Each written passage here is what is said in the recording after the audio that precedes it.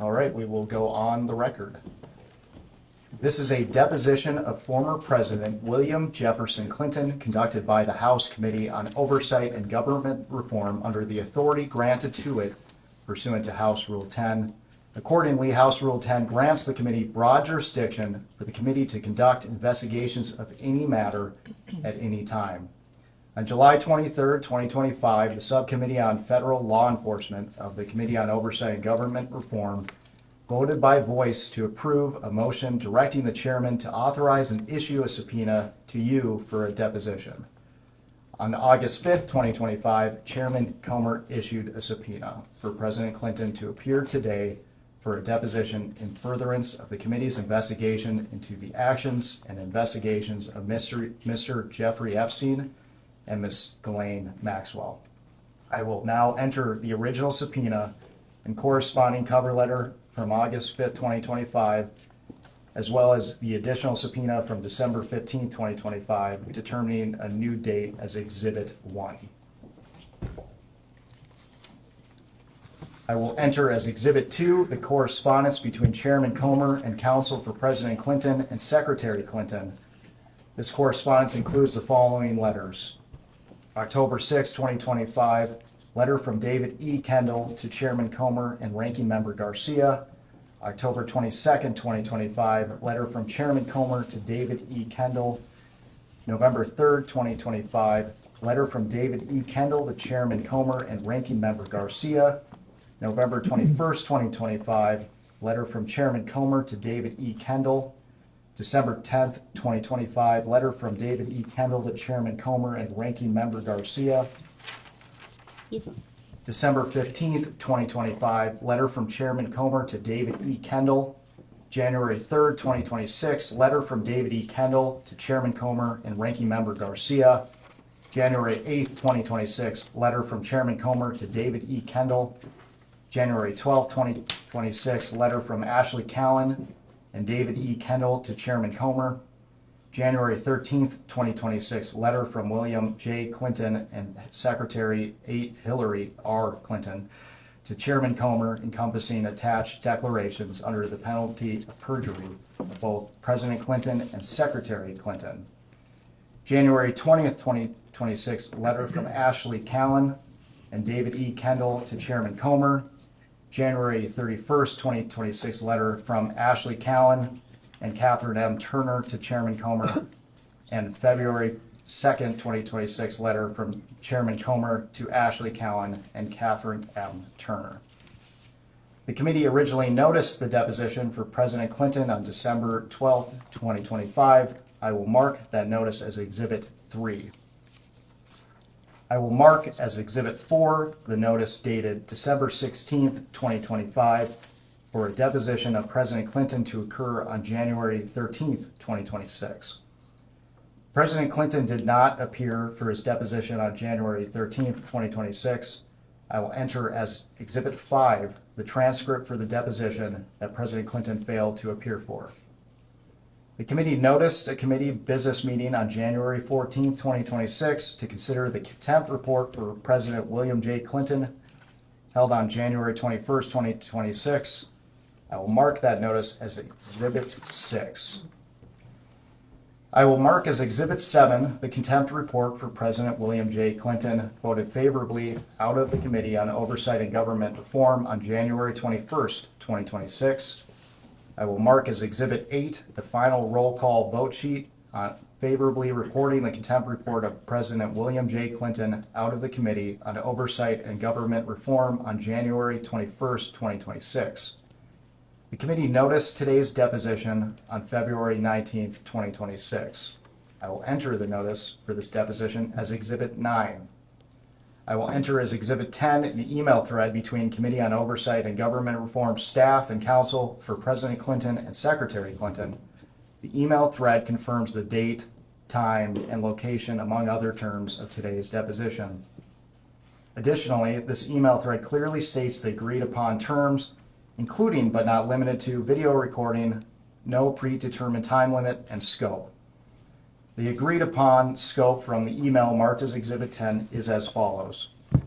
Pursuant to the committee's investigation into the alleged mismanagement of the federal government's investigation into Mr. Giuffre Epstein and Ms. Ghislaine Maxwell, the circumstances and subsequent investigations of Mr. Epstein's death, the operation of sex trafficking rings and ways for the federal government to effectively combat them, ways in which Mr. Epstein and Ms. Maxwell sought to curry favor and exercise influence to protect their illegal activities, and potential violations of ethics rules related to elected officials, the committee will ask President Clinton and Secretary Clinton all of its questions regarding Giuffre Epstein and Ghislaine Maxwell, including, but not limited to, the personal relationships between the Clintons and Mr. Epstein and Ms. Maxwell, and the ways in which Mr. Epstein and Ms. Maxwell sought to curry favor and exercise influence, as well as the operation of sex trafficking rings and ways for the federal government to effectively combat them without the proposed limitations on scope sought in your January 31st, 2026 letter. Can the witness please state his name for the record? William Jefferson Clinton. Thank you. My name is Jack Emmer, and I am the Chief Counsel of Investigations for Chairman Comer.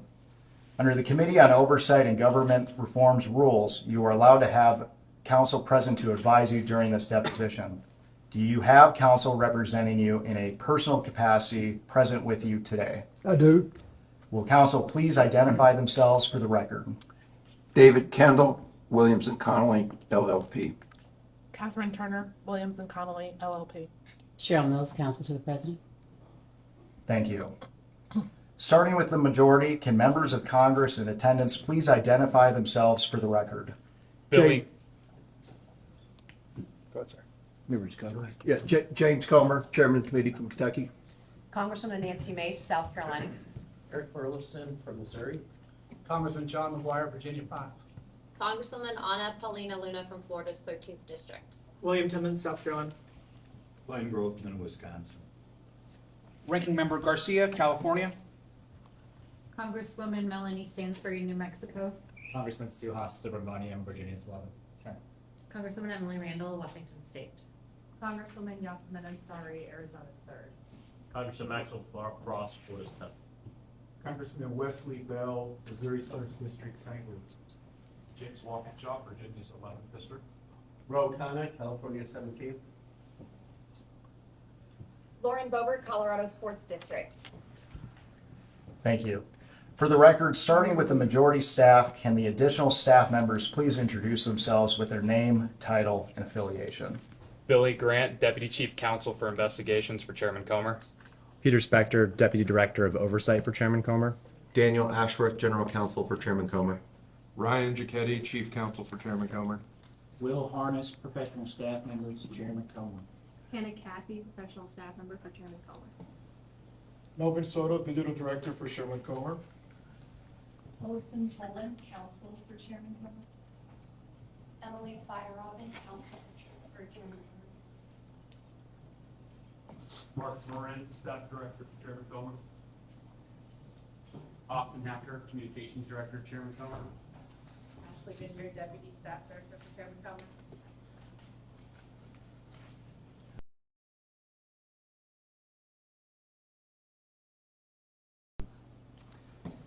Thank you all. President Clinton, before we begin, I would like to go over the ground rules for this deposition. The questioning will proceed in rounds. The majority will ask questions for an hour, and then the minority will have an opportunity to ask questions for an hour if they choose. To the extent members have questions for the witness, they will be propounded during their side's respective rounds. The clock will stop if you need to confer with counsel. Your counsel is speaking, and when members or staff are speaking during the opposing side's rounds of questions. We will alternate back and forth until there are no more questions. Do you understand? Yes. There is a court reporter taking down everything I say and everything you say to make a written record of the interview. For the record to be clear, please wait until the staffer questioning you finishes each question before you begin your answer, and the staffer will wait until you finish your response before proceeding to the next question. Further, to ensure the court reporter can properly record this deposition, please speak clearly, concisely, and slowly. Also, the court reporter cannot record nonverbal answers such as nodding or shaking your head. so it is important that you answer each question with an audible verbal answer. Do you understand? I do. Exhibits may be entered into the record. Majority exhibits will be identified numerically. Minority exhibits will be identified alphabetically. Do you understand? Yes. We want you to answer our questions in the most complete and truthful manner possible, so we will take our time. If you have any questions or do not fully understand the question, please let us know. We will attempt to clarify, add context to, or rephrase our questions. If we ask about specific conversations or events in the past and you are unable to recall the exact words or details, you should testify to the substance of those conversations or events to the best of your recollection. If you recall only a part of a conversation or event, you should give us your best recollection of those events or parts of conversations that you do recall. Do you understand? Yes. You are required by law to answer questions from Congress truthfully. This also applies to questions posed by congressional staff in this deposition. Do you understand? Yes. If at any time you knowingly make false statements, you could be subject to criminal prosecution, including but not limited to perjury. Do you understand? Yes. This includes both knowingly providing false testimony, but also stating that you do not recall or remember something when in fact you do. Do you understand? Yes. Furthermore, you cannot tell half-truths or exclude information necessary to make statements accurate. You are required to provide all information that would make your response truthful. A deliberate failure to disclose information can constitute a false statement. Do you understand? I do. Is there any reason you are unable to provide truthful testimony in today's interview? I don't believe so. Please note that if you wish to assert a privilege over any statement today, that assertion must comply with the rules of the Committee on Oversight and Government Reform. Pursuant to that, Committee Rule 16C1 states, for the chair to consider assertions of privilege over testimony or statements, witnesses or entities must clearly state the specific privilege being asserted and the reason for the assertion on or before the scheduled date of testimony or appearance. For the purposes of this deposition, objections must be stated concisely and in a non-argumentative or non-suggestive manner. If the witness refuses to answer a question to preserve a privilege, the committee may seek a ruling from the chair. If the chair overrules any such objection, the witness shall be ordered to answer. If the witness continues to refuse to answer a question despite being ordered to do so, the witness may be subject to sanction. Do you understand? Yes. Ordinarily, we take a 5-minute break at the end of each hour of questioning, but if you need a longer break or a break before that, please let us know and we will be happy to accommodate. However, to the extent that there is a pending question, we would ask that you finish answering the question before we take a break. Do you understand? Yes. Finally, I will note for everyone here today that the contents of what we discuss in the deposition today is confidential under the House Deposition Regulation. Under the rules, the chairman and ranking member shall consult before any release of testimony or transcripts, including portions thereof. This means it is a violation of House and committee rules to disclose the contents of the deposition prior to its official release. For this reason, the marked exhibits that we will use today will remain with the court reporter so that they can go into the official transcript, and any copies of those exhibits will be kept at the table or returned to us when we wrap up. Can the reporter please swear in the witness? Raise your right hand, please. Do you solemnly declare and affirm, under the penalty of perjury, that the testimony you're about to give will be the truth, the whole truth, and nothing but the truth? I do. Do you have any questions before we begin? No. I have a comment before we begin, please. Mr. Chairman, I want to start out by saying, as you know, yesterday there was a photo released, and I appreciate you assuring and admonishing the committee and all of us of our obligations. Obviously, we want to ensure that that doesn't happen again. We've obviously experienced a number of deep fakes that have now been circulating on the web, not because of anything that the committee did, but because of the release of this particular photograph. And for that reason, I would ask two things. One, a reminder to all that the obligation to maintain what is occurring in this room occurs. And two, a release of the video of the secretary's testimony as soon as possible, ideally today, which was in 24 hours, and the same for the president, so that there are not deep fakes that are representing what is happening here when they actually have not. Yeah, and let me say, yesterday, that was an unfortunate situation. We had probably two things that shouldn't have happened.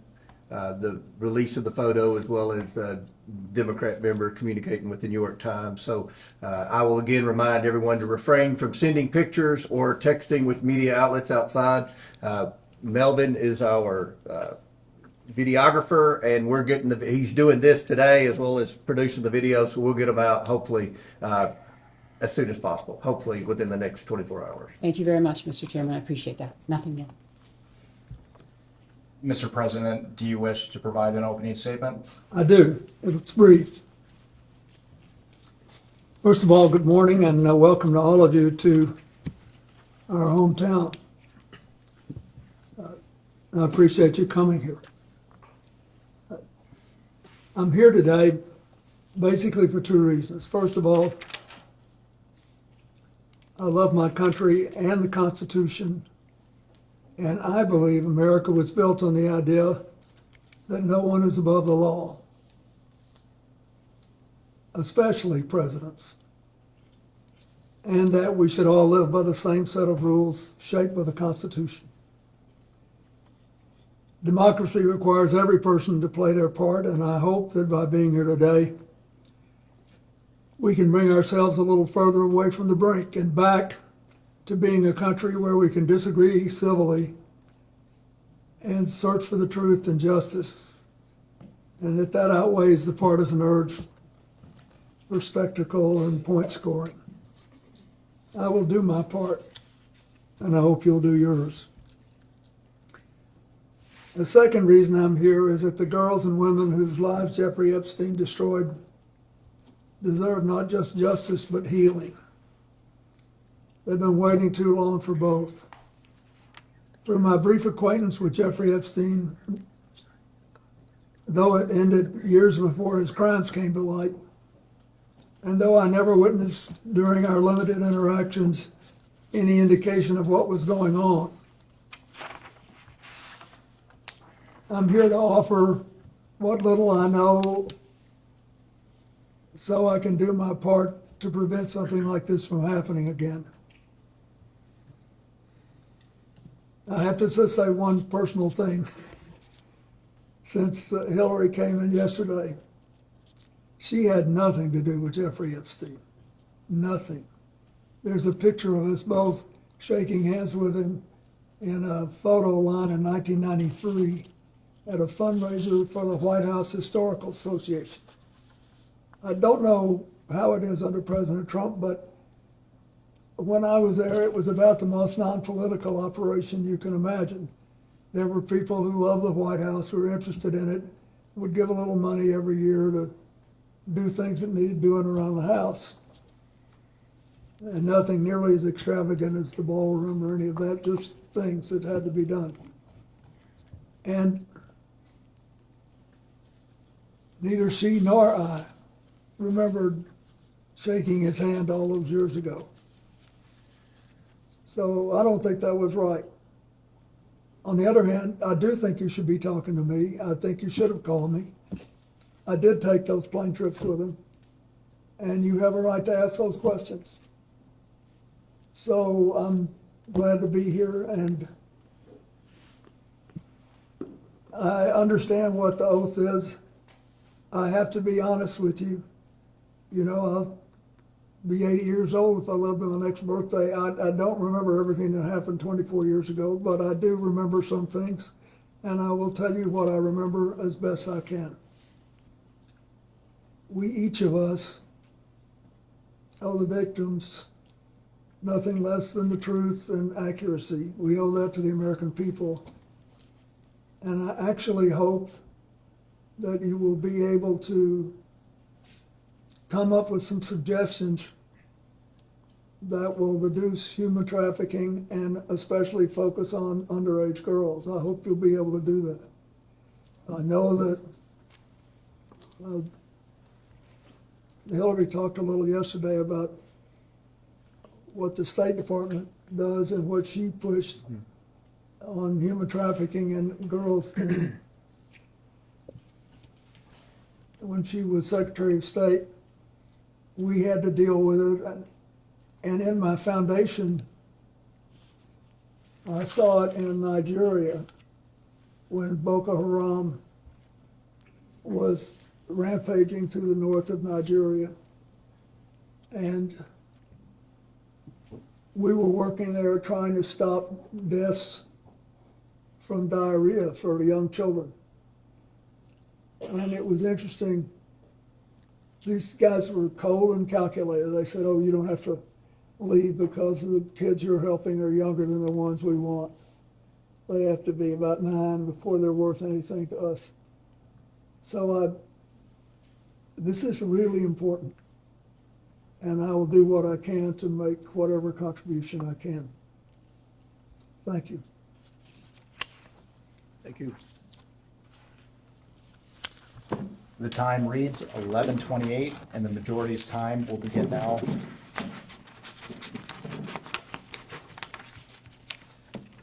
Mr. President, thank you for agreeing to testify today and for your years of service to our country. I want to start from the beginning. When did you first meet Giuffre Epstein?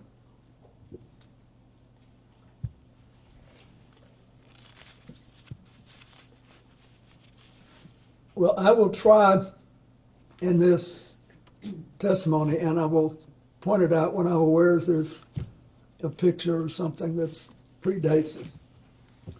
There's a picture which shows him shaking hands in the White House Historical Association reception. That was in 1993, but I'm not aware of that. I first remember meeting him when I got on his airplane to take the first trip with my foundation in, I think, 2002, whenever it was. But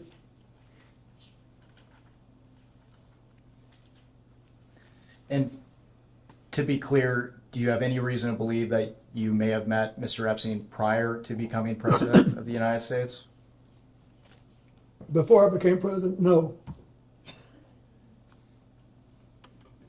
And you mentioned that your first memory of interacting with Mr. Epstein was on your first trip. Which trip specifically? I'm not sure which one it was. Which one was the first? I took all or parts of 4 or 5 trips to Asia and Africa and one to Northern Europe on Mr. Epstein's airplane. And once when I was in Florida,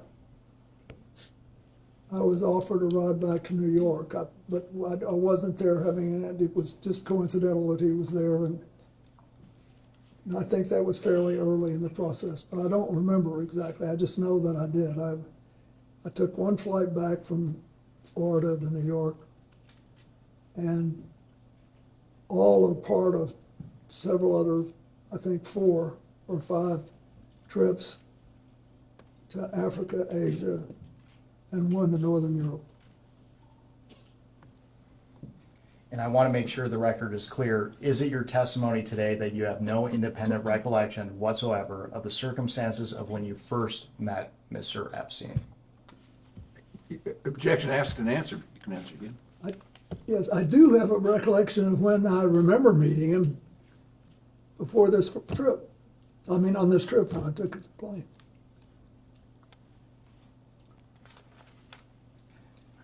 Mr. President, we're going to discuss more specifics later, but for the record, can you briefly describe the nature and extent of your relationship with Mr. Epstein? Well, sometime after I left the White House, either in late 2001 or early-ish in 2002, I received a call from Larry Summers, who had been on my economic team and was later Secretary of Treasury. and was then president of Harvard. And he said that he was calling because a man named Giuffre Epstein, who had made a substantial commitment of several $1 million, I think it was 10, but whatever it was, I don't, to brain research. And that he was a information hungry person, and he wanted to spend some time talking to me about economics and politics. And he said, he's got this massive airplane, and he said he would take you, your staff, your Secret Service detail, and anybody else you wanted to bring on the trips that he knew I was planning to set up a global network to provide life-saving AIDS medicine to as many people as possible, as quickly as possible. And I should back up and say, when I left office, we had done all the preliminary work to set up the global fund on AIDS, TB, and malaria, but it was not yet funded. And there were other instruments and institutions who were later founded, including President Bush's PEPFAR program. It had not yet been funded. There were only 200,000 people in the entire developing world who had AIDS medicine, most of them in Brazil, which had a big drug operation on its own, and in Thailand, which also had its own drug population. In Africa, there were like 30,000 people or something, just next to no people. And they were dying like flies. And I thought we had found a way to drastically drive the price down. And that if we could drive the price down, we could, and empower people to administer the medicine right, we could save a lot of lives. And I was obsessed with it. And I was being helped by a man named Ira Magaziner, who had helped us in the White House, and whom I had known since we lived as Rhodes Scholars together in the 1960s. So anyway, that's why when Larry Summers said this, I thought, boy, this would be great. And so we followed up and took the trips. Mr. President, when did your relationship with Mr. Epstein end? When did it end? Well, I believe I took my last flight in 2003.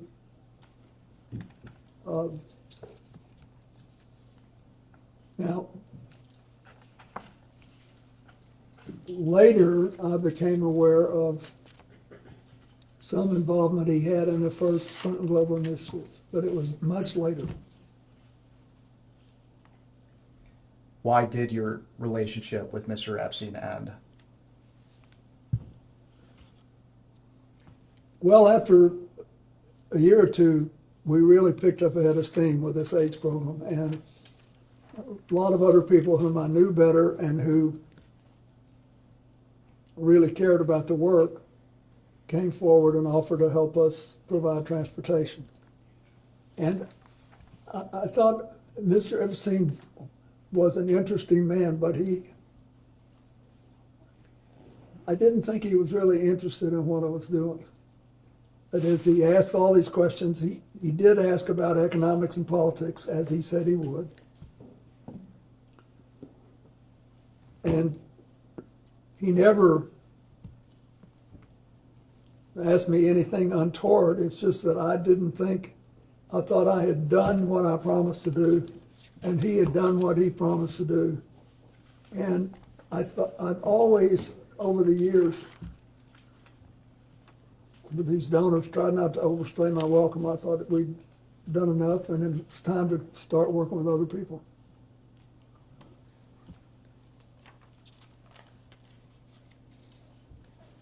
When did you first learn of Jeffrey Epstein's crimes?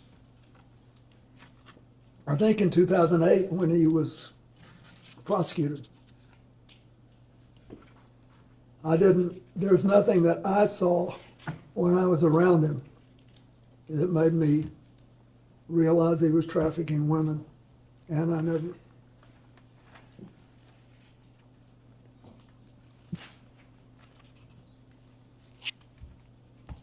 Let's talk about Ghislaine Maxwell. When did you first meet Ghislaine Maxwell? I believe I first met her with him when she was working with him. And what did you understand Miss Maxwell, and what did you understand her relationship to be with Mr. Epstein? I thought she was sort of his chief of staff or administrator. And you said that you first met Miss Maxwell with Mr. Epstein. Is that after you were president?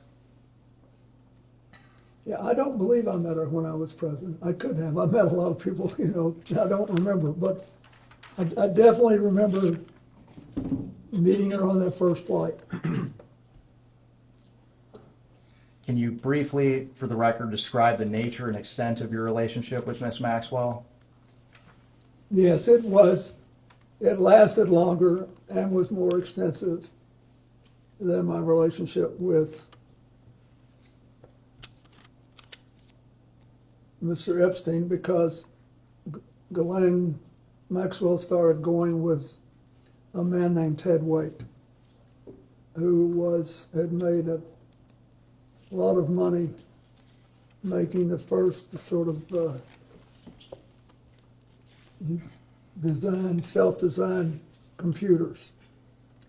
And he was a big supporter of mine and the foundation before he started seeing Ghislaine. We'd been friends, and he was interested particularly in reducing pollution in the oceans. And so when she started going with him, I would see her from time to time. And when did your relationship with Miss Maxwell end? I don't think I've seen her in a decade. I don't know. It's been a long time. I don't know exactly when. Why did your relationship with Miss Maxwell end? Well, first she moved to Boston, I think. She had a relationship with a man there, and I think they may have married. And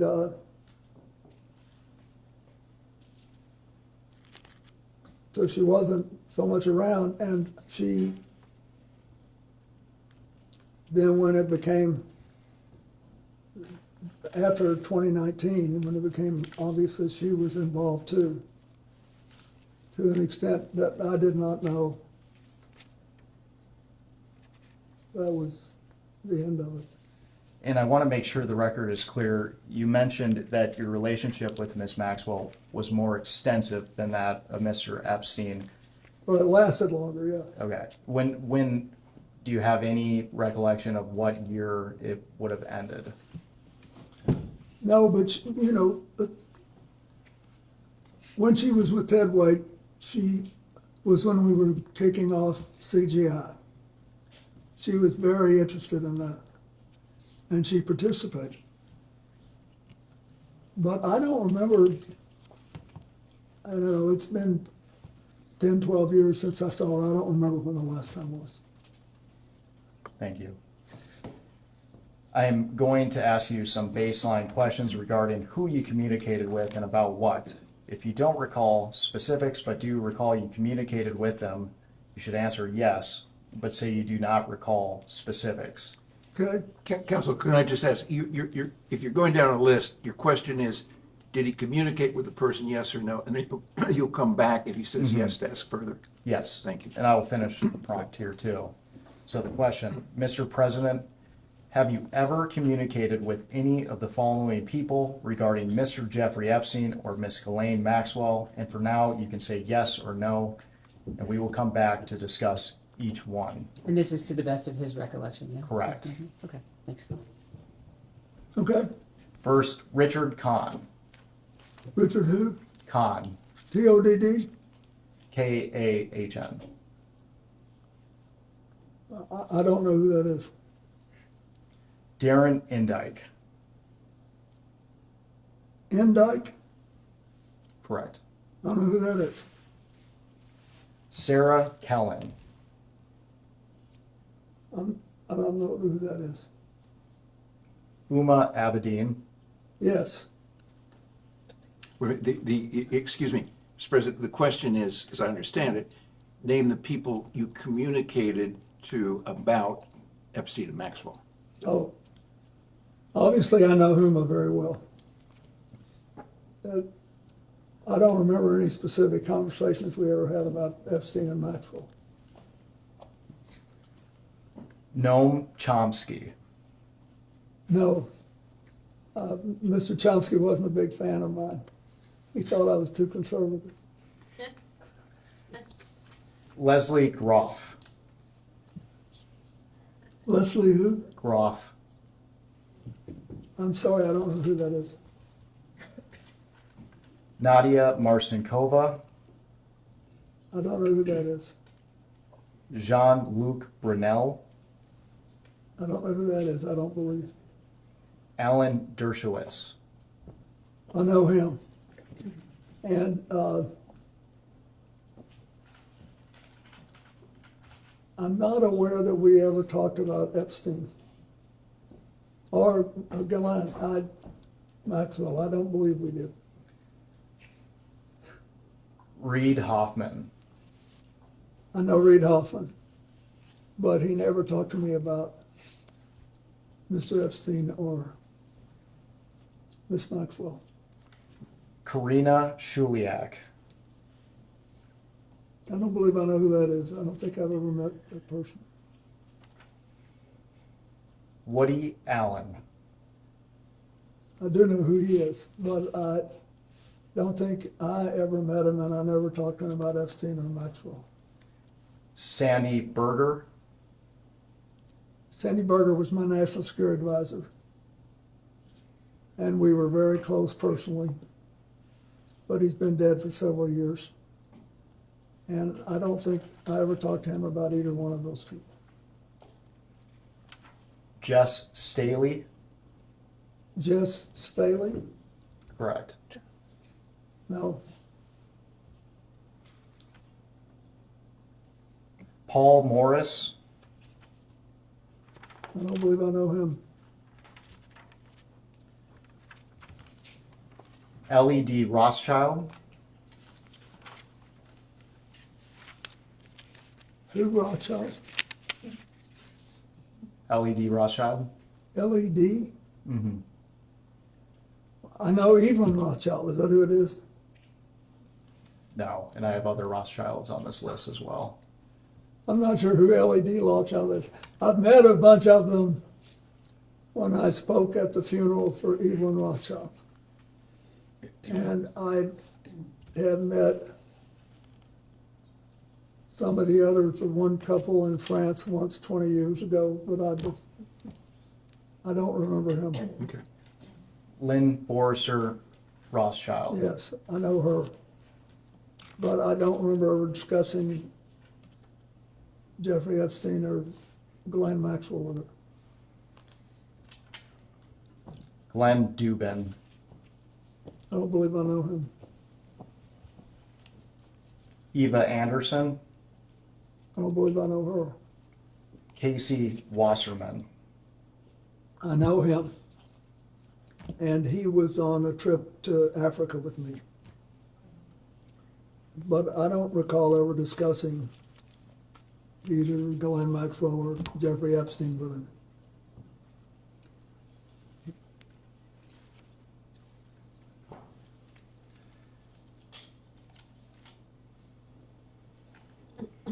Ira Magaziner. Yes, I think I mentioned him earlier.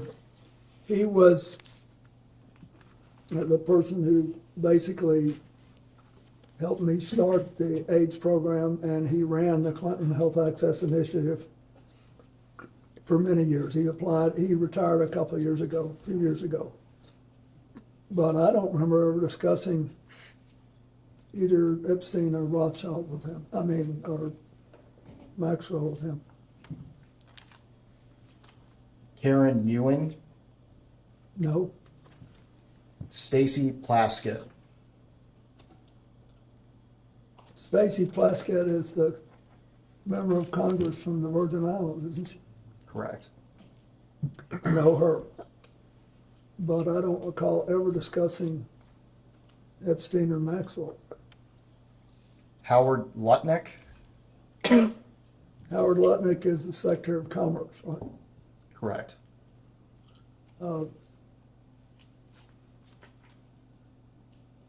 I know him and from 9/11, and because Hillary worked with his company and helped him to get going again. But, and I know he's now President Trump's Secretary of Commerce, but I don't remember ever having any conversation with him about Jeffrey Epstein or Ghislaine Maxwell. Doug Band, And he worked for me for years. And I know that he arranged like airplane flights and things like that, and was doing work on the first Clinton Global Initiative in 2005. And I know that he knew both Epstein and Maxwell. I do not know to what extent he was in contact with them. And I heard things in the last things I didn't have any idea of 24 years ago. So you'd have to be more specific if you want to know if I knew something then. I can tell you as best I can, but he worked for me, and I knew some of what he was doing, and I didn't know some of what he was doing. thank you, and we will return to Mr. Band. Louis Free. I do know him. To the best of my knowledge,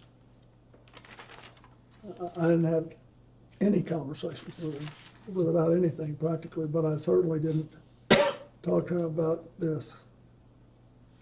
Robert Rubin, Bob Rubin was Larry Summers' predecessor as Treasury Secretary and the first director of the National Economic Council. But I don't even know if he knew Jeffrey Epstein or Ghislaine Maxwell. I had no conversation with him about it. and for now, Mr. President, you can answer yes or no. Okay. And the yes or no is intended to convey whether or not you had a conversation about Ghislaine Maxwell or Jeffrey Epstein. Correct. So the answer to Rubin is no. Larry Summers, Yes. Pete Rathgeb, Read who? Rathgeb, Rathko. R-A-T-H-K-O? Rathgeb, Oh, Rathko. I don't recall that name. John Podesta, I don't believe I ever had a talk with John about it. I did stay in touch with John Podesta after I left the White House. And I consider him a friend, but I don't believe we ever discussed Epstein or Maxwell. Andrew Friendly, No, he was one of my, what you call body men at the White House. And we've stayed in touch over the years, but I don't remember discussing Epstein or Maxwell with him. Catherine Rumler, Kathy Rumler is a lawyer who has done some, on occasion, some help for the foundation. I don't believe I ever discussed Maxwell or Epstein with it, but I can't be sure, but I don't remember doing it. Mr. President, they're only asking you what you can remember. What? They're only asking you what you can remember. Mark Middleton, I did not and he sadly is dead now. Bill Richardson, No, he's dead too now, sadly, but I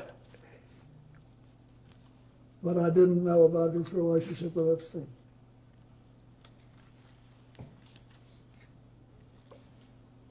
George Mitchell, No, Bill Gates, no, Leon Black, no, Ayud Barak, no, Tony Blair, no, Andrew Mountbatten Windsor. I knew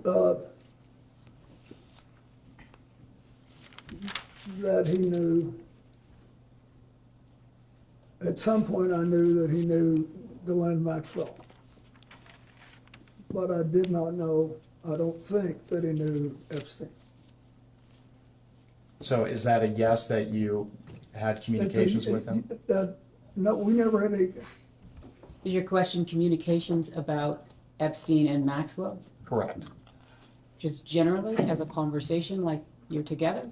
Can you just Yes. elaborate more so he can better answer your question? Mr. President, did you ever have any communications with Prince Andrew related to Mr. Epstein or Miss Maxwell? the direct answer to your question is no, but I don't want to mislead you. I know that because of my friendship with Evelyn and Lynn Rothschild, and because the former prince was around them, and they knew Ghislaine Maxwell from Britain and through her father, her late father. There may have been some conversation there. I don't remember it, but I don't want to mislead you. I knew something that. Thank you. Your question, because it's so broad, means that any social engagement that you that's- might have would be captured. Yeah, So I I think didn't- what he's trying to I don't distinguish want- between is what you're trying to learn and just social engagement. Yes. If I had a social engagement with Andrew, Related to Mr. Epstein? not or related Miss to him, Maxwell? no, Thank you. Peter Mandelson, no, Mohammed bin Salman, no, Larry Page, no, Sergey Brin. no. So let's talk about Larry Summers. You mentioned that you had communications with him related to Maxwell and Epstein. What were the nature of those? For the record, he said with Epstein, just to Just clarify. Epstein. Just Epstein. Thank you. You mentioned that you had communications with Larry Summers related to Mr. Epstein. Can you describe the nature of those communications? Yes, as I said before, he called me on the phone. He knew what I was trying to do with this AIDS work and how important it was to me. And he said he had just talked to Giuffre Epstein, who he described as a successful investment advisor who made a lot of money and had made a large commitment to Harvard to brain research. And he said he wants to talk to you about politics and economics, and he says if you will take an hour on the longer legs of these trips he knows you're going to make to Africa and Asia to talk to him about it, that he will fly you on his airplane, and your staff, and your Secret Service detail, and any other people you want to take who are supporting your work.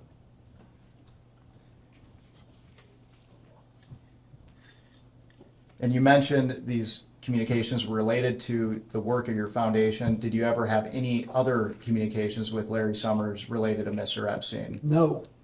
So for the record, you never discussed anything related to Mr. Epstein and young women or girls? Absolutely not.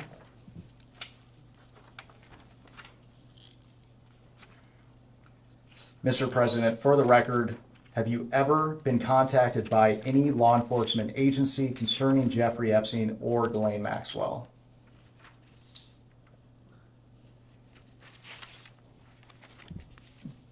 As far as I know, no. That is, as far as I remember.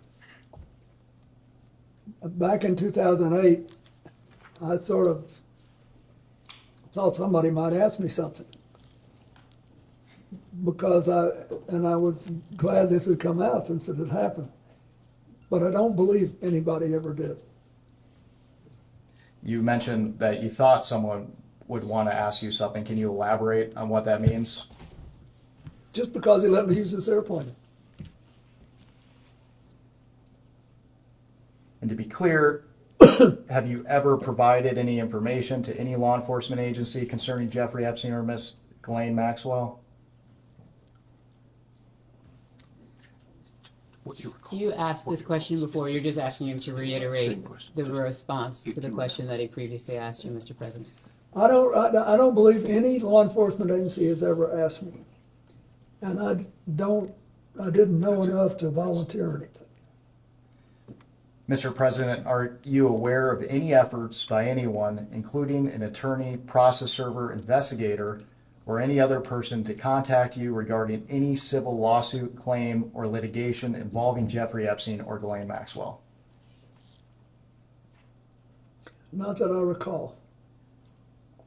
Did Giuffre Epstein ever inform or represent to you that he was working with any intelligence service of any nation, including the United States? No. Did Ghislaine Maxwell ever inform or represent to you that she was working with any intelligence service of any nation, including the United States? No.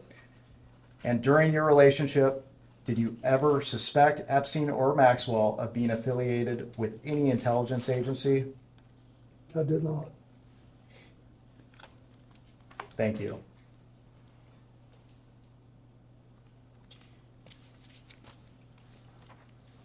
I want to talk about your time in the White House. I realize that you have testified, your recollection is limited, but did Mr. Epstein ever visit the White House while you were president?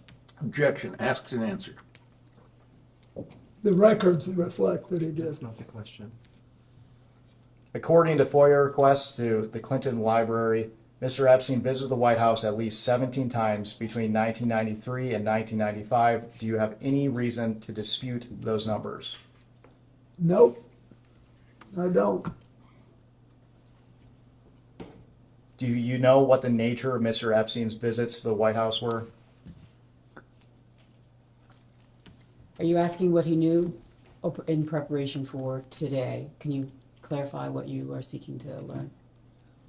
First of all, at the time, I had no idea he was coming and going. Huge numbers of people come and go in the White House. A lot of them come well over once, especially if they're lobbyists, for example. But I didn't know he was coming, so I certainly didn't know what he was coming about.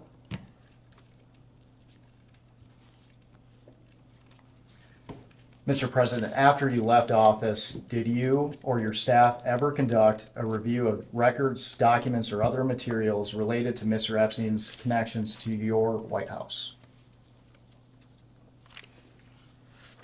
You're exempting counsel.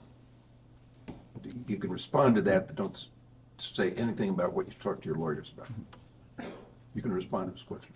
Do you need the question again? Yeah, I don't even understand. You mean, did we look into what he did in the White House after I left office? Mr. President, one of the concerns of the committee is how Mr. Epstein and Ghislaine Maxwell attempted or potentially attempted to curry favor with influential figures. My question was, after you left office, did you or your staff ever conduct a review of records related to Mr. Epstein's connections to your White House?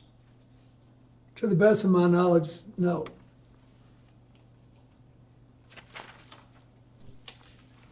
At this time, I would like to introduce what will be marked as Majority Exhibit 11.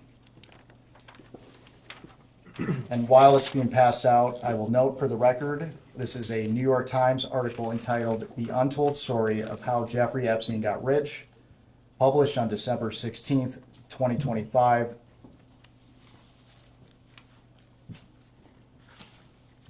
And when you receive the article, I want to direct your attention to the last paragraph of page 31. The last paragraph of which page? 31. And when you are ready, I will also read it into the record.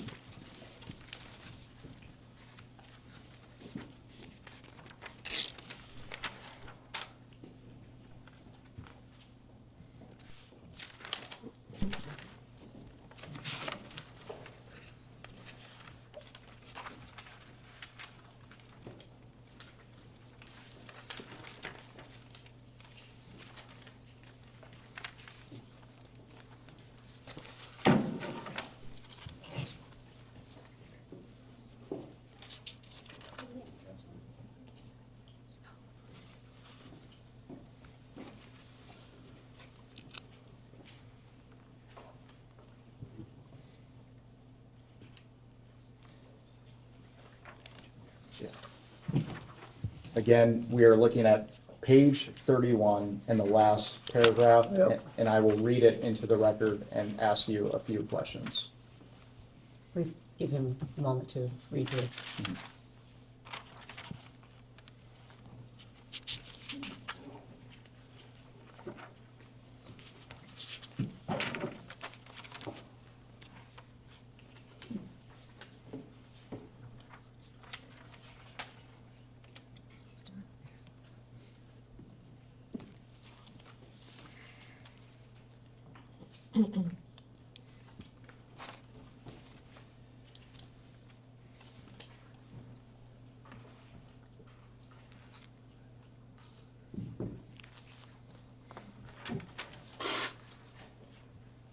I see this.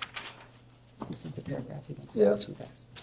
Mr. President, the article reads, by 1995, Clinton and Epstein were sufficiently chummy that he wrote a get well soon note to Epstein's ailing mother.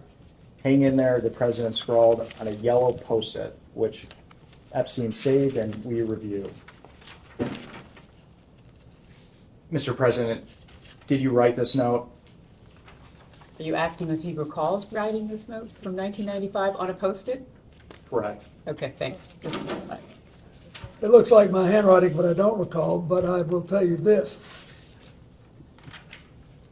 I have written get well notes to lots of people I did not know and had never met. And you answered my next question. Did you ever meet Jeffrey Epstein's mother or any of his family members? No, I'm not sure that I was asked to do this by Jeffrey Epstein. And I want to focus specifically on the article's characterization. It says that you were chummy with Mr. Epstein in 1995. Is that accurate? Well, I'm going to object to that characterization. It's hearsay. The President may answer. No. I was surprised by that. Stop. Let's talk about your relationship with Mr. Epstein after you left the White House. Okay. How would you characterize your relationship with Mr. Epstein? Mr. Well, President, he has a question for you. During the time it was cordial. At any time, would you characterize Mr. Epstein as a friend? We were friendly, but I didn't know him well enough to say we were friends. How often did you communicate with Mr. Epstein? Usually only on the trips. I did go to his house once, as you know. And we will discuss that further later on today. And how did you typically communicate with Mr. Epstein? Did you talk to him on the phone? Excuse me, he just said he talked to him on the trips, so that's in person. Typically, my staff communicated with with him. I think it was mostly Mr. Band, but somebody talked to him. And you mentioned that you visited one of his properties. But outside of the work on the foundation and your trips, how many times did you meet in person with Mr. Epstein? You're asking him to the best of his recollection. Outside of the trips, I believe he came to the office once in Harlem. I was still the house up there then. And I think he paid a brief visit to the office. And I paid a brief visit to his house. When I once thought he was there, but now that I think about it, I don't think he was. And that was it. I mean, I didn't, that's what I remember. And you mentioned you visited Mr. Epstein's house. Are you referring to his New York townhouse? Yes. And your communications with Mr. Epstein, did you ever have any communications that were not related to the foundation? I don't believe we ever talked about anything but the work we were doing. I mean, maybe small talk, I can't imagine, I don't remember the conversations. And for the record, before we move on, did you ever have any communications with Mr. Epstein that related to young women or girls? No.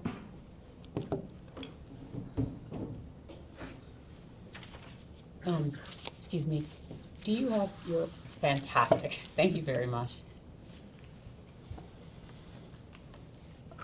Am I good? Good morning, Mr. President. How are you? Fine. I want to first start out by asking you, have you ever been or traveled on, or has Huma Abedin ever traveled on Epstein's plane? If you know. I don't know. She might have taken one of the trips with us, but I don't know. Okay, so have you flown on a plane with her?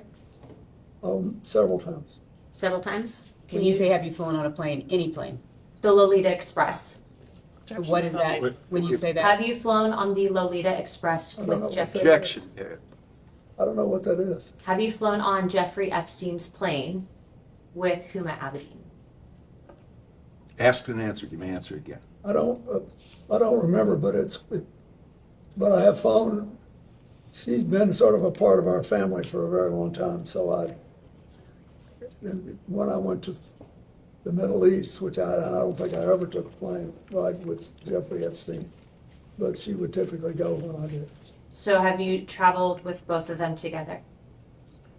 Excuse me, both of whom, Congresswoman? Of course. Have you traveled with Jeffrey Epstein and Huma Abedin together? I do not know. Okay, thank you. If the staff can please pass out EFTA 0021628 and the rest of the documents I have them print regarding passports to the President and Council. This will be Exhibit 12. Thank you.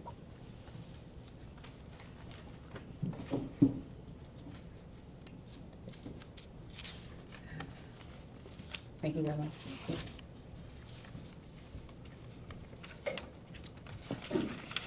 So,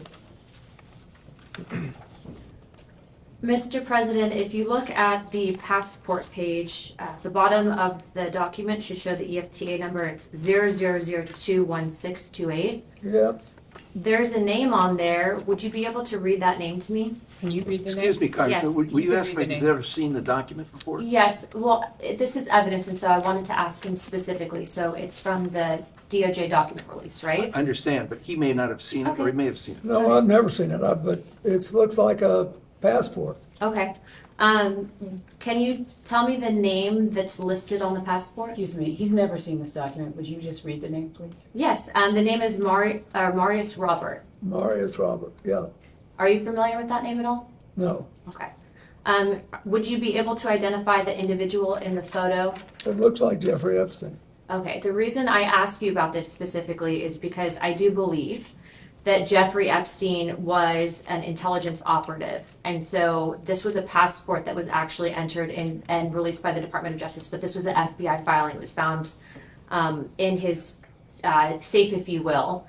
So it's an alias. So the reason I ask you that is because given your nature and position, I'm wondering if you were essentially targeted by a honeypot operation and or by intelligence to gather information. So that's why I asked you that question. Well, if there was a honey, Mr. President, there's not a question pending. I have, is there a question? No. You can ask a question. Well, I'll be getting to more, but that's the reason I asked that. Okay, my next question for you is, have you ever had contact with an individual by the name of Shantae Davies? I believe Shantae that's a distinctive name, and so I think that was the name of one of his flight attendants. Okay. She's been described on being on a 2002 Africa trip and providing massages. Was she or any other young female on that trip underage at that time? Not that I'm aware of. Okay. Did you ever receive a massage or have physical contact from her or anyone else on that trip? You've seen the pictures. There was one time when I was sitting up and I got a back rub, a neck rub. Okay. And I think Shantae did it, but I'm not sure. Okay. Did you ever visit Epstein's Little St. James Island? No. We have Virginia Giuffre, who has testified seeing you on the island with 2 young girls. Did this occur at all? Okay. Why do you think she would have made that claim? Objection, speculation. He can't possibly. Have you ever met her or any other Epstein associated underage girl? Not to my knowledge. In Epstein's 2016 deposition unsealed in the DOJ files, he refused to answer if you were accompanied by 2 young women who were approximately 18 years old on the island. Were any such women potentially underage with you? I know you've stated that you were not there, but did you have any interaction with the said Objection to individuals? the foundation of the question. He's already stated he was not on the island. You're now asking about a claim of the Fifth Amendment by Jeffrey Epstein. Okay. Would the staff be able? Go ahead. If the witness doesn't know, the witness is welcome to say he doesn't know. No, but he actually answered the question Yeah, he when answered she the asked question, that but it I'm wasn't not- on the island, I'm so not then she was instructed asked. not to. Okay. Do you know an individual by the name of Sarah Ransom? I don't believe so. Okay. There have obviously been claims made about you, and I do not believe that these claims are credible. The reason I am asking you specifically about that name is because that individual stated that you were in sex tapes, okay? It was unfounded and it was discredited. But given the politicization of this entire investigation, do you believe that it would be appropriate of members of this committee to bring in witnesses, whether it is about you or another president, that have unfounded allegations regarding sexual claims of misconduct? That's not a decision for me to make. As a recommendation in regards to avoiding trafficking, et cetera, and bringing justice for the victims, would you make that recommendation to this committee?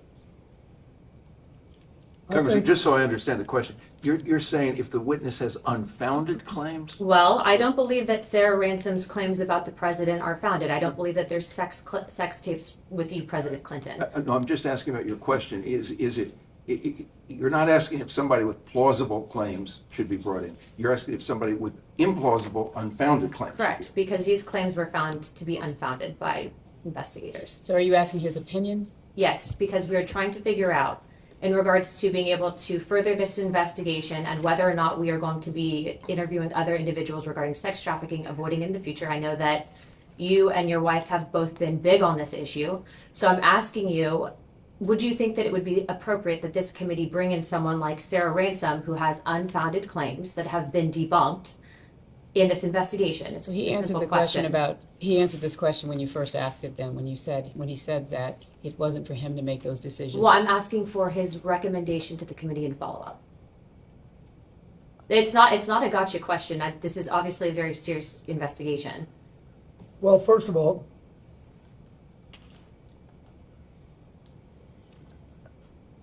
I recommend that you have on your staff a prosecutor who's had a lot of experience in this, dealing with these cases.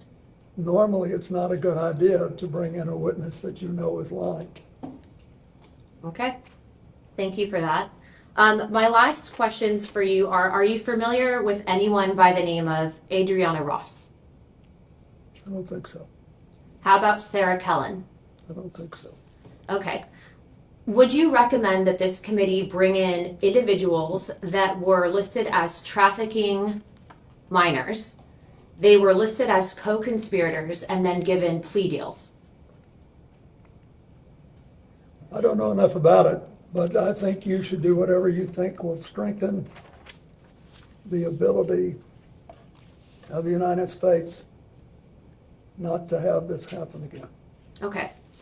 Is it possible, and in your opinion, that you and or your wife were targeted as a means of an intelligence gathering operation Object to the by form of Giuffre the Epstein and question. Ghislaine Maxwell? Object to the form of the question. No objection to if he knows that they were targeted. I believe that's what she asked. No, she said it's impossible, so she's asking him to speculate instead of asking him, does Do he you know? Do you know if you were targeted at any point? I don't, but Okay. I don't. I'd sort of be surprised, but I'm not. I don't know. Okay. All right, Chairman Comer, I think that builds my time. I just want to say thank you very much, President Clinton, for coming in. And I do understand that this has been politicized, but again, I will state on record and I will state this to the press that I don't believe that Sarah Kellen's claims against you were valid. Thank you. Yeah.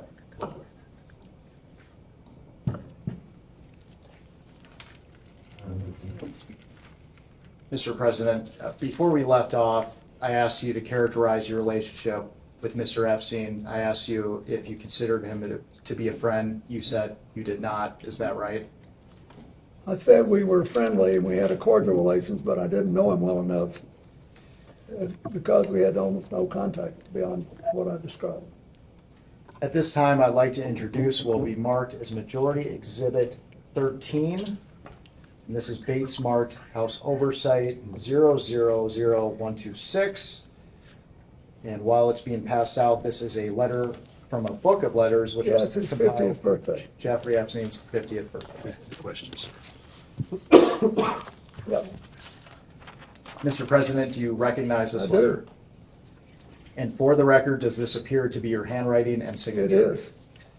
And why did you write this letter? Why did I?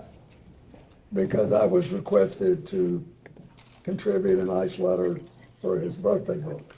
And who asked you to write the letter? I don't remember. Would Miss Maxwell have I asked you? don't know. I think someone on my staff asked me. Now, there's a word that our committee has not been able to identify, and in our defense, the Wall Street Journal has not been able to identify. Imagine being on his staff. Can you please read the letter for the record? Yes. It's reassuring, isn't it, to have lasted so long across all the years of learning and knowing, adventures and errors, and still to have your childlike curiosity, the drive to make a difference, and the solace of friends. Not a bad letter. And because we haven't been able to identify that word until now, what did you Which mean? word was it that you could not? Solace, you couldn't, No, errors. errors. What Were did you I mean? refer- Anybody who's lived 50 years and done anything has made mistakes as well as progress and done things. But for the record, you weren't referring to errors in judgment that Mr. Epstein had related to his inappropriate activities involving young Absolutely girls. not. I knew nothing about that.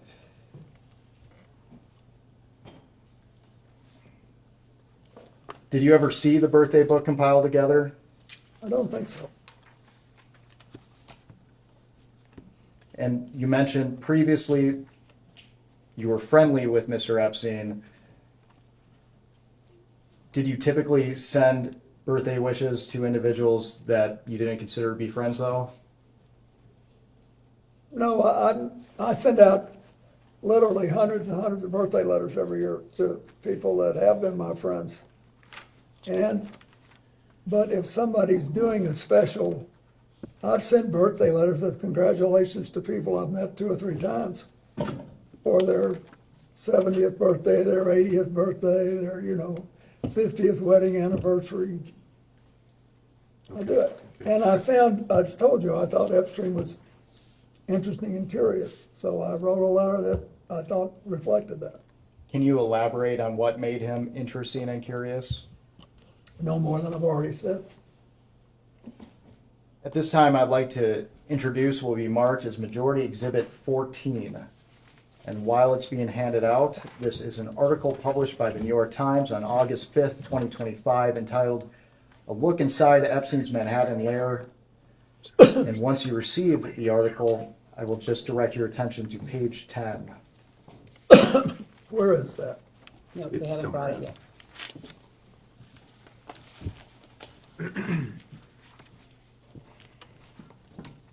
Thank you very much.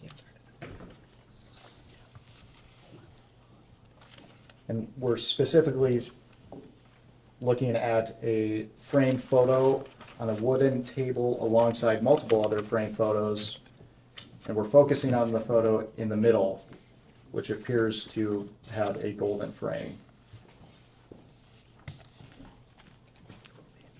Where is that? I think two more pages. Right there.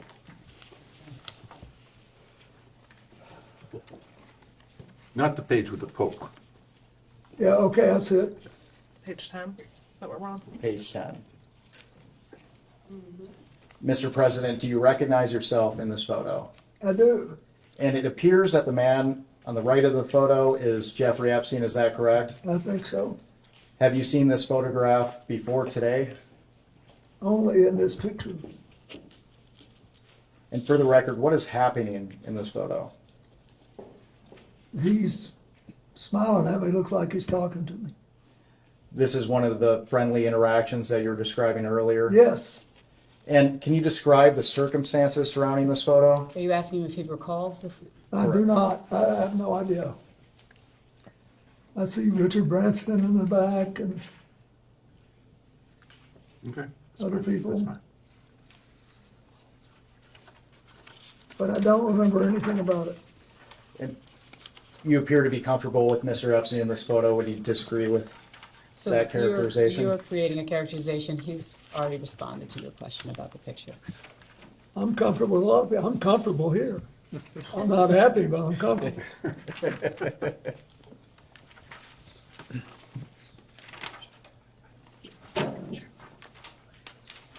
And my conscience is clear. That helps.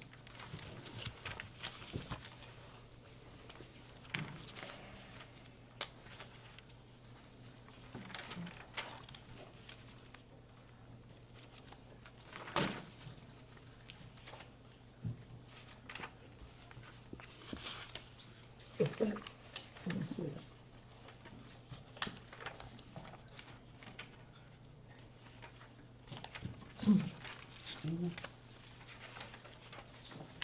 Okay.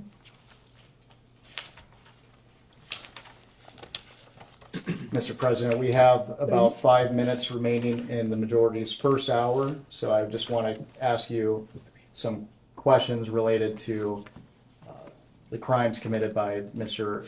Epstein and Ms. Maxwell.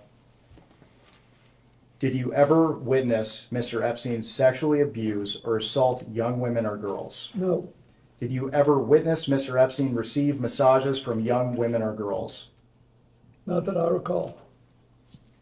Did Mr. Epstein ever discuss sexual acts of any kind with you? No. Did you ever have any sexual contact with young women or girls in the presence of Epstein or Maxwell? No. Did you ever have sexual contact with any young woman or girl introduced to you by Epstein or Maxwell? No.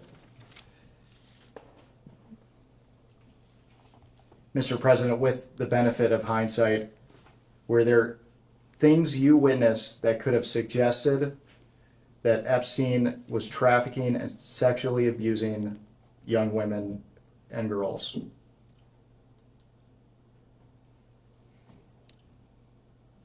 I do not believe so.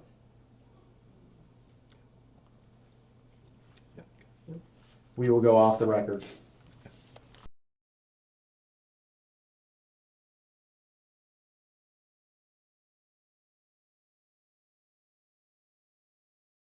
we can go back on the record.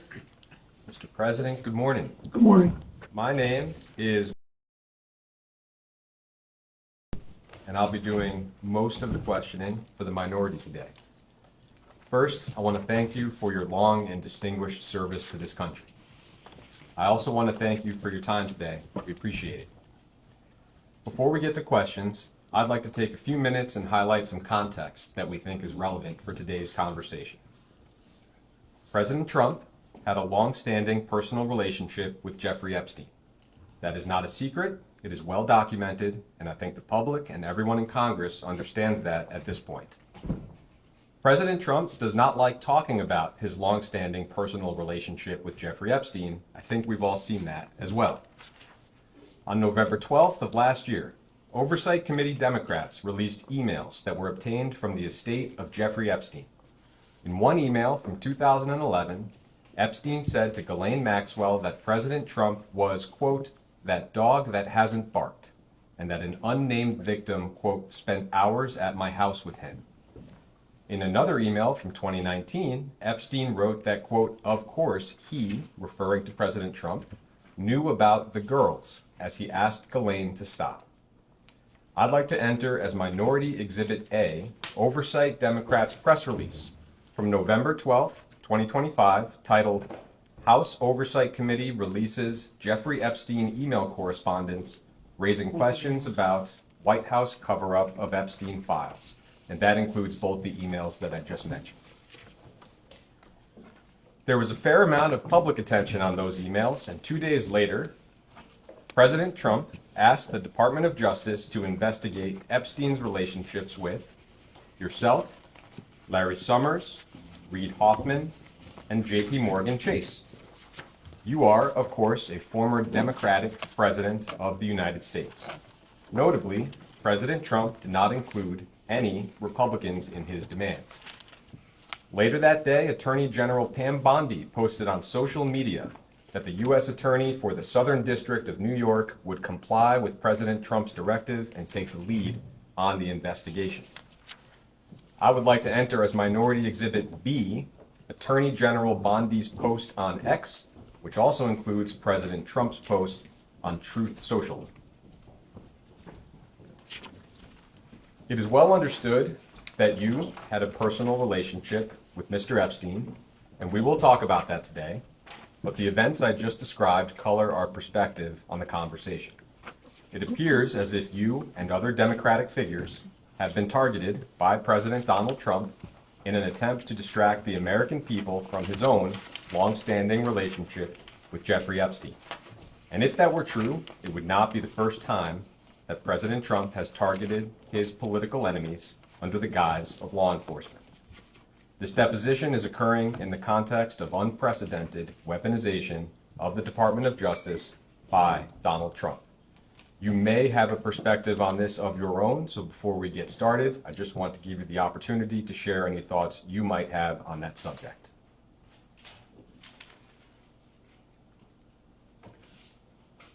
I think I'll let you ask me some questions, and then maybe at the end I'll say something. That sounds fine. Thank you. I'd like to start our conversation with a few foundational questions so we can just set the record straight from the very beginning. With respect to your relationship with Mr. Epstein, did you ever, at any point during your interactions with Jeffrey Epstein, know about the sexual abuse that he was committing against minors and young women? No. Have you ever engaged in sexual activity with a person introduced to you by Jeffrey Epstein? No. With respect to your relationship with Ms. Ghislaine Maxwell, did you ever, at any point during your interactions with Ghislaine Maxwell, know about the sexual abuse that she committed and facilitated against minors and young women? No. Have you ever engaged in sexual activity with a person introduced to you by Ghislaine Maxwell? No.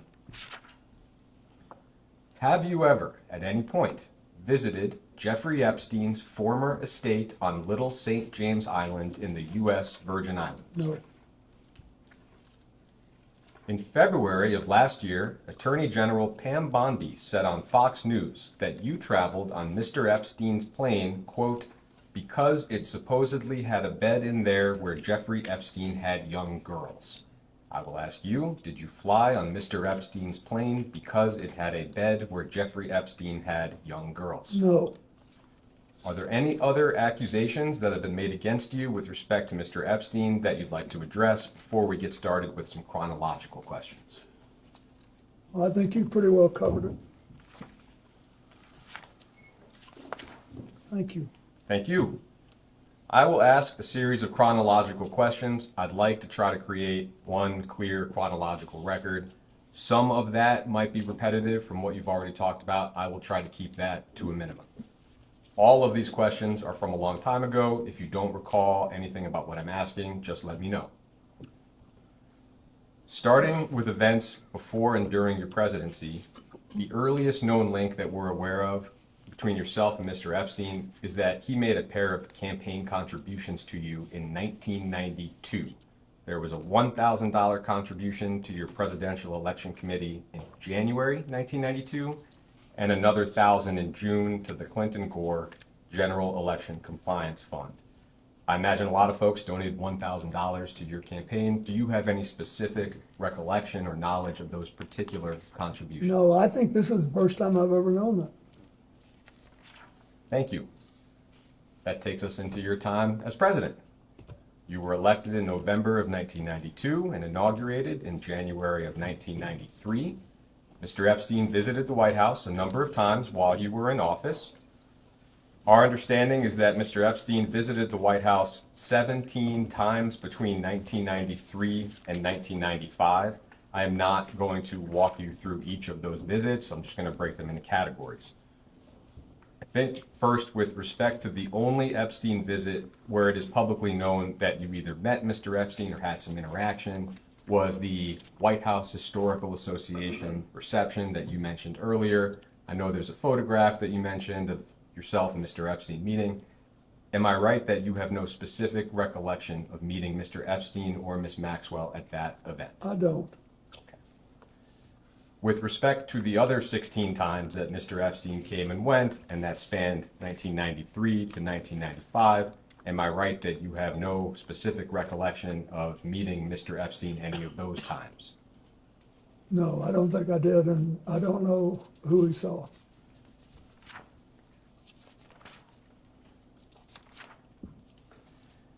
It's been publicly reported that in March of 1995, there was a fundraiser in Palm Beach that you attended and that Mr. Epstein also attended.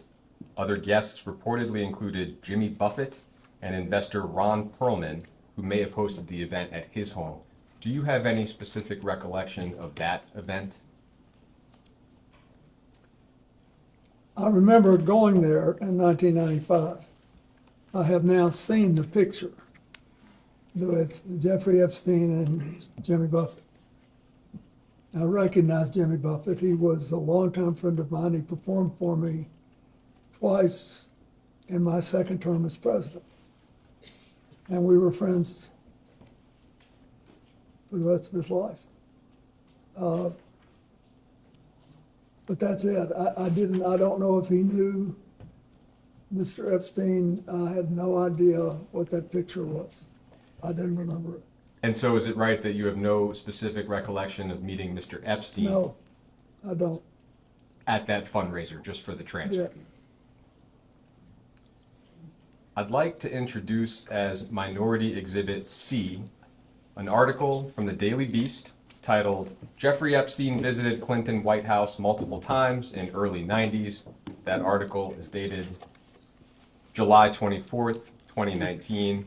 Once you receive it, I'll just direct you to page 8 of the article that you're about to receive. Okay. It's not dated.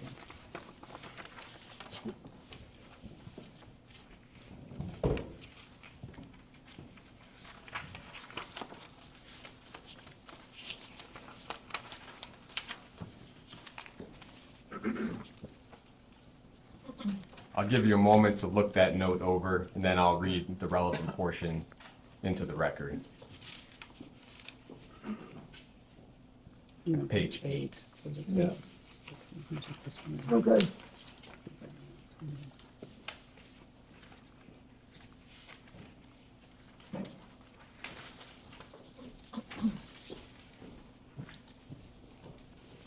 Yep. So you can see here that on April 27th, 1995, Lynn Forrester, now Lynn Forrester de Rothschild, sounds like served on a few committees or boards under your administration, wrote you a note. I'll just read part of that note out loud. Dear Mr. President, it was a pleasure to see you recently at Senator Kennedy's house. There was too much to discuss and too little time. Using my 15 seconds of access to discuss Giuffre Epstein and currency stabilization, I neglected to talk to you about a topic near and dear to my heart, namely affirmative action and the future. And that's the end of the relevant portion. I just wanted to ask whether you have any specific recollection of this note or of your conversation with Ms. Forrester. I don't.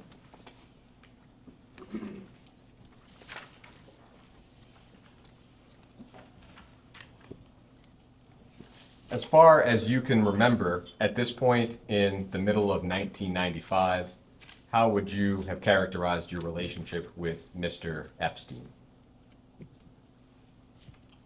would be virtually non-existent. Do you recall any other interactions that occurred between yourself and Mr. Epstein during your time in office that have not already been mentioned today? No.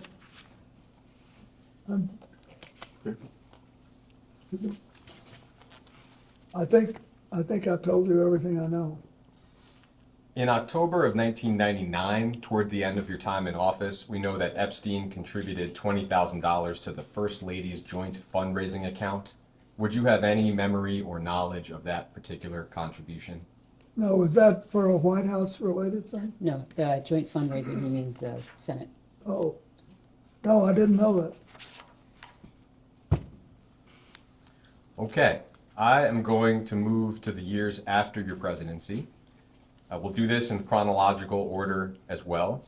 Your second term ended in January of 2001.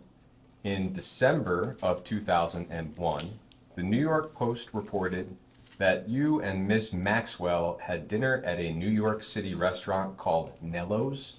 Do you have any specific recollection of that dinner? No.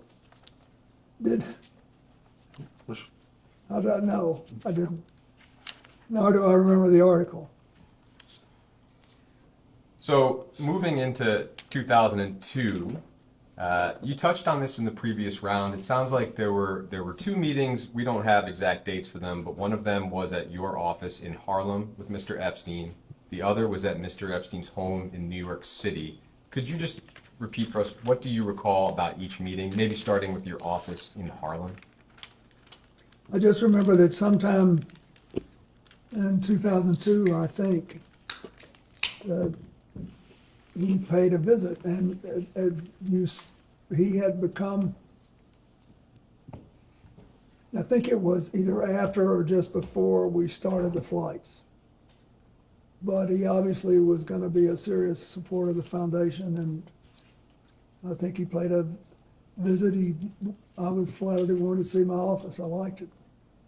And then the meeting at his home in New York City, did I hear you say in the previous hour that Mr. Epstein was not actually there? I said that when I wrote my book and talked about it, and when I've talked about it in the past, I realized I talked as if he were there, and of course he was there. And I started trying to picture the nice man on the staff that showed me around. And now I'm just being honest, I don't remember whether he was there or not. He could have been there, but I don't remember. As far as you can recall, would the purpose of that meeting also have been related to Mr. Epstein's support of your work through his plane, for example? Yeah, the reason we went by, regardless of who was there, was that my staff we finished an event in New York City that at a place, and Lord knows how many I've done since then, I don't remember what it was for, but it was in New York City. And my staff aide said, we're only a couple of blocks from Epstein's house. It's a converted elementary school. He's very proud of it. And I think, it'd be a nice thing to do since it's early. You could just go by and take a look at it. So that's what we did. Do you recall seeing anything or anyone in his home that was suspicious or reflected abnormally young women or girls? No, the only people I saw there that night were staff. And him if he was there, I just don't remember. Do you recall seeing any images of young girls or women at Epstein's home? No. So, moving to some of the travel on Mr. Epstein's plane, and we have specific dates for a lot of that. I'd like to move through that chronology of known trips, just one at a time in order. To begin, flight logs indicate that on February 9th of 2002, and we'll give you the logs, you flew on Mr. Epstein's plane from Miami to Westchester County, New York, with Epstein, Maxwell, and some others. And you mentioned this flight in the previous round as well. I will introduce that flight log as Minority Exhibit D. And we'll give you a moment to receive that and take a look at it.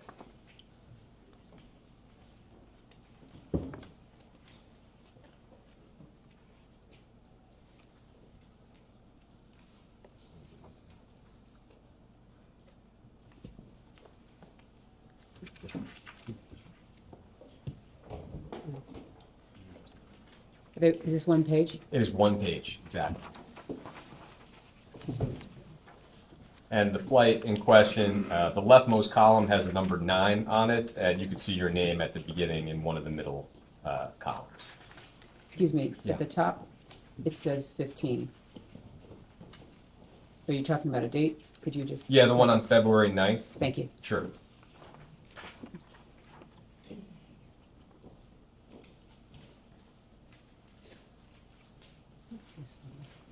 Yeah, I do see it.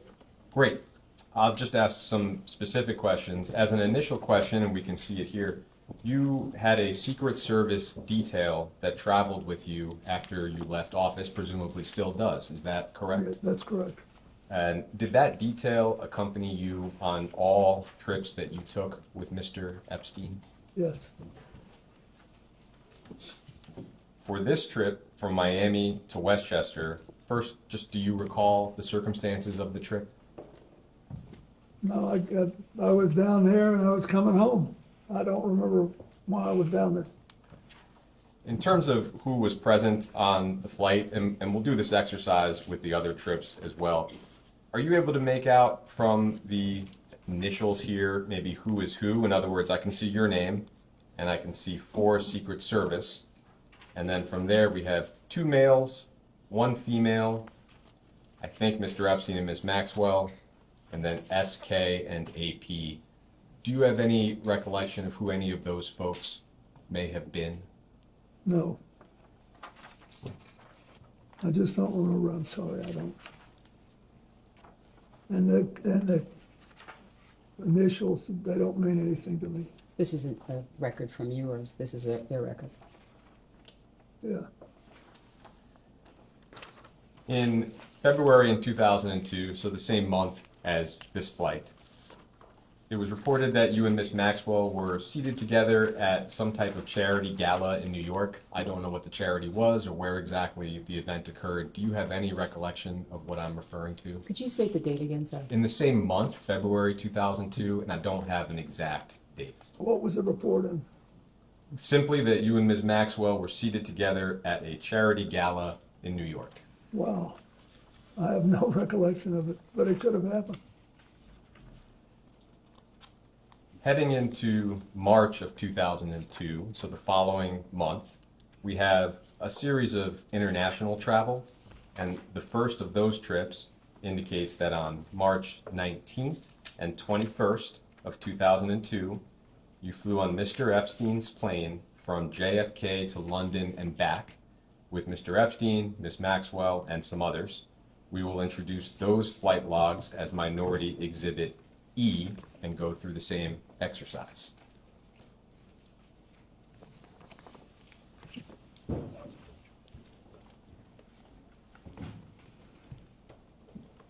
Thank you. And and that's the 19th and the 21st.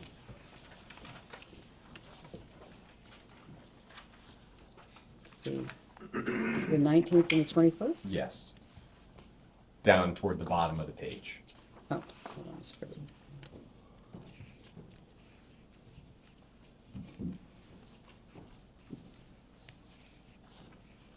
Was this a flight to London? Yes.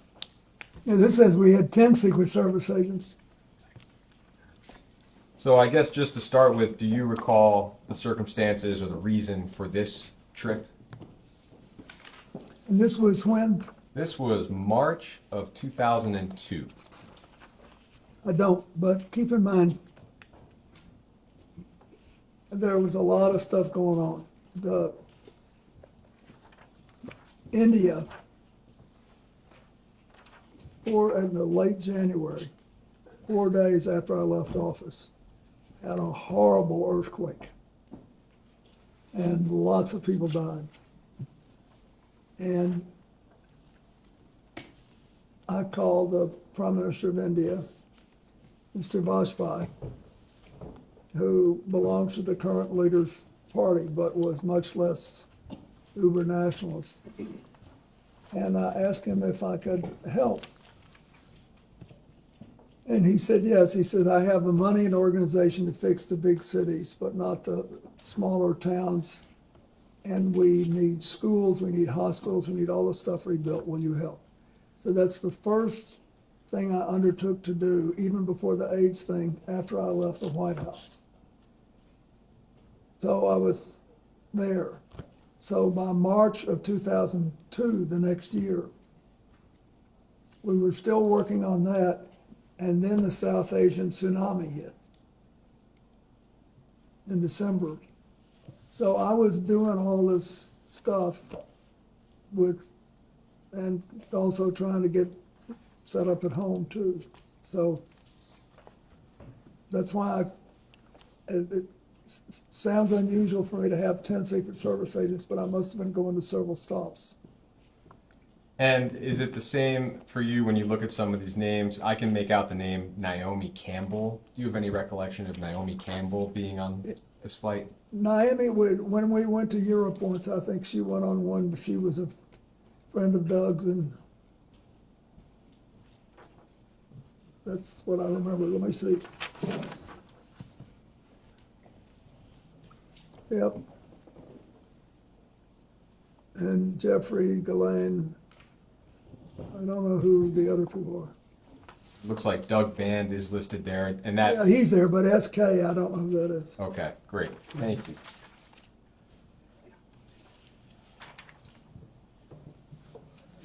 Moving to May of 2002, just 2 months after the one we just looked at, flight logs show a series of flights around Asia. Got 5 flights, including Hong Kong, China, Singapore, and Thailand.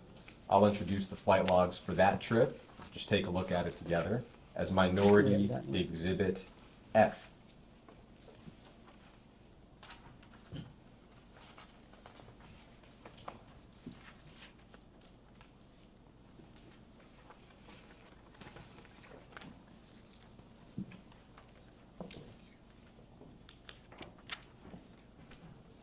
You still need it, right? We do need it. Thank you. Oh, great. Thank you very much.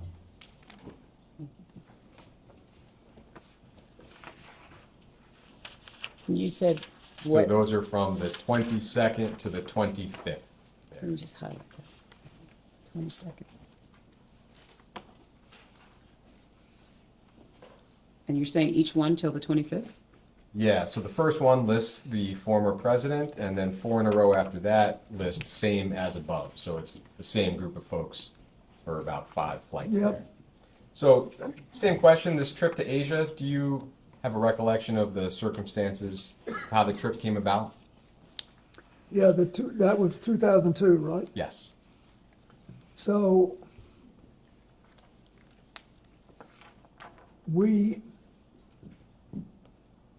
and when was the tsunami? Was it at the end of 2002 or the end of 2001? That I'm not sure of.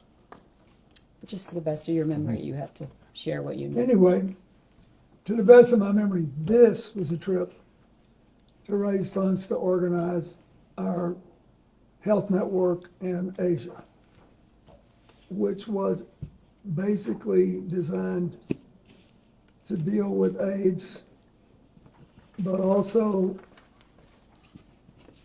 I was heavily involved in the reconstruction of India after the earthquake there. And was asked to do it by the Prime Minister and later by the UN. So I was involved with that. And do you have any recollection of who these individuals on the flight were? For example, there are a few female names. I think one is Janice, one is Jessica. When you look at the log, do you have any recollection of who's who? No. Do She may you, have been a flight attendant, I don't know. do you have any recollection of the flights themselves?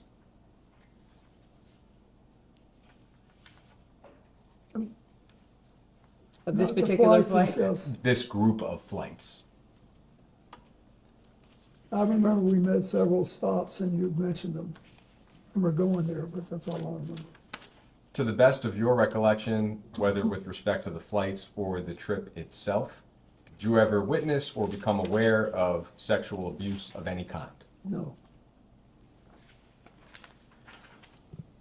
We then have logs showing 2 flights in July of 2002, and I will introduce those as Minority Exhibit G. Give you a moment to receive those. What was the prior one? Prior one would have been F. And that was the May 2002 flight log. There's F. No, I put F on that, but I thought that was, sorry, so you're. Oh, no problem. It should be May 2002. I have as F as in Frank. Okay, I'm not sure what this one was. Okay, got it. I'm gonna get the labels later. Okay. Thank you, sorry about that. No, I not at all. apologize. So this one will be G, and it's July of 2002, specifically on July 13th. Oh, sorry. Next one, Mr. President. I'll give that one to David. I'll give you a moment to Does look this at say it. where we're going? Yeah, it's on the 13th, and these flights are from Morocco to Portugal, and then Portugal to JFK. And our understanding, just from public reporting, is that this may have been part of a trip to Morocco to attend the King of Morocco's wedding. And you're asking him about the legs that he's on? This Correct, was- exactly. This was July of Is that when his 2022. wedding was? Sorry? Is that when he got married? It may have been. I think that's my July. question for you, is whether you recall that this trip. Well, I recall going to his wedding. Okay. Do you recall approximately when that wedding would have been? No, but it was a long time ago. I don't know if this was it. But I did go to Morocco more than once. Do you recall attending the King of Morocco's wedding? Absolutely, I did. Do you recall whether Mr. Epstein and Miss Maxwell also attended that wedding? I don't. I remember, I think Chelsea went with me. And I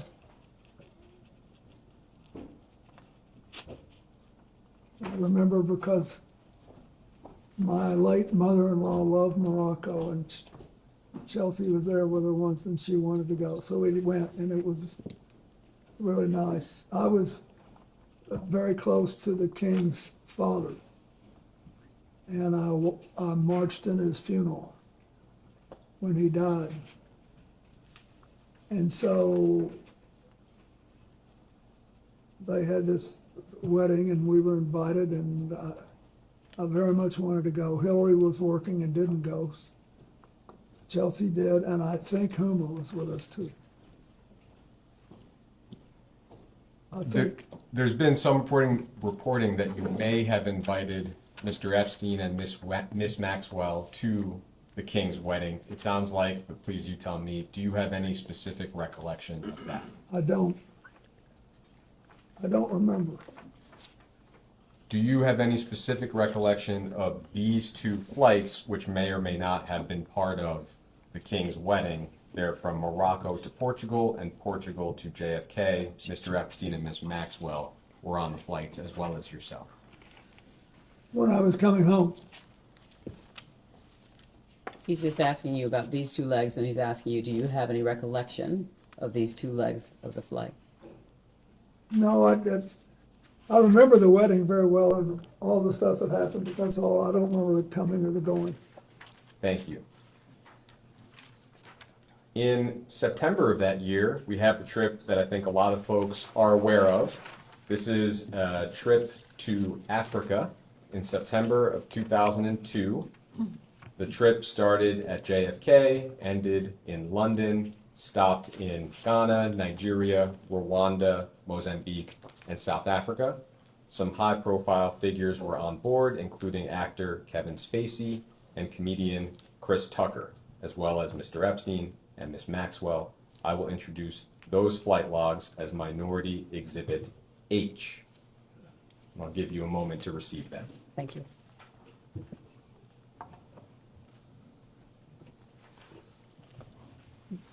H. Thank you very much. H.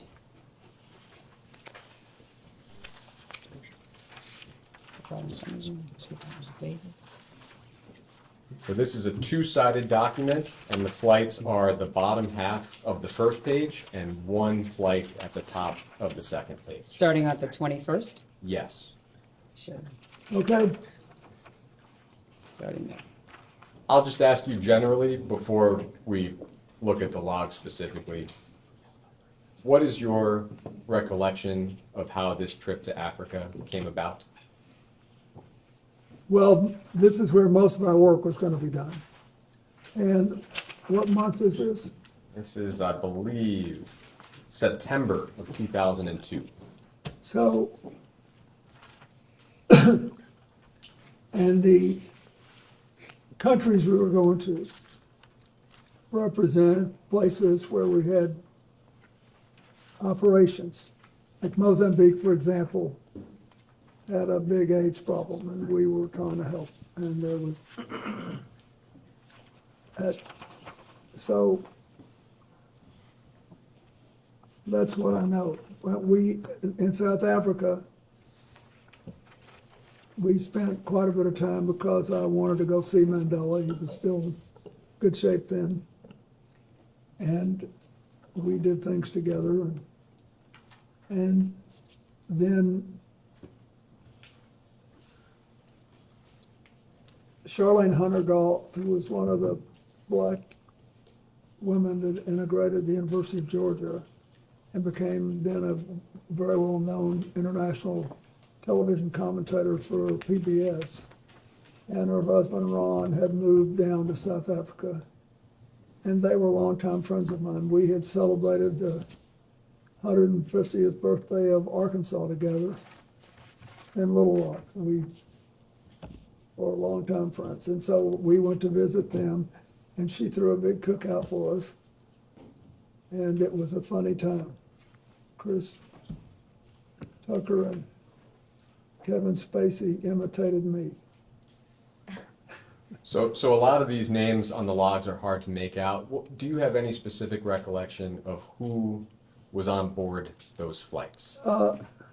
He's not asking you to review and try and see if you can read their names. He's asking you what your recollection is.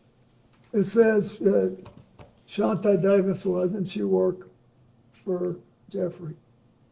And I think it was discussed in the previous round, but that well-known photograph of yourself and Miss Davies, what is your recollection of the extent of your interactions with Miss Davies on that trip?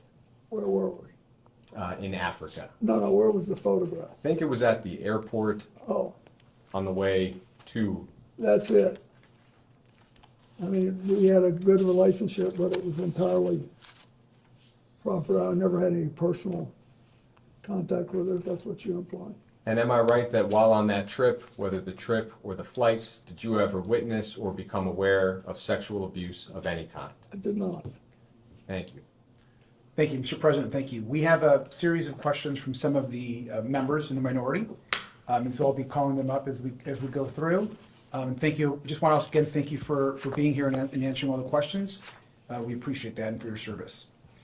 Just two clarifying questions. One that was asked during the Republican hour, and I just want to have you reiterate it for the record. Either during or after your presidency, were you ever made aware of Jeffrey Epstein having any kind of relationship, directly or indirectly, with a foreign intelligence agency or service? And I ask because we've received a lot of interest and communication about that topic, and so I want to give you a chance to answer that again if there's anything No, I else. wasn't, and I understood why now when you showed me the passport, but I wasn't, I didn't know anything about that. Thank you. And then second, of course, this deposition also sets a pretty new precedent, I think, which is something that we've been discussing and folks across the country are discussing as well. We're thankful that you're here. We believe in the minority that President Trump should also answer this committee's questions. He's someone that is mentioned almost more than any other person beside Ghislaine Maxwell in the Epstein documents. And so to get more information for this investigation, was wondering if you also agree that President Trump should answer questions of this committee. That's for you to decide, but he did know him well, and I once had a brief discussion with him about it. Thank you. Thanks for the answer. With that, I'm going to go to Mr. Walkinshaw, and we'll go down a series of questions. I hate this, but because I don't believe I should inject anything. But I do not want to leave the impression,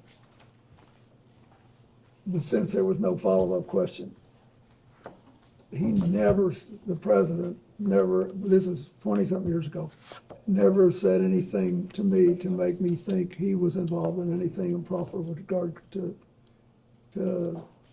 Epstein either. He just didn't. He just said we were friends, and then we had a falling out over a land deal, property deal. That's all. Thank you. Could I ask very briefly, Mr. President, Sure. if you recall, what were the circumstances of that conversation, or at least let's start with when did the conversation occur? It was on his golf course. And there were a couple of years there when Joe Torre, who had been the manager of the Yankees and was a friend and had a tournament, a charity golf tournament, called appropriately for this investigation, the Safe at Home Foundation. And it was designed to combat domestic violence, of which Joe Torre had been a victim as a child. And so I wanted to support it. And so Donald Trump gave him the golf course in New York to have a tournament on, and I played in it a couple of times. And the day I was there, he would typically, Donald Trump would come out and play a few holes with us. And he somehow knew I had flown in Jeffrey Epstein's aircraft, and he said, we had some great times together over the years, but we fell out, all because of a real estate deal. And he said, I'm sorry it happened. That's all. Do you recall whether President Trump was the first one to affirmatively bring up the subject of Jeffrey Epstein? No, but I'd be shocked if I did. I just don't do that. Do you recall whether President Trump elaborated at all on the great times that he had with Jeffrey Epstein? No, and at the time, I didn't put any, sexual spin on it. And as far as you recall, President Trump characterized the nature of the ending of their friendship as being solely due to the real estate bidding That's what he problem. said. Thank you. But I didn't think much about it at the time. And, it was 2 minutes and then we were gone. As far as you recall, have you had any other conversations with President Trump related to Jeffrey Epstein or Ghislaine Maxwell? No. And your best recollection, if you have one, of the year that this conversation occurred? be 2002 or 2003. Thank you. But Thank you, Mr. President. Good afternoon. I just want to focus again on Ghislaine Maxwell. First, I'll ask you just to reiterate, did you ever at any point during your interactions with Ms. Maxwell know about the sexual abuse she committed and facilitated against minors and women? no. When did you learn that she had engaged in crimes against girls and young women? When the first evidence came out, when was it, in 2019? Okay. And have you ever engaged in sexual activity with a person introduced to you by Ghislaine Maxwell? No. You're aware that she was convicted of crimes, as we discussed, and you're aware that she's currently incarcerated as a result of her federal conviction. Yes. Maxwell received a 20-year sentence for her crimes. Are you aware that she has repeatedly called on President Trump to grant her clemency, and that she has said that you and President Trump are not guilty of any wrongdoing with respect to Epstein? I know that now, yes. In your opinion, does she deserve or should she be granted clemency by President Trump? I don't think I should comment on that. I don't know anything about President Trump other than what I've already told you. And I thought that was a mistake to pardon everybody in the January 6th case. And I think that this thing was really hard for me when it came out because we had been friendly with Ghislaine. I was sad, but it was terrible what she did, and she has to be punished. Somebody besides me should make a decision on what it is. So she got 20 years, and there it is. Okay. Mr. President, on July 24th, 2025, the Deputy Attorney General and President Trump's former personal attorney, Todd Blanche, conducted a closed-door interview of Ms. Maxwell at her then low-security prison.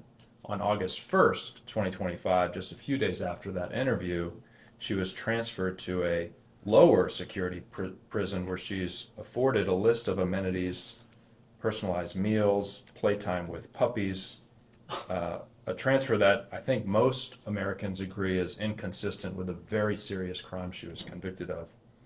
Do you have any opinion on her transfer to that lower security prison and the amenities she's been granted? Did it seem strange to you when you learned of that? I think you're in a better position to find out what happened than I am. Okay. When you were President of the United States, was it common for your Deputy Attorney General to directly conduct interviews of witnesses and/or federal inmates? Was it? You were there. You have to testify what you know, He's what you asking, recall. yes, he's You asking, recall if it did you was. ever send a Deputy Attorney General to? To the best of my knowledge, I did not do that. All right. Thank you, Mr. President.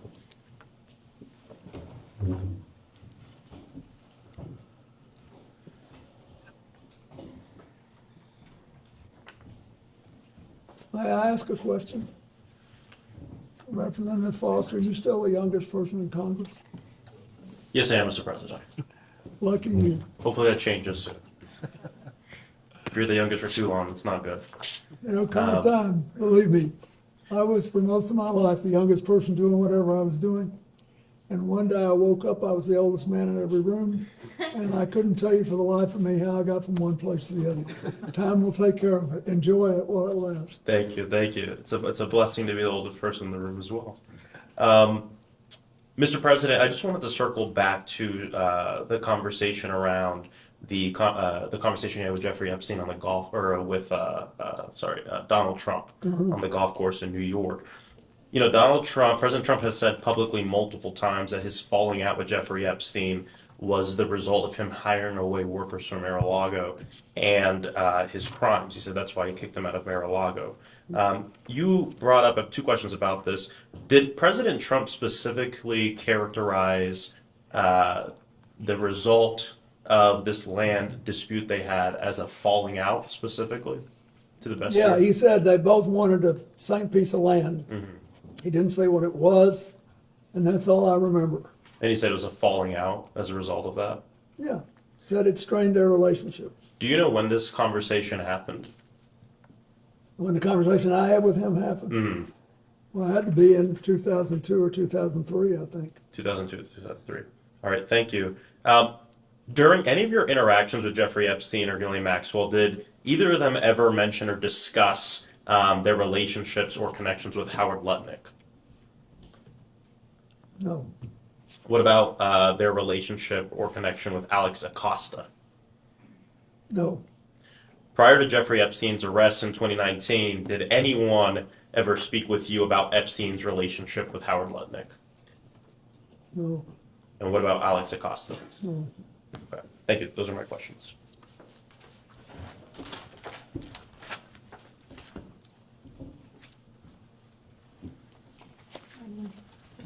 Good morning, Mr. President. Good morning. I'm Melanie Stansbury. I represent New Mexico's 1st Congressional District, and it's an honor to have you and your council here.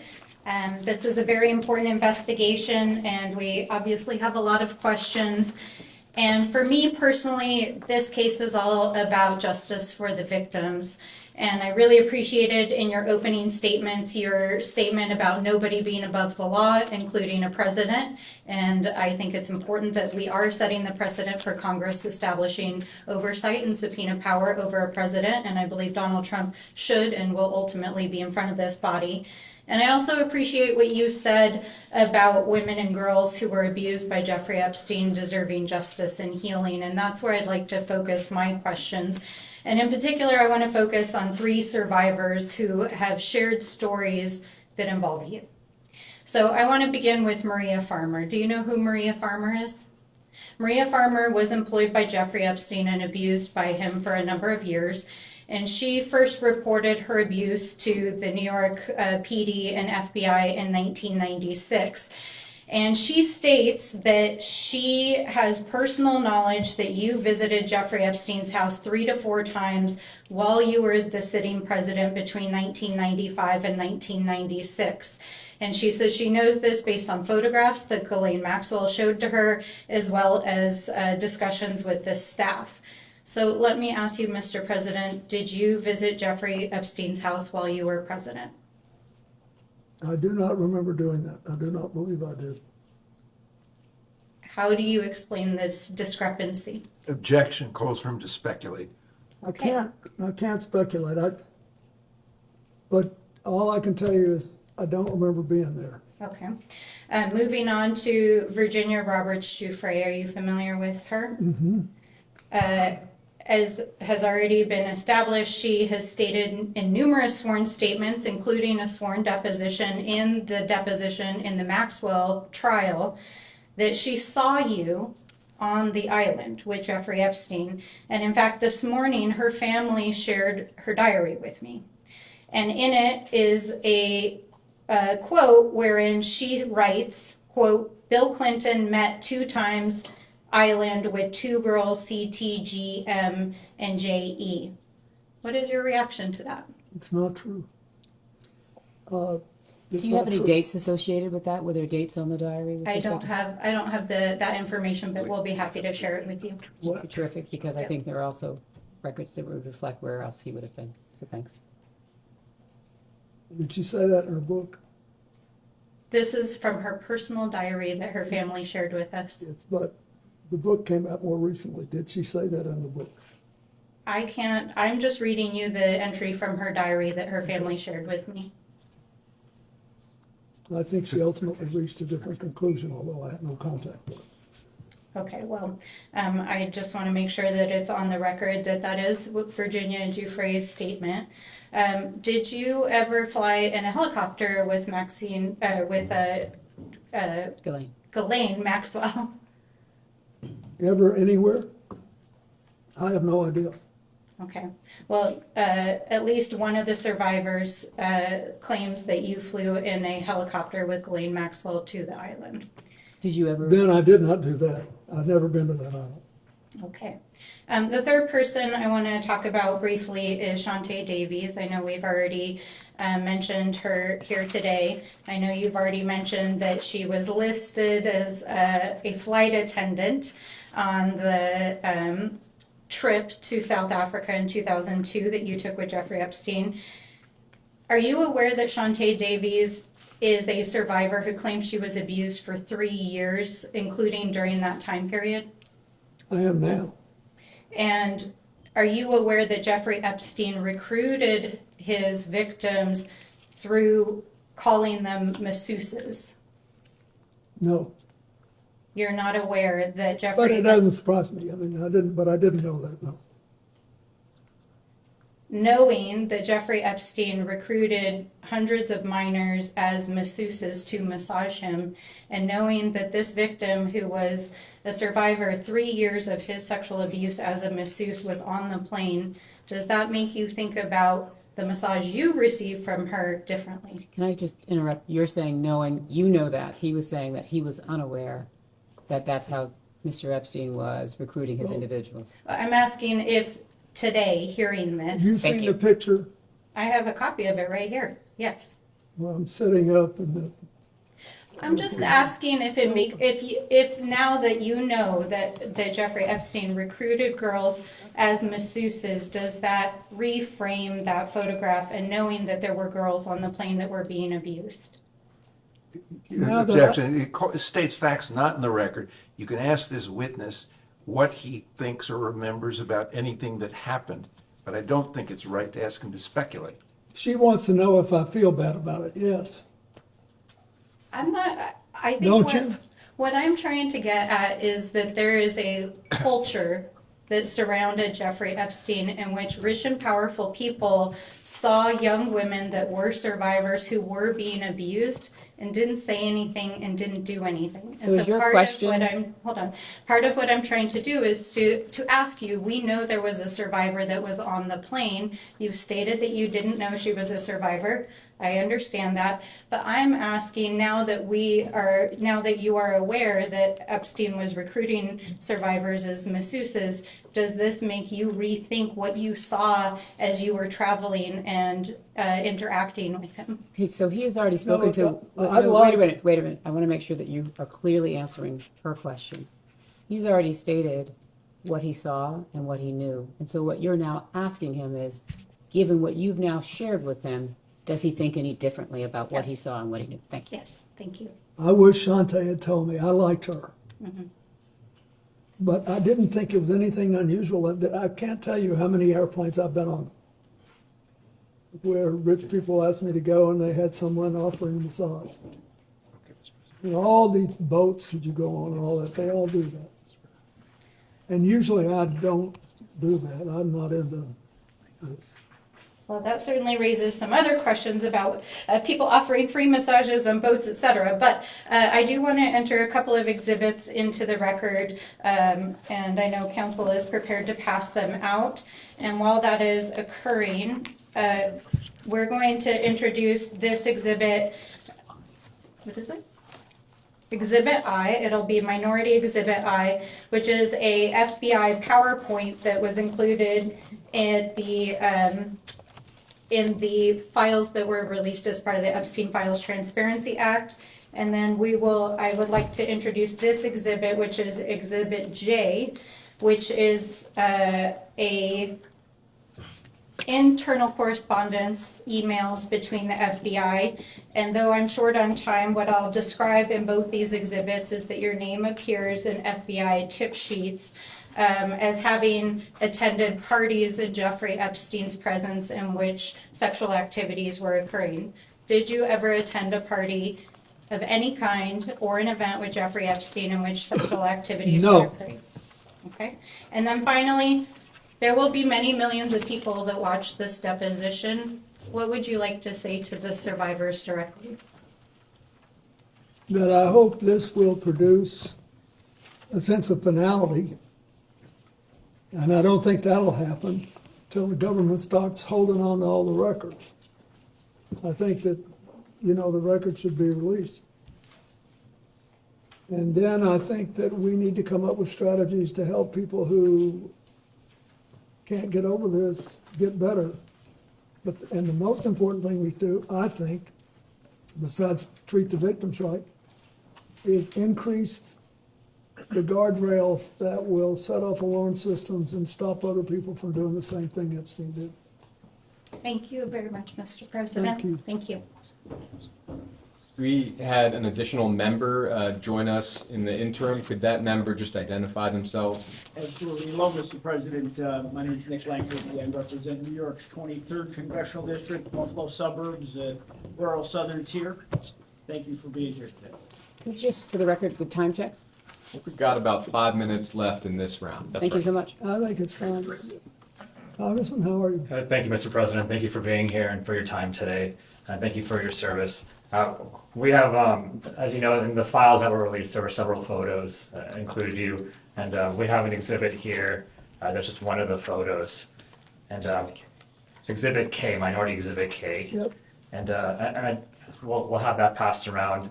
And what we're trying to get at is some context for the public on whether you remember this photo and any details you may be able to provide us about it. So do you recall the details of this photo or recall the photo being taken? No, I don't think I ever knew the photo was taken. Okay, and for those who can't see it, it's a photo of you in a hot tub. There's a person next to you here. Do you remember where it was taken? Where was it taken? I'm almost sure that this pic, and I think there's an adjacent photograph, which you probably have, that if people saw it, they would feel that someone was trying to con them showing this picture. But anyway, this picture was taken in Brunei. And we flew one night on a trip to Asia, the last very long leg. You said we, is it, who is that including? Well, my whole team that was working Thank you. on the AIDS issue, and Mr. Epstein was there, and Miss Maxwell. But anyway, we got to the end of the flight was Brunei. It's a tiny place, but a very wealthy one, and the Sultan of Brunei was a man that I had gotten to know well in my 8 years as president. And his first involvement with international matters was basically to join the Asian Pacific Economic Leaders Conference, which I started and which he attended. And so, and then he was very proud of that. And he hosted, his time came to host it. You know, you do these things in rotation. And it came at either at the very end of my term or maybe the next year. Anyway, he wanted, when he knew I was coming, and he said he wanted to help me with my AIDS initiative, and he invited me to stay there. And he said, I want you to stay at this hotel, and I hope you'll use the pool. So I did, and then I got out and went to bed, exhausted. Just for the record, there's another picture that also shows this as part of the larger pool area. Do you all have that so that he can refresh his recollection with respect to that? You should have it. It's quite enlightening. If you watch this, Yes, it's noted. It'll Yes. give you a different feel. Thank you. Okay. We don't have it with us right now. Okay, We do thanks. I just have it wanted to as make well. sure he knew the And so context. were there other people in that pool or hot tub with you as well? I don't think there's anybody in the hot tub. I didn't forgotten that there was anybody in the hot tub, but it was big, but it was about.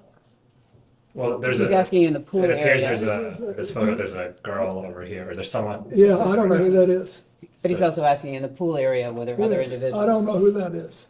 Okay, so you don't know? No, and then there were other people in the pool.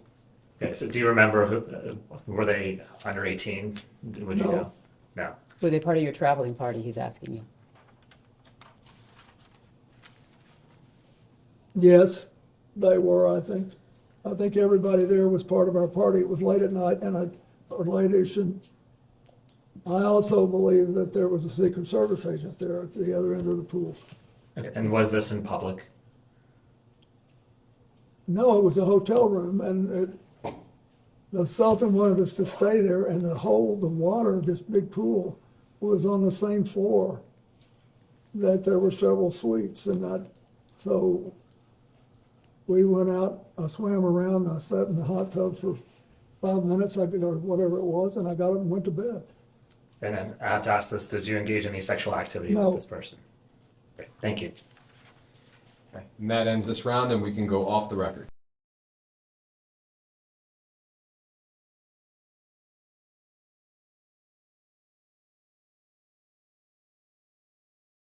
All right, we'll go back on the record.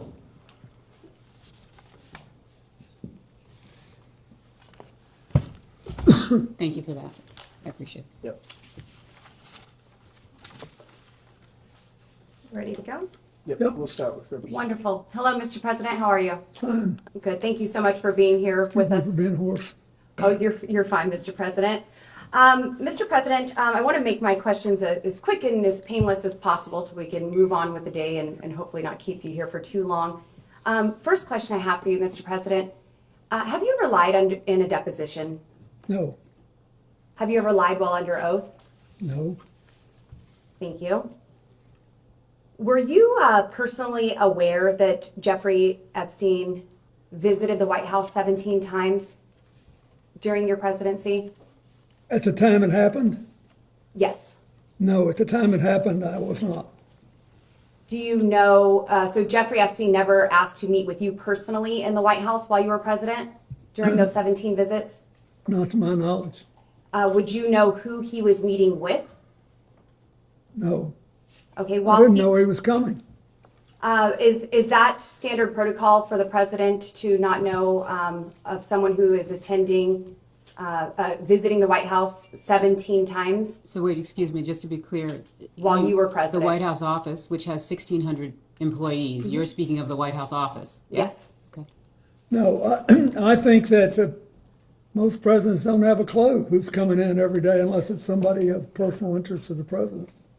Yes, and you did have a familiar relationship with Jeffrey Epstein, correct? No, I wasn't aware I'd ever met him when I was president. While you were president. We are trying to establish if Jeffrey Epstein was a foreign or potentially even a domestic asset of some kind. Do you have any reason to believe that he was trying to seek access to classified materials, intelligence reports, or sensitive government information?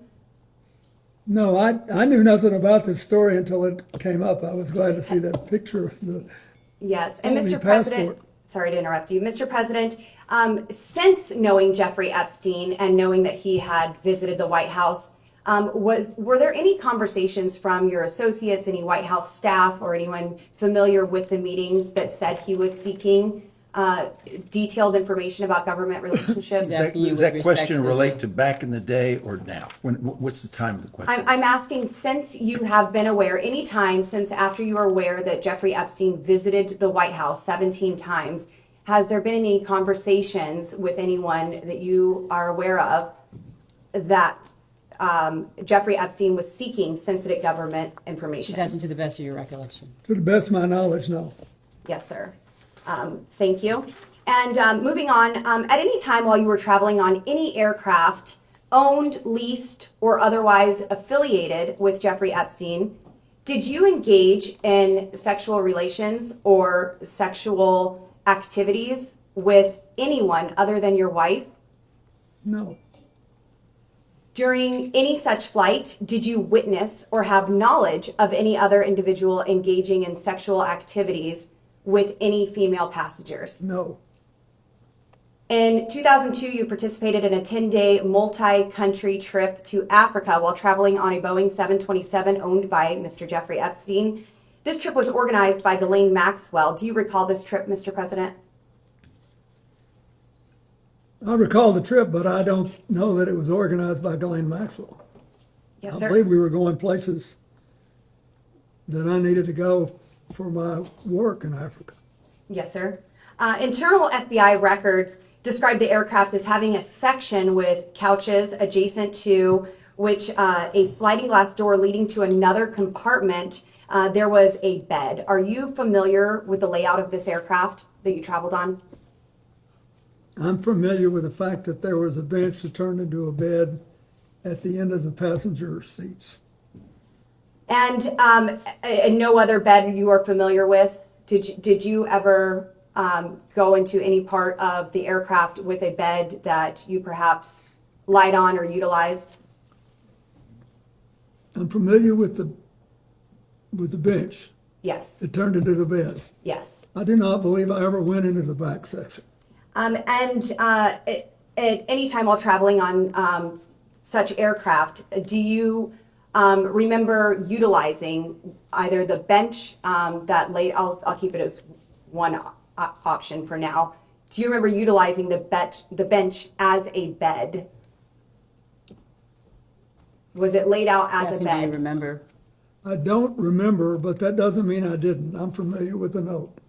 Yes, sir. FBI internal records relay testimony from Dr. Greg Bledsoe, who participated on the 2002 Africa trip. Did Dr. Bledsoe describe multiple millionaires? Dr. Bledsoe does describe multiple millionaires and billionaires on the plane. Do you remember any of the names of those individuals, potentially even the actor Kevin Spacey? Yeah, Kevin was on the plane. Did Dr. Bledsoe also describe, he also describes multiple young women were present on the flights and that Maxwell appeared to be in a position over the girls on the plane and was directing the girls. Can you describe the purpose of these women participating in this multi-country Objection to the form of the trip? question. You have no objection to you asking the president what he saw, observed, heard, but he can't possibly speak to what Maxwell was in her mind. Did you witness, Mr. President, Ms. Maxwell appearing to be in the position over other girls on the plane and possibly directing the girls? Well, I thought that she was Epstein's top aide and that she was basically in charge of what happened. What did happen, Mr. President? I don't know. I mean, I've already told you this. I'll tell again. I never saw anybody do anything wrong. I thought they were flight attendants. Do flight attendants typically wear tank tops and jeans? They don't all wear uniforms on private planes. Yes, sir. Most are dressed probably pretty business class. So Moving wait, on. His testimony was, with respect to private aircraft, people are not wearing uniforms. Mm-hmm. Correct. Go ahead. Dr. Bledsoe described at least one of the girls serving as a masseuse. At any point, did you or other male passengers receive a massage from this young woman or any other young women who are described as a masseuse? Well, I've seen one picture that shows that in a airport waiting area, one of the women was massaging my neck. That's all I've seen. Have you received more than one massage from these trips with Mr. Epstein and the young girls that were present? I don't recall them, but the problem I remember from that trip was that my neck had spasmed and I was in, and so they offered to help and I let them help. One left. She asked whether or not you recalled any other massage No, I trips. do not. Thank you. Mr. President, moving on to my next question. Submitted to the record, we have a painting that seems to be of you, Mr. President, found in one of Giuffre Epstein's residences wearing a, I would categorize it as a famous blue dress worn by the White House intern, Monica Lewinsky. And I have this image here. This image is being passed around. If we need to go off the record while we do that, we can. I can take a picture. Do you have a question? It will be Yeah, I do. marked as Majority Exhibit 15. Proceed. Thank you. Mr. President, we are looking at an image of a portrait that is looks to be you, Mr. President, in this blue dress. Can you describe this painting? And He doesn't need to describe the painting. You just gave him a picture. What's your question? my question is, are you familiar with this painting? Have you ever seen it in person? I've never seen it in person. Do you know why someone would paint this Are you asking him to Objection. speculate? That's calls for speculation. You can ask the artist. And if I had known Jeffrey Epstein had this painting, it would have saved me this whole day. Did you ever introduce Epstein to Monica Lewinsky or any other young female White House staffers? I did not. Did Epstein ever request introductions to young female intern staffers of you? Did he request you to introduce them? And one regarding this exhibit 15, this portrait, to the right of this image, there appears to be a plain letterhead document that is framed in a gold frame. Are you familiar with... That he's testified that he's not seen this picture? The painting we asked, yes. And now I'm asking about the image next to it. So Are you asking whether or not he's familiar with what's in this small frame? I'm the part that you have covered up. This part? I'm asking if he's familiar with this letterhead letter There's no that was letterhead that we can Is this see. part of the painting? No, sir. This is next to the painting, and it's framed on the wall in the home of Jeffrey Epstein. I guess a better way to ask, other than the birthday note that was passed around here today for Jeffrey Epstein's 50th birthday, Mr. President, did you ever handwrite Jeffrey Epstein any other notes? Well, I wouldn't remember except that I've seen a picture recently of another note where I thank him for getting me away from the crowd on the airplane for a while so I could take a nap. Yes. Okay, Mr. President, I just have two more questions for you, and then I will let you go. And again, I'm so grateful for your time here today. We also have another exhibit from the committee, and it's page 49, I believe, and the, how do you want to classify this one? It will be marked as Majority Exhibit 16. In this is a portion of Virginia Giuffre and her testimony. And in it, she is referencing you, Mr. President, and says he, Mr. Clinton, told me long ago that everyone owes him favors. They are all in each other's pockets. She's asked, I'm sorry, maybe that wasn't you that you was referencing, Clinton. I'll start over. He told me long ago that everyone owes him favors. I believe that's referring to Mr. Epstein. They're all in each other's pockets. Sorry, could you show, what line are you starting at? Yes, ma'am. I'm starting at the first line, and I do believe I incorrectly said that she was referencing Mr. Clinton. So to correct that. So she's not referencing. Correct. She's not referencing President Clinton. She's referencing instead who? I believe this is Jeffrey Epstein that she is referencing here. Thank you, Ms. Bober. Thank you. And then she's asked, would you say you asked him why Bill Clinton was here? And Virginia responds on the island, where he was here, on the island. And she goes on to say, excuse me, can you clarify who JS is? Can we look and see who JS is? It says V and then it says JS. So yes, is this I will get you that name. But this is a Here, I can pull it conversation up right between here. two people, or is this a Yes, transcript of a deposition? This is a transcript of a deposition, yes. Thank you so much. It says telecon at the top. Doesn't appear to be a deposition. It says, What do we Telecom. have this as? I'm not objecting. No, that's fine. And we could go off the record if you want, just to get this. I don't have this. So this is, go ahead. We'll go off the I think record.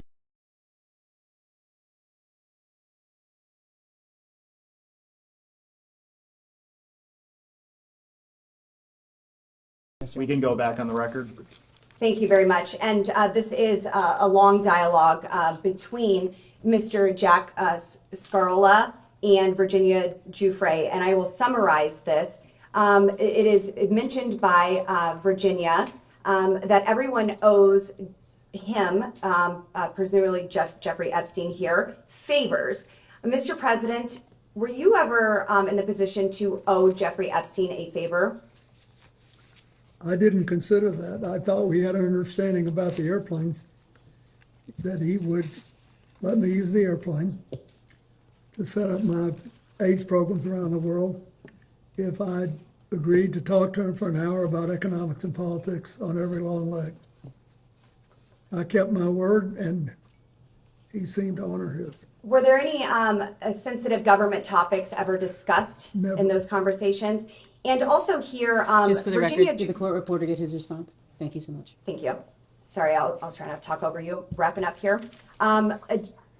Virginia Giuffre is also asked in this document. The same one you handed us? Yes, ma'am. So we should be looking at it? This is 1, 2, 3, 4, 5, 6, 7, 8 lines down. JS is speaking. Were sexual orgies a regular occurrence on the island at Giuffre's house? Yes. My question, Mr. President, were you ever aware or engaged in any of these sexual orgies? Are these on the island where he's testified that he's No, not been ma'am, on the I island? was never on the island. Were you ever on any island in the Virgin Islands? To travel for a trip with his wife, which is on the public record? I'm With sorry, Giuffre what's your Epstein? question? No. You were never in the Virginia Islands, In the Virgin Islands with Jeffrey Epstein, no. Okay, thank you. Mr. President, there's been new information that has come out regarding the autopsy of Mr. Epstein. I would just like to ask you personally and directly, do you believe that Jeffrey Epstein killed himself? Are you asking him to speculate on how Mr. Epstein died? I'm asking what the president thinks of. So you're asking his opinion? Mr. President, was your friend Jeffrey Epstein Are suicidal? you classifying him as a friend who he has testified that he was has friendly? called him a friend in a letter. He said he was friendly, but not, you've asked for his testimony Mr. President, do you believe that Jeffrey Epstein was suicidal? Do you know? Was he ever She's asking to the suicidal? best of your I understanding. don't know. I only know what the medical finding was. I think maybe That's it. he finally got caught, and I don't know. I've accepted it in my own mind. I don't know what happened, Mr. President, what did you accept? That he killed himself or that he did not? but he did, but I don't know. Yes, sir. And Thank you, neither Mr. do you. President. We don't, none of us know. We weren't there. Mr. President, it's been an honor. Thank you. Thank you.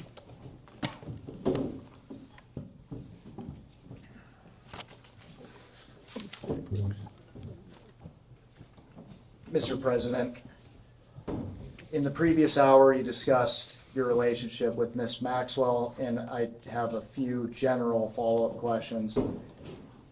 And I may make you repeat yourself, but I'll try hard to not ask you questions you've already answered. First, can you characterize your relationship with Ms. Maxwell after your presidency?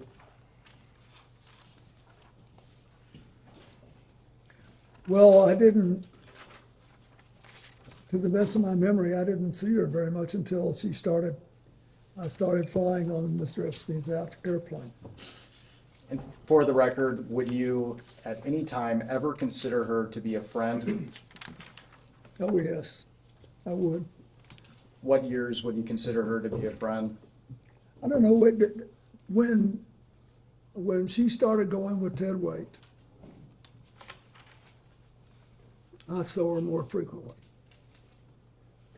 because I saw him more frequently. Then she was around CGI. So if you compare the time I spent with her to the time I spent with Mr. Epstein, I spent more time and I felt that we were better friends. How did you typically communicate with Ms. Maxwell? When she showed up at something that I was doing or vice versa, like. So in person? At CGI, yeah. I bet I never talked to her on the phone more than twice in my life. And what were the nature of your communications with Ms. Maxwell?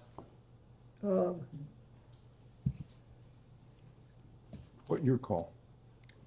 I don't recall anything. I don't recall what they were, but she was always, I don't know. She was very interested in CGI. I remember that. And that's it. And for the record, Mr. President, did you ever have any communications with Ms. Maxwell related to young women or girls? No. At this time, I'd like to introduce what will be marked as Majority Exhibit 17. And while it's being handed out, I will note for the record that this is the transcript from the two-day Ghislaine Maxwell interview with Deputy Attorney General Todd Blanche, conducted by the Department of Justice on July 24th and 25th of 2025. And I will not be making you read the entire transcript. I will direct your attention when you've had a chance. Okay.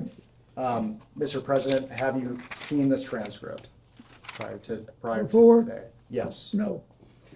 I'd like to direct your attention to day 1, and we are looking specifically at the bottom of page 9.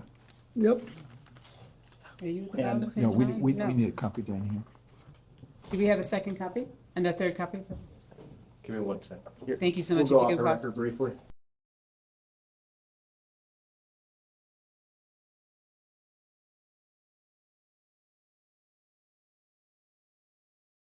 We will go back on the record.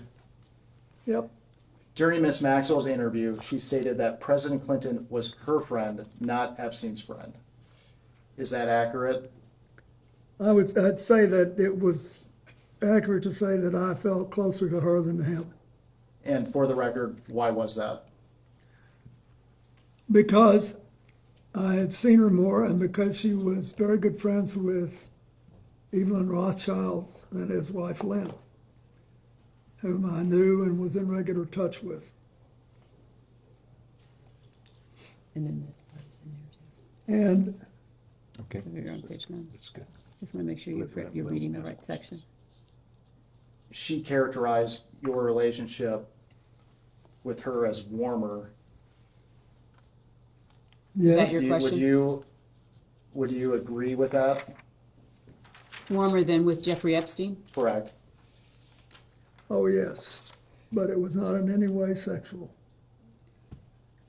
At this time, I'd like to direct your attention to day 2 of the transcript, and now we are looking at the bottom of page 12, and it is page I see it. 258 and 259. This is interesting. Wait, pardon me, sorry, I'm not with you. The bottom of page 12 says 42 to 45.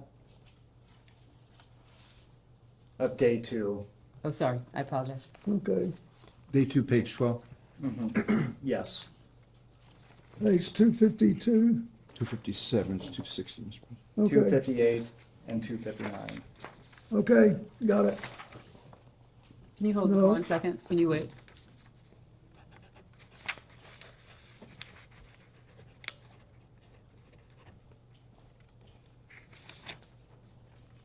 What do you have?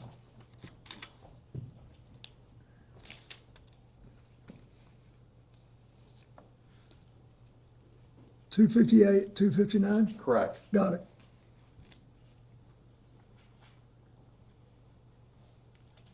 Are you asking us to read that? Yes. All of 258 and all of 259? Correct.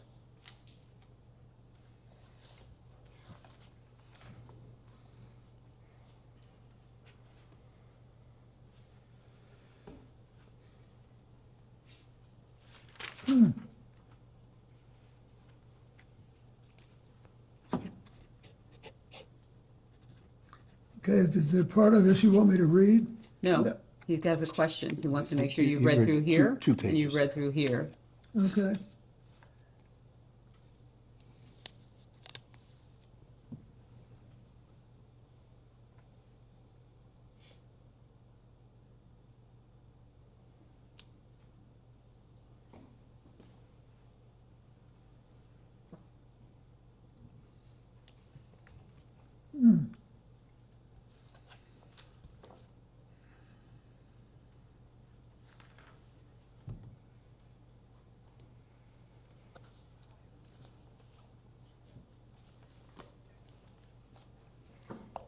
He's asking about these two. You read them? This and this. No, you don't have to read the other part yet.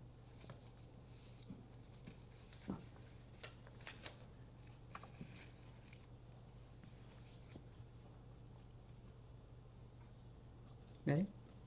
Yes. Got it. Mr. President, you've had a chance to review the transcript. Here, Blanche asks Maxwell if she has ever visited your home in Chappaqua, to which Maxwell testifies that she had been invited to visit your home. For the record, did Miss Maxwell ever visit your home in Chappaqua? It wouldn't Excuse me, surprise- counsel, the transcript says, I went to the house. Does it say invited? Did I miss that? Maxwell replies after Blanche asks, Got it. why Sorry. did you go to the house? You're right. Maxwell says, I was invited. Got it. I will repeat the question again. Did Miss Maxwell ever visit your home in Chappaqua? I don't recall, but it's quite possible she did. Hillary was a senator. In the beginning, she had a lot of events there. And we knew her. During the same exchange, Miss Maxwell implies that she may have been just driving past Chappaqua and stopped in if you were home. Did this ever occur? If you don't. Not that I remember, but I may not have been home. But Mr. President, is it common for people to just stop by your house? No. There And aren't for the more than record- one or two people who would do that. So for the record, you're a former president. Does your security detail allow people to show up unannounced? Well, they'd allow them to, but they don't, your question is whether or not the security allows them in. Yeah, they have to be cleared to be able to come and go Thank you. like that. Thank you, Mr. President. I want to ask about Doug Band and Okay. what was Doug Band's relationship with you, sir?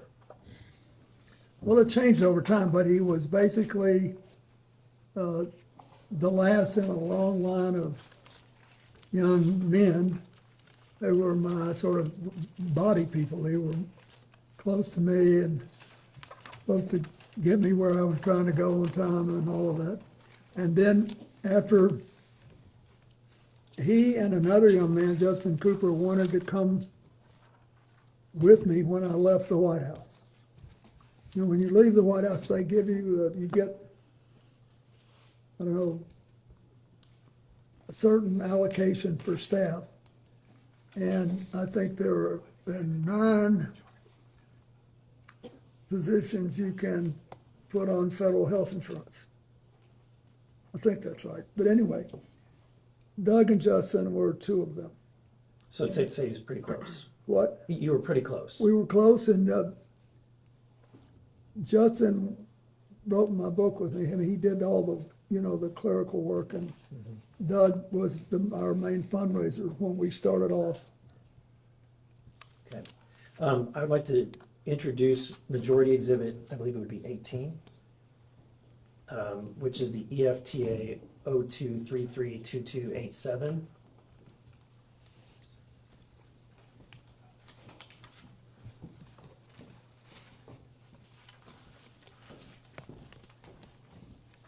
Thank you very much. Thank you for that. So this is pretty short. This is an email from Doug Band to.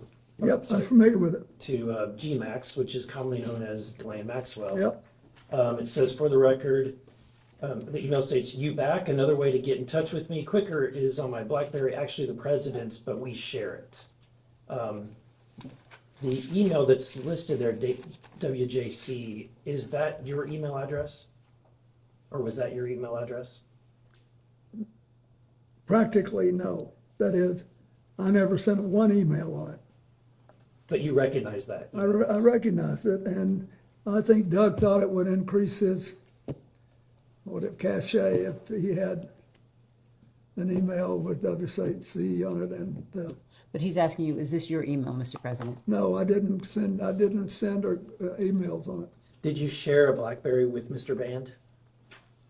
Well, he says we did, but I think I finally got another BlackBerry. But this was back before, okay, sorry, Mr. President, this is back in, think of the year, look at the year, so you make sure you're answering the question. 2001. Did you have a phone in 2000? He's asking you, was this your BlackBerry, or did you share this BlackBerry with him? Well, I'd been out of office then 9 months. Did you have a phone, Mr. President? I don't think I did. But the truth is, I don't remember. I just know that I did not email. Okay. So you did not email. How often do you send emails? Or did you send emails? Have you ever sent an email, Mr. President? I sent one email to John Glenn, Senator John Glenn, when he was in space at age 77. And I sent an email to the men and women aboard a U.S. ship in the Adriatic during the Kosovo War. Have you sent any other emails, Mr. President? He's asking. Since then, I'm not sure I've sent one. Okay. I'd like to introduce Majority Exhibit I number know that 19. makes me a certified. Which ends in 2335030. Yeah.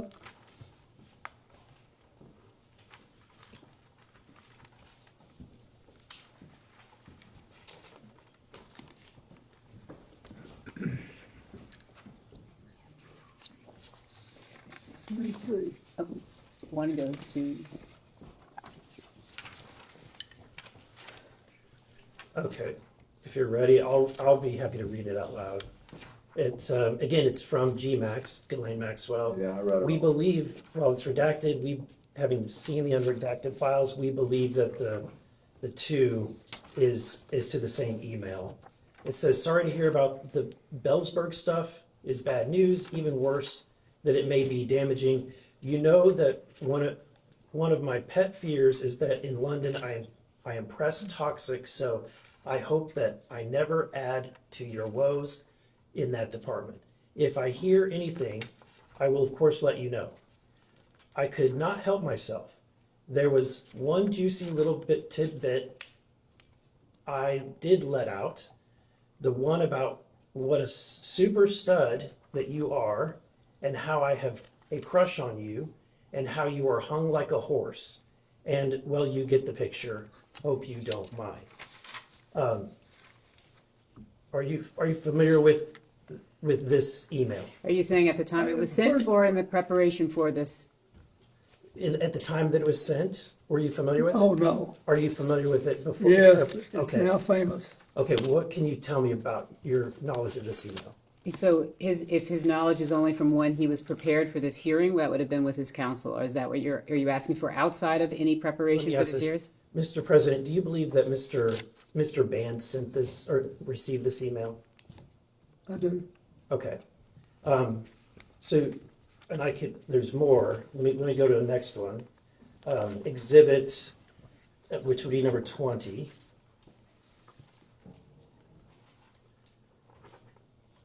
And the answer is, that I Oh, don't wait a know minute, about there's this. no question. Okay. At the time. I would just ask you to clarify whether or not you're asking if he knows about these emails at the time they were sent, or if you're asking whether or not he came to learn about them in the course of preparation, just so that distinction in time is clear. Okay.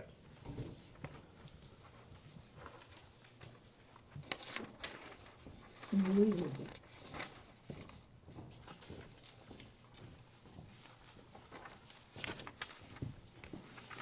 I believe this email is also very short. It's just at the top. Again, it's from the WJC email, same one. And it says, this email is silly. I want to spank bottoms tonight. Who's it from? It's from the same email account, the same email that has been used before, the WJC email. What was your knowledge of Mr. Band's relationship with Ghislaine Maxwell? I knew he was, basically, he contacted her in the same way that she represented Epstein on things. I did not know, nor did I need to know, that they had a personal relationship for a while. A physical relationship? Are you asking him whether or not they had a physical relationship? You believe they had a physical relationship? I don't know for sure. And But just to it's- be clear, you said it, but you did not have a physical relationship with Ghislaine Maxwell. The president's I did not. answered that question multiple Absolutely. times. Yeah, thank you. Okay, and then finally, I want to move on to another question regarding the visits to the White House. Are you familiar with Mark Middleton? Yes. Can you describe who Mark Middleton was?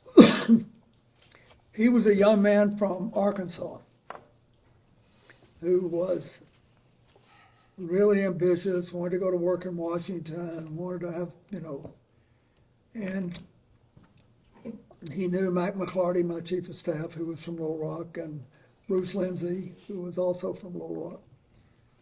And he work with us, and then later I think he became, I don't know, but maybe he became a lobbyist later, but there was a period of time when he was in a position to wave people in to the White House because he was, that was one of his jobs. Okay. So he has been identified by multiple news sources to be the individual that most of the time was entering or signing in Jeffrey Epstein into the White House. Yes. And what role did he have specifically at that time? He was working and, you know, on logistical things in the White House, but there must have been someone else who he told him to let him in. Maybe Mark had I don't know if he had the authority to let people in. You can only testify to what you know. He's asking, who did Mark Middleton work for in the White House?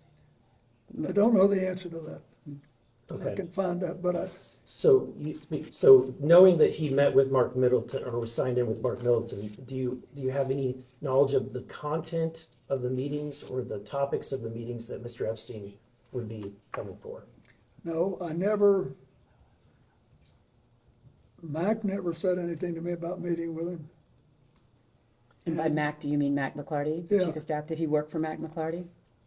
Well, he might have been, but at the time, was this at the beginning of my presidency or at the end? This would have been during the 90s at the beginning. whenever he was 1993 to visiting. 1995 is what they provided before Yeah, the he period was- of time for the visits. He was my first chief of staff, and then he became my special envoy to Latin America, so, And this is Mac McClarty. I'm McClarty, so Okay. it depends on, well, we could tell what he was doing if we knew when this happened. Okay. Are you aware that Mr. Middleton committed suicide Yes, I in am. 2022? He was found dead at Hefner Ranch, approximately 30 miles from his home in Little Rock. He was discovered hanging from a tree by an extension cord around his neck with a self-inflicted gunshot wound to the chest. So he was shot and hung. Do you have any information that leads you to suspect that he did something other than commit suicide? No, Okay. Do you have any concerns that this was in relation to his knowledge or relationship with Jeffrey Epstein, given the date? But the president has Of the already suicide? testified to the fact that he was unaware that Mr. Epstein was visiting the White House. So are you asking him then as to what he would have known? I'm asking, when you heard about the death, knowing about the things that have been, at this point, it's all over the news, seeing that he has committed suicide. Have you ever had any conversations with people about whether or not that there's any relationship between the two? oh, no, no one's ever suggested it to me. Okay, thank you. I yield back. Next up, Mr. It's really sad. It is. Mr. McGuire from Virginia. He represents UVA. He represents UVA. What about UVA? He represents UVA. Thank you, Mr. President, for being here. I served in Navy Special Warfare during your presidency. Thank you. In your opening statement, you talked about preventing future or more human trafficking in our country, and I agree with that. I think that's one of the big purposes of being here. Today, we hope we can get justice for the victims, have accountability and transparency. Just curious, have you read the Epstein files that have been released? No. I've read many news stories about them, but I haven't read them all. And how many Epstein files do you recall were released during the Biden administration? I don't If you know. know. How many? If you know. I don't know. 0. And how many Epstein files have been released during President Trump's second term? Again, if you know. Thanks to the Congress and the victims, quite a number. Over 3 million. Now, as president, you're chief of executive for the U.S., and as we get to the end of this, I'm going to ask you, what could we do to prevent, because I think that's what we all care about, is what do we do to prevent more human trafficking type stuff. So let's talk about Kevin Spacey for a second. In a June 2024 interview on Piers Morgan, Kevin Spacey recounted noticing young girls on the flight and expressed he didn't want to be around this guy, Epstein, because it felt he put the president at risk on that trip to South Africa because there were these young girls. So did Mr. Spacey ever communicate these concerns to you directly? Not that I recall, no. Did anyone else express similar concerns about these young people? No. Do you agree with Mr. Spacey's characterization that these young girls on the flight were concerned? I'm sorry, what exactly is the characterization that Mr. Spacey gave? That these young girls would put the president at risk. So that's Mr. Spacey's concern, and you're asking him whether or not Would Mr. he agree Spacey with- said that, shared that with him? Would he, yes, would he agree with that? I had no reason to believe that at the time. Okay. Did you ever feel uncomfortable due to the presence of young girls on any of these flights? When you say young girls, do you mean women who are younger than 18? And so you're saying there were women younger than 18? I'm asking. Yeah, if you can ask that question. Were there anybody on the flights that you can recall under age 18? To the best of my knowledge, there was not. If there was, and I knew it, I would be uncomfortable. That answer. All right. Did you ever speak with or otherwise engage with, well, I think you just answered, young girls on these flights, so I'll move on. Ron Burkle, do you know him? I do. All right. Ron Burkle commented on the Epstein is creepy. I would like to introduce Majority Exhibit. And what's number? 21, Majority Exhibit 21, page 5. The paragraph at the top of the page, the last sentence. If you would take a look at that.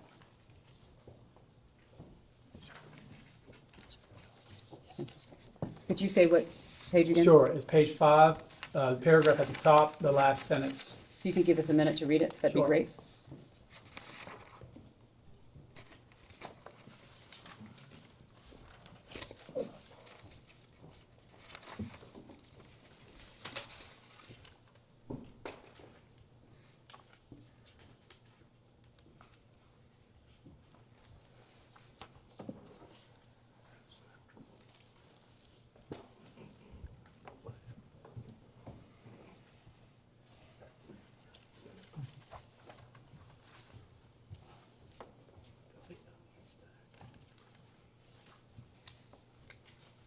No, page 5,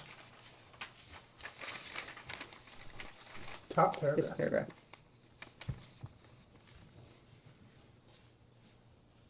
And more specifically, the last sentence of the top paragraph.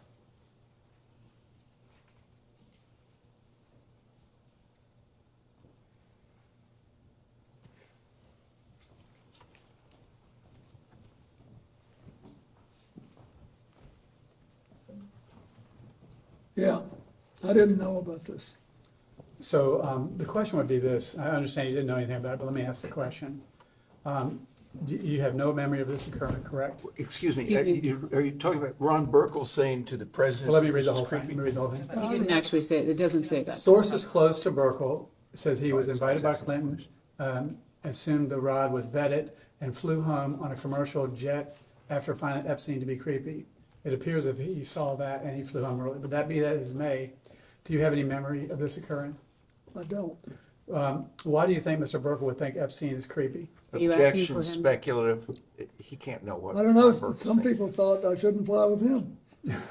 Did you witness anything unusual with Epstein that would lead you to believe that Epstein was creepy? No, I never saw him do anything that I was suspicious of.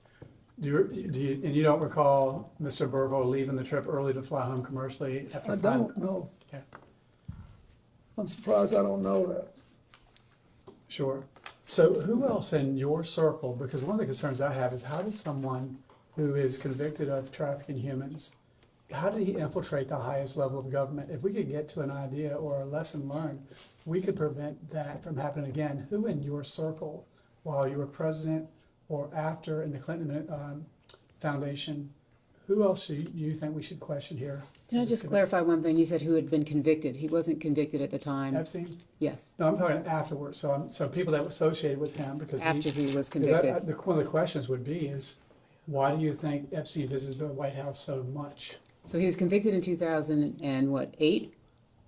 At least I believe in my And he notes. visited the White House in the 90s. So I'm just trying to make sure you're not speaking to before he was convicted. You're talking about after he was convicted? So let me go back. So the thing is, he went to the White House many times, and he is connected to world leaders all over the place. Many people have resigned as a result of the Epstein files. So I'm just asking a neutral question, and that based on your experience as a world leader, what could we do to prevent predators like this from infiltrating the highest levels of the American government? Well, when someone knows about it, should report it, and there should be a system set up to act on it. Well, I agree with that.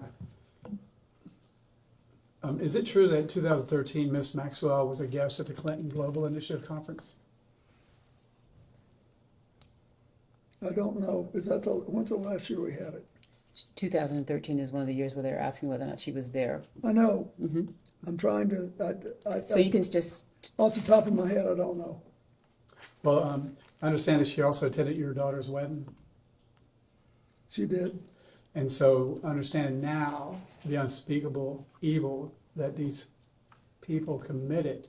Do you believe it was a mistake allowing them close to your family?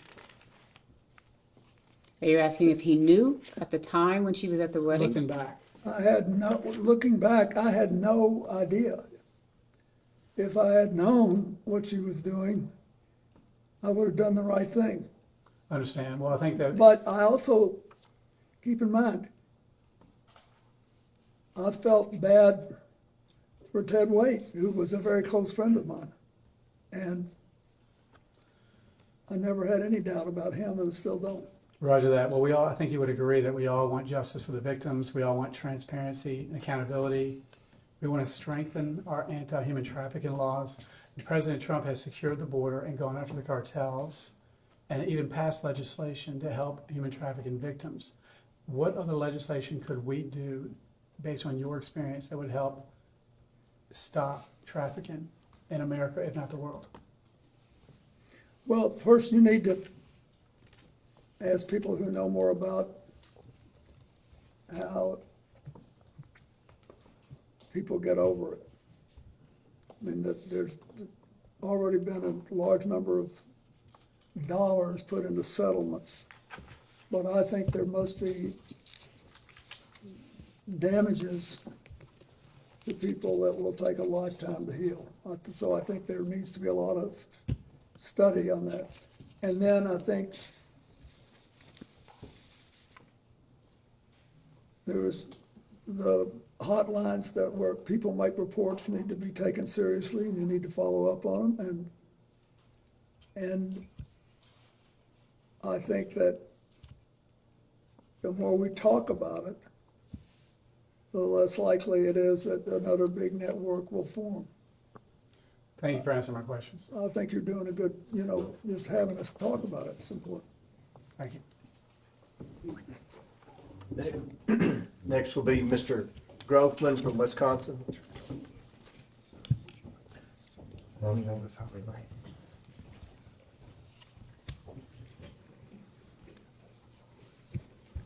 Can I get a time check?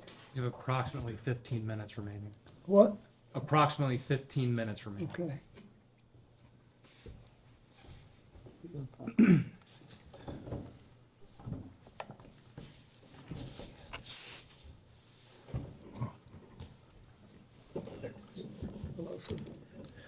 Oh, Mr. President. It's on here. Yes, we can hear you. Was Jeffrey Epstein on, you apparently took 26 flights on planes connected to Jeffrey Epstein. Was he on every flight you were on? Was he on every flight I was Yeah. on? That's a good question. If you know. What? If you know, their flight manifest, do you know? There'll be a record of it, but I think he was, or certainly on most. You think he was? Well, that's okay. Was Ghislaine Maxwell on every flight you were on, as far as you remember?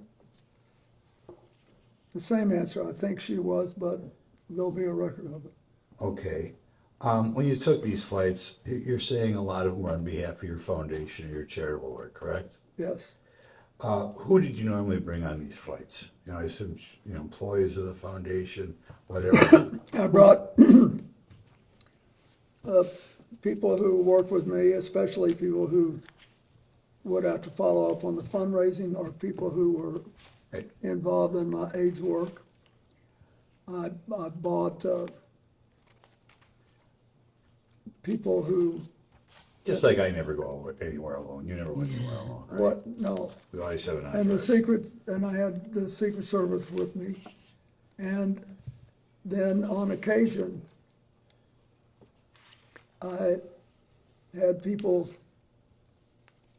who had volunteered to help us and wanted to see what we were doing. For example, I think it was on one of these trips, I think, that I had my first trip for the man who's now the governor of Illinois, J.B. Pritzker, and his wife. They helped me get started.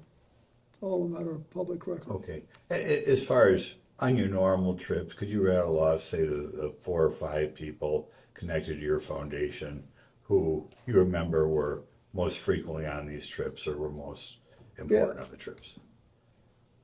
Could you give us the names? Well, Doug Mann, Justin Cooper, Aaron Magaziner,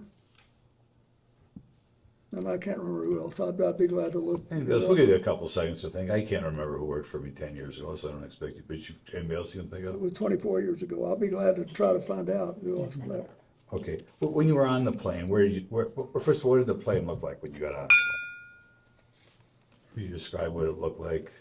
It was at first it looked like a commercial airplane. You know, seats on both sides of the aisle. And typically, our crew kind of filled it up for a few, however many people, depending on how many people we had. We had the staff and the friends of the foundation and people who were doing the work. Then we had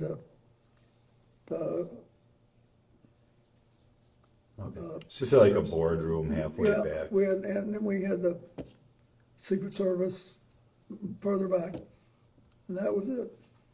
Okay. How would you spend your time on these flights? When you go to Asia or Sub-Saharan Africa, those are quite trips. What would you do on these trips? We would spend a fair amount of time talking about what we were going to do at the next stop. You know, we worked a lot. Then we read a lot and we slept a lot. And we always cut out some time for card games. I was going to ask you whether you do cards, and you beat me to the punch. What type of cards did you play? Oh, Hell and Hearts. Hearts, I used to play hearts, that's good. You said, was the Secret Service with you every time you went on these trips? Every time. Every time, okay, good. I have never signed off Secret Service protection. Okay. Did the Secret Service, they screened all the other passengers and pilots, as far as you know? They what? Screen them? Yeah, they have everybody's name and background and all that. Okay. Now, I asked you about people who were connected to the foundation that you brought along, but I take it if they gave you an airplane and Giuffre was on it, there were his staff too, correct? Yeah, he had some staff on it. Any of those people you remember, men, women? Well, I remember Glenn was there, and there were always the other people that staff the airplane, right? Right. I think one of the reasons you're successful is you deal with the average guy, right? You like to talk to the average guy. Did you remember the names of any of the Epstein staffers that were, serving you or that you engaged with banter about? Well, the one we just been talking about. Shante Davis. Yeah, Shante. I remember her, Shante Davis. Okay. Anybody else you talked about? Where are you from? Well, I talked to a lot of them. One of them was from Hawaii and was a military wife. Okay. I remember, but I don't remember their names after 20 Hawaiian years. gal? Was she Asian? No. No. Okay. Okay.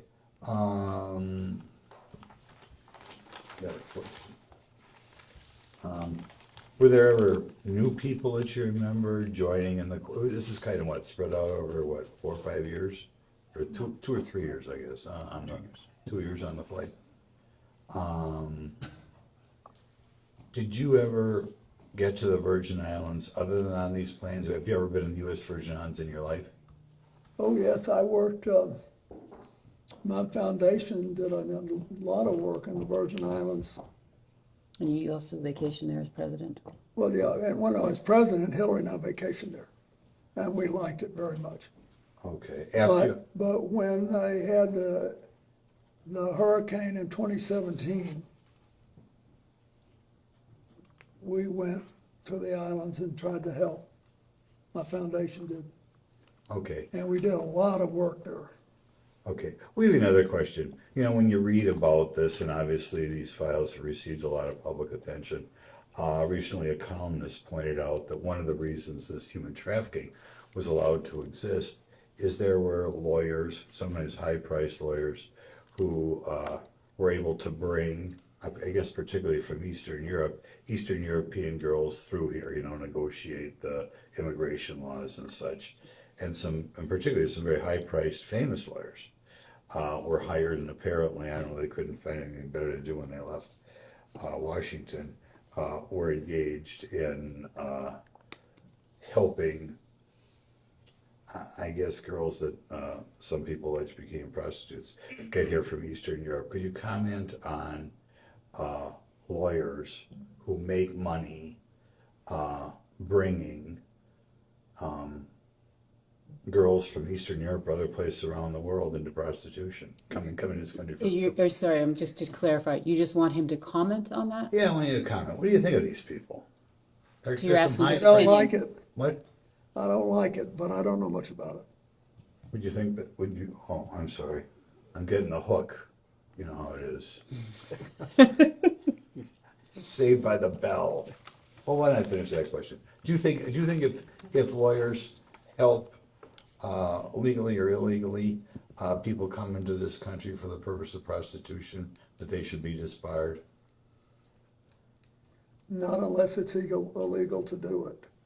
If you pass a law which said it was illegal to provide representation, notwithstanding the constitutional right to You get think they're one, sleazy lawyers if they then do it? maybe We you get you to can. say that? Sleazy lawyers? Say they're sleazy? For the record, we think lawyers are fantastic. Thank you, Mr. President. And lastly is Representative Langworthy from Buffalo. That's right, we say Buffalo, not New York. Oh. Oh, I love Buffalo. You were there the day after you were acquitted, I remember. Yes, and 20,000 people filled the It was gym. a big I'll crowd. never forget it. Big news. Thank you very much, President. Never forget it. You are widely regarded across party lines as one of the most politically perceptive leaders of modern time. Your political instincts are very well documented, and your successes of your political career are well documented. How would you describe the substance of your conversations with Giuffre Epstein during the many hours that you spent together on the aircraft? Well, at first, he really seemed to be like a vacuum cleaner, like he really wanted information. And there was no, to go back to the business with the, what do you call it, the passport, the false line. There was nothing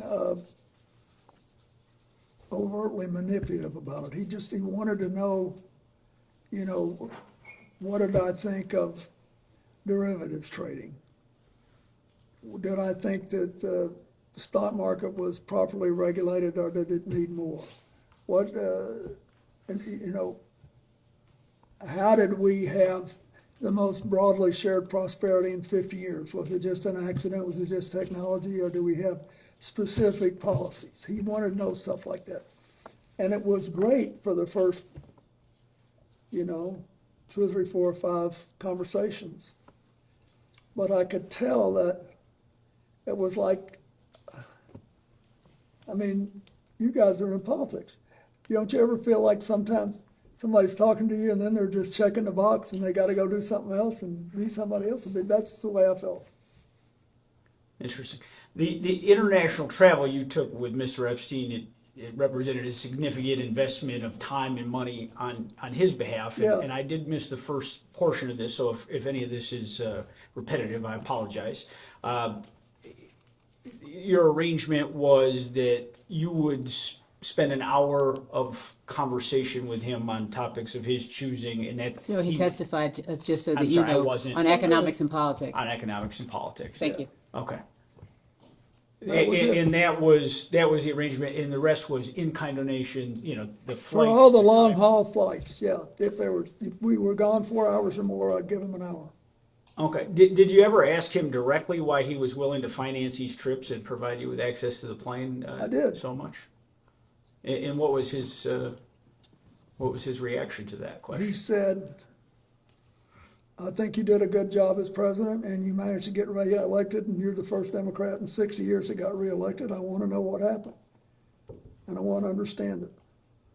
And that was it. I mean, he never was, it was never like he was trying to suck up to me or anything. He just was, it was very straightforward. But after a while, it was obvious that he had done what he intended to do, and he was kind of going through the motions, and he didn't really care about I really cared about this AIDS thing. I thought we had a chance to build something that would revolutionize the treatment of all mass illnesses. Same thing with tuberculosis and malaria, and sure enough, we did. But I thought we were on the verge of something big, and he didn't much care about it, and I had a bunch of people that did. So we went our different ways. And as you pointed out, I mean, we're all in the political process, certainly not playing at the levels that you have in your career. But do you believe that this was, in essence, Epstein being a political junkie and looking for that association? Yes, and I didn't know what else. All I knew was that but after we started, when I got this thing going and people could see it like a chugging engine, then we had more and more people interested in helping. And I wanted to have people there that I knew were genuinely caring. I know it sounds funny, but it matters, because when you start something like this, you're going to have rough times, spots, things are not going to go right. You're going to have to solve new problems. Far better to have people who are passionate about this. So on these overseas visits, did Mr. Epstein accompany you to any of the meetings or the private dinners or the official engagements? And if he did, what capacity was he introduced? He went to some of the meetings, and some of the dinners, but the big public dinner we did in South Africa, he did, for example. But some he didn't when it wasn't appropriate. When I had to talk to somebody about whether I thought they were following a proper legal path and trying to let us sell generic drugs and how we're going to get them. There were a lot of complicated things. Can I get a time check? We have like a minute left. Did he ever seek introductions to foreign dignitaries or leaders from you? Not that I remember. Okay. Did he ever ask you to make phone calls on his behalf? No, he never did. I remember that. He didn't. I mean, I would remember. You said he was not a friend, but with that amount of travel and proximity, why wasn't he a friend and he was just an acquaintance? Well, no, it wasn't just an acquaintance either. I felt friendly toward him, but he was, as I said in my book, odd. There was always something a little holding back, and and I could tell. It was pretty strange the way it happened. Larry Summers, the president of Harvard, calls you out of the blue, says this guy wants to do it, you do it.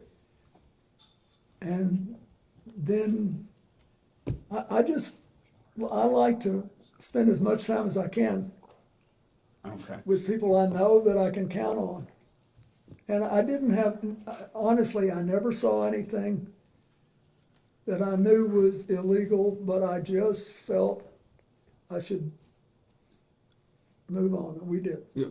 Did you ever have any arguments or disagreements with Mr. Epstein or Miss Maxwell in the course of your travels? Not to my knowledge. And is there anything that you saw that he was looking to monetize the relationship that he had No. with you? Okay, and. Can I check the time? I believe, Wait, about wait. seconds. And my lawyers are gonna kill me on this, but I have to say, I wanna be honest, I'm not trying to be, goody two-shoes here. I did feel closer to Ghislaine Maxwell because of Ted Wade. So I wasn't against the whole deal until I knew what they were doing. Okay.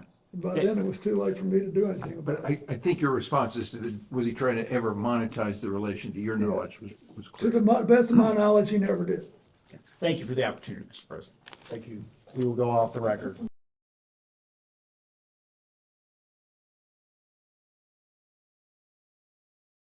We can go back on the record.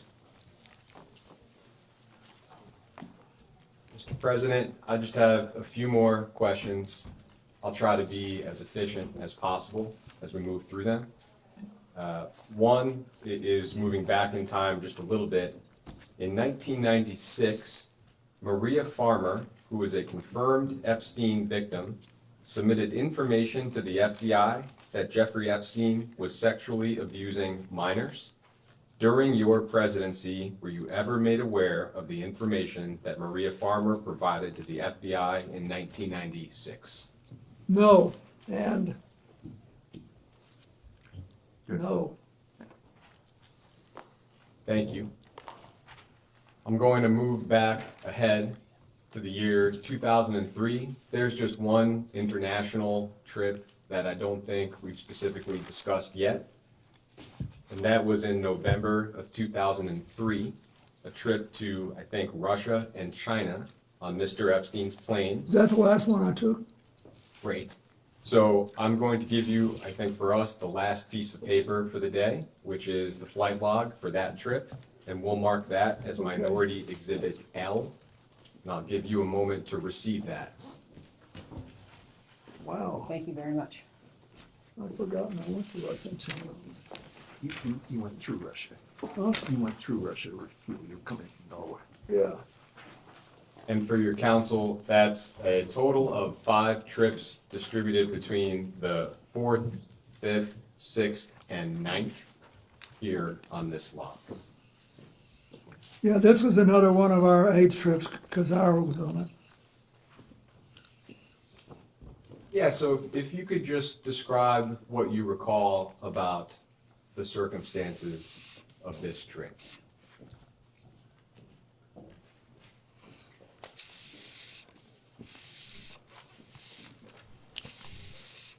Can you refresh my memory about what stops were actually taken? Yeah, the countries in question are Russia and China.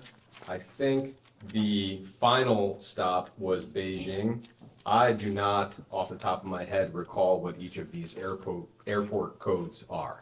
It was Brussels to Oslo to Tolmakacho, Russia, to Hong Kong, Chengdu, Beijing. Well, thank you. I appreciate that. Okay, do it again. Brussels to Oslo, to the middle of Russia, Tolmachevo, to Hong Kong, to Chengdu, to Beijing. Got it.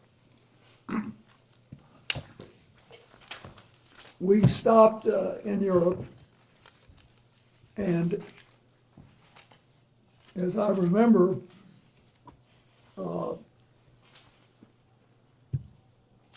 that we did something with it. Brussels is the parliamentary capital of Europe, and I think we did something with the EU, and then Oslo was important because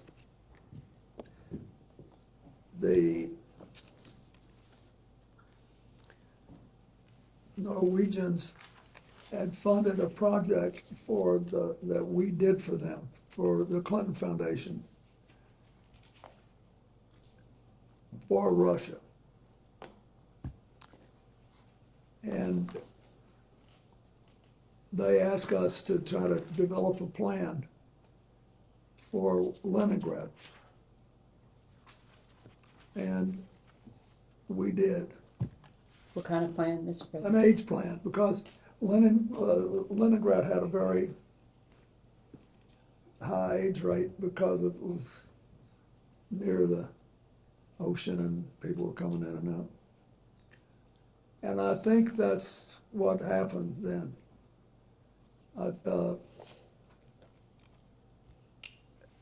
And then we went to China, and I had been doing a lot of work on China, and it was very interesting because the Chinese were eager to get into this and yet scared. It was very interesting.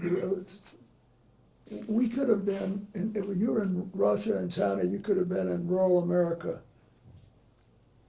on AIDS at the time. They were very reluctant to discuss this, and all hung up about it. And the Chinese, with whom I had good relations were at the time, the national government asked me, they said they like you out in the country here. But I had been there in 1998 and had a big trip. And he said, we want you to go out there and be photographed on state television playing with children and talking to their families about AIDS. So that's what this whole trip was about. So I was doing that. And it was, I think, I'm almost sure that's it. And then we stopped in Hong Kong on the way out, right? Yeah, Hong Kong and Beijing. Yeah. Thank you very much. I appreciate that context. Is it correct that while on that trip, you did not witness or become aware of sexual abuse of any kind? No, we were all busy as crazy. I mean, I never saw anything like that. Thank you.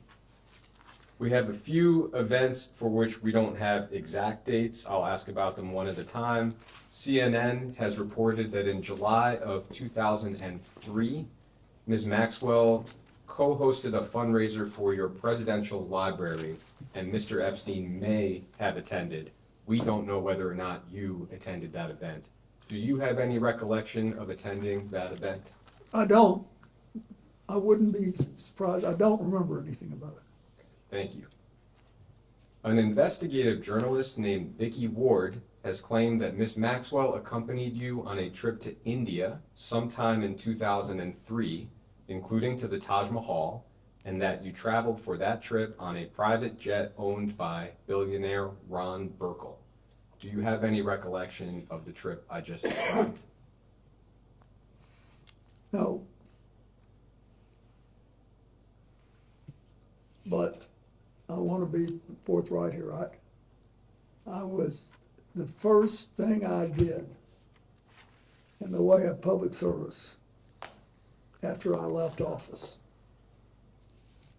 was to try to help India deal with the aftermath of the Gujarat earthquake, which happened literally 4 days after I gave up the White House.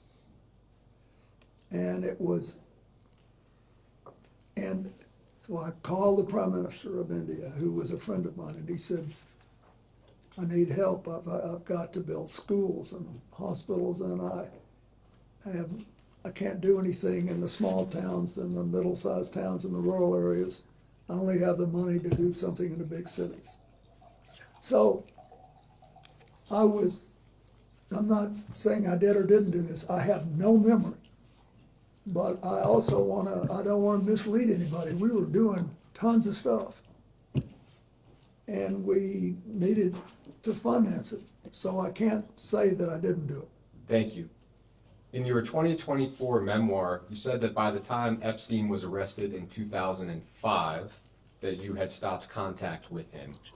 When do you recall being the last time that you had any kind of communication with Mr. Epstein? The last time I remember was with him was sometime in 2003. Attorney Brad Edwards, that's an attorney who's represented many of Mr. Epstein's survivors. Excuse me, counsel, I believe there was a misstatement there. The book says who in 2008 had been convicted and jailed in Florida, not 2005. Okay, thank you, I appreciate that. Attorney Brad Edwards has represented many of Mr. Epstein's survivors. He claimed in a 2011 filing that he believed the Justice Department possessed some kind of correspondence from you from 2007 or 2008 on behalf of Jeffrey Epstein. At any of the various points when Mr. Epstein was under investigation, did you or any of your representatives ever submit any correspondence to the Department of Justice on his behalf? I have no memory of that. To your recollection or knowledge, did you or your representatives ever have any other communication with the Department of Justice regarding Jeffrey Epstein? Not that I remember, no. CNN has reported that in 2007, Ms. Maxwell co-hosted a fundraiser for Secretary Clinton's presidential campaign in New York City. We believe that Christina Aguilera may have performed at that event. Do you have any knowledge or recollection of attending that event? I don't. There was an email released as part of the DOJ files recently that suggested you may have attended a party at Ghislaine Maxwell's home in October of 2009, and that publicist Peggy Siegel, as well as Jeff Bezos, may have attended. My only question to you is whether you have any recollection of attending a party that I just described. Is this her home in New York City? It would be at Ms. Maxwell's home in New York City. I have no memory of that at all. Thank you. It's been widely reported that in July of 2010, Ms. Maxwell attended your daughter Chelsea's wedding in Rhinebeck, New York, and that she accompanied billionaire Ted Waite, who was, at least at the time, a family friend of yours, and you've described a little bit today. You, of course, were at that wedding as well. Do you have any specific recollection of interacting with Ms. Maxwell at that wedding? No, I was an emotional wreck. I was just trying not to fall off the little, what do you call the pallets? The dais? No, the wooden we walked on the grass with. I knew she was there, and she and Ted were there. And what was your understanding of her relationship with Mr. Waite at the time? Well, I thought they were together, and I think Chelsea and Mark did too, and there.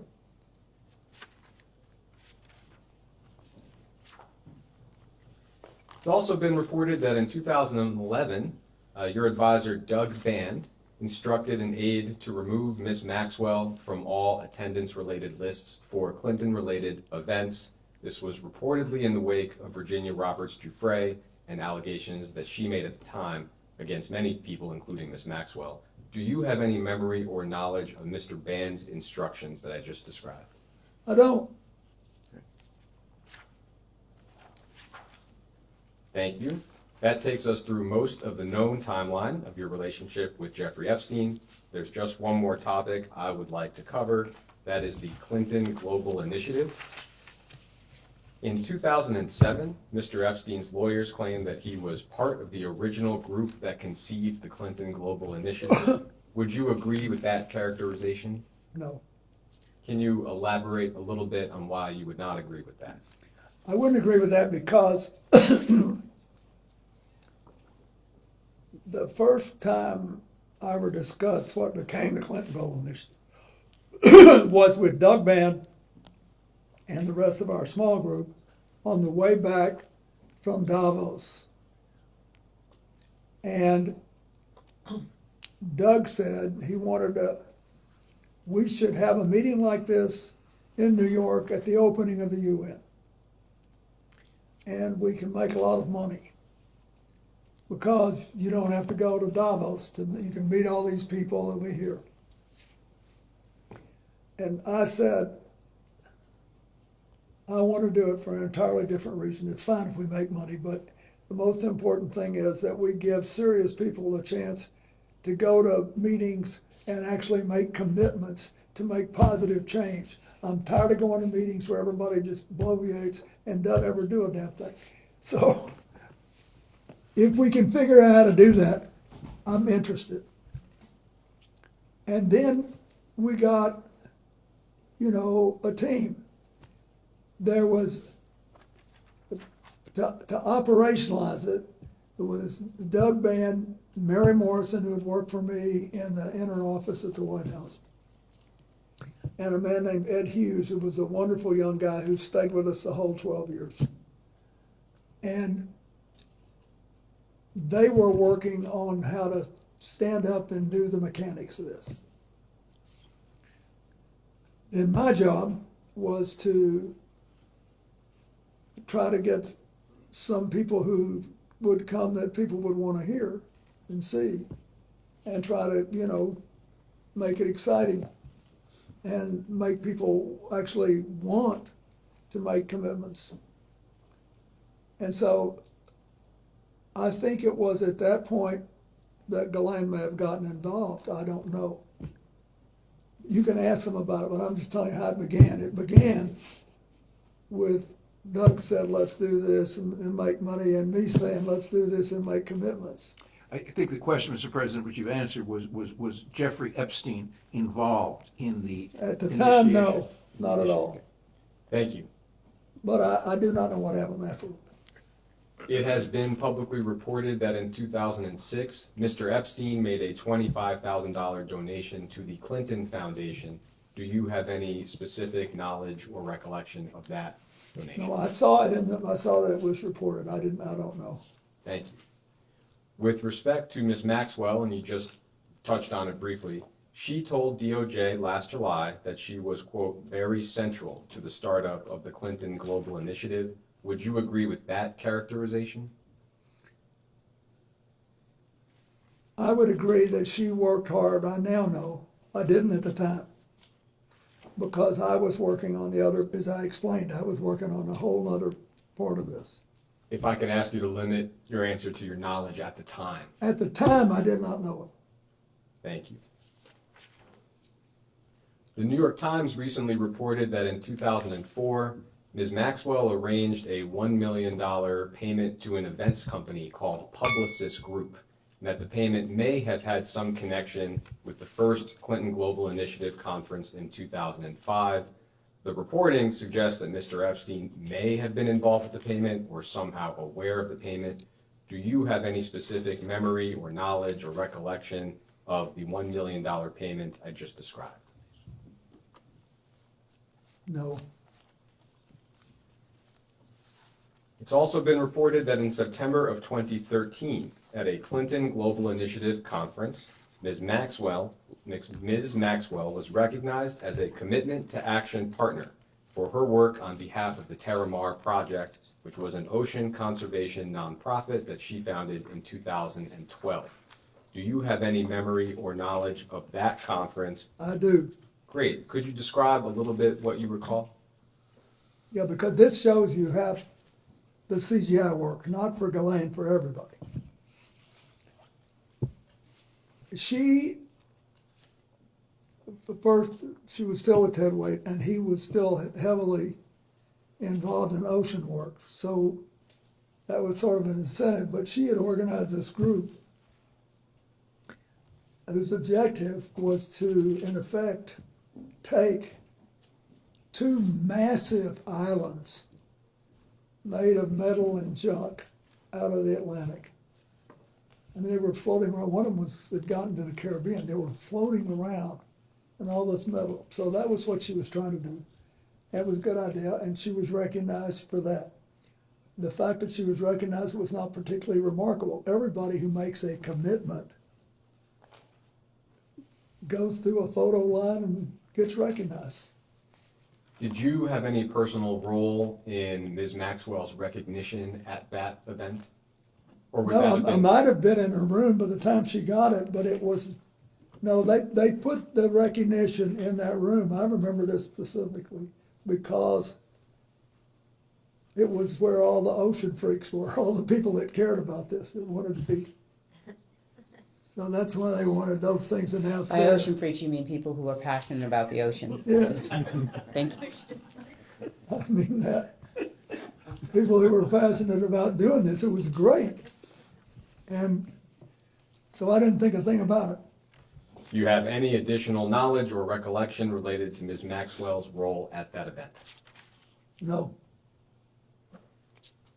Reportedly, in February of 2014, you had dinner with Ms. Maxwell and others in Los Angeles at a vegan restaurant called Crossroads Kitchen. That dinner may have been organized by your then Deputy Chief of Staff, John Davidson, perhaps around 20 guests. Do you have any recollection of the dinner I just described? I had a lot of dinners like that in Los Angeles, so I don't remember that specific one, but whenever I went to Los Angeles, I attempted to have a dinner someplace in public with a lot of my friends, just to keep in touch with them, keep going.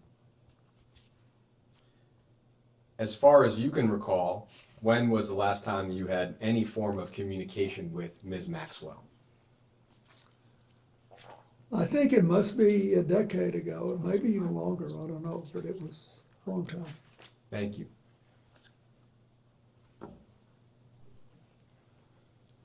Mr. President, it's a pleasure to be here, and quickly, on a lighter note, point of personal privilege, my birthday is November 5th, 1974, which shouldn't mean anything to you, but what it means is that I turned 18 2 days after the election, and I couldn't vote, and I'm still upset about that. So on behalf of my mom, I apologize, she was a little slow.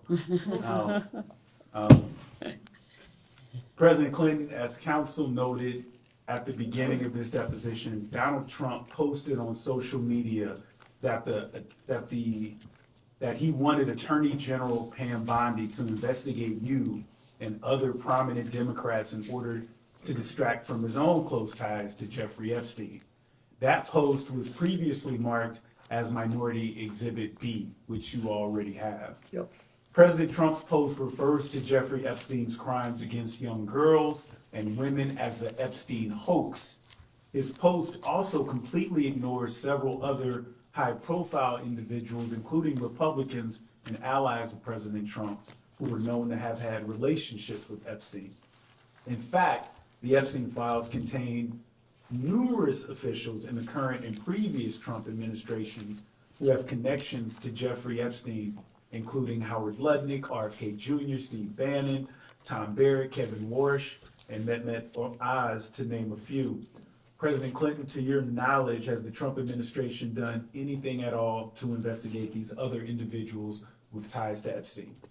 Well, I wouldn't be in a position to know. That's the truth. As I said earlier, the only conversation I had with President Trump about this was in the early 2000s. And I have no information that he did anything wrong. I just want it all out there. I want everybody to get it all out there and let everybody see where we are. And had you had any conversations with him since the early 2000s about this subject matter? No. And then my last question is, Howard Lutnick recently went so far as to lie about his close connections with Jeffrey Epstein, but the truth came out with the release of the files. President Clinton, is Howard Lutnick still employed as Secretary of Commerce in the Trump administration, to your knowledge? I think he is. And in your opinion, why has Donald Trump ignored these other prominent figures who've had close ties to Epstein? He's asking your opinion, Mr. President. Lutnick runs a big company and has made a lot of money and has supported him strongly.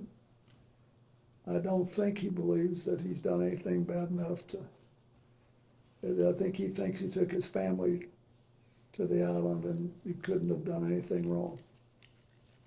That's what I think he thinks. But I'm speculating. I'm doing what I have no business doing. Because I really don't know. Thank you, Mr. President. Thank you. That's okay. Thank you. I'll speak up. Thank you, Mr. President, for being here, for your service. I'll be brief. I think most of the pertinent questions have been asked today. I want to talk about transparency. You and Secretary Clinton were both very clear about your desire to testify publicly before this committee. In fact, on February 6, 2026, you posted on social media, quote, "I will not sit idly as they use me as a prop in a closed-door kangaroo court by a Republican Party running scared. If they want answers, let's stop the games and do this the right way in a public hearing where the American people can see for themselves what this is really about." President Clinton, why do you feel it is important for you to testify before this committee in a public setting? Because I think that first what happened with Jeffrey Epstein was horrible. What he did and what Ghislaine Maxwell was convicted of, it was horrible. We can't tolerate it in America and shouldn't. We ought to keep doing, as Hillary talked about yesterday, trying our part to get rid of that kind of trafficking around the world. Secondly, I was on the plane. It may be that I've said something today that gave you some indication that would help change policies or something. So I thought it was important. But I also think people know that there's been a little bit of zig and zag and ambivalence about, how we should, how hard this thing should be put out there. And I'm not pointing a finger at anybody, I'm just saying we know that. And so I think it's important that we get it all out. So to be clear, this committee issued a subpoena to the Department of Justice to release the full and unredacted files last summer. There's also now the Epstein Files Transparency Act that asked for the same that President Donald Trump signed into law. But still, the Department of Justice under this administration has not released all of the files, and there's been many illegal redactions. Do you think that we, of course, as Congress and the American public should get the full and unredacted files immediately? I think unless there is some serious danger of physical harm to one of the victims, or some national security interest involving intelligence, because you've heard these, that some of you think that there's some intelligence issues, national security issues. I think the rest of it ought to be gotten out, and I think we just need to get to a point where we can put this behind us. And then I think I hope you can and will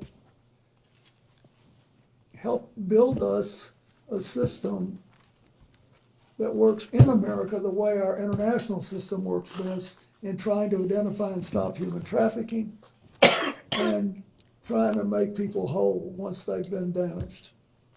And not a question, but just in response, the law is very clear about the identities of the victims. Yeah. Unfortunately, the Department of Justice has wrongfully released some of that information, including personally identifiable information, while illegally redacting names of potential co-conspirators. So They're going to kill me for saying this, but I think it's important to see.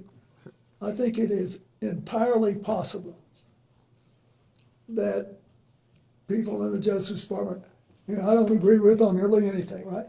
But when it's possible that they didn't intentionally cover some of this stuff up.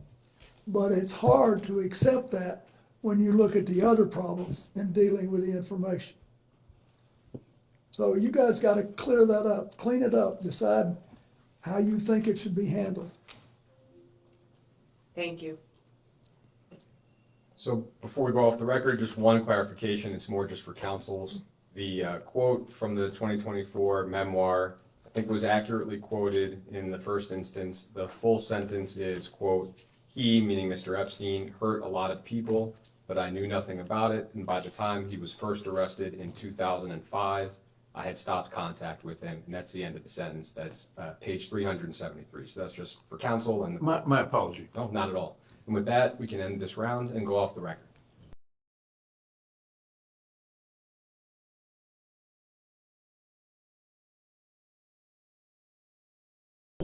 We'll go back on the record. Mr. President, during the last hour, there was a discussion related to your book with Minority Counsel, and I just want to read the excerpt into the record and just a quick question for clarification. You said, "I had always thought Epstein was odd, but had no inkling of the crimes he was committing. He hurt a lot of people, but I knew nothing about it, and by the time he was first arrested in 2005, I had stopped contact with him." We understand that Mr. Epstein was arrested in July of 2006. Can you explain the discrepancy? You're asking him to fact check his own book? Correct. Okay, I mean. No. Can you explain it or not? I can't. I'm sorry, we made a mistake.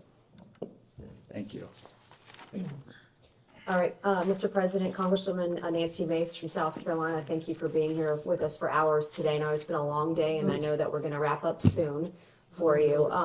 Did you know one of the witnesses who testified in the Epstein cases that Epstein said, you quote, "like them young"? Why would Epstein say that about you? Are you asking his opinion? You're asking him to think about why Mr.Epstein would say Correct. something Why about would, him? why would Epstein say that So about she's the asking you president? to try to be in Mr. Epstein's mind and guess at what Mr. Epstein would have thought about. First of Clinton all, likes them young, referring to girls.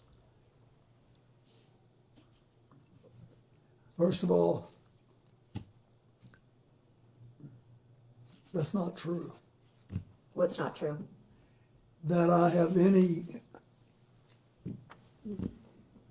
interest in underage. I didn't say underage, I said young. But it's still not true. Is an intern young? Yes. Okay. At my age, anybody younger than I am Did you is know young. Jeffrey Epstein instructed a witness to deny you were ever on his island? He didn't have to since I was never there. Did you ever travel to Zorro Ranch? Is that the one in New Mexico? Yes. No. Okay. Have you ever flown on anyone else's private jet 26 times or more for overseas trips? I have flown as many miles on other jets, but never with as many stops. How many other people's planes have you used, like Epstein 26 times or miles, etc.? I don't know. I did with Steve Bing, who's now deceased, and probably with 4 or 5 others.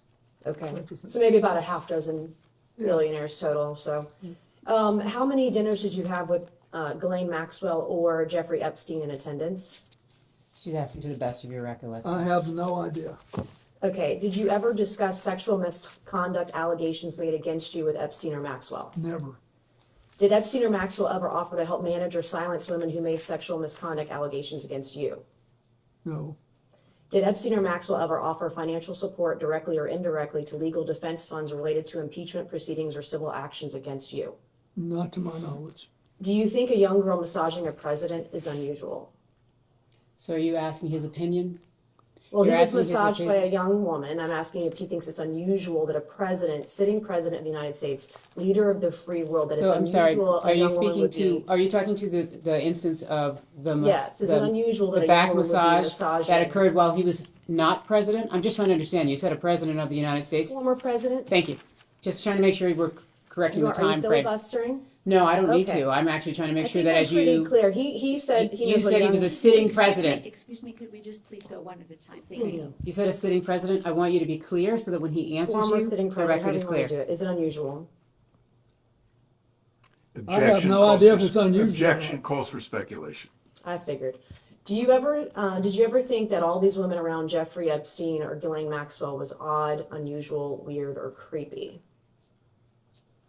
There weren't all that many around when I was there. How many would you say is not all that many?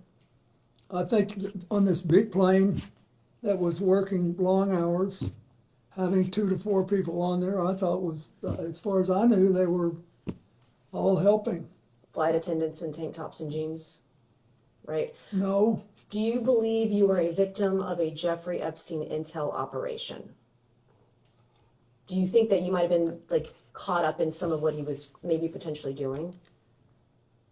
Excuse me, Congressman, which question are you asking? I'm asking Intel if the- operation? First of all, I don't some type of intel operation. I'm just curious, because it's been speculated on today and yesterday understand. that he may have been an intel asset. Do you think, perhaps knowing what we know now, the proclivity of it all, that he may have been targeting you as part of an intel operation? I doubt it. Okay.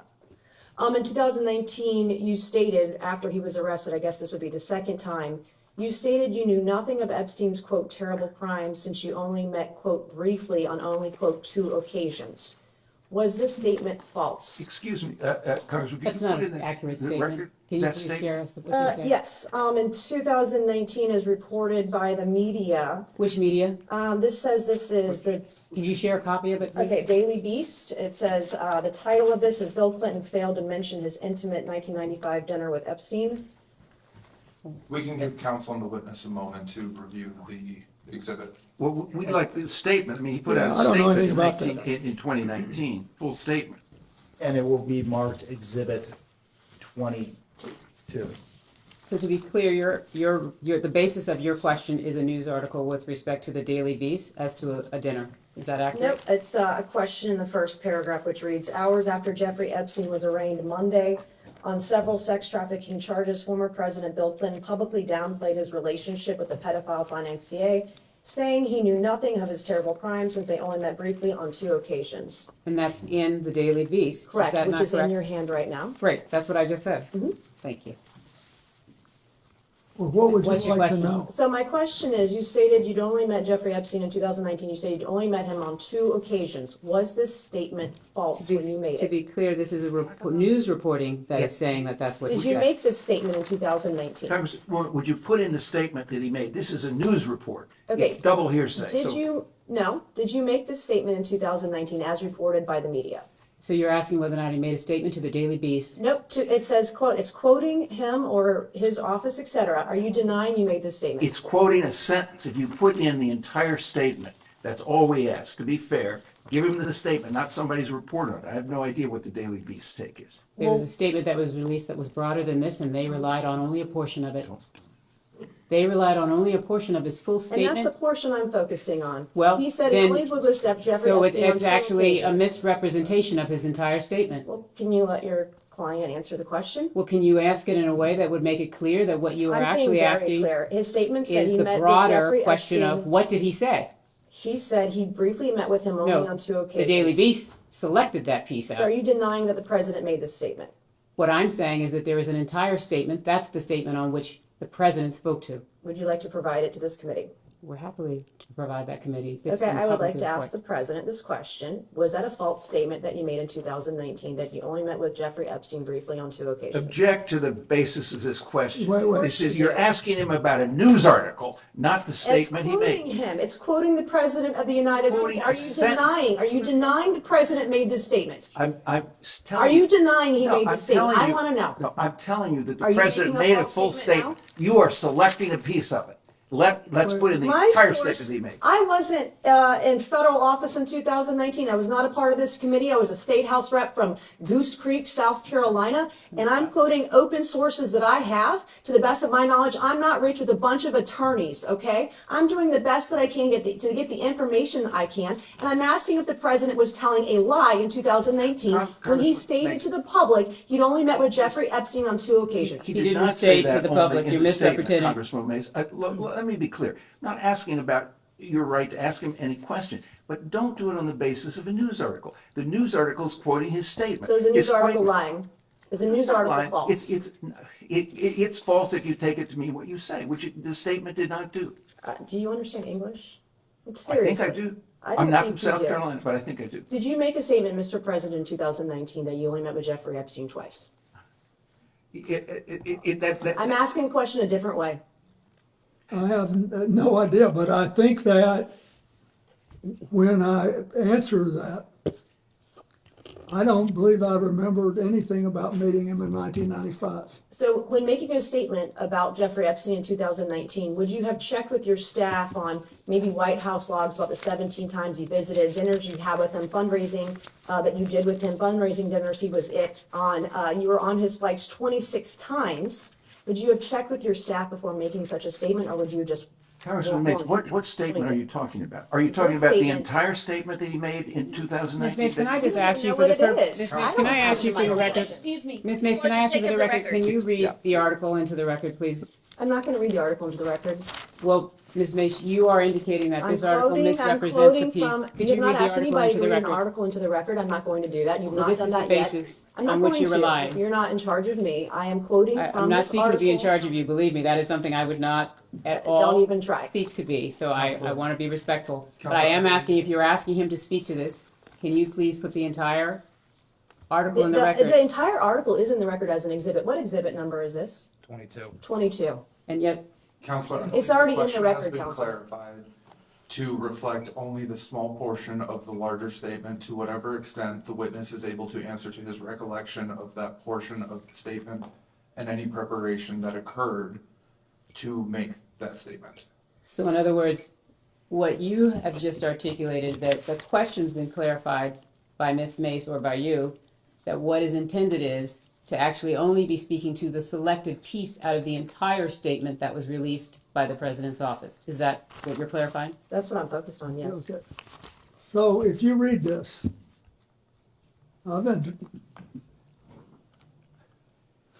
you really want to know is if I was at a dinner No, I don't. My question was that about your Ron statement. Perlman No, sir. gave. No, sir. I'm not asking about that dinner. I'm asking about the statement at the beginning of the article. I would like to ask another question. Your statement in 2019 about only meeting with Jeffrey Epstein on 2 occasions briefly. That is not was a that- correct, I'm going to object to that characterization. I That is believe- not what the statement says. Okay, so the third You're reading the paragraph Daily down- Beast article. So to be which clear- is a leftist rag, by the way. And on the third paragraph down, it says, in his Monday statement, Clinton said he had only, quote, one meeting with Epstein in his Harlem office in 2002, and around the same time made one brief visit to Epstein's New York apartment with a staff member and his security detail. Those are the two That meetings is in that were addition to referenced. this. So the Daily trips, Beast, the Bill Clinton statement failed to described. mention his intimate dinner, The statement 1995 described dinner trips. with Epstein. That's by Pilar Melendez on the 11th of July, 2019. All right, Mr. What? President, your statement saying you only met with Epstein briefly twice, was that part of an effort to cover up your close relationship with Jeffrey Epstein, correct? Object to the form of the question. It misstates the record. She's asking if you were trying to mislead the public. No, Okay, how many times did Ghislaine Maxwell visit your home in Chappaqua? I have no idea. Who invited her? Well, I don't know. I don't know how, she may have been, Mr. President, that's it. Okay. Hillary had political events there. Okay, so is it is it to your knowledge, was she at your home in Chappaqua likely because your wife had her over for Senate events? That's what you testified earlier today, correct? That's not what he testified, but please ask the I would question like as him to to what he would clarify. actually, thank you, I appreciate that. I do not know, but if you are Okay, Mr. President, implying you the don't know. reverse, I will volunteer something. She was never at my house in Chappaqua for any personal reasons. I didn't say anything for anything No, personal. you I just- didn't, but you had a great tone in your voice, and you're Mr. very President, good Mr. at it. President, that's just, Thank you. I'll take that as a compliment. I It is a admit compliment. Thank you. And I did not go to Yale Law School or any law school for that matter. So yesterday, your wife testified that Ghislaine Maxwell was never at her home, and I believe you stated earlier today you thought if she was over there, it would be for Senate events.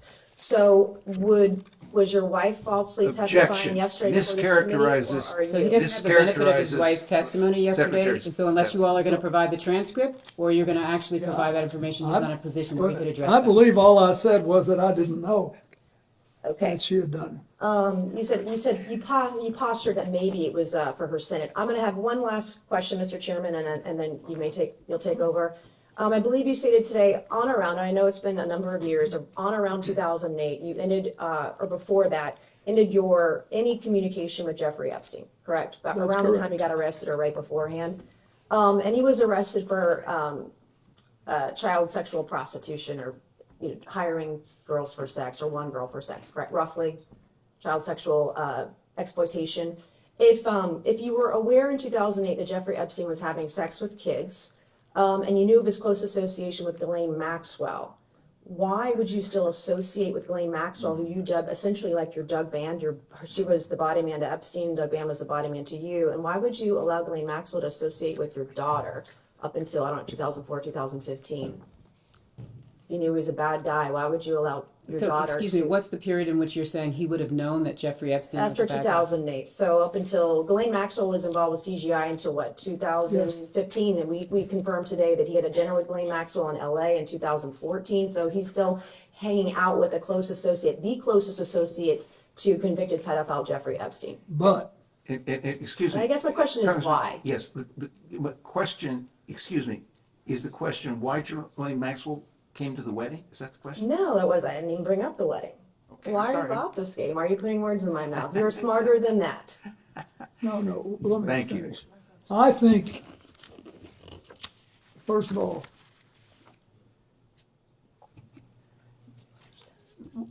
when the wedding occurred, she was with Ted White, and she was for several more years. We did not know when Epstein was arrested that she was still involved with him. I think that clears a lot of this up. We didn't know. And I don't want all of you to we're all getting in a lather. There's a logical explanation. We didn't know. And I'm sorry for what she did and what she allowed her life to become, and now she's living with it. And I have one final short question. I promise I'm done. I was severely and heavily duped by an individual in my life about 2.5 years ago. It's very publicly and well known. You graduated from Georgetown and Yale, correct? Yeah. How do you think Ghislaine Maxwell and Jeffrey Epstein duped so many powerful and smart people, fully connected, powerful people all around the world? I really don't know. But I don't know. I've thought about it a lot. And if you can figure it out, I'd like to know, but. Thank you, Mr. President. And Mr. Chairman, I yield back. Yeah.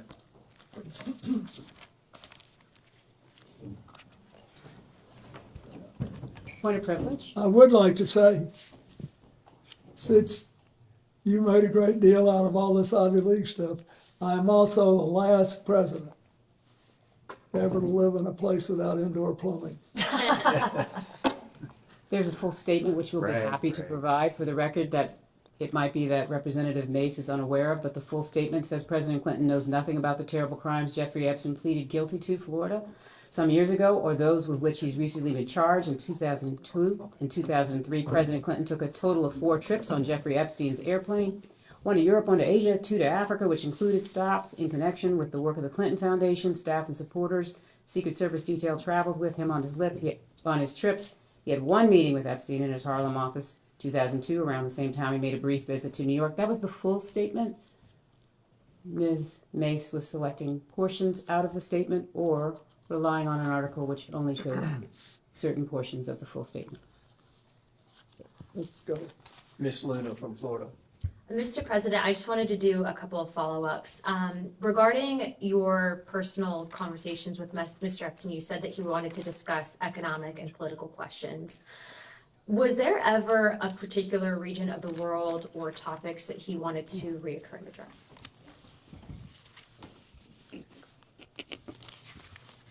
I do remember that he was interested in the 2 places that I was setting up the AIDS work, in Asia and Africa. In Asia, he wanted to know if I thought it was going to be the Asian century and the thing would be sustainable. And in Africa, he wanted to know whether I believed that you could have broad-based prosperity there, whether they could achieve something that they'd never achieved before. It seems that Mr. Epstein also had asked a similar question about America's prosperity and economic policy. Did you feel that when he was asking questions, particularly maybe pertaining to the regulation of our stock market and or derivative trading, did he on a number of occasions come back to that and maybe pick your brain about policy or future policy here in the United States? No more than any other big issue. I knew that, everybody lives in New York with money, and look at, he made his money advising Les Wexner, so he had to be interested in markets. Okay, and then I know that Ghislaine was a little bit more probably chatty with you. Did she ever share a similar interest to Mr. Epstein on economics or political topics of discussion? Were there any reoccurring topics that you felt that she would want to focus on? Not that I noticed. Okay, all right. Thank you, Mr. President. Thank you. Judge.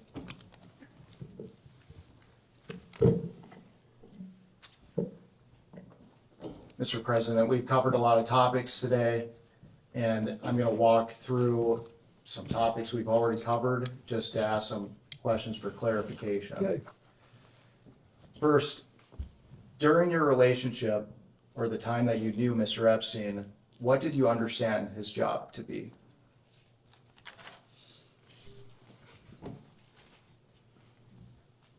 I'm not sure I knew.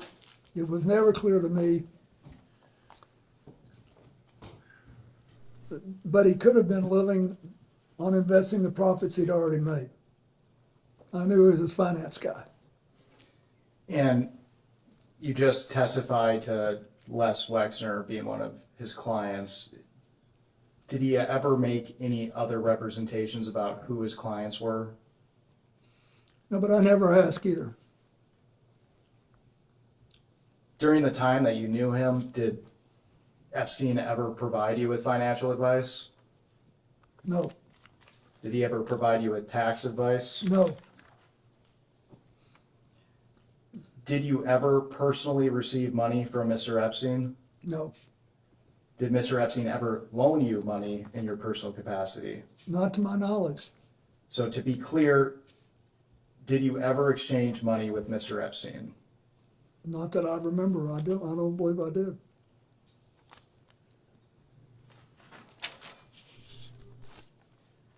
And throughout today's questioning, we had talked about the various properties that Mr. Epstein owned. You testified to have visited the Manhattan townhouse, is that right? Yes, I did go there once. And just for clarification, it's been reported that what we've seen from the files from the DOJ, Mr. Epstein decorated his home with creepy and disturbing artwork. Did you notice anything unusual as far as his decor at his Keep residence? in mind, I was only on the first floor, ground floor. I did not see anything like that there in any of the rooms that I saw. It's been reported that Mr. Epstein had cameras on his premises. Did you notice any cameras at the Manhattan townhouse? I didn't, but that may have been the whole point.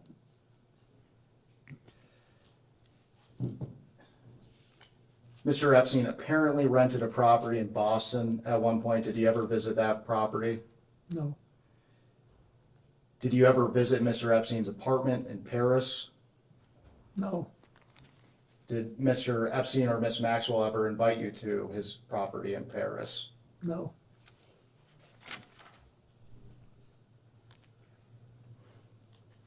Did you ever visit Mr. Epstein's home in Palm Beach? No. Were you ever invited by Epstein or Maxwell to visit the Palm Beach property? I don't think so. Did you ever visit Ghislaine Maxwell's New York townhouse? No, I don't even know that I knew she had a townhouse.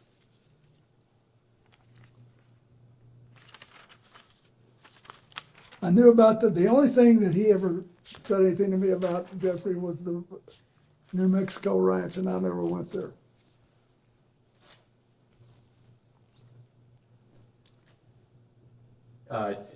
Did he invite you to the New Mexico ranch?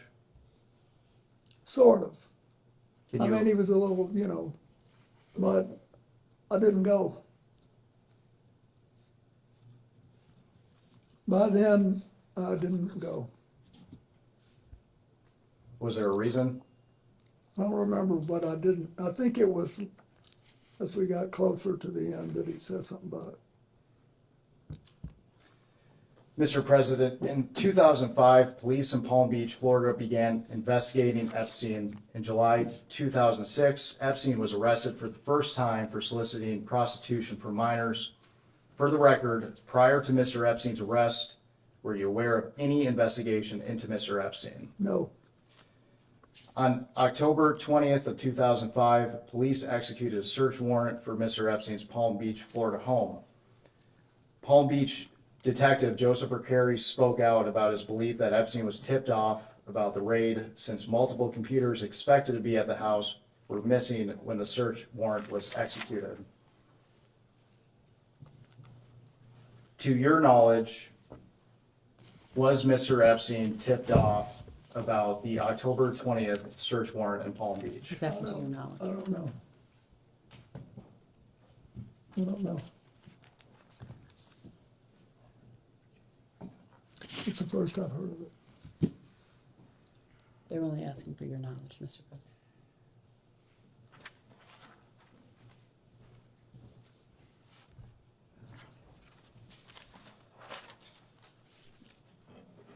Mr. President, did you ever make any kind of attempt to influence the media's coverage of Jeffrey Epstein? No. At this time, I'd like to introduce what we've marked as Majority Exhibit 23. And this is Bates number EFTA 02792895.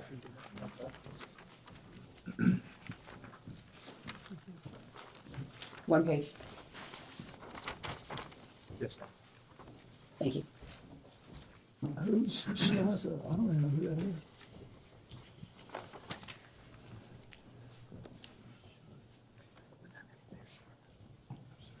And this is email from Virginia Giuffre, an Epstein victim, that alleged that you walked into Vanity Fair and threatened them not to write sex trafficking articles about your good friend Jeffrey Epstein.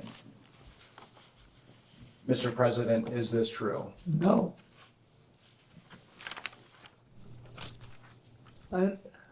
No. Not no, hell no, not close no. Why do you think Ms. Giuffre would make these claims? Are you asking him to have an opinion I don't about know, Ms. but- Giuffre's point of mind? Can we not do that? Like, ask him about the facts that he knows, as opposed to asking about the facts in other people's minds. Mr. President, have you ever asked any other publication to shut down a story related to Mr. Epstein? No. And by any other publication, counsel, he's answered the question about Vanity Fair, correct? Yes. Thank you. I absolutely didn't. Okay. No. Okay. That was hell no.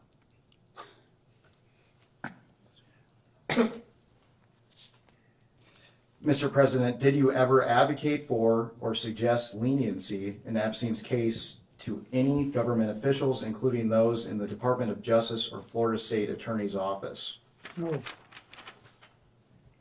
On June 30th of 2008, Epstein pleaded guilty in Palm Beach County, Florida, state court to 2 felony charges, 1 count of solicitation of prostitution and 1 count of procurement of a person under 18 for prostitution. He was subsequently sentenced to 18 months in Florida County Jail and began serving his sentence on June 30th of 2008. To be clear, you have not had any direct contact with Epstein after his arrest in 2006, is that right? That's correct. After his arrest or after the publication of when he went to jail in 2008? Can you just clarify the dates there? I will ask another question. To be clear, you have not had any direct contact with Epstein after his arrest and when he was incarcerated in 2008. Yes, to the best of my memory, that's correct. Are you aware of any effort by Epstein to contact you while he was incarcerated in Florida? I'm not. Mr. President, who is Arnold Paul Prosperi? I think that he's a son of a guy I went to Georgetown with, named Paul Prosperi. I think that's right. And I saw in all these things that my staff gave me that he was mentioned, but I don't think anybody said anything to me. I have no memory of that. So is it your testimony today that and actually, let me back up here. So according to jail logs, Mr. Prosperi visited Epstein at least 20 times while Epstein was incarcerated in Palm Beach County Jail between 2008 and 2009. Based on what you just said, is it your testimony that you believe that to be the son of the man you went to college with? It could be. But he didn't talk to me.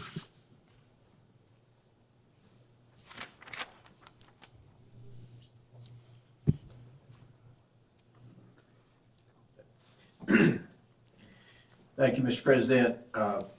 Last week, Lex Wexner testified that Jeffrey Epstein often name-dropped powerful people to give himself an air of credibility. Did he ever do that to you?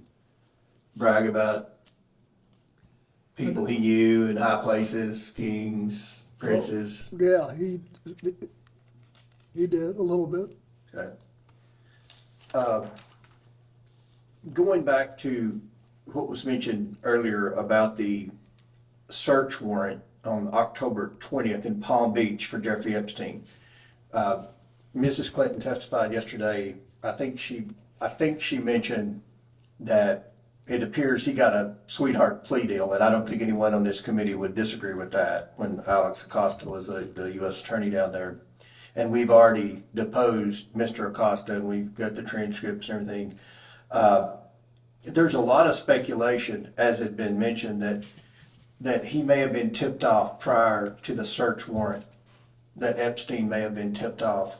Are you aware that whether or not Sandy Berger may have tipped off Jeffrey Epstein? The president just testified that he was unaware that anybody had been tipped off. So are you asking him Well, to?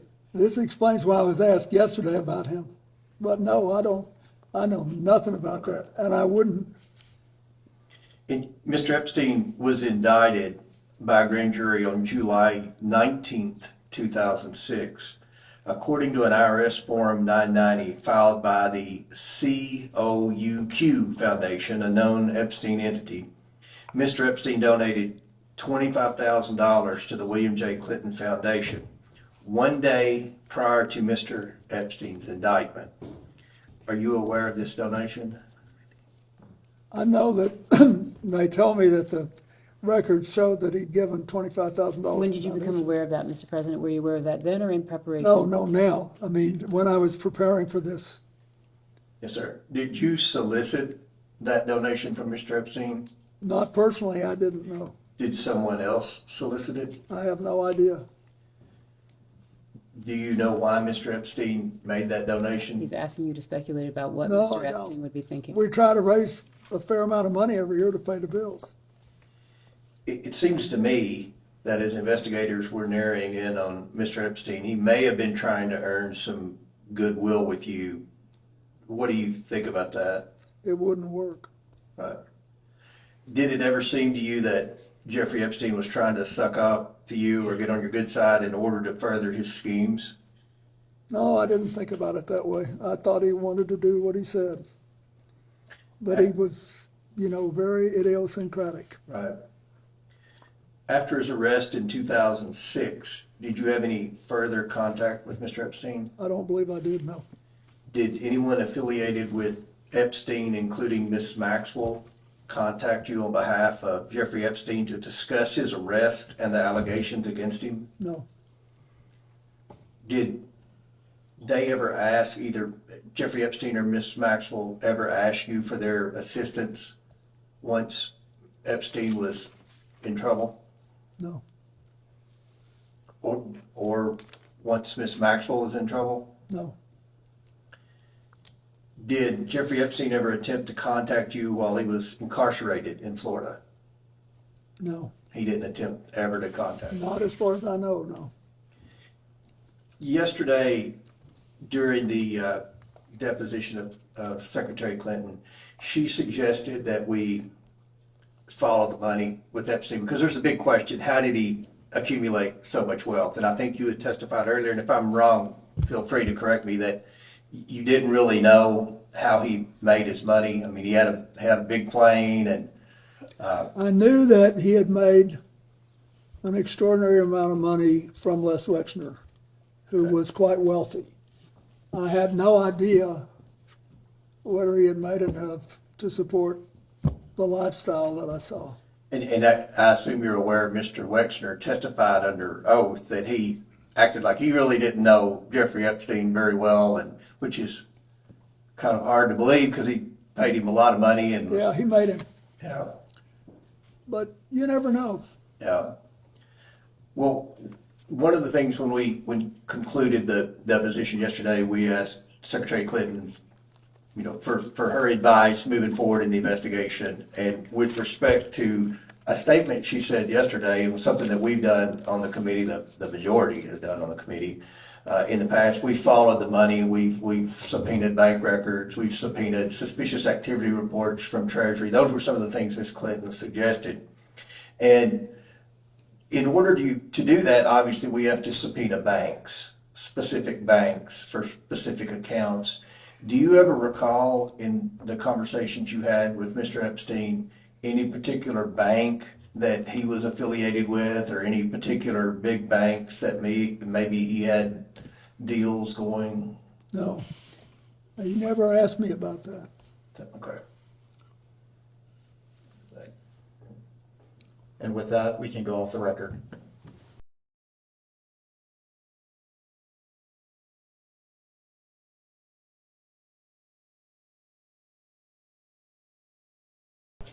We can go back on the record. Mr. President, I just wanted to clarify one thing from the previous round. Our understanding of your testimony today is that with respect to the dinner with Ms. Maxwell in Los Angeles, you were not actually sure whether or not that dinner occurred. That's Is that correct. correct? Is that correct? That is correct. Thank you. As we start to close, is there anything you would like to add or clarify about what you've said here today?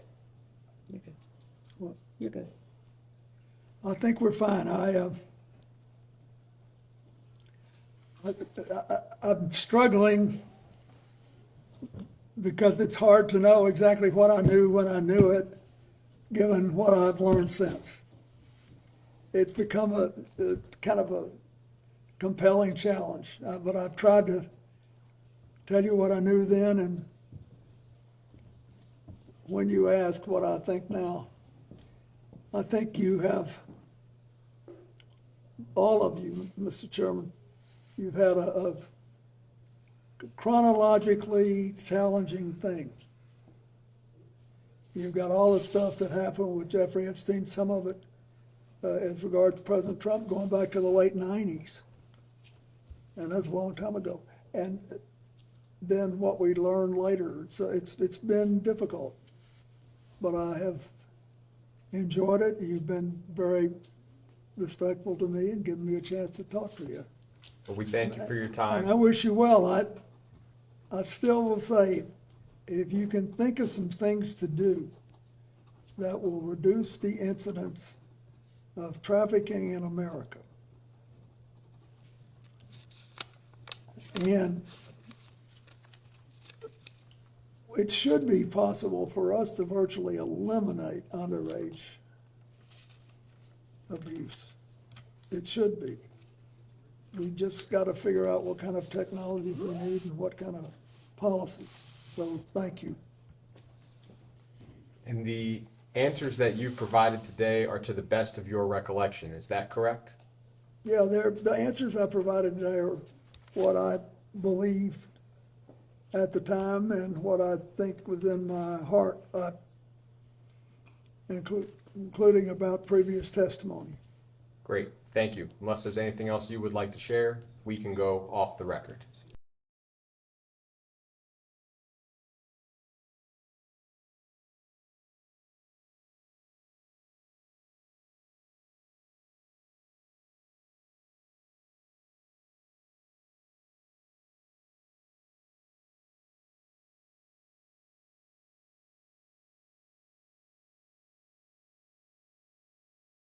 We'll go on the record.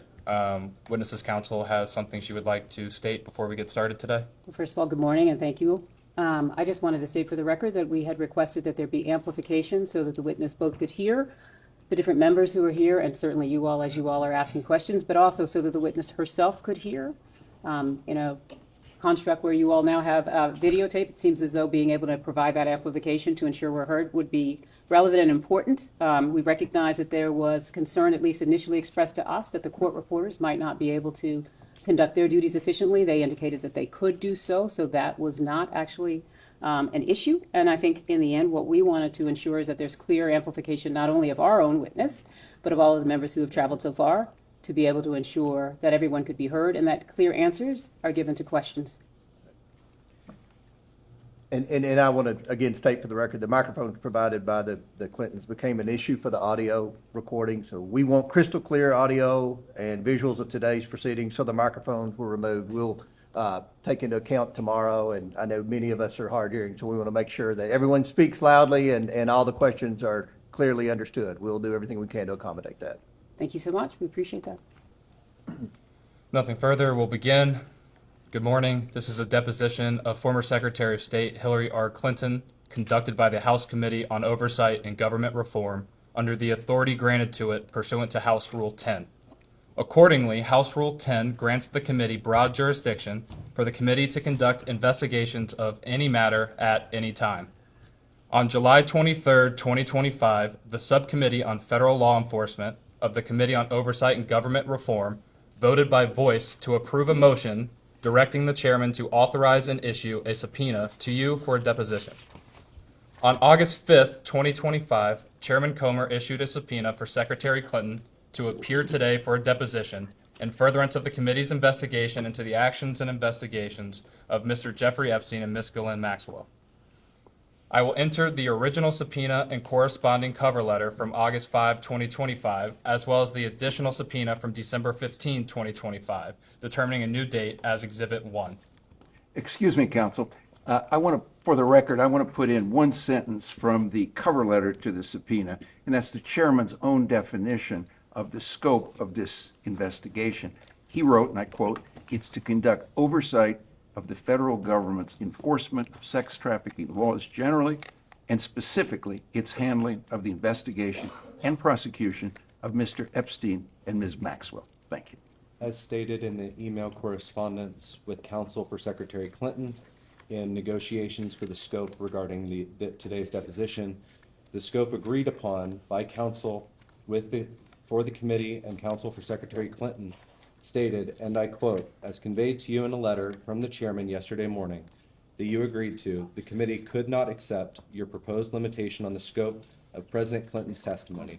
Accordingly, pursuant to the committee's investigation into the alleged mismanagement of the federal government's investigation into Mr. Giuffre Epstein and Ms. Ghislaine Maxwell, the circumstances and subsequent investigations of Mr. Epstein's death, the operation of sex trafficking rings and ways of the federal government to effectively combat them, ways in which Mr. Epstein and Ms. Maxwell sought to curry favor and exercise influence to protect their legal activities, and potential violations of ethics rules related to elected officials, the committee will ask President Clinton and Secretary Clinton all of its questions regarding Giuffre Epstein and Ghislaine Maxwell, including, but not limited to, the personal relationships between the Clintons and Mr. Epstein and Ms. Maxwell, and the ways in which Mr. Epstein and Ms. Maxwell sought to curry favor and exercise influence, as well as the operation of sex trafficking rings and the ways for the federal government to effectively combat them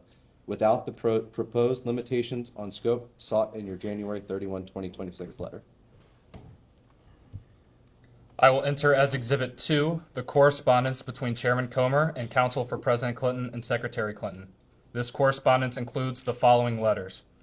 October 6, 2025, letter from David E. Kendall to Chairman Comer and Ranking Member Garcia. October 22, 2025, letter from Chairman Comer to David E. Kendall. November 3, 2025, letter from David E. Kendall to Chairman Comer and Ranking Member Garcia. November 21, 2025, letter from Chairman Comer to David E. Kendall. December 10, 2025, letter from David E. Kendall to Chairman Comer and Ranking Member Garcia. December 15, 2025, letter from Chairman Comer to David E. Kendall. January 3, 2026, letter from David E. Kendall to Chairman Comer and Ranking Member Garcia. January 8, 2026, letter from Chairman Comer to David E. Kendall. January 12, 2026, letter from Ashley Callan and David E. Kendall to Chairman Comer.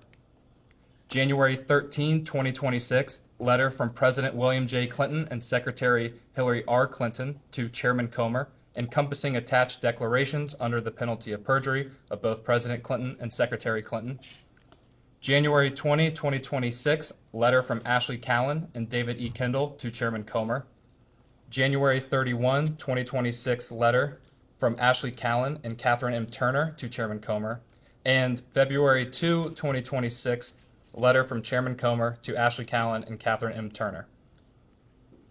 The committee originally noticed the deposition on December 12, 2025 for Secretary Clinton to appear before the committee on December 18, 2025.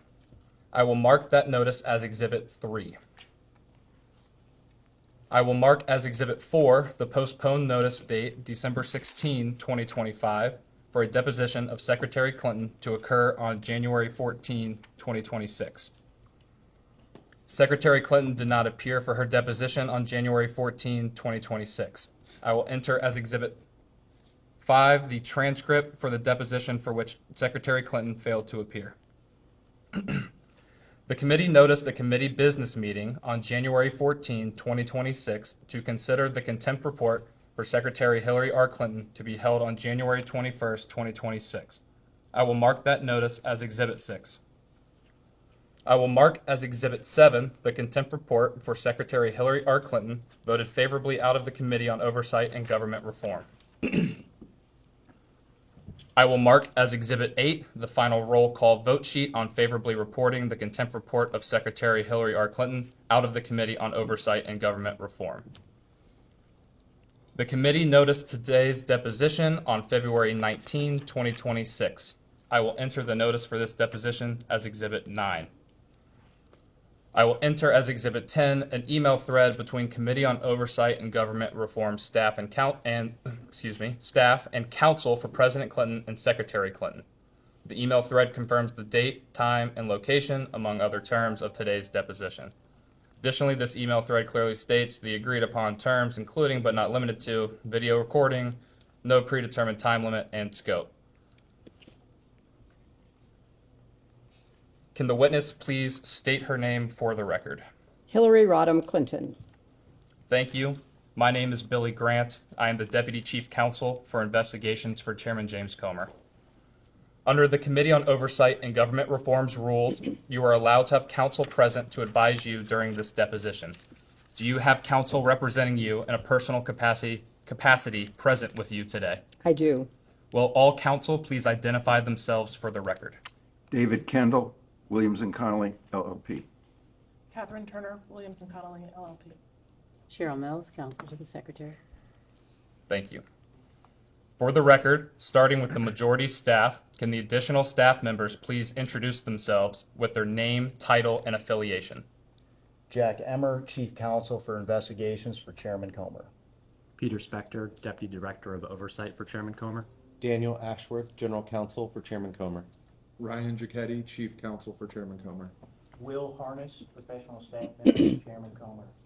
Emily Feierabend, Counsel for Chairman Comer. Melvin Soto, the Digital Director for Chairman Comer. Allison Tolan, Counsel, Chairman Comer. Hannah Caffey, Professional Staff Member, Chairman Comer. Professional Staff Member, Chairman Comer. Thank you. Could you have used a microphone? Mark Moran, Staff Director, Chairman Comer. I'm sorry, I cannot hear you over there. Could you please repeat your name? Austin Hacker. No, this gentleman here in the black. Mark Moran. Thank you. Staff Director, Chairman Comer. And the next one? Jasmine Collins, Communications Director for the Majority Staff. Mallory Kovars, Chief Clerk and Director of Operations, Chairman Comer. Ashley Vineyard, Deputy Staff Director for Chairman Comer. Would the majority members please announce themselves for the record? Congresswoman Nancy Mace, South Carolina. Congressman Eric Burleson, Southwest Missouri. Michael Cloud, 27th District of Texas. Lauren Bobert, Colorado Sports District. Rep. Anna Paulina Luna, Florida 13. William Timmons, South Carolina Sports Congressional District. Rep. John McGuire, Virginia 5th District. Will the minority staff please identify themselves for the record?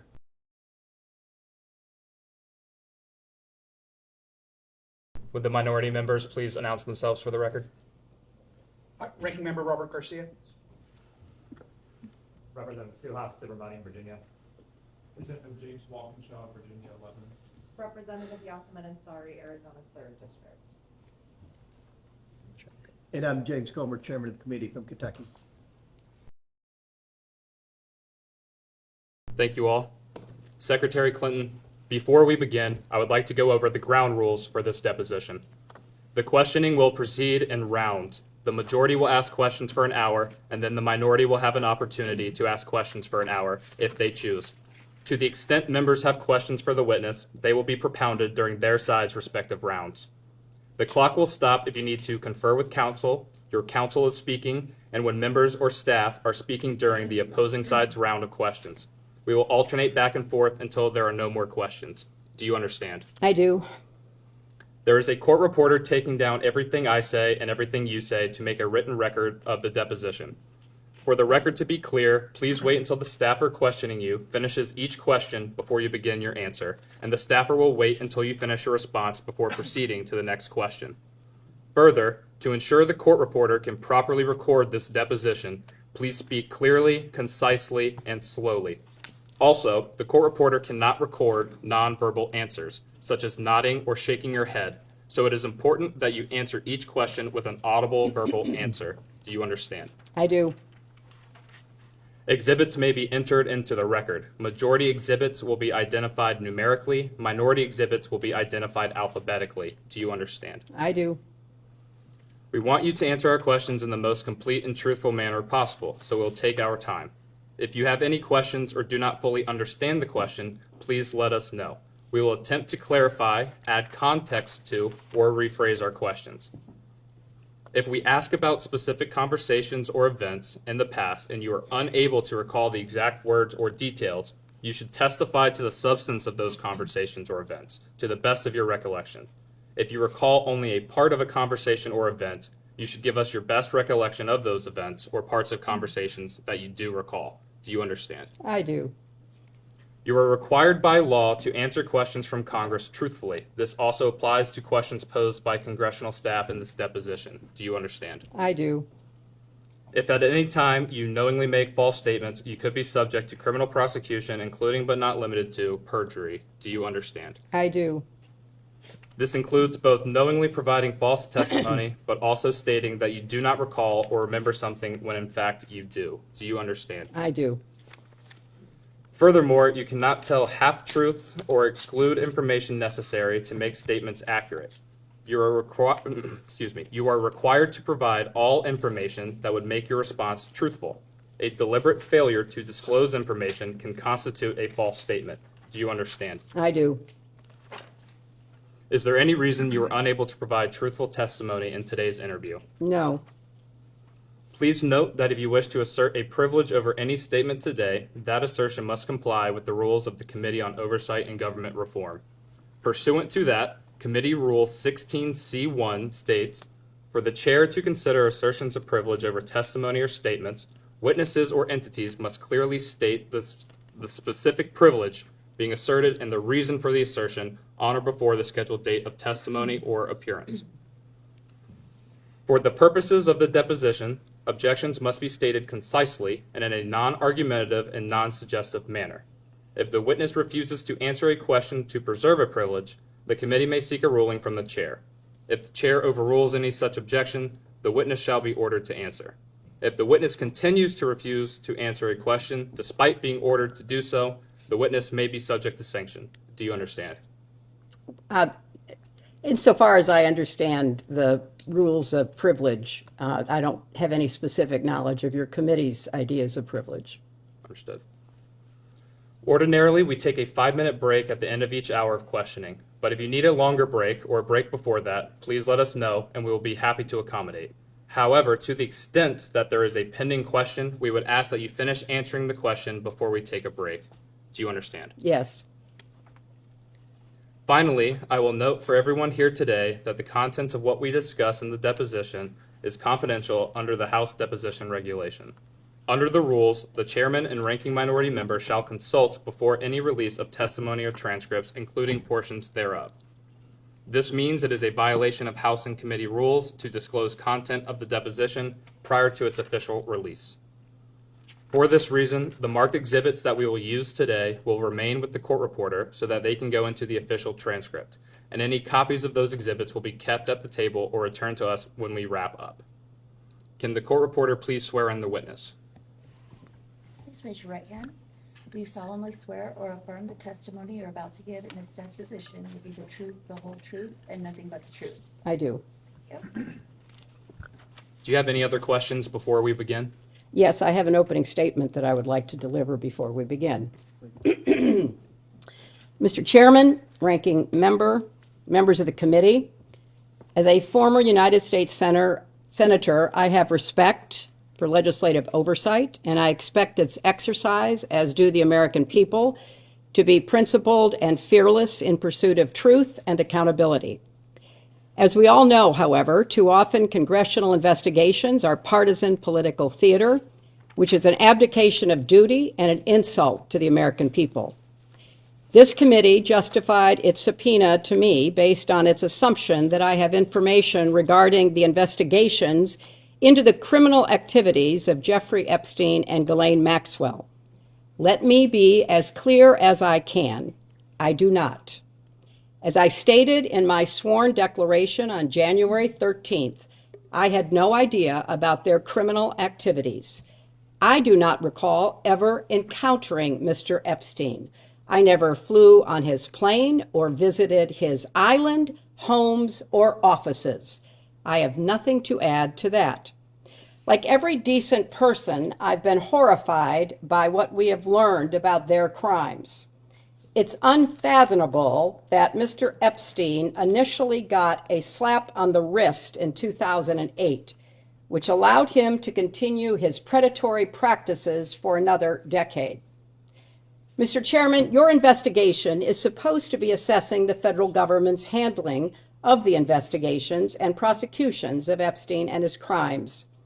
You subpoenaed 8 law enforcement officials, all of whom ran the Department of Justice or directed the FBI when Epstein's crimes were investigated and prosecuted. Of those 8, only 1 appeared before the committee. 5 of the 6 former attorneys general were allowed to submit brief statements stating they had no information to provide. You have held 0 public hearings, refused to allow the media to attend them, including today, despite espousing the need for transparency on dozens of occasions. You have made little effort to call the people who show up most prominently in the Epstein files.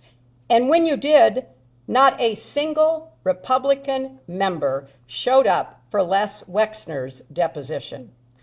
This institutional failure is designed to protect one political party and one public official, rather than to seek truth and justice for the victims and survivors, as well as inform the public who want to get to the bottom of this matter. My heart breaks for the survivors, and I am furious on their behalf. I have spent my life advocating for women and girls. I have worked hard to stop the terrible abuses so many women and girls face here and around the world, including human trafficking, forced labor, domestic violence, and sexual slavery. For too long, these have been largely invisible crimes or not treated as crimes at all. But the survivors are real and they are entitled to justice.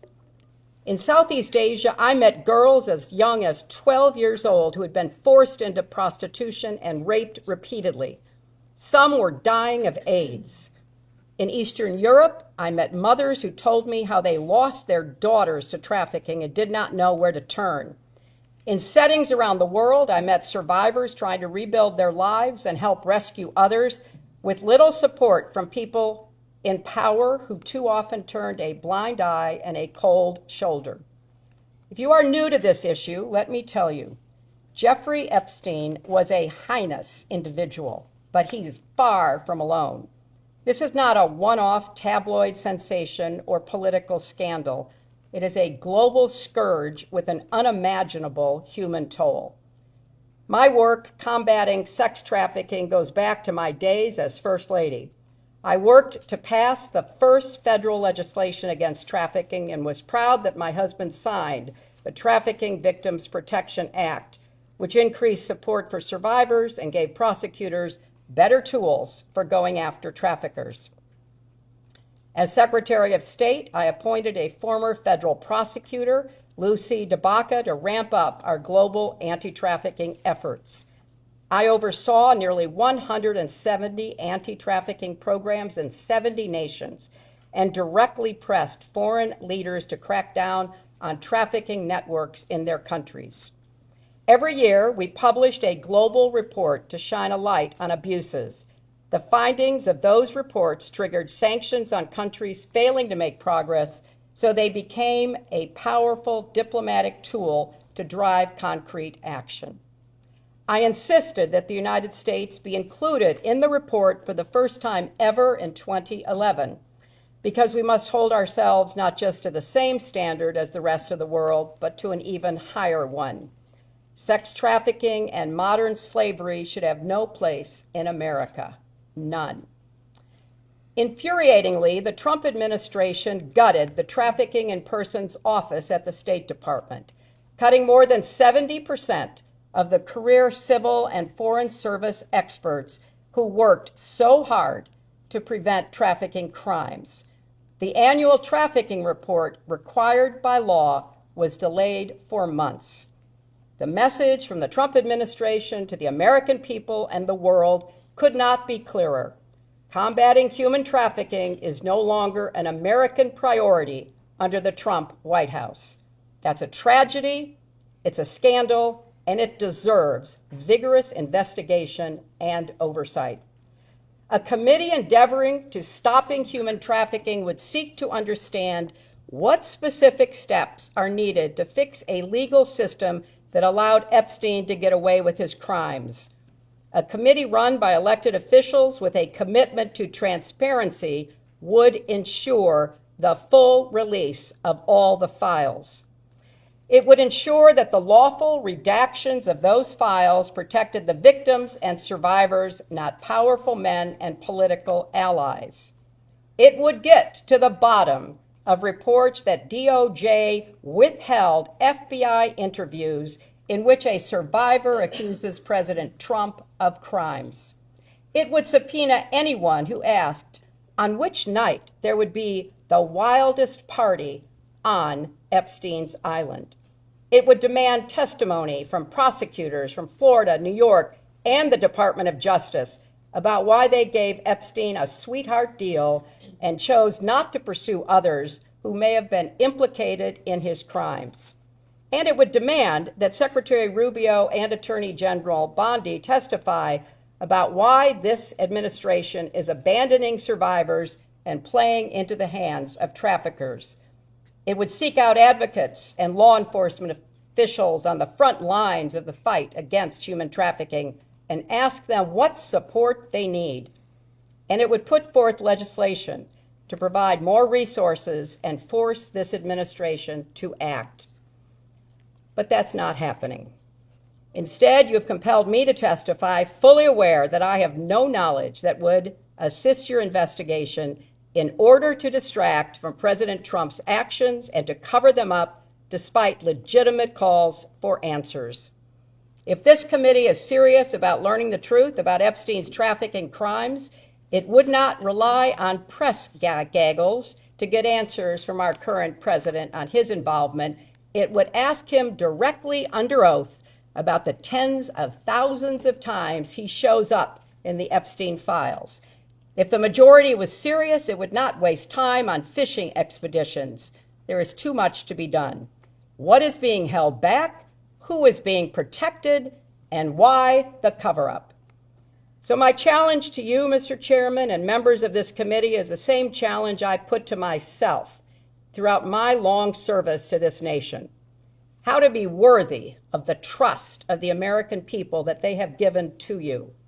They expect statesmanship, not gamesmanship, leading, not grandstanding.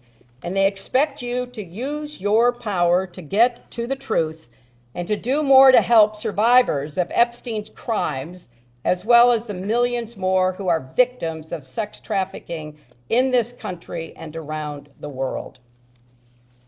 Thank you, Mr. Chairman, and I would also like to request that the video of this deposition be made available within 24 hours, as it has been for other witnesses. Thank you, Madam Secretary. The time reads 11:34 a.m. The majority's time will begin now. Madam Secretary, in the interest of efficiency here today, I'm going to ask you one question followed by a list of names. The question can be answered yes or no. If you do indicate yes to any individual, I will come back and revisit that at the end. The question is, have you ever communicated with any of the following people relating to Giuffre Epstein or Ghislaine Maxwell? Richard Kahn. No. Darren N. Dyke. No. Sarah Kellen. No. Doug Band. Not that I recall. Lawrence Summers. No. Huma Abedin. Have I ever talked to her about this in preparation for this hearing? I have. Outside of that, Not that I recall.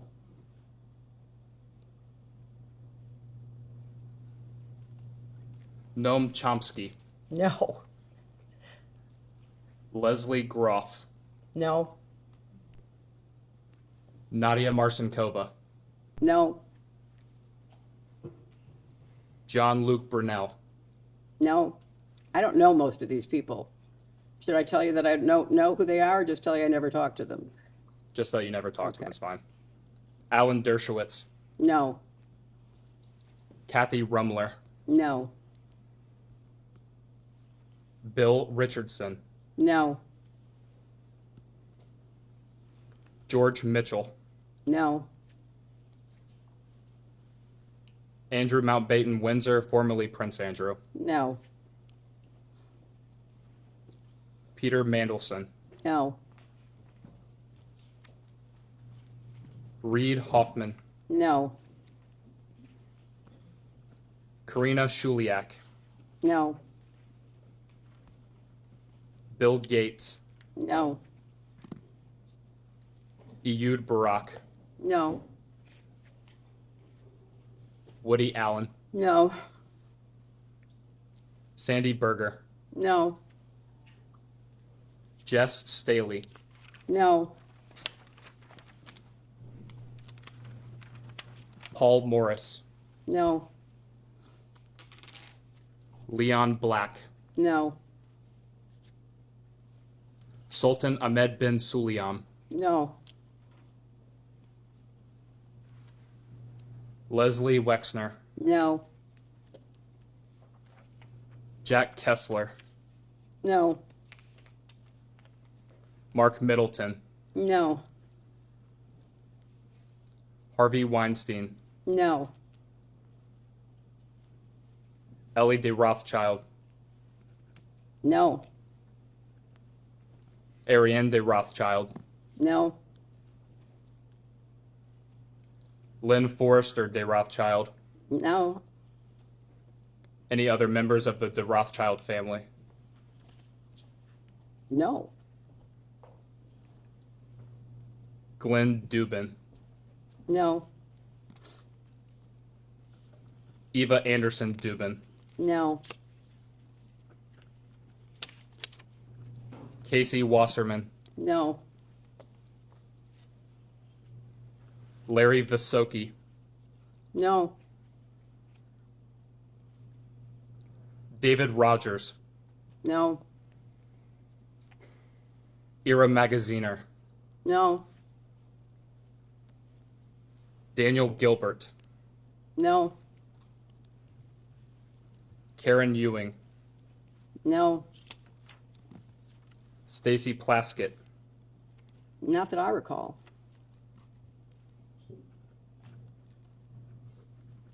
Howard Lutnick. No, not that I recall. Steve Bannon. I don't know if I've ever met him. You all have to introduce me. I take that as a no.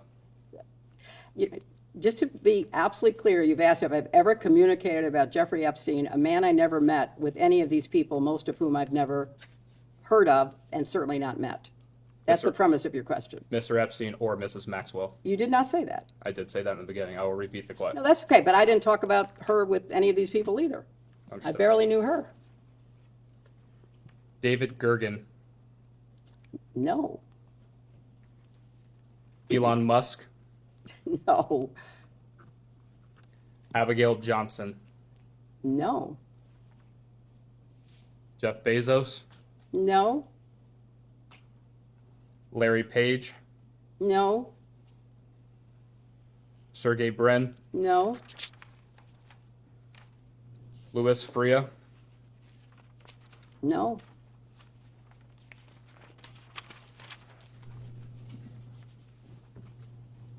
A new member arrived. Would they please introduce themselves for the record?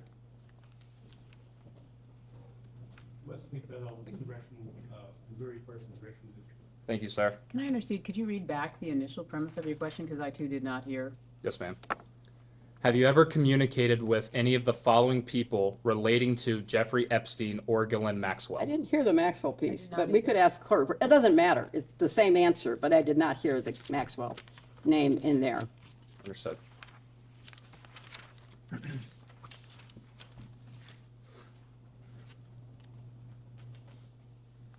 So was the last name you said Larry Page?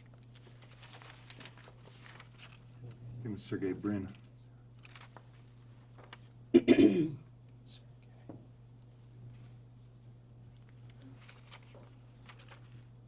last name I stated was Louis Freeh. You indicated no, is that correct? I think, do you need Free? Free, yes, ma'am. Louis No. Freeh. No. And Sarah Kay. No.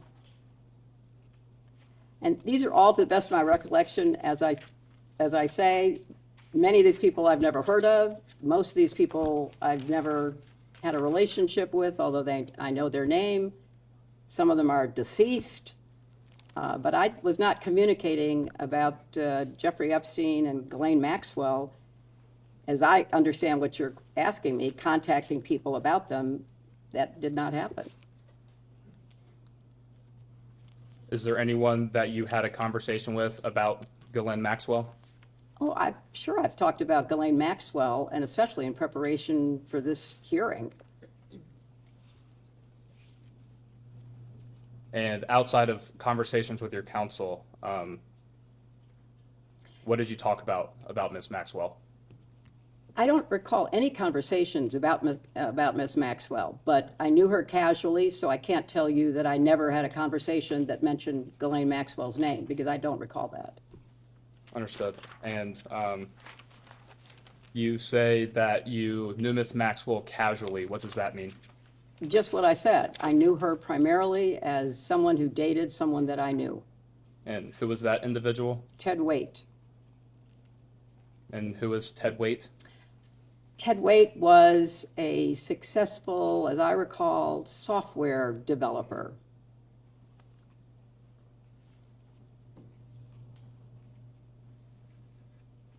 And roughly when would the first time Ms. Maxwell would have come up in relation to Mr. Waite? I don't recall, but, perhaps sometime around 2010, because he was invited to my daughter's wedding and she was his guest.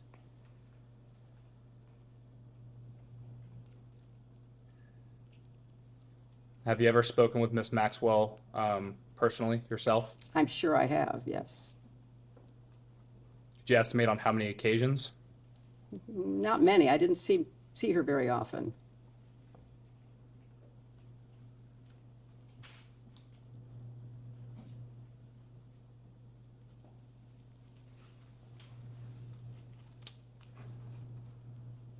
When would the first occasion have been?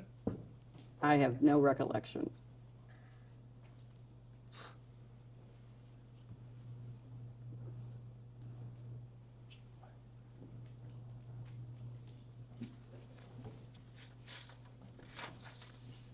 Did your first interaction with Ms. Maxwell occur while President Clinton was President of the United States and you were First Lady of the United States? No, I do not recall ever meeting her while Bill was still in the White House.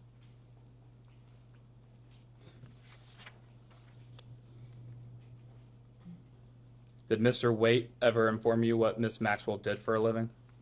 Not that I recall.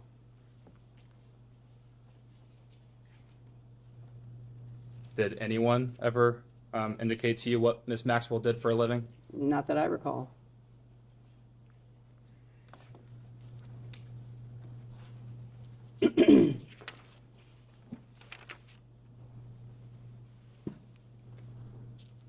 When would the last time have been that you either communicated with Ms. Maxwell, even if not directly yourself, but been around Ms. Maxwell? The best of my recollection is at the wedding in 2010.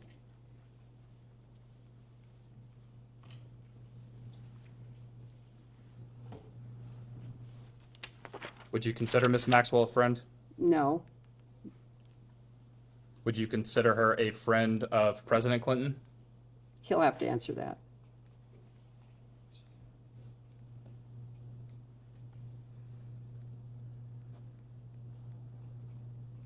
Would you consider Miss Maxwell a friend of your daughter?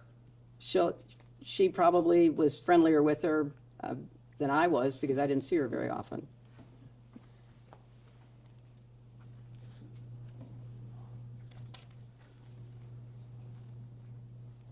How often would your daughter have seen Miss Maxwell? I have no idea. But again, it was in the context of her being in a relationship with Ted Waite.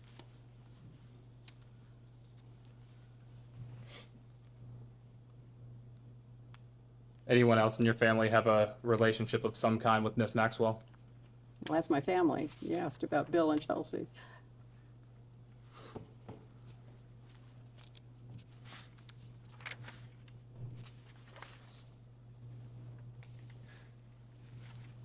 And just to make clear for the record, have you ever met Giuffre Epstein? I do not recall ever meeting Giuffre Epstein. In preparation for this hearing, I was told that he attended an event at the White House that was put on by the White House Historical Association. But I have no recollection of that.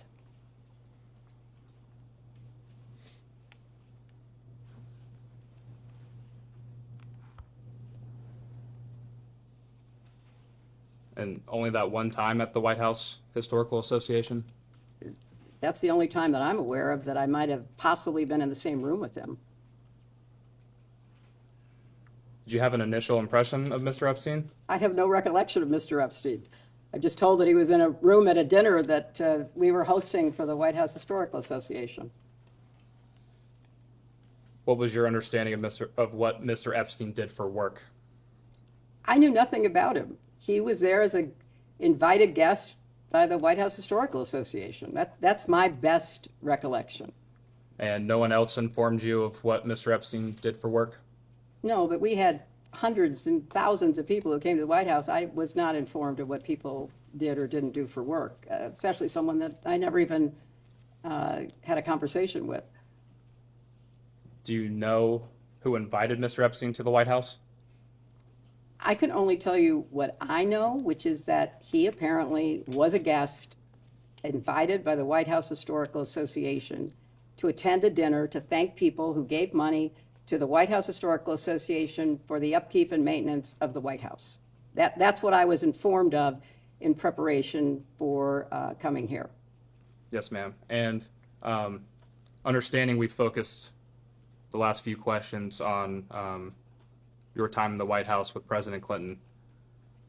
After that time period of President Clinton's administration, did anyone ever tell you what Mr. Epstein did for a living?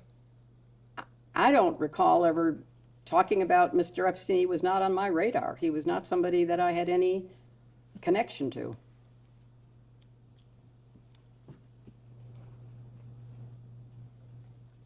When President Clinton was traveling with Mr. Epstein on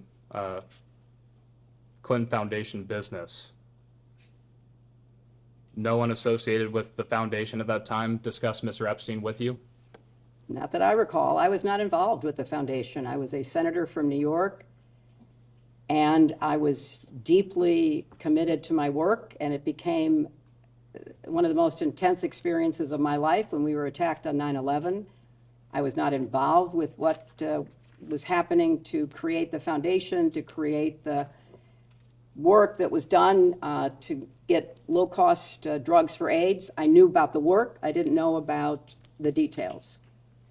Understood. And to be clear, you never had any communication yourself with Mr. Epstein, whether that be face-to-face interaction, phone calls, emails, text Asked and messages? answered. You can answer it again.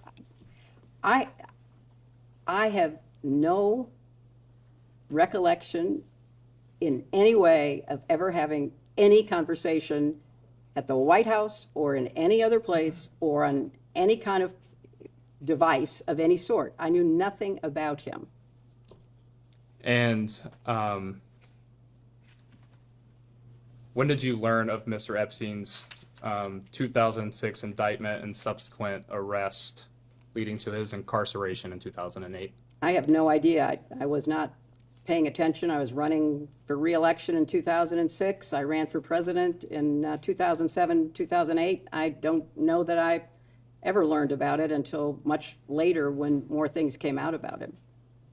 Understood. And when did you first learn of Mr. Epstein's arrest in 2019? Probably when it happened, because it was headline news. I'm sure I, like everybody else, saw it in the press. And in seeing that in the press, did you discuss Mr. Epstein or his case at the time with anyone? I'm sure we did, because it was a, big story. And Mr. Epstein died in custody following his 2019 arrest. When would you have learned of his death? Whenever it was reported.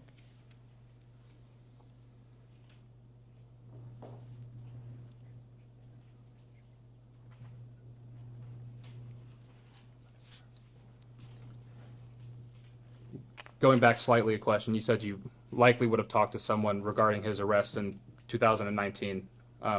Who would you have discussed that with? Whoever was around. I mean, it was a big story, as you recall. It was a very big story. I don't have any specific recollections. It wasn't something that I was particularly focused on, but it was a big story.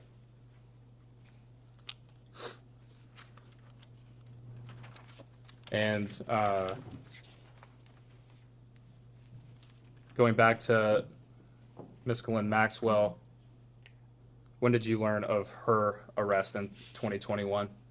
Again, whenever it was reported as happening.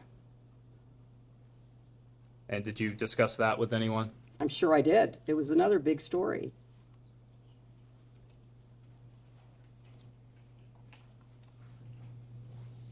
And who would those discussions have been with? I don't have any specific recollection.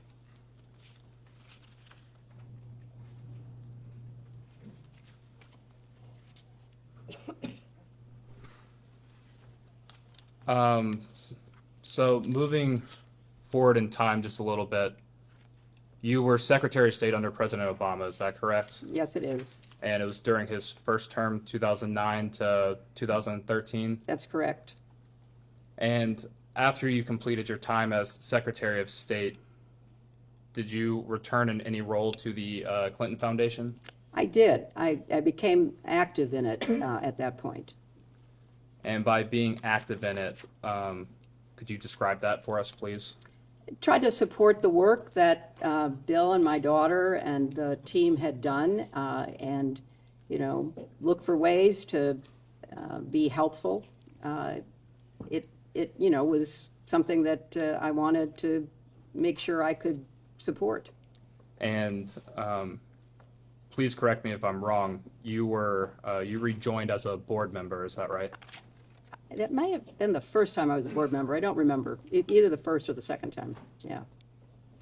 And speaking of, it sounds like you were heavily involved when you returned to the foundation, or I guess started with the foundation at this point. In trying to accomplish those goals and initiatives, what were you doing, broadly speaking, on a daily basis, monthly basis, that sort of thing? Well, I wanted to start a program about early learning for kids, and so we started something called Too Small to Fail, which I was very actively involved in with my daughter, and we worked with pediatricians and other people to help parents, grandparents, aunts and uncles read, talk, and sing to their children so that they could help build brain cells. That was a major priority of mine, and I'm very proud of what we've built and the difference that it's made in, millions of kids' lives. I certainly did what I could to support the work that we do overseas through the Clinton Global Initiative, which has had a terrific track record of bringing people together to work in partnerships, to make commitments, to try to improve everything from, clean water to solar energy to improved education, all of the priorities that the partners we have bring to us that we try to help them with. And thank you for that, Madam Secretary. We've had a few members join us. Would you guys please announce yourselves for the record? Yes, Pat Fallon, 4th District of Texas. Scott Perry, 10th District of Pennsylvania. Thank you both. You're the last person. Mr. Perry, Scott Perry. Thank you so much.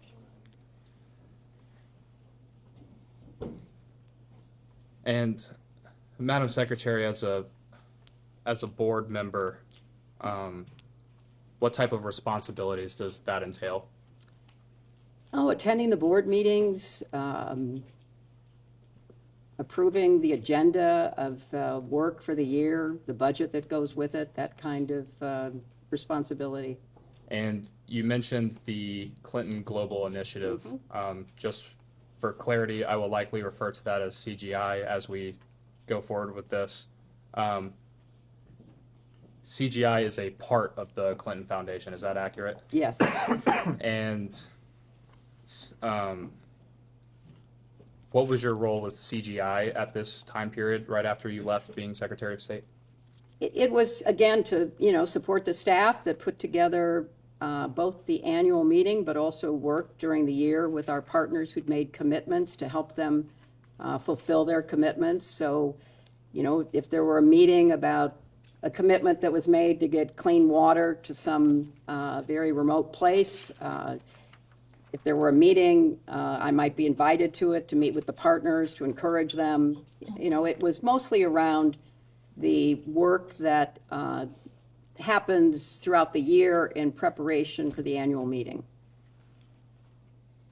And forgive my ignorance, please, what happens at those annual meetings? The annual meetings are a way for people to come together to make commitments that they have previewed with our staff. So I'll give you an example. Probably around, I don't know, somewhere between 12 and 15 years ago, I don't know specifically, Matt Damon, the actor, came to the Clinton Global Initiative because he said he really cared about clean water, and could we connect him with people that he could work with to get more clean water in more places in the world? So we did. We connected him to this gentleman who was a real expert on clean water. They started working together. They created something called water.org, which was a Clinton Global Initiative commitment that was made at the annual meeting. And then our staff worked with them, and I think it's fair to say that, they've been one of the most successful organizations in actually delivering clean water. But it's that kind of work. It's people who might have a good idea, maybe they've got some resources, maybe they have some experience. I'll give you another idea. So Procter & Gamble called us and said, one of our scientists, one of our chemists in the UK has created this packet of chemicals that can literally make the dirtiest water clean enough to drink. But we don't know what to do with it because we're a consumer company that sells products to middle-class people. This is something that would go to the very poor. What do we do with it? If we come to CGI, can you connect us with somebody who can help us? So we connected them with World Vision, and I think maybe one or two other organizations. And so they used the packets to literally go around the world cleaning water. And Bill went with them, Chelsea went with them, and they would go to rural Myanmar or rural Kenya, and they would take this bucket of dirty water and they'd dump the packet in, and then my daughter and my husband would drink it to show that it was clean. And that was a CGI commitment. We bring together governments, local, state, national, businesses, philanthropies, NGOs, academics, anybody who has a good idea that we can help them work on and try to fulfill. That's what we do. And thank you. The Clinton Foundation started shortly thereafter. Your husband, President Clinton, left office. Is that correct? That's correct. And CGI started a few years later. Is that right? I think that's right. I think it started maybe 2005, maybe? I'm not sure. And does CGI or the foundation more broadly perform any work in sex trafficking or human trafficking around the world? There may be partners who make commitments about that. We have thousands and thousands of commitments, so I can't answer yes or no, but it might be an area that some of our commitment makers would be focused on. And how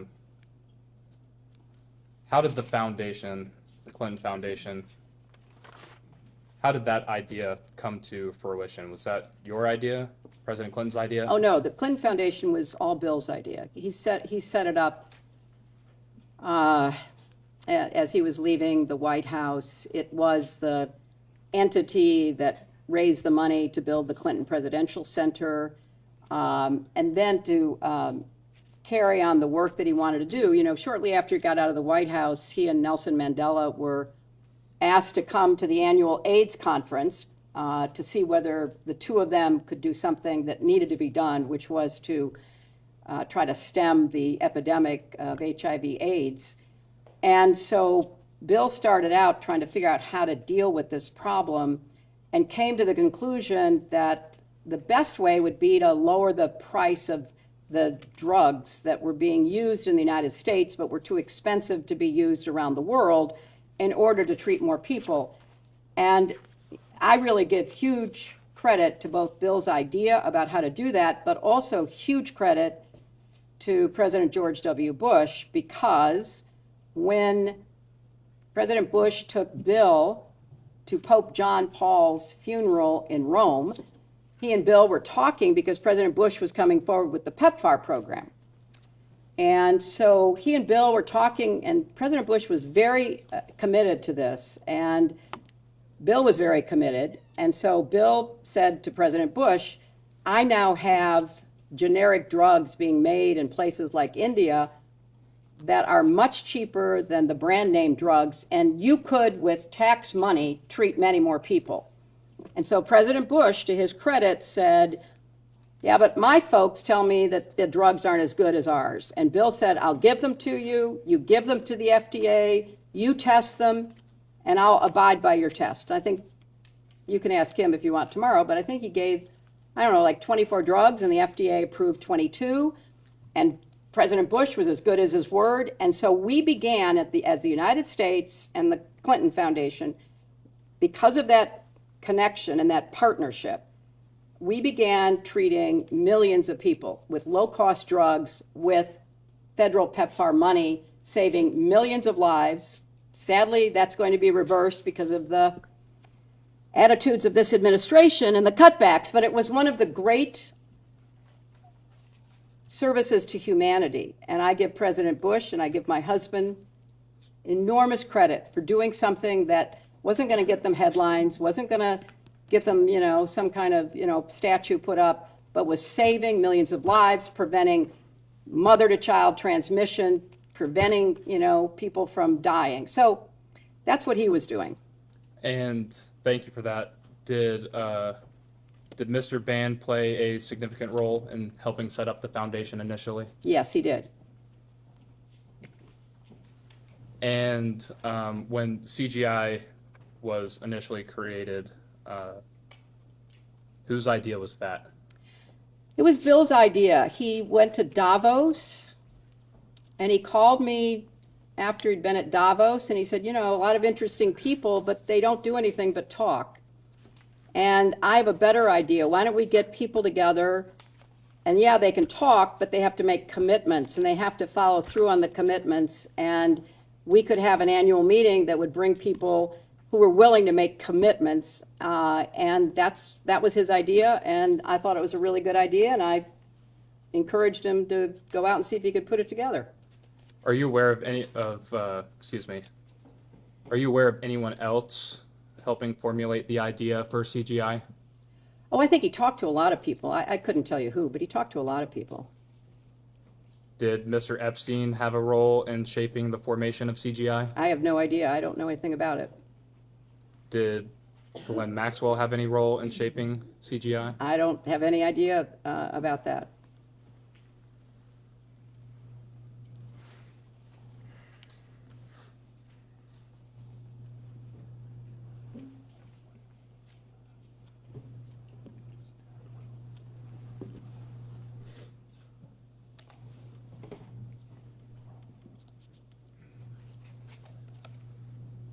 I will enter as Majority Exhibit 11 the interview between Deputy Attorney General Todd Blanche and Ms. Ghislaine Maxwell from July of 2025. We will get you all a copy momentarily.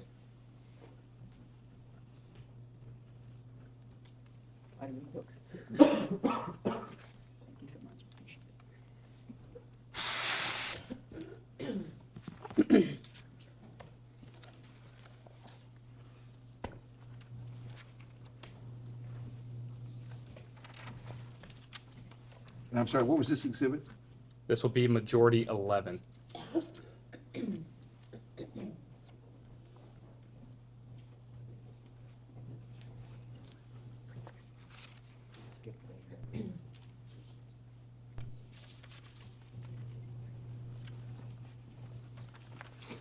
I would like to direct your attention to page 263.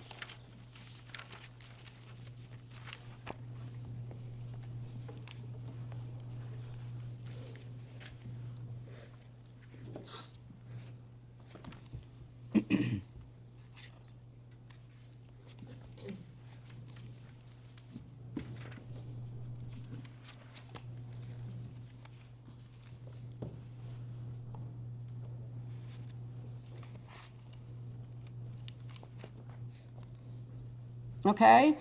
And on page 263, Ms. Maxwell tells Mr. Blanche that she had a role in shaping CGI. You said you were not aware of Ms. Maxwell having any role in shaping CGI. I was not involved in the creation of CGI. Again, I was in the United States Senate. I was not involved in the work that was done to set up CGI. No one discussed the formation of CGI with you? That it was going to be set up, but I don't have any specific recollection of having any specific knowledge of it, no. Did Mr. Epstein help craft the idea or formulation of CGI? I don't have any idea. I don't know anything about that.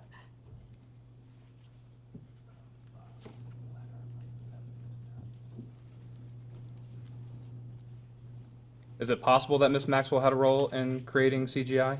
I'm not going to speculate. I'm here to tell you what I know, and I don't know anything about that. Understood. And is it possible Mr. Epstein had a role in crafting CGI? I'm not going to speculate about that either because, I have no way of knowing that because I have no direct knowledge.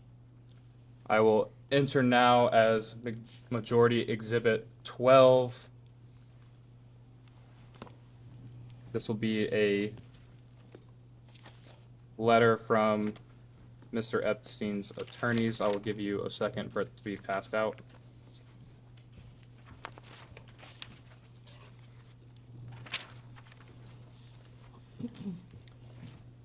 This is a letter dated July 6, 2007.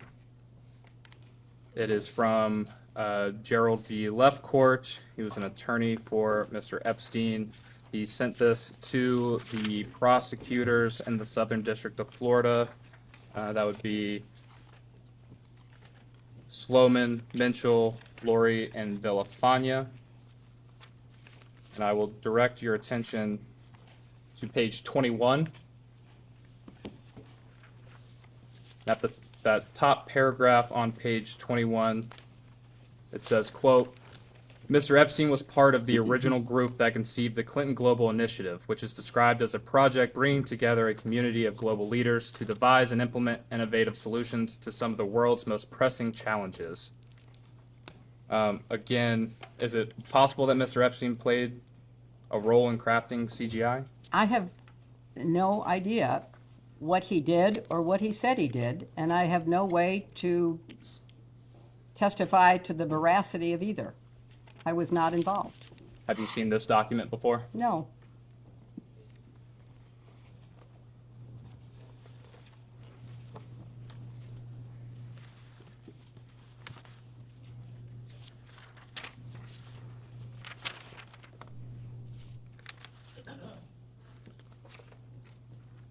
The Clinton Foundation accepts donations as part of carrying out its work. Is that accurate? Yes. And when seeking, let me take a step back, people charitably provide donations to the foundation? It's a 501c3, yes. And do you or anyone else at the foundation ever solicit donations for the foundation? I'm sure that happens. People talk to us, we talk to people, they ask questions about the work that's being done, and I'm sure that happened in the years before I was involved.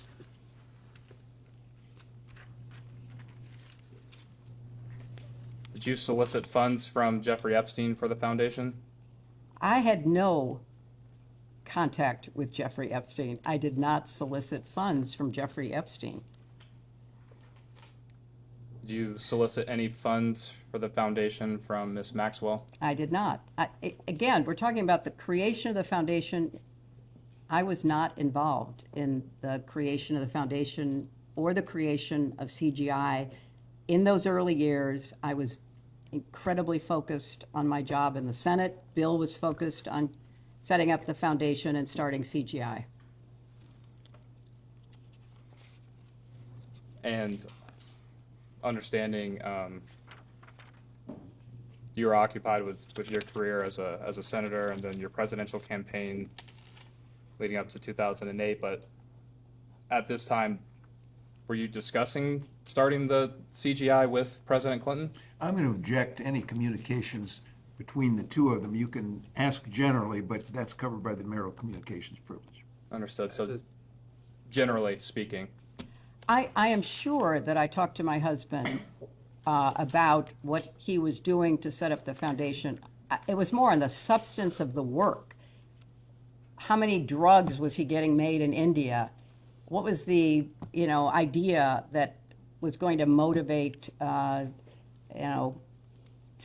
to be what he wanted it to be? It was not in the weeds. It was the concept. It was, the excitement that he had about trying to establish the foundation and CGI. And similar question for Mr. Band. Did you discuss the creation of CGI with Mr. Band? I may have, because he was around. He worked for my husband. He was a personal aide to my husband, but I don't have any recollections of any specific conversations.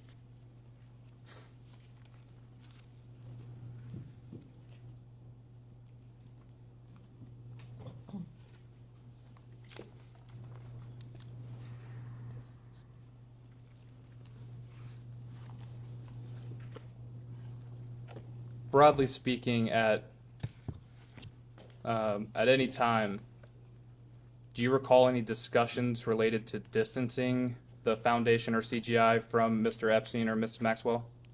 I don't recall any conversations. I know that sometime, maybe 2003 or so, Bill did not have any ongoing contact with Epstein.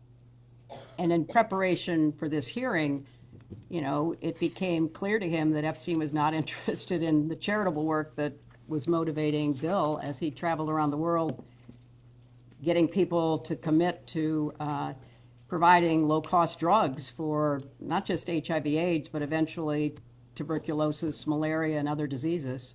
And what is your understanding of Mr. Epstein no longer wanting to participate in the foundation's philanthropic goals?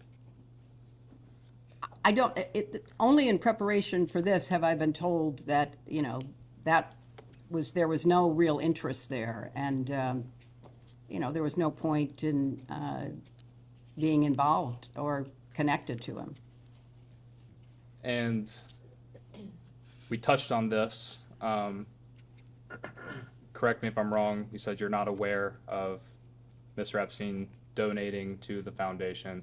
Would you consider, let me back up. President Clinton took trips on Mr. Epstein's jet, is that correct? Yes. Would you consider offering a private jet as a donation in kind to the foundation? Well, I don't know what the rules are under the 501c3 regulations, but it was certainly a gift, and he was, you know, one of a number of people who provided transportation so that Bill could do the work he was doing.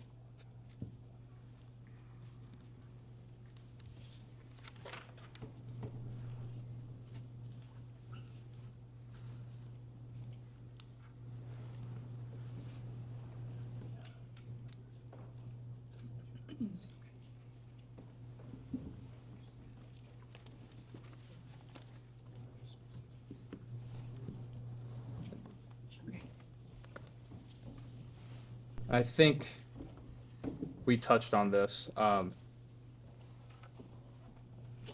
Did Mr. Epstein end up donating to the foundation or CGI? I have no personal knowledge of that. You're not aware of a $25,000 donation from Mr. Epstein's affiliated companies to the foundation? Only what I was told was alleged in preparation for this testimony. I did not know about that, and I don't know that it's true. Are you aware of the Clinton Foundation reviewing any records in regard to Mr. Epstein donating to the foundation? I will have to ask our lawyers. I did not. Have you had any conversations about the foundation reviewing those donations made by Mr. Epstein? I think I'll have to ask our lawyers. I don't know. I didn't review them. Understood. Ms. Mace, did you have some questions? I did. Thank you for being here this afternoon. In your opening remarks, you mentioned this is political theater and partisan. Do you believe the Epstein files are a vast right-wing conspiracy?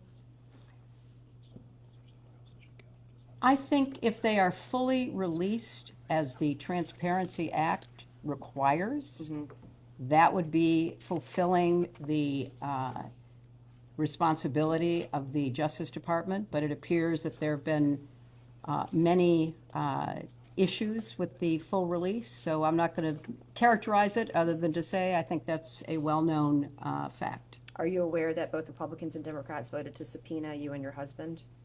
I am here. Okay. Are you aware both Republicans and Democrats voted to hold you in contempt when you didn't show up?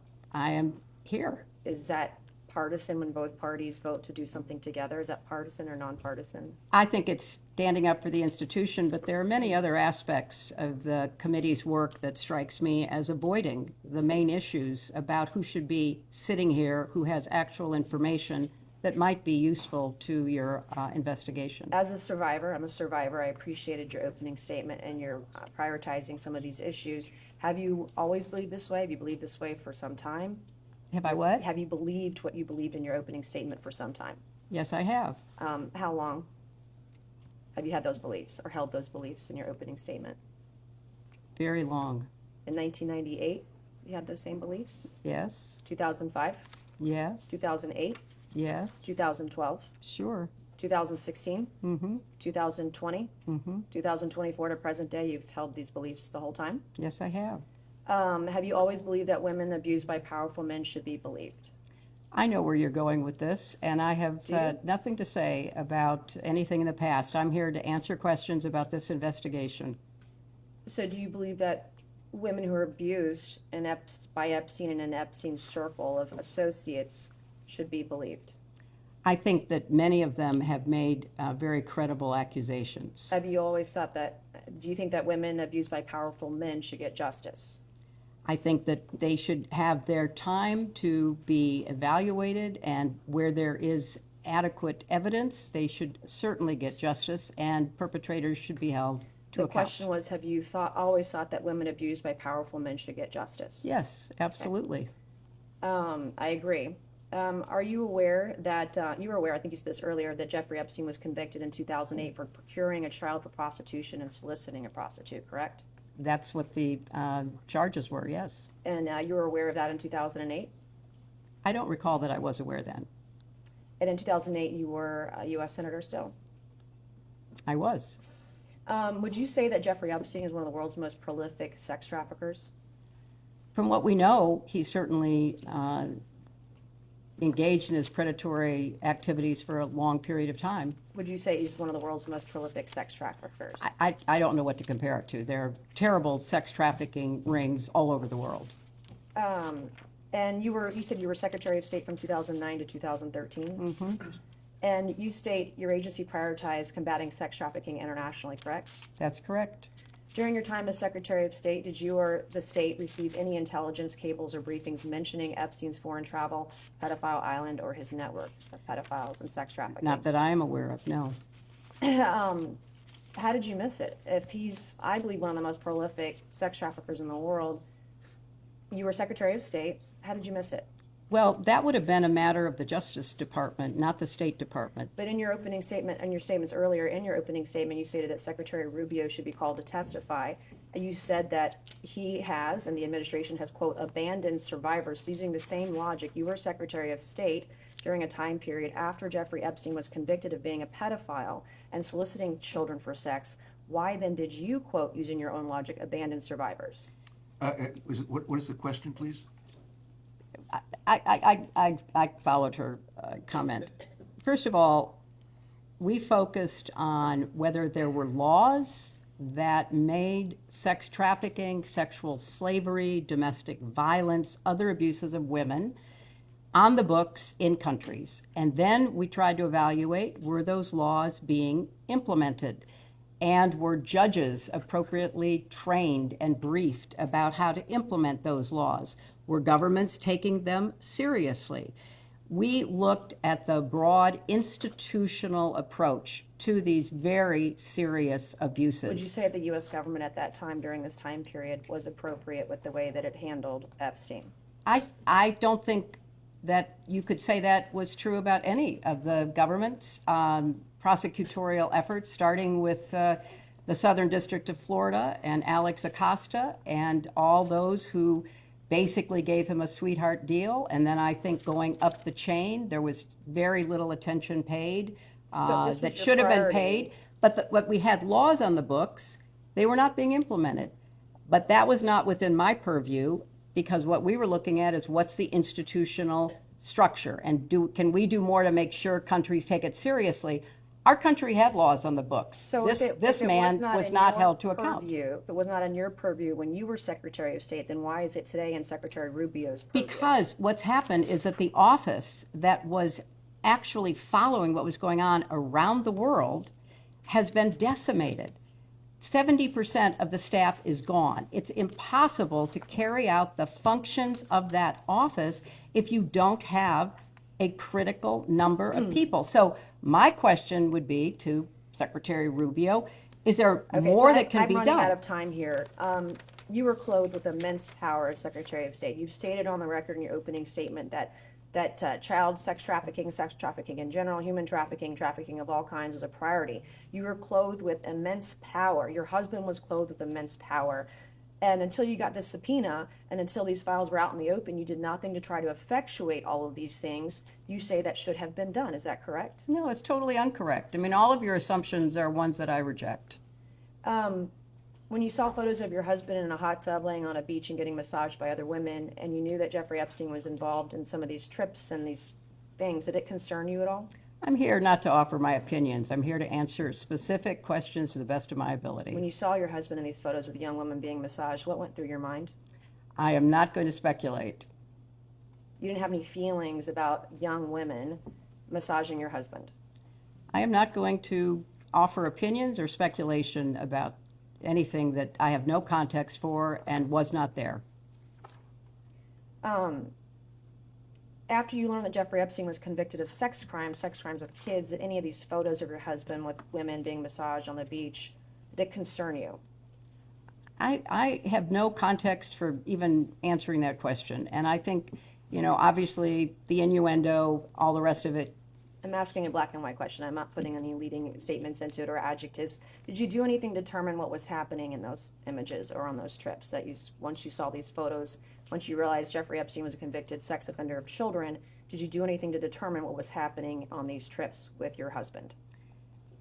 I don't find any of your questions to be relevant to the investigation. Well, it is relevant if a former president was traveling around with young women. Well, you'll have a alone chance. with them. You'll have a chance to talk to him tomorrow. You said this morning you did not solicit funds from Jeffrey Epstein, correct? That's absolutely correct.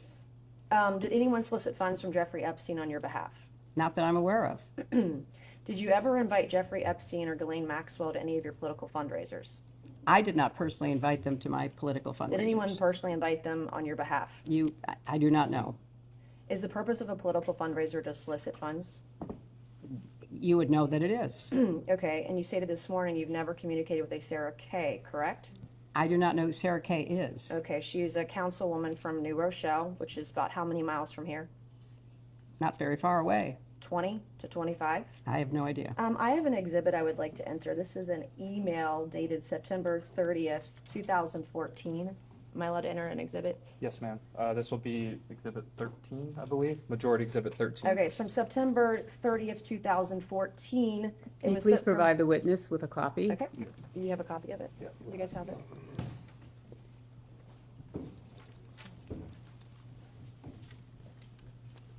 Thank you very much. I appreciate it. And can you read me the subject line of the email? Following up event with Hillary Clinton and Congresswoman Lowy. Do you know who Congresswoman Lowy is? She was our congresswoman here for many years. And who is the email from?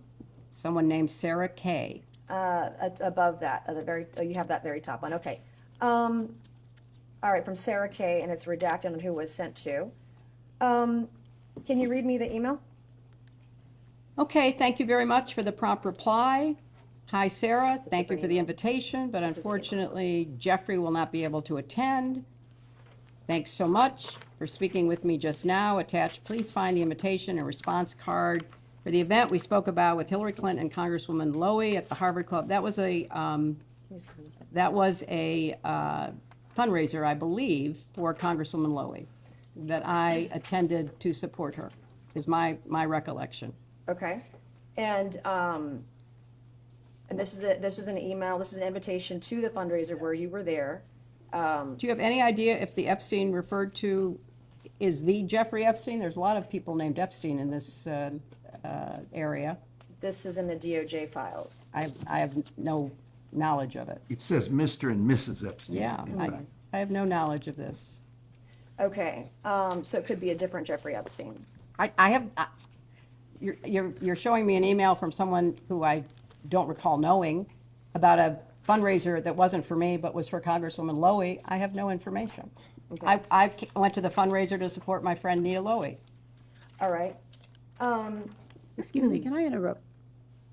I have there another are photos that are being released of the secretary as she is testifying from inside this room. Can you please advise me as to whether or not that's permissible and consistent with the rules, particularly given that we have asked for a public hearing? If there are photos that are being released of the secretary as she is testifying, can you please explain how that I'm can done occur? with this. If you guys are doing that, I am done. You can hold me in contempt from now until the cows come home.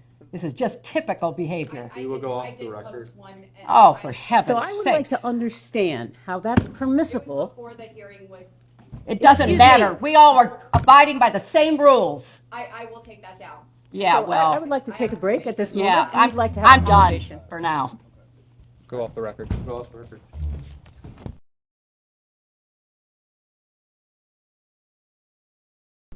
We'll go back on the record. The majority's time had approximately 5 minutes left in it. I believe that the witness or her counsel would like to make a quick statement. Thank you so much. We've just used the break because we learned during the process of these hearings that the committee was violating its own rules in members tweeting and sharing pictures of what is going on inside this closed hearing, a hearing that we have asked repeatedly to be open to the public. Chairman Comer was gracious enough to engage with me on this matter. We asked specifically to invite the press in, since the committee had already made decisions on its own unilaterally to release pictures and other things that are going on in this room. He indicated that he wanted to speak to that himself directly. I'd like to just say for the record, we find it unacceptable, we find it unprofessional, and we find it unfair. We are looking forward to this being conducted under the rules and being conducted consistent with the expectations of how members of Congress, I know, take this matter so seriously and do it in that vein. We would also like to just indicate as a practical reality that we are here in good faith. We are counting on the good faith of all the members. Thank you. Chairman Comer. Yeah, I'd like to state for the record, I've advised my members that no photos or videos during the deposition can be released. I understand the posted photo was taken before the deposition started. We will, that will not happen again, and we will look forward to continuing with the deposition. I'd like to make just a clarification there, Mr. Chairman. It was taken in this room after the witness sat down. It is not a basis that because she had not started speaking that it would be appropriate for there to have been a release of anything that was occurring in this room. And we have made clear that that's not allowed, and I will also say we were disappointed that the Secretary's opening statement was leaked to the press before she even gave her opening statement. So the Secretary's statement was not leaked to the press. It was provided, as with other witnesses, including Mr. Wexner, who provided his before giving. Hers was given simultaneous. And so what we don't want is the Secretary to be treated any differently than other witnesses. That seems to be a consistent pattern, and we would love that pattern not to continue. We've gone to great lengths to make all the accommodations that you all have requested. So we will, again, the members have been advised that is unacceptable. So Thank you. we look forward to continuing the deposition. Thank you very much, Mr. Chairman. I appreciate you addressing it. Ranking Member Garcia. Thank you. No, I just want to add, it's completely unacceptable that Oversight Republicans and its members in this moment chose to violate both committee rules and the agreement that they negotiated directly with Secretary Clinton. Now, the Clintons requested a public hearing specifically to avoid this exact situation. Now, Secretary Clinton has offered to continue speaking throughout this deposition if we also allow the press to come in and on the record. Now, the majority has continued to refuse this. I want to make very clear for the record that Oversight Democrats agree today they should be allowed here into the deposition. That's been our position from day one. Thank you. And with that, the majority will conclude its first hour. We'll go off the record.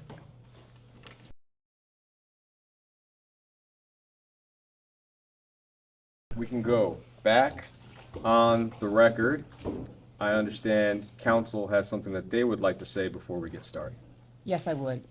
First of all, I'd like to say I appreciate everyone being here today, but I want to start with, we've just learned that there has been a second violation of the promise that the chairman made with respect to no photos being taken in this room during this hearing. As you know, we have asked for and did ask Mr. Comer for the press to be invited in. They are sitting right outside, literally. He has been speaking with them, and we have been asked that they be invited in. at the last break because we learned that there was a member who was sharing photos from inside this room in violation of this committee's own rules. We have now been presented with a second photo of the witness, Secretary Clinton, while she has been testifying in this room. That is completely inconsistent with the rules. It's completely in violation, and it's also in violation of the promise that Mr. Comer just made with respect to it would not happen again. And indeed it did. And so I would like to ensure that when we go back on the record and when Mr. Comer elects to rejoin the room, I note he has left for the record, I would like to be able to ensure that we address that. Or, sorry, he has not left. He's down at the end. There's been a second violation, Mr. Chairman, so now I do really feel that it would be appropriate for the press to be invited in because someone has already violated the commitment and promise you made that there would not be any further violations. You have a copy of the picture?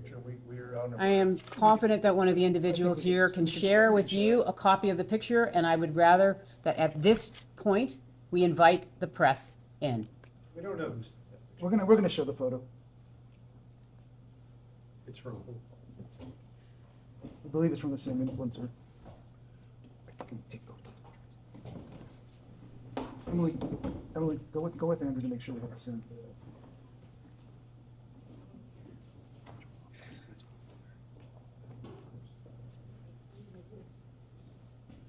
That's for you. That's right. We were saving your seat.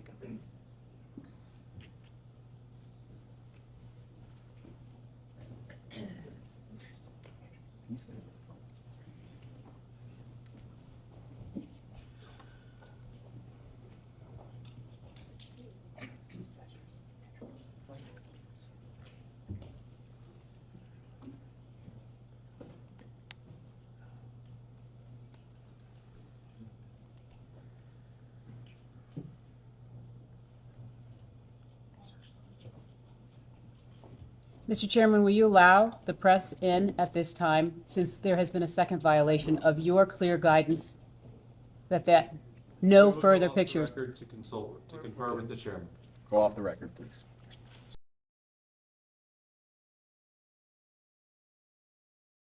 We can go back on the record. Thank you very much.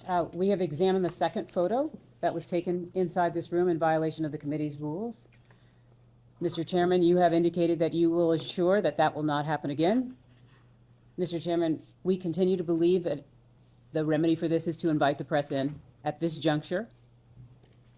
We believe that there is no reason not to do so. We recognize that you continue to resist having the press join, but if you would like, we would welcome that. Otherwise, we would welcome no further violations. What was the last part? You would welcome. I know it's hard to hear without amplification. No further violation, no further violation. But I would like to note one thing, if I may. A New York Times reporter tweeted that her dim member in the room, and then she said, you know, that Maxwell was at Chelsea's wedding because she was dating a friend who brought her as a +1 and all that. So there's a Democrat member leaking to the press what's going on in here, according to the Annie Carney. So, Mr. Chairman, thank you so much. I know part of this is always about the tit for tat, and I think that's what we're trying to address. We're here and we're speaking with respect to the witness and what has been a violation of a photo of her inside this room. I'm not trying to get into anybody else's First Amendment rights. When it comes to the photo, please instruct your member to take the photo down until after. I have. Thank you so much. Nothing further. Thank you. Good afternoon. Good afternoon. My name is. I'll be doing most of the questioning for the minority today. First, I want to thank you for your long and distinguished service to this country. Thank you. I'd also want to thank you for your time today. We appreciate it. Thank you. Before we get to questions, I'd like to take a few minutes and highlight some context that we think is relevant for today's conversation. To be candid with you, it's not clear to us that you have much information to share with this committee that would be relevant to our investigation of Giuffre Epstein. For example, I would like to introduce as Minority Exhibit A this excerpt from Ghislaine Maxwell's interview with Deputy Attorney General Todd Blanche.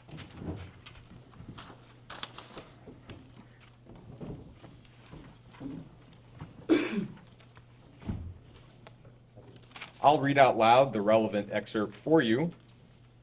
You can see that Ms. Maxwell was asked, quote, "Do you know whether Mr. Epstein had, knew, or had any sort of visit, dealings, or associated with Hillary Clinton?" And Ms. Maxwell said, quote, "I would say no." Ms. Maxwell was asked, quote, "Did you ever see them together?" Ms. Maxwell said no. So, there are some events we're aware of where you might have been in the same place as Mr. Epstein or Ms. Maxwell at the same time. We'll ask about those, but we are a little confused about why we're even here. I imagine you might have your own perspective on this. You shared a little bit of that earlier. Is there anything more you'd like to share from your point of view on today's conversation before we get started? Thank you very much, Counsel. I appreciate your recognition of the context. I do not think I am or could be a significant witness to anything that would affect the work of this committee with respect to the investigation. I understand that that was a decision made to subpoena me, and I thought it would have been more appropriate to treat me in the context in which you have just placed me. That's why I offered a sworn statement outlining my lack of knowledge with respect to either Epstein or Maxwell and the crimes that they committed. But the majority of the committee and then the entire committee determined that they wished to talk with me. And it is, still somewhat of a puzzle for me to be here and trying to answer your questions to the best of my ability, because I don't think it's a good use of the committee's time. The matters that are included within the broad scope of the investigation as described by the chairman are ones that I take very seriously, and I would personally like to see the committee pay attention to those who have information that could be responsive. Thank you. I appreciate it. I'd like to start our conversation with a few foundational questions so we can get a clear record from the very beginning. And you've covered some of this earlier, but I want to be really clear for the transcript. Before his crimes became public, did you have any knowledge of the sexual abuse that Jeffrey Epstein was committing against girls and young women? No.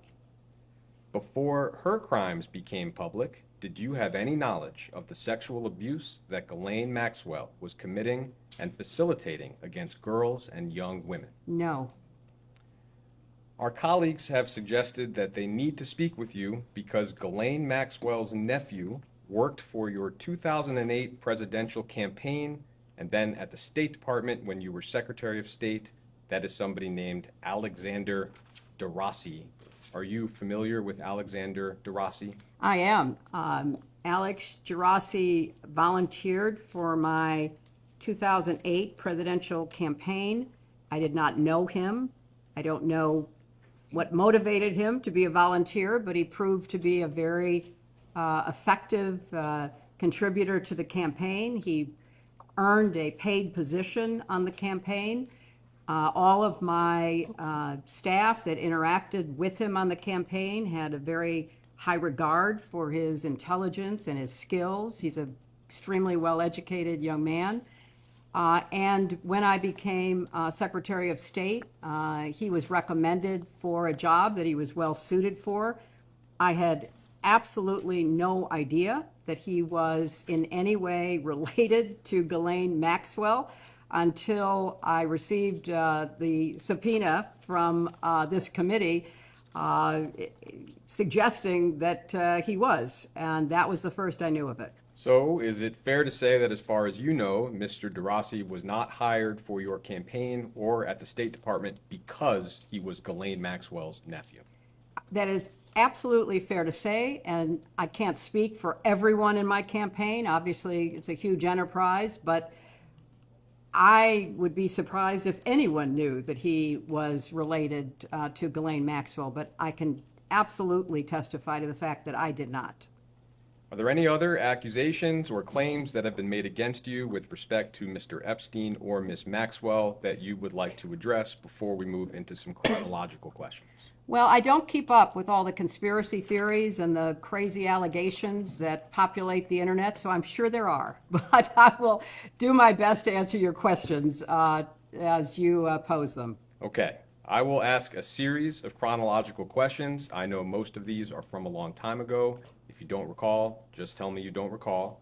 As an initial matter, would you recall roughly how many events and receptions would you have attended at the White House during your time as First Lady?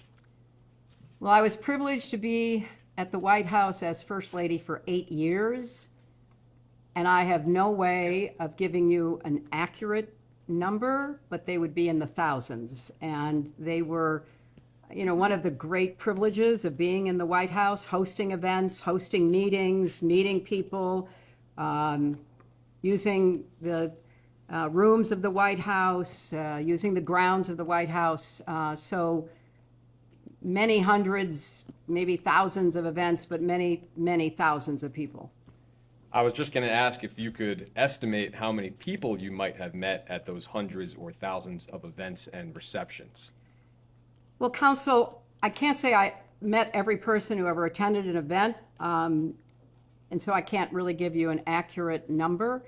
But if the event was a small event, perhaps I would meet everyone. But for most of the large events that we hosted, it was hit or miss if I met somebody or didn't meet somebody. For the huge Christmas receptions, which were thousands of people that would come to enjoy the holiday decorations at the White House.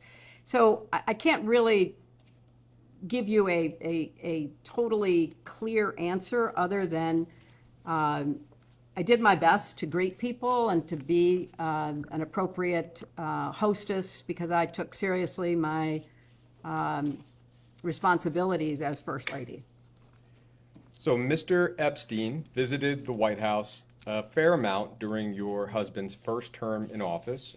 One, and I think the only specific event that we're aware of where you may have been present was, as you mentioned earlier, a September 29th, 1993 reception for donors to a White House renovation project that was funded through the White House Historical Association. And our understanding is there was some kind of reception that night. Do you have any recollection of attending that event or that reception? I have no specific recollection, but I know that I was expected to, and I assume I did. But I can't, sitting here today, describe anything specific about that event. But I was very anxious to support fundraising that went to the White House Historical Association that in turn supported the upkeep and the maintenance of the White House. Because certainly, you know, it was an old building with a lot of very valuable furniture and art, and it took a lot of wear and tear because I just finished explaining we had thousands of people who would come through. And I'm not even talking about the visitors who would come through, because that was many, many more thousands. So the house itself needed to be carefully cared for. And so I my husband and I hosted the event, and the White House Historical Association brought those who had contributed because it was ultimately beneficial for the White House. Would it be correct to say that sitting here, you have no specific memory or recollection of meeting Mr. Epstein or Ms. Maxwell at that event in 1993? That is an accurate statement. In fact, when I got the subpoena, I was incredulous because I never thought I was in the same room with Giuffre Epstein. And it was brought to my attention that he was very likely to have attended the White House Historical Association, but I have no independent recollection of that. Okay. It has been publicly reported that Mr. Epstein visited the White House 16 other times during your husband's first term. He was signed in by different staff members and visited different parts of the White House. Broadly speaking, do you have any memory or knowledge of any other visits by Giuffre Epstein to the White House other than the one we just discussed? Not that I recall, but I want to be clear, That doesn't mean that, I didn't pass somebody in the hallway, that somebody didn't pop in, but I have no recollection Great. of meeting with him, seeing him, conversing with him in the White House. I'm going to fast forward all the way to 1999. We believe that Mr. Epstein contributed $20,000 to your joint fundraising account with the Democratic Party. Would you have any specific memory, knowledge, or recollection of that particular contribution sitting here today? I do not. And again, this was something that I learned about in preparation for testifying. And as you point out, counsel, the contribution went to the joint committee that was set up to support my Senate campaign.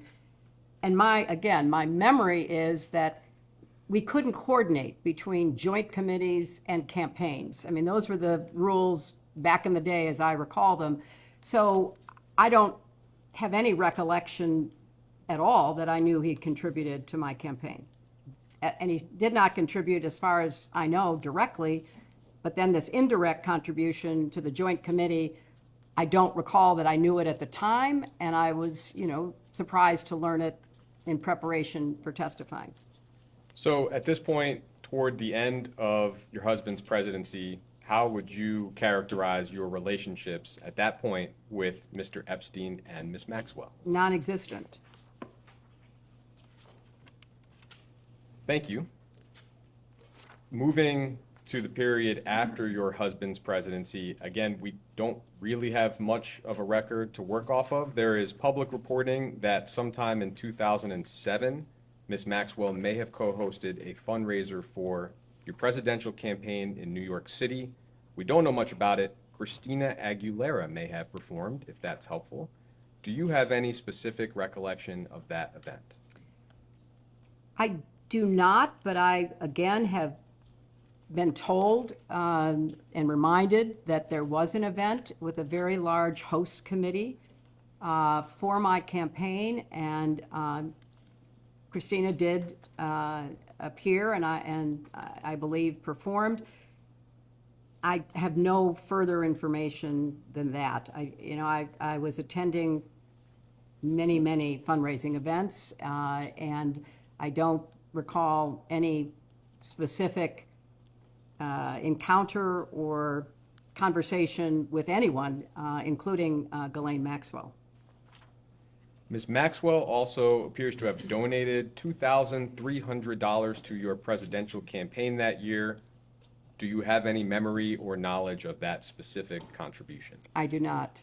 Would it be fair to say that your presidential campaign likely would have had a fair number of donors donating $2,300 thereabouts? Oh, many thousands. I don't recall the exact number, but my best memory is that we raised nearly $1 billion.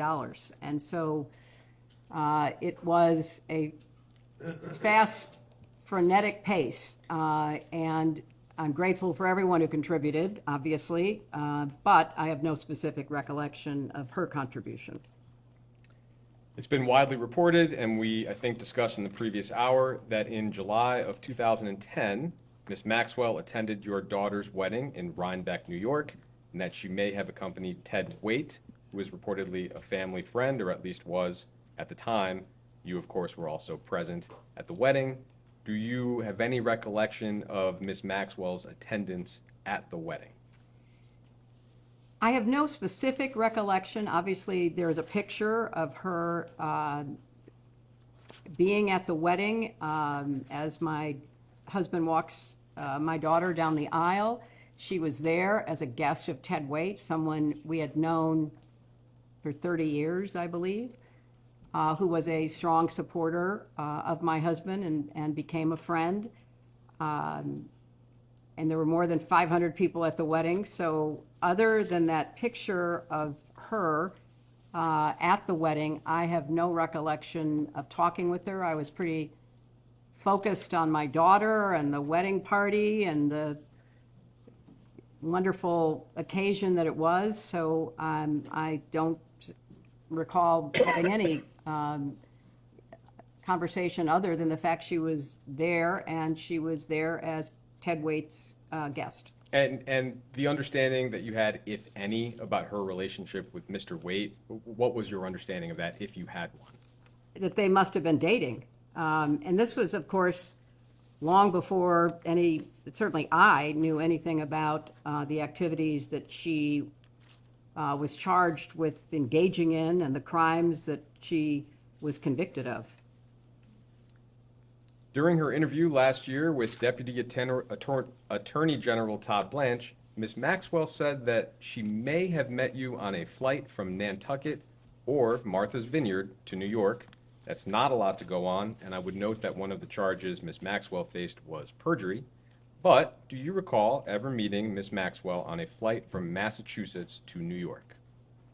I don't recall it. I'm not going to say it didn't happen, but I don't recall it. And my memory too, counsel, you would have to check this, but I believe I was told that in her long interview with Todd Blanche, it's Todd Blanche, right? Todd Blanche, the Deputy Attorney General, she herself said that she attended the wedding as Ted Waite's guest. In that same interview, Ms. Maxwell said that she visited your home in Chappaqua a few times and that she was invited. Do you have any memory or knowledge of Ms. Maxwell being invited to and visiting your home? I do not, and I was not present for any visit if one occurred. It's been reported that in September of 2013, at a Clinton Global Initiative conference in New York, Ms. Maxwell was recognized as a Commitment to Action partner for her work on behalf of the Terramar Project, which was an ocean conservation nonprofit that she founded in 2012. Do you have any recollection of whether you were at that event? So that's a Clinton Global Initiative conference in New York in September 2013. I believe I attended the conference, but during the conference there are many different sessions going on. There are some main stage sessions with very high profile people. We've had an extraordinary collection of world leaders, including Pope Francis and others. But then there are many of what are called breakout sessions that are smaller sessions where people gather usually around the issue they're interested in. So in this case, if it had been the oceans, there might have been a breakout session about that. And I do not recall seeing her there. I do not recall any knowledge of her being there. But if she were there and she were making a commitment, it would have been in one of these smaller sessions. And I have to add, in 2013, Ms. Maxwell spoke at the United Nations. She gave a TED Talk. She was featured for her work about oceans in a long profile on CNN. So she had a public persona that the UN, the TED Talk people, CNN and the press all recognized because nobody at that time knew what was later discovered.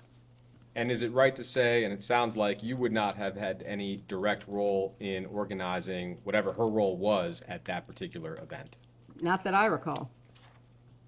At that point in 2013, if you can recall, how would you have characterized your relationships with Mr. Epstein and Ms. Maxwell? Had no relationship, no knowledge of, never met or talked to Giuffre Epstein. I viewed Ghislaine Maxwell as an acquaintance, someone that I might see, but had no real relationship with. Thank you. Thank you, Madam Secretary. I know that a couple of the minority members have just a couple questions as part of this hour as well, and so I have a few, and then I'll turn it over to a couple of the minority members as well.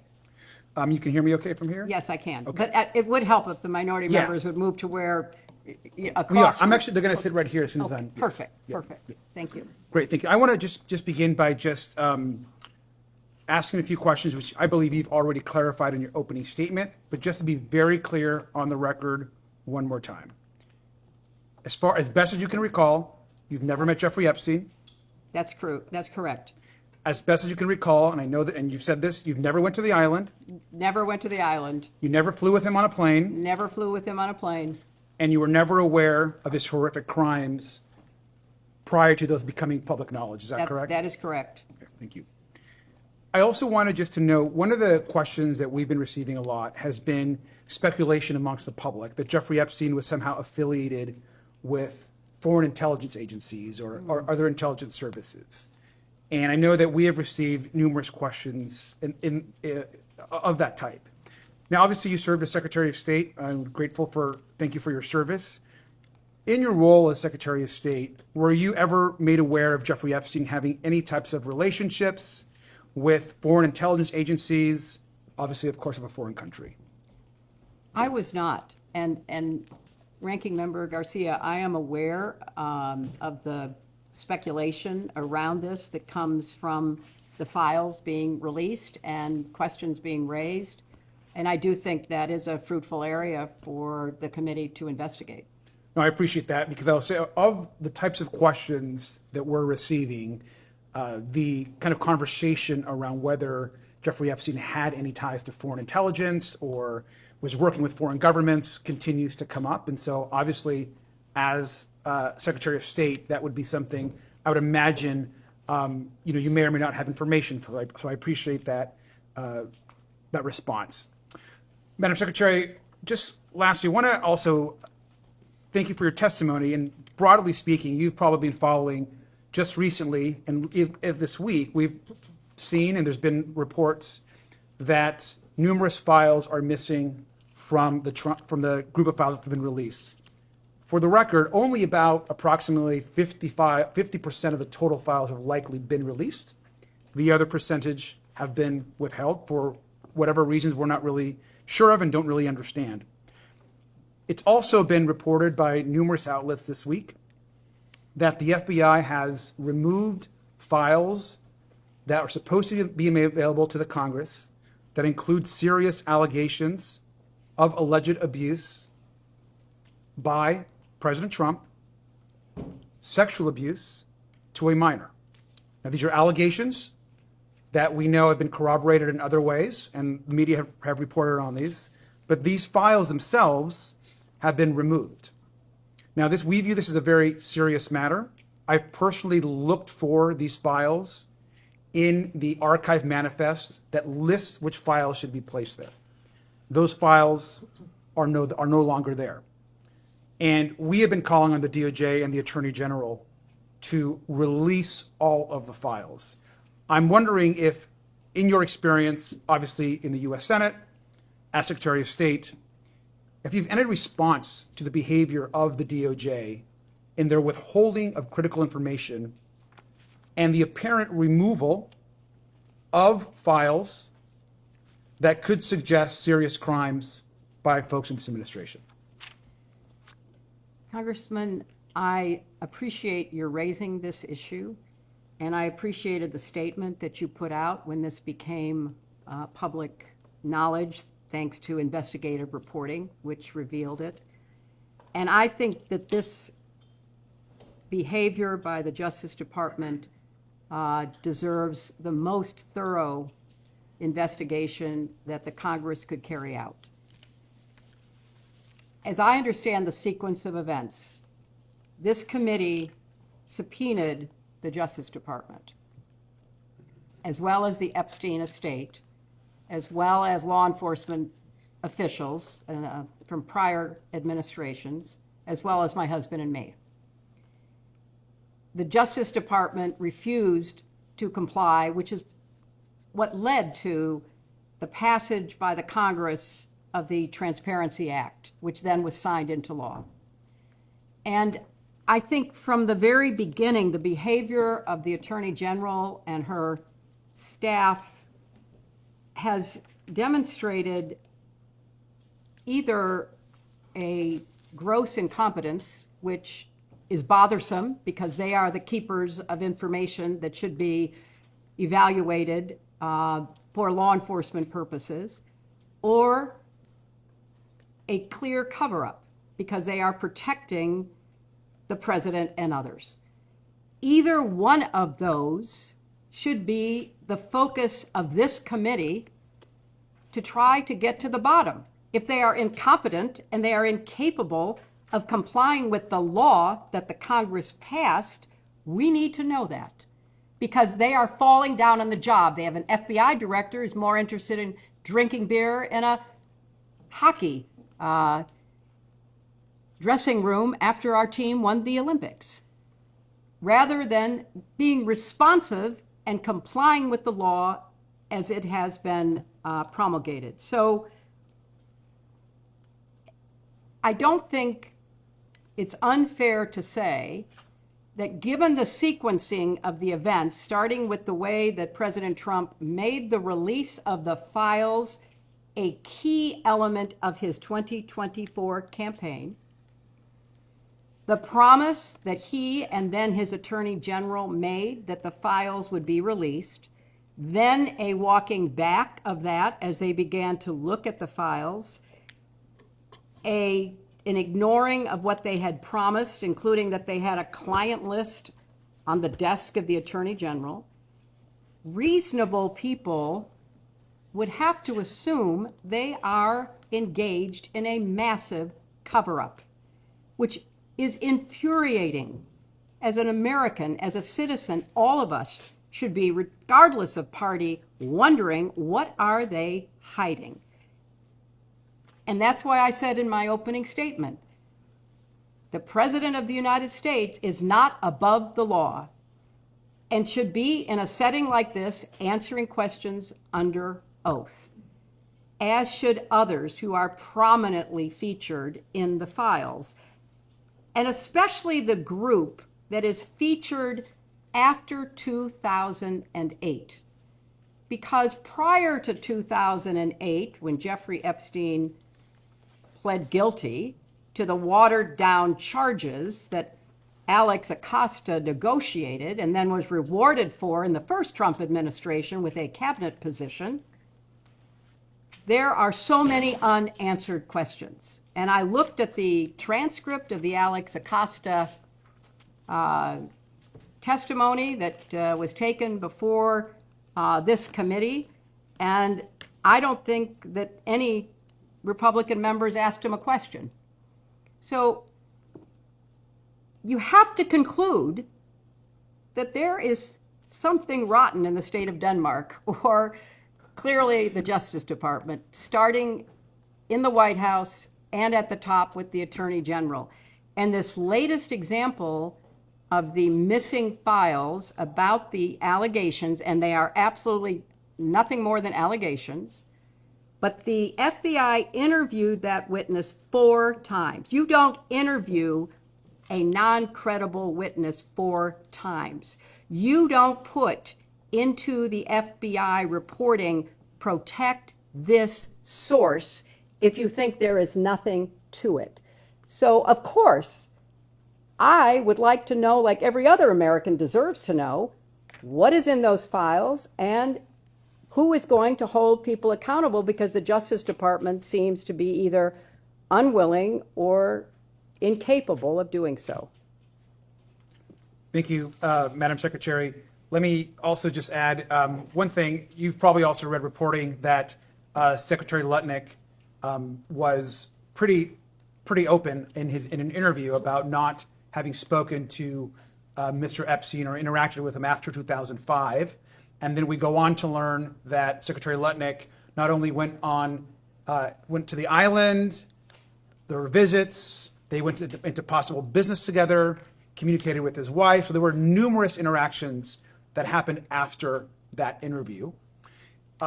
We believe that Secretary Lutnick should be in front of this committee answering questions, especially when he's choosing to essentially lie about his interactions with Mr. Epstein. Would you agree that Secretary Lutnick should come and testify? I think everyone that the committee sees playing a prominent role in the files should be deposed. That is your job. Your job is to try to get to the truth as best as you can determine it. And that should be the guiding principle, it seems to me, as to who you ask to come before you.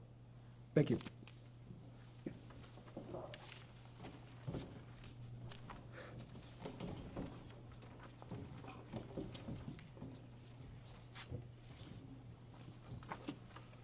Hello, Congressman. Hello. Thank you, Secretary, for being here today. I'm going to ask you a few questions that might be a little redundant. That's but just okay. to get on the record. Am I correct that you did not know at any point before Jeffrey Epstein's crimes became public that Epstein committed or facilitated sexual abuse of minors and young women? That is correct. And prior to Epstein's crimes becoming public, were you ever warned not to associate with him? Not that I recall. And you did not know at any point before Maxwell's crimes became public that she committed or facilitated sexual abuse of minors or young women? That is correct. And did anyone ever raise concerns to you about Miss Maxwell or warn you not to associate with her at any point? Not that I recall. Thank you. And you served as First Lady and U.S. Senator and Secretary of State. And so you met a lot of other heads of state, foreign dignitaries. And so at any point, did Jeffrey Epstein or Ghislaine Maxwell's names come up?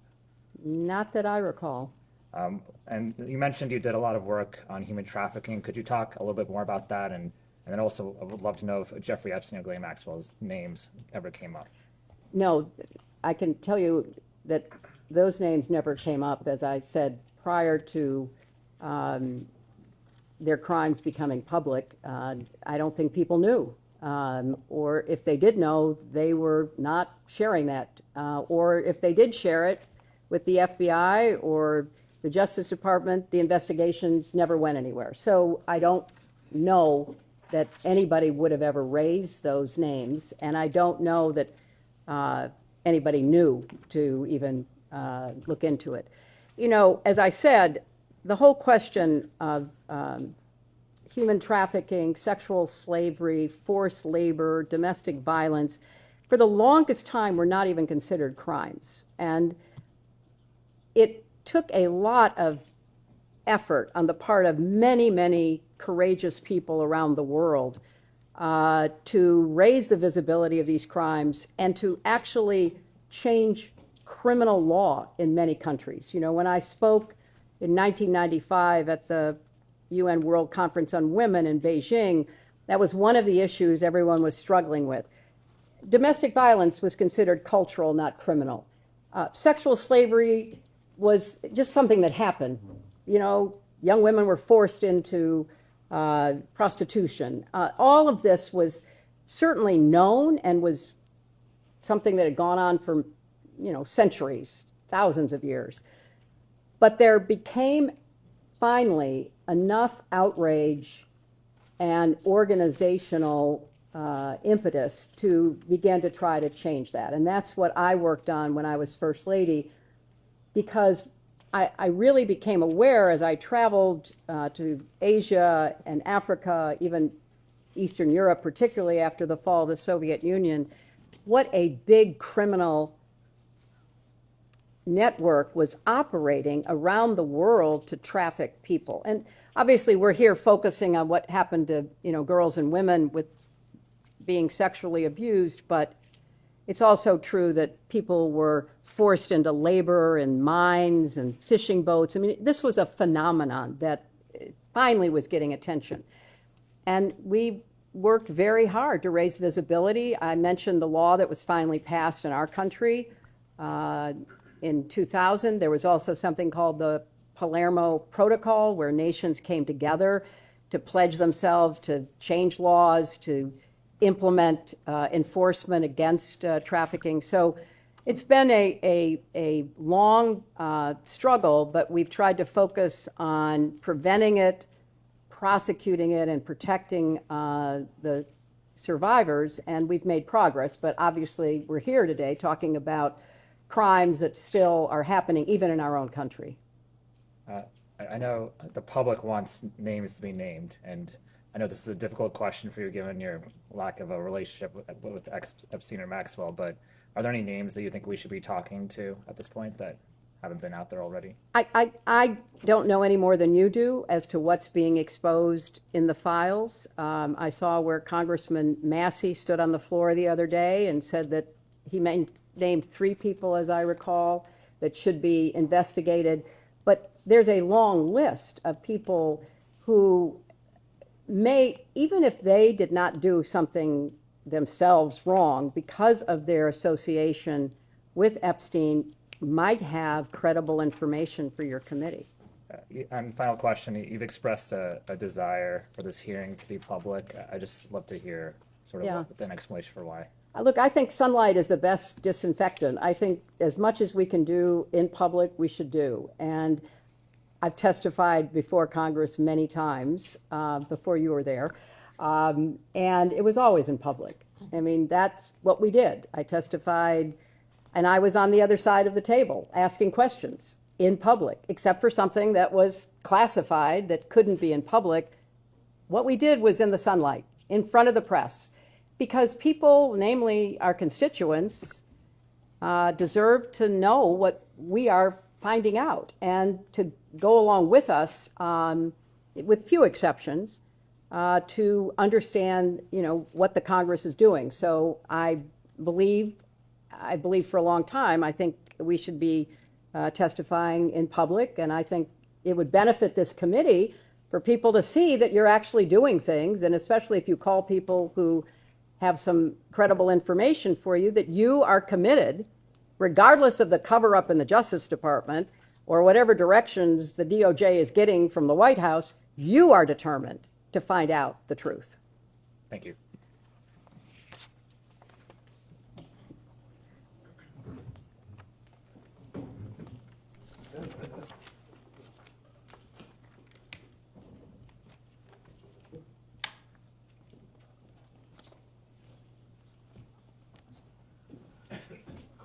Hello, Congressman. Secretary, how are you? I'm okay. First and foremost, thank you for being here. Thank you. Secondly, as an attorney, I know sometimes things are done differently in DC, but when an agreement is made and our word is given, it should be kept. I agree with that. And first and foremost, to get into the line of questioning that I had, on November 12th of last year, Oversight Committee Democrats released emails that were obtained from the estate of Giuffre Epstein. In one email from 2011, Epstein said to Ghislaine Maxwell that President Trump was, quote, that dog that hasn't barked, end of quote, and that an unnamed victim, quote, spent hours at my house with him, end of quote. In another email from 2019, Epstein wrote that, quote, of course he, referring to President Trump, knew about the girls as he asked Ghislaine to stop. 2 days later, President Trump directed Attorney General Pam Bondi to investigate President Clinton and other prominent Democrats in order to distract from his own close ties to Giuffre Epstein. I'll mark as Minority Exhibit B a True Social post from Donald Trump dated November 14th, 2025. And I think you have that now. As you can see, President Trump's post refers to Giuffre Epstein's crimes against young girls and women as the Epstein hoax, end of quote. His post also completely ignores several other high-profile individuals, including Republicans and allies of President Trump, who are known to have had relationships with Epstein. In fact, the Epstein files contain numerous officials in the current and previous Trump administrations who have connections to Giuffre Epstein, including, but I'm not sure limited to, Howard Lutnick, RFK Jr., Steve Bannon, Elon Musk, Tom Barrack, Kevin Warsh, and Mehmet Oz, to name a few. Secretary Clinton, to your knowledge, has the Trump administration done anything at all to investigate these other individuals with ties to Epstein? Congressman, I know of nothing, just reading the press. I obviously have no inside information that there has been any effort whatsoever to investigate the names that you just mentioned or any others who might have credible information about Giuffre Epstein's crimes. And I think that's where this committee comes in. You are not beholden to the Justice Department. You have an independent Article I jurisdiction. You are the co-equal branch of government, and you have the responsibility to pursue what the Justice Department apparently is failing to pursue. The other point I would make is having observed President Trump up close and personal for a number of years now since I ran against him, he has a tell. He has a behavioral tell. Whenever he is worried about being found out himself, he accuses somebody else of doing what he actually has done. And it's just a pattern with him. So it's no surprise to me that all of a sudden, what he promised in his campaign to reveal, everything about the files, and then when his people began looking in the files and realized how potentially incriminating they were of him, all of a sudden, that was no longer the focus. It was blaming Democrats, talking about a hoax, saying move on, there's nothing to see here. That is a typical pattern of President Trump's behavior, which speaks louder than all the words that he speaks and all of the Truth Social posts that he makes. He clearly knows what he did. He knows what others did, because remember, one of the emails that has come out recently is he called the police chief of Palm Beach at the time Epstein was arrested, according to reporting, to say, I'm so glad you got him. I'm so glad you're stopping him. Well, how would he know that? How would he know that? So there is so much to be uncovered here rather than being covered up. And it really, in addition to the specific information that could be gotten and the accountability that could be achieved, it would restore trust. You know, the American people are not dumb. They're watching this. They're seeing this. They're following this. And it's just one more example of, you know, us not doing the kind of work that would build trust in finding out, you know, the truth, not just for the victims and survivors, but for the American public.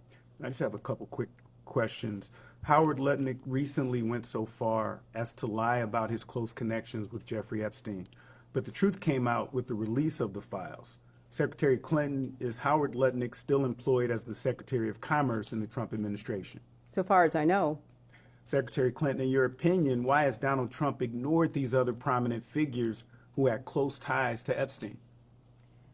I can't speculate on that, Congressman. I think it's a worthwhile question to ask, and I think it certainly should be asked by this committee.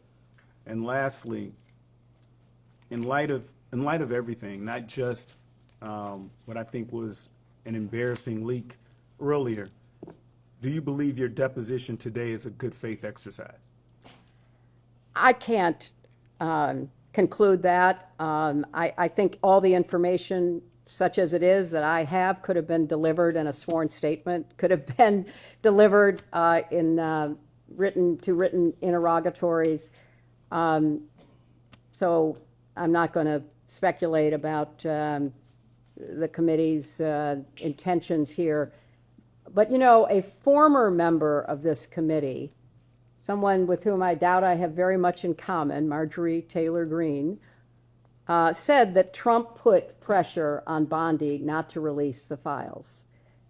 And if I recall, she was one of the votes for the Transparency Act, and she and others, including other members of this committee, were hauled into the White House and taken to the woodshed.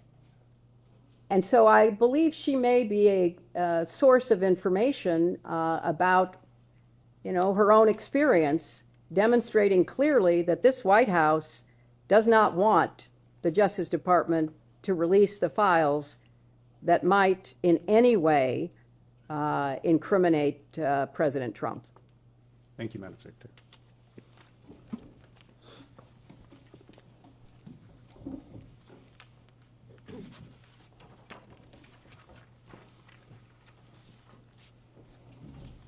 Thank you so much for being here, Madam Secretary.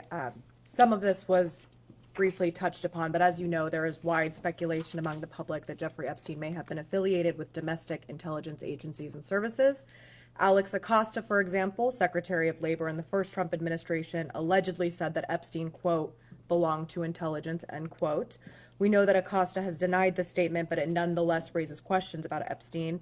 You obviously served in a variety of highly sensitive positions, allowing you to access some of our nation's most sensitive and secretive information. Either during or after your time in government, were you ever made aware of Jeffrey Epstein having any kind of relationship, directly or indirectly, with a United States intelligence agency or service like the CIA? I was not, but obviously I served in the Senate and don't recall anything like that ever being presented. I was on the Armed Services Committee, so perhaps there might have been a mention if there was any relevance, and in the State Department, I don't recall any information like that at all. And were you ever made aware of Ghislaine Maxwell having any kind of relationship with an intelligence agency or service I was of the not. United States? Thank you. Now, during the committee's deposition of former Attorney General Bill Barr, he indicated that, quote, many American businessmen who have foreign contacts sometimes will talk to intelligence agencies and provide information to them. Are you aware of Jeffrey Epstein having these less formal interactions with the CGI or any other domestic intelligence? I'm not aware of any intelligence connections of Jeffrey Epstein at all. And that applies to foreign intelligence? Yes, as it well. does. Okay. I want to move to... But I do think, Congresswoman, as I said earlier, your questions are well taken. There are so many threads of this investigation that need to be followed. You are talking about the intelligence. We have talked about the sexual abuses. And we also should be following the money. One of my former colleagues, Senator Wyden, is trying to get out of the Treasury Department records about Jeffrey Epstein's financial transactions. The Congress should, and this committee certainly should, subpoena the Treasury Secretary for the information that Senator Wyden has compiled. In my experience in the Senate, Senator Wyden is a thoughtful, careful investigator. If he says there's something there, I would take it to the bank. And so follow the money. Follow these foreign involvement intelligence potential. Whether they're true or not, I don't know. And of course, follow whatever leads you can get out of the emails and other information that are being put forth by either DOJ or the Epstein estate or anybody else on, the crimes that he committed. Thank you. That brings us to the issue of transparency, which is related to what you just said. You and President Clinton have been very clear about your desire to testify publicly before this committee. In fact, on February 5th, 2026, you posted on social media, quote, if you want this fight, at Rep. James Comer, let's have it in public. You love to talk about transparency. There is nothing more transparent than a public hearing, cameras on. Secretary Clinton, why is it important for you to testify before this committee in a public setting? Well, first of all, I believe in public testimony. I believe that the public has a right to know what its elected members of Congress are investigating and legislating. Having served for 8 years, I think it is useful as a member to do a hearing in public because you're going to learn things by the coverage of it, by the response that you get from people. This hearing, if it were in public, maybe your question about intelligence, maybe somebody watching it would have said, oh my gosh, I just remembered having a conversation with Foreign Minister X or Prime Minister Y, and that person mentioned Jeffrey Epstein. Most people are not going to look at the video, they're not going to read the transcript, but they will follow a live public hearing. So I think it actually enhances the work that those of us who've been privileged to serve are doing and can do. So to me, it is just an absolute prerequisite for doing the kind of legislative and investigative work as effectively as possible by doing it in public. And did you know that you would be photographed today? No. And is that at all part of what you had understood about the terms of the agreement for today's deposition? Well, I will confess that I had some concerns about whether the majority on the committee would treat me fairly and would, fairly convey what I say and what I did and how I looked and how I responded. So yes, I did have a concern, and when we learned about the photos being taken not by a staff member but by a member, it was shocking and very disappointing. So if it were in public, we wouldn't have that debate. You know, everybody could see the same thing that the congresswoman saw. I'm sitting here, sometimes I'm smiling, sometimes I'm frowning, sometimes I look good, sometimes I don't. That's all in public. Everybody can have the same view rather than, you know, an angled photo and all the rest of it. So it was disappointing, and I regret that it happened and it violated your rules, but that's not the real concern I have. The real concern is get busy. Focus on the people that have something to tell you, that can tell you about intelligence, money, and crimes, and get them before you, and whenever possible, do it in public. And finally, do you think that Donald Trump should be deposed by this committee? Absolutely.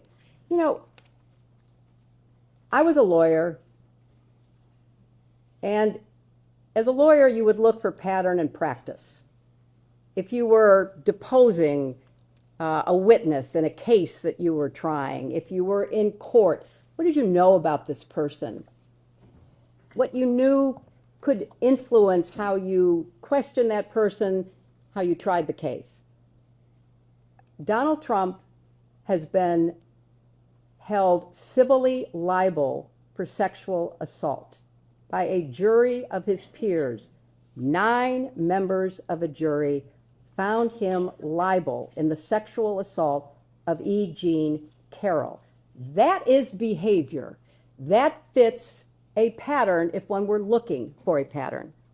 He has also been convicted on 34 felony counts for attempting to hide his relationship with an escort and then to commit business fraud to prevent it from becoming public in the 2016 campaign, which was ultimately election interference.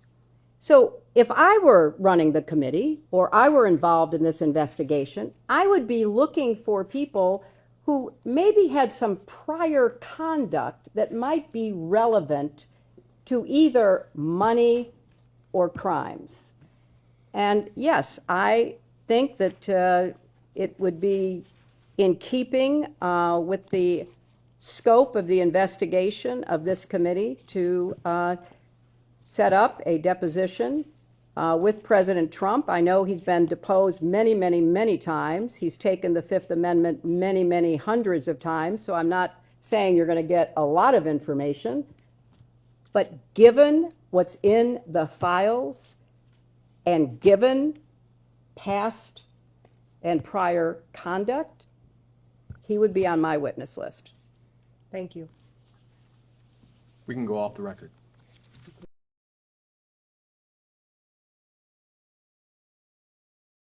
All right, we'll go back on the record. It is 2:49 p.m. I believe Chairman Comer has something he would like to say. Yes, and thank you, Madam Secretary, and we appreciate what you said in the last round of questioning. I want to be very clear. This committee is taking this investigation very seriously. We are following the money. We have a history of doing that over the past 2 years. I wrote the Treasury Department requesting suspicious activity reports related to Giuffre Epstein. Treasury has been in full compliance, and our staff has spent untold hours reviewing those documents. I know the minority staff have also reviewed those documents. Anytime we subpoena anything, both sides get it. Based on the suspicious activity reports, I then issued subpoenas to 2 banks, Deutsche Bank and JP Morgan.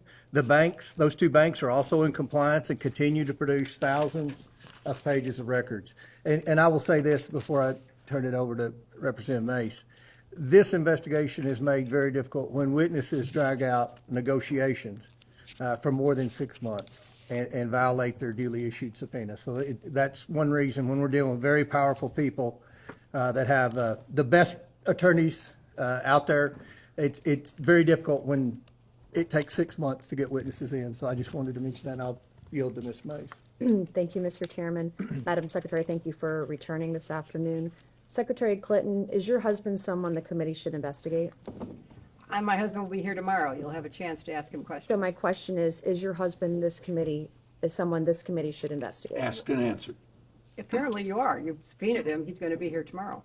In your testimony before the break, you discussed why you believe President Trump should testify before our committee due to a, quote, pattern of behavior, end quote. You testified that a pattern of behavior warrants accountability. So I want to make sure I understand your standard correctly. The pattern of behavior you describe includes being held civilly liable, indictments, sexually deviant behavior, correct? Yes. In 1998, your husband was found civilly liable for sexual misconduct with Paula Jones and settled for $850,000. Is that correct? Yes. By your standard of pattern of behavior, should your husband testify before this committee? He is testifying tomorrow. On December 19th, 1998, President Clinton was impeached on charges of perjury and obstruction of justice, which directly related to his extramarital affair with Monica Lewinsky. Is that correct? Yes. And your husband was impeached for perjury related to sexual behavior, correct? I didn't understand what you said. Your husband was impeached for perjury related to sexual behavior, his sexual behavior. He was impeached for several reasons, and then was acquitted in the Senate. And your husband flew on Jeffrey Epstein's plane 17 to 26 times, correct? He made several trips with different legs on the trip, as I recall. But he flew on Jeffrey Epstein's plane Yes, he 17 to did. 26 times? Mhm. Were you aware that Secret Service was dropped on some of those flights? That is not my understanding. Where they were not on some of those flights? That is not my So understanding. your understanding is that Secret Service was on all of the flights that President Clinton was on? That is with my Epstein? understanding. By this standard of behavior, multiple credible accusers, including Juanita Broderick, who alleged rape against your husband was disbarred in Arkansas, lost his law license before the Supreme Court, flew on Epstein's plane dozens of times, visited Epstein's island. That is not true. That is absolutely untrue. Well, there's documentation in the DOJ files. I'm not sure you're aware, your attorneys have told you, but Jeffrey Epstein told one of the victims to lie to investigators, to lie that Bill Clinton was ever on Epstein Island. I can provide that document to your We attorneys. would like that document, please. Yeah, Okay, counsel, I can do because that. actually the files say just the opposite. Epstein himself denied he was. These are FBI notes from an interview with a victim, and I can get you the victim number and the case number and the files. These are notes from a 302 If interview. you'd like those, are you going to provide those now? That's not my line of questioning. She brought it up, but I have a I'm document I sorry, can give to you're you. making a representation Yeah. as to the facts. I didn't of enter something anything that's as an exhibit. But it's factually inaccurate. No, I can give it to you later. I can go find the document, make copies of it, and give it to you this afternoon. Thank you so much. Okay.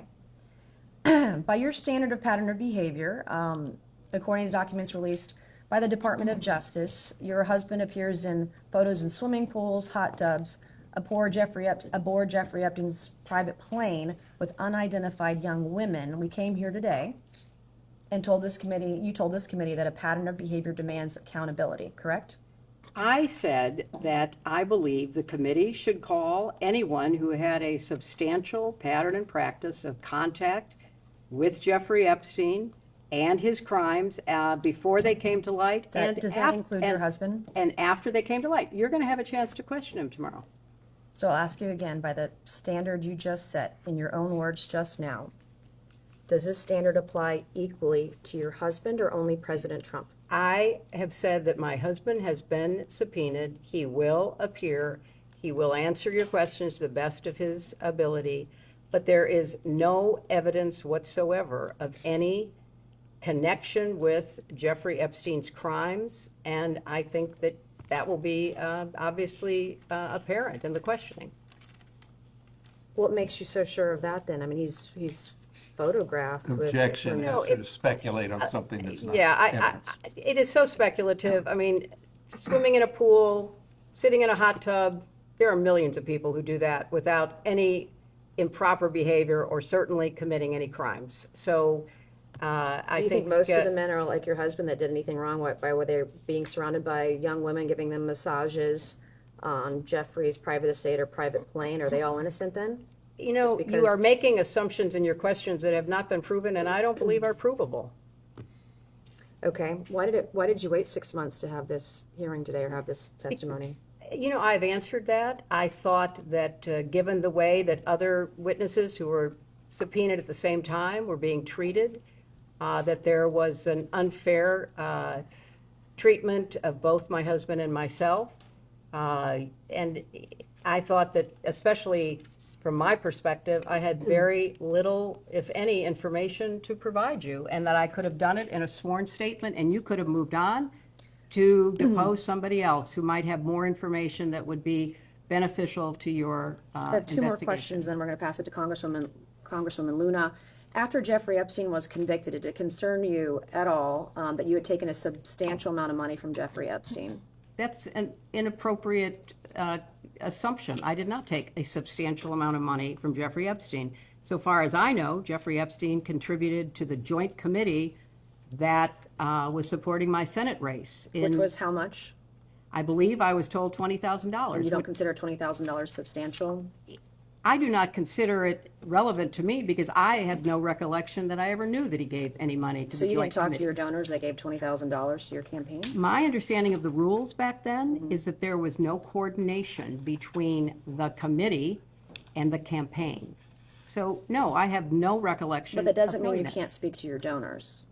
That doesn't prohibit, the law does Don't- not prohibit you speaking to But donors. I didn't know he was a donor. As far as I knew, he was not a donor until I learned this in Did it preparation concern you at for the all that Ghislaine testimony. Maxwell was heavily involved with people you knew and were close to? I knew people that I knew her. Yes, that's true. And you just shrugged, you didn't want to look into it or You know, have any nobody, question you know, about it? until her crimes were revealed and she was indicted and tried and convicted, I don't think people knew very much about at all And what then she how do was you know doing. Howard Lutnick? I know Howard Lutnick because when I was senator on 9/11, the firm he headed, Cantor Fitzgerald, suffered the greatest loss of life. As I recall, something like 650 of his employees were murdered by terrorists that day.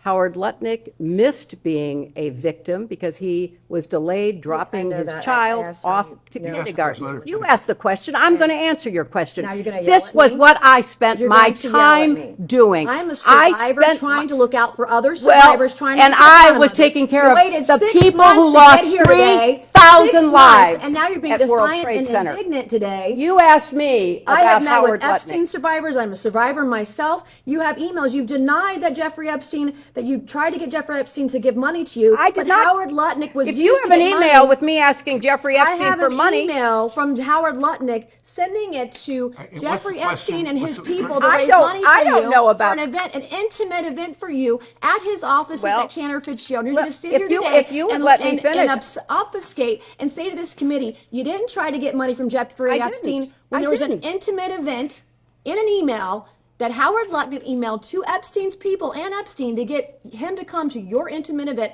at Cantor Fitzgerald, a very small event. And so I'm not going to put it. You want to yell at me, that's fine, but I'll yell right back. Well, okay? I am looking out for it's survivors. very- I'm doing look- the job that you would not do and refuse to do as Secretary of State. Thank you, and I yield back to no, Congresswoman. I'm going to finish answering the question, which I have a right to do. I am very sympathetic to your personal situation. I have read about it. I have seen you testify or speak on the floor about it. And I very much sympathize with not only what you went through, but appreciate your effort to stand up for survivors. I was a senator representing the people who were murdered on 9/11. Nobody lost more people than Howard Lutnick. You can say whatever you want. You can call him and have him appear before the committee.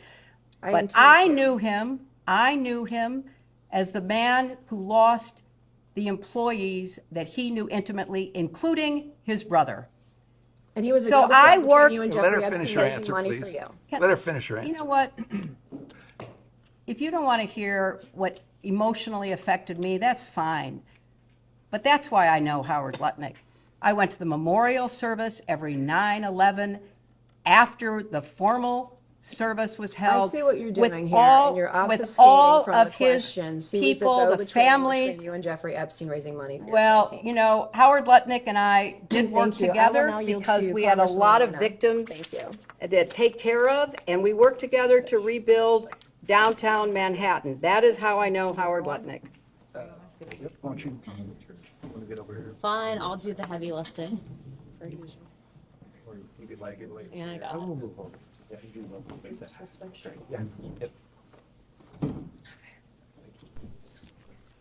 Miss Luna, Miss Luna. Secretary Clinton, thank you for being here today. Thank you, Congresswoman. President Clinton has stated that he severed ties with Epstein around 2005, prior to 2008 conviction. Were you involved or informed of any communication, emails, calls, or meetings related to distancing the foundation and or your family after those 2008 convictions? I was not. You had mentioned that this committee had avoided calling people to testify who should be sitting here. I would like to show you some emails. If the staff could please pass out to the members and the secretary EFTA 00878421 and EFTA 007058660, please, so she can see it. This will be exhibit 14 and 15 for the majority. I'll wait till you get them so you can see them. Thank you. Thank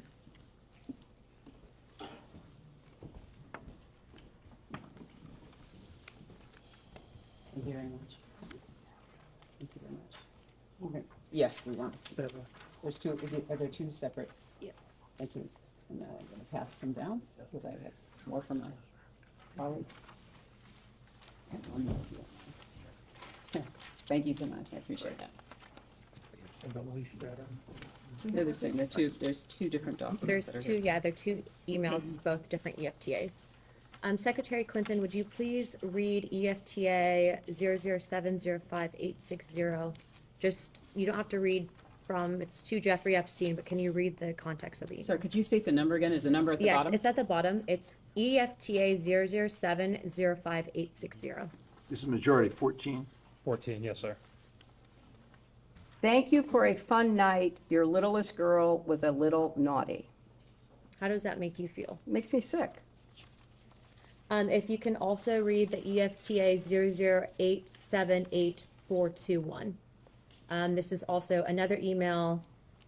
Can you just please provide the context? It's an email to Giuffre Epstein. If you could just read the context of what it is. Of course, the Ohio Jesus. Jesus, I'm coming trick. And just the main body of the context of the email. Said that she felt God's presence next to her when she was in bed. She knows that Jesus watches over her and he helped save her life. Whoops. How does that make you feel? It's bizarre. I don't know what it means. The reason I asked you to read both of these is because these emails were both sent by co-conspirators that were then given the plea deals and now have been given victim status. Both of these women were also named an FBI document, and they're on a number of other emails. Do you believe that the Department of Justice should reevaluate the plea deals for some of these women, given that, as you can see, they have clearly done some things probably that they shouldn't have? I don't know the status of whether that would be legally possible, so I have no opinion. I think outside of the statute of limitations, they might be able to reinvestigate under the civil rights violations. Would you be in favor of that, or looking into any of the co-conspirators that were given plea deals down to victim status if there's credible evidence that they were trafficking young girls? I think it should be pursued. Hold on. I'd like to also show you another EFTA, if the staff can also pass this to the secretary. It's EFTA 016562217. This would be exhibit 16 for the majority.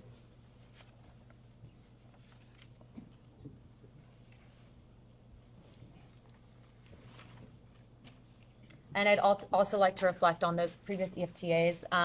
The EFTA 007058660, that was actually sent by a woman by the name of Susan Hamlin. And then the other EFTA 0087841 was sent by a woman named Nadia, who's also listed in other files as well. Is it single pages? Oh, sorry.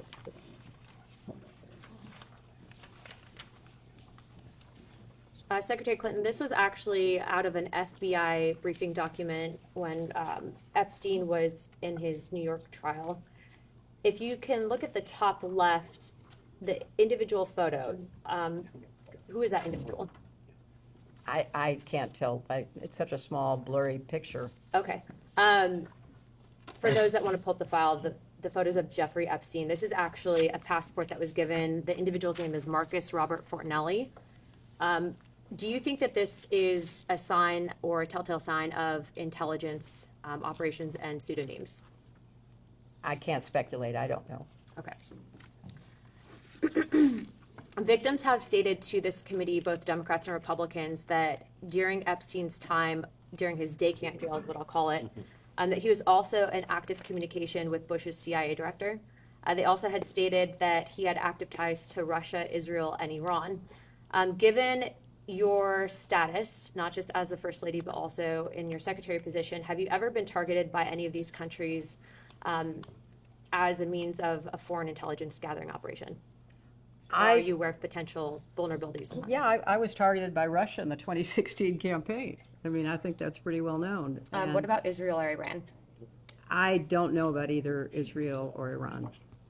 Okay, do you believe that Epstein was running potentially a honeypot operation with intelligence gathering operations to collect information on high-profile individuals, both Democrat and Republican, in the United States, in an effort to sway our foreign policies? Is it possible? I have no direct knowledge, but I think it's one of the areas your committee should investigate. Do you think it's possible?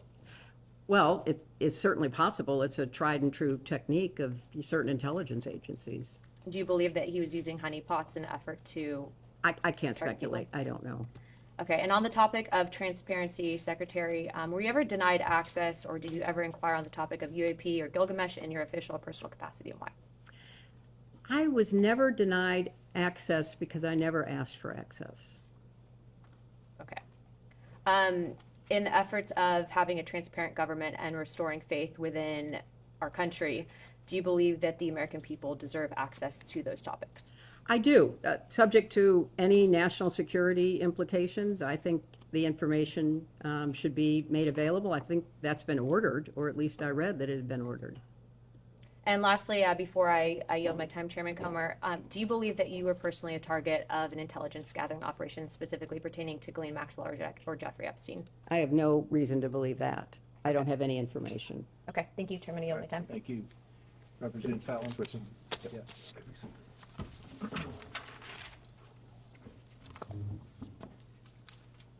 Can you get in front of me now? I'll just- Okay, all right, good.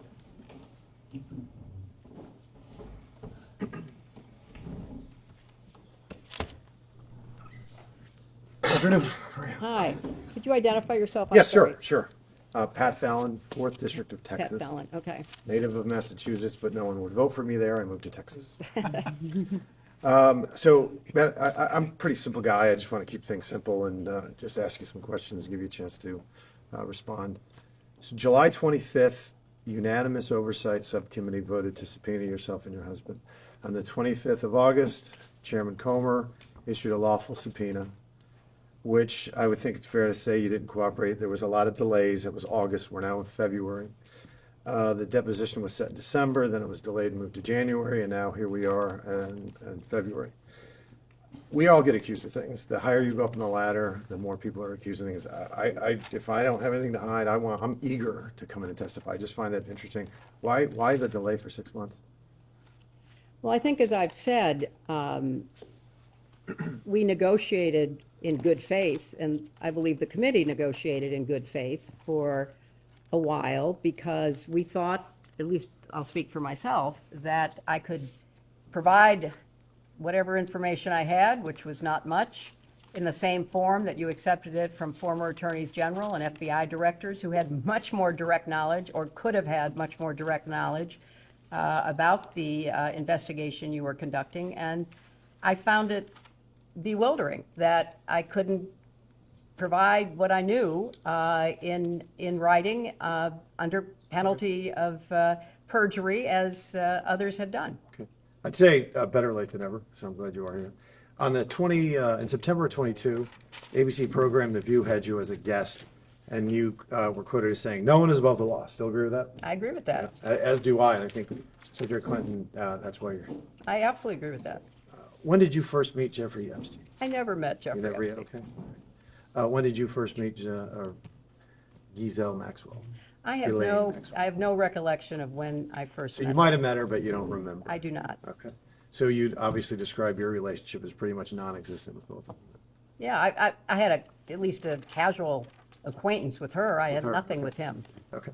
Would you describe your husband's relationship with Jeffrey Epstein as limited, cordial, close? Limited for a limited period of time with respect to using his airplane. Okay. And how about your husband's relationship with Ms. Maxwell? I think that they knew each other for a longer period of time. Okay. So just for the record, in 1992, Epstein donated a grand to your husband's presidential campaign. In 93, 10 grand to the White House Historical Association while you were in the White House and your husband were. And then he visited the White House as we've said, I think ad nauseum, 17 times from 93 to 95. And then in 99, a $20,000 donation to Senate campaign or an affiliate allied campaign. And then in 2006, 25 grand to the Clinton Foundation. And then post-Clinton presidency, your husband was on the plane somewhere in the neighborhood of 26 times. Right?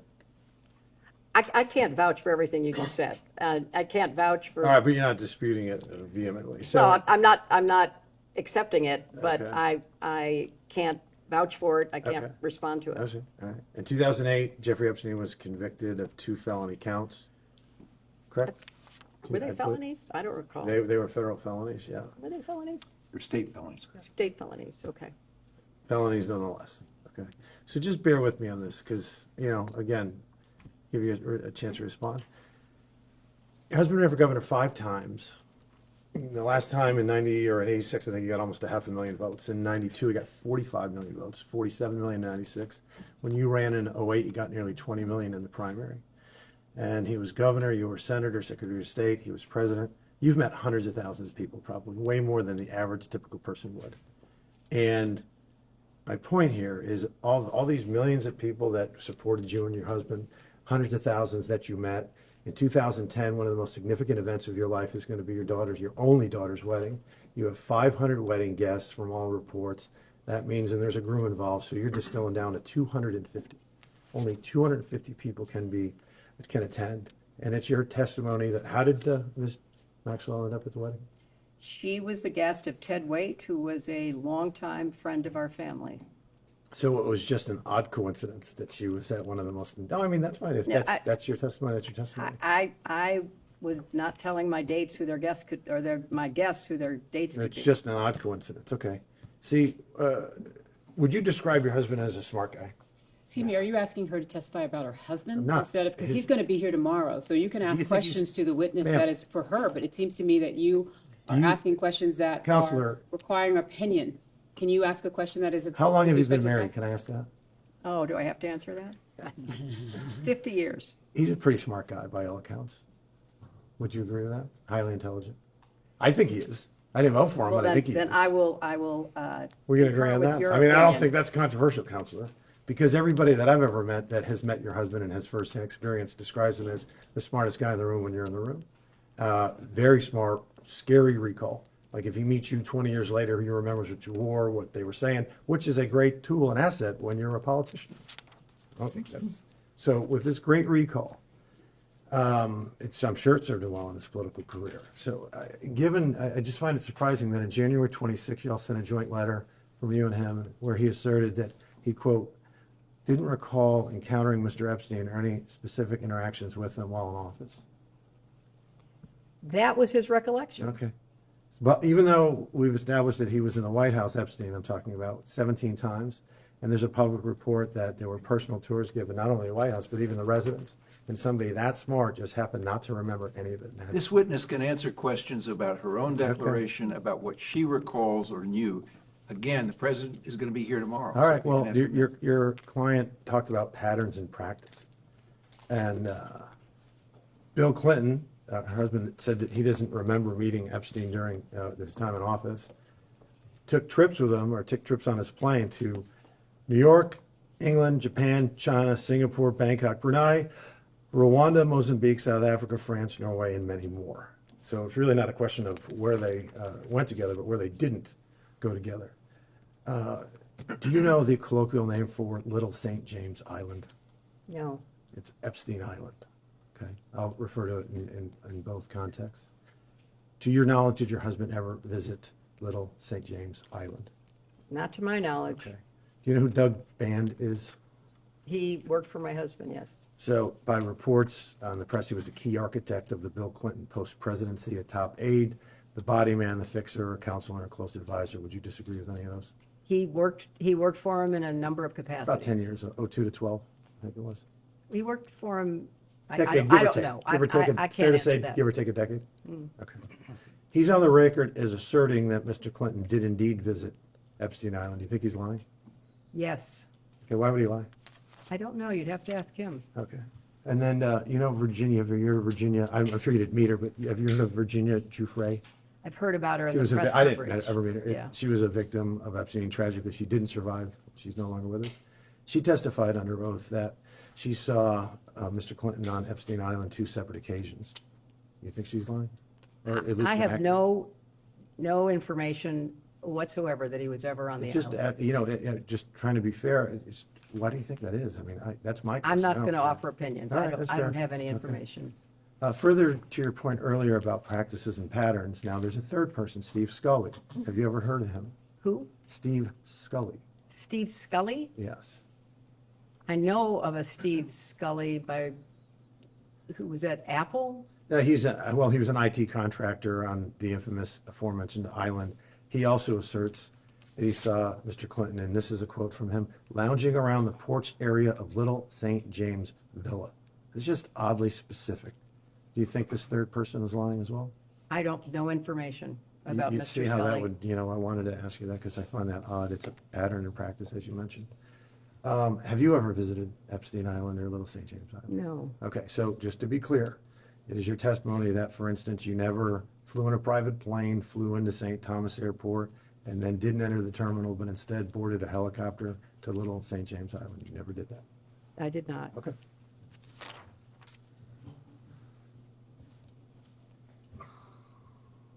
So Virginia Giuffre, who we just talked about, who we all found highly credible, I think, bipartisan, but in a bipartisan manner, stated that Mr. Clinton walked in a Vanity Fair and threatened them and that they better not write an expose detailing the crimes of, quote, his good friend, Jeffrey Epstein. Do you find that troubling at all? I find it not believable. Okay.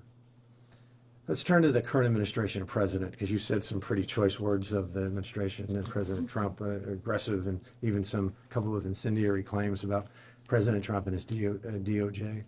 You fair to say that you would not describe them as transparent? I would not describe him as transparent. Okay. How about you were an enthusiastic supporter of Joe Biden and Vice President Harris when each of them respectively ran for president? I was. Okay. Would you describe the Biden-Harris administration as an administration that was committed to transparency? To the best of their ability. Okay.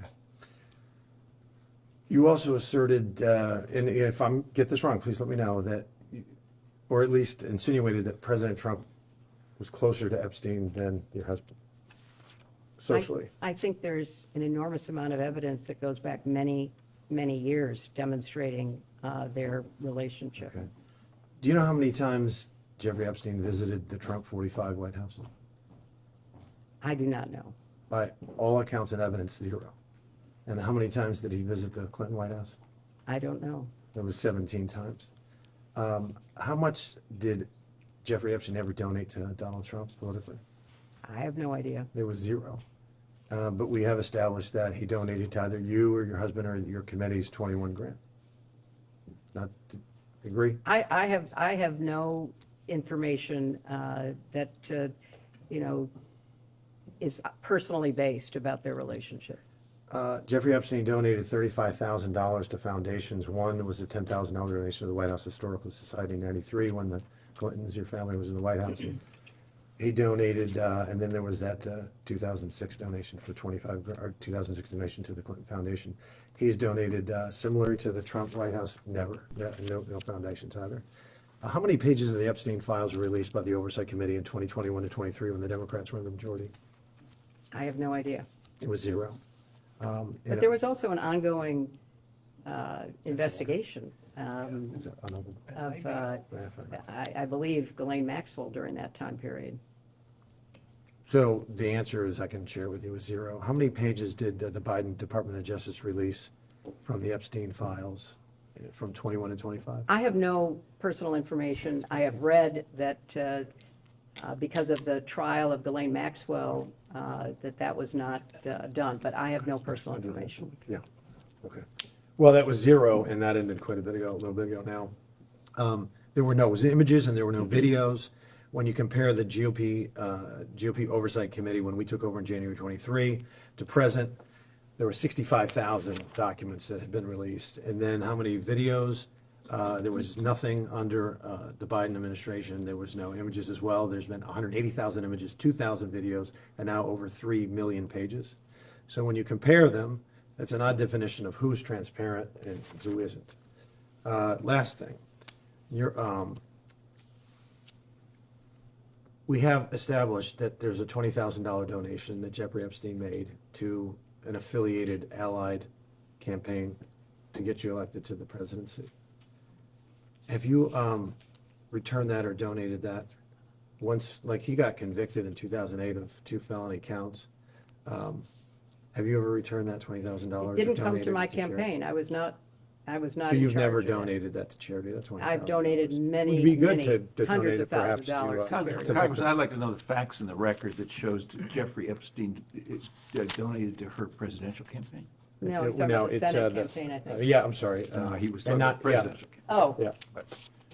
1998 was the Senate, you're right, I stand corrected. But yeah, I think that would be a nice gesture. I yield. Right. Next up, Representative Cloud from Texas.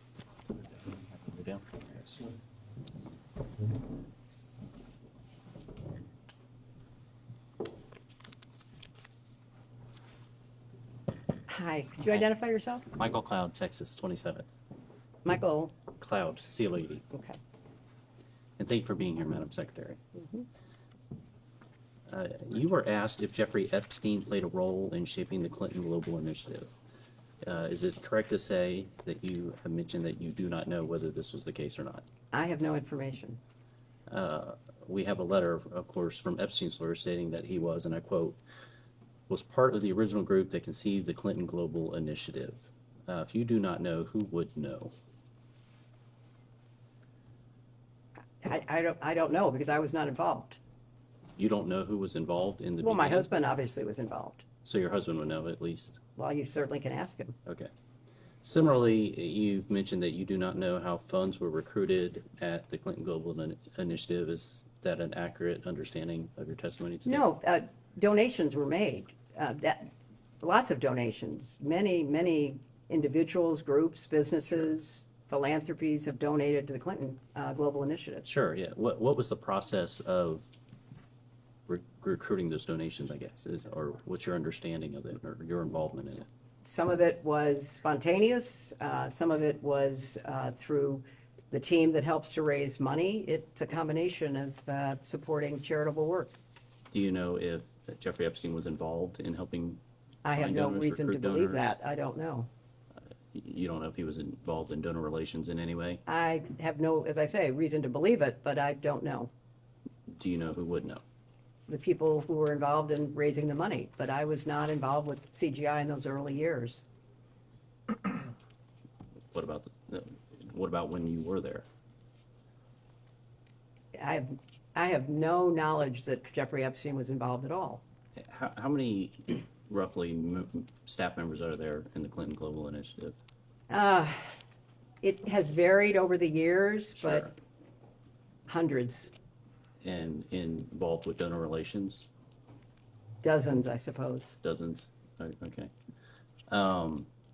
As best as we know, it's been publicly reported that in 2024, Ghislaine Maxwell, or Ghislaine, I think is how it's pronounced, arranged and wired $1 million to Publicist Group for the inaugural CGI event, referring it to it internally as, quote, the Clinton Project. Epstein was copied on related emails and questioned the timing and destinations of the funds. Were you aware of this $1 million payment? I was not. Were you aware of it before today? No, well, in Am I breaking this preparing for in this. preparation, Mhm. you were made know. Okay. Do you know who would have known? I don't even know if it's true, so I have no way okay. of telling you.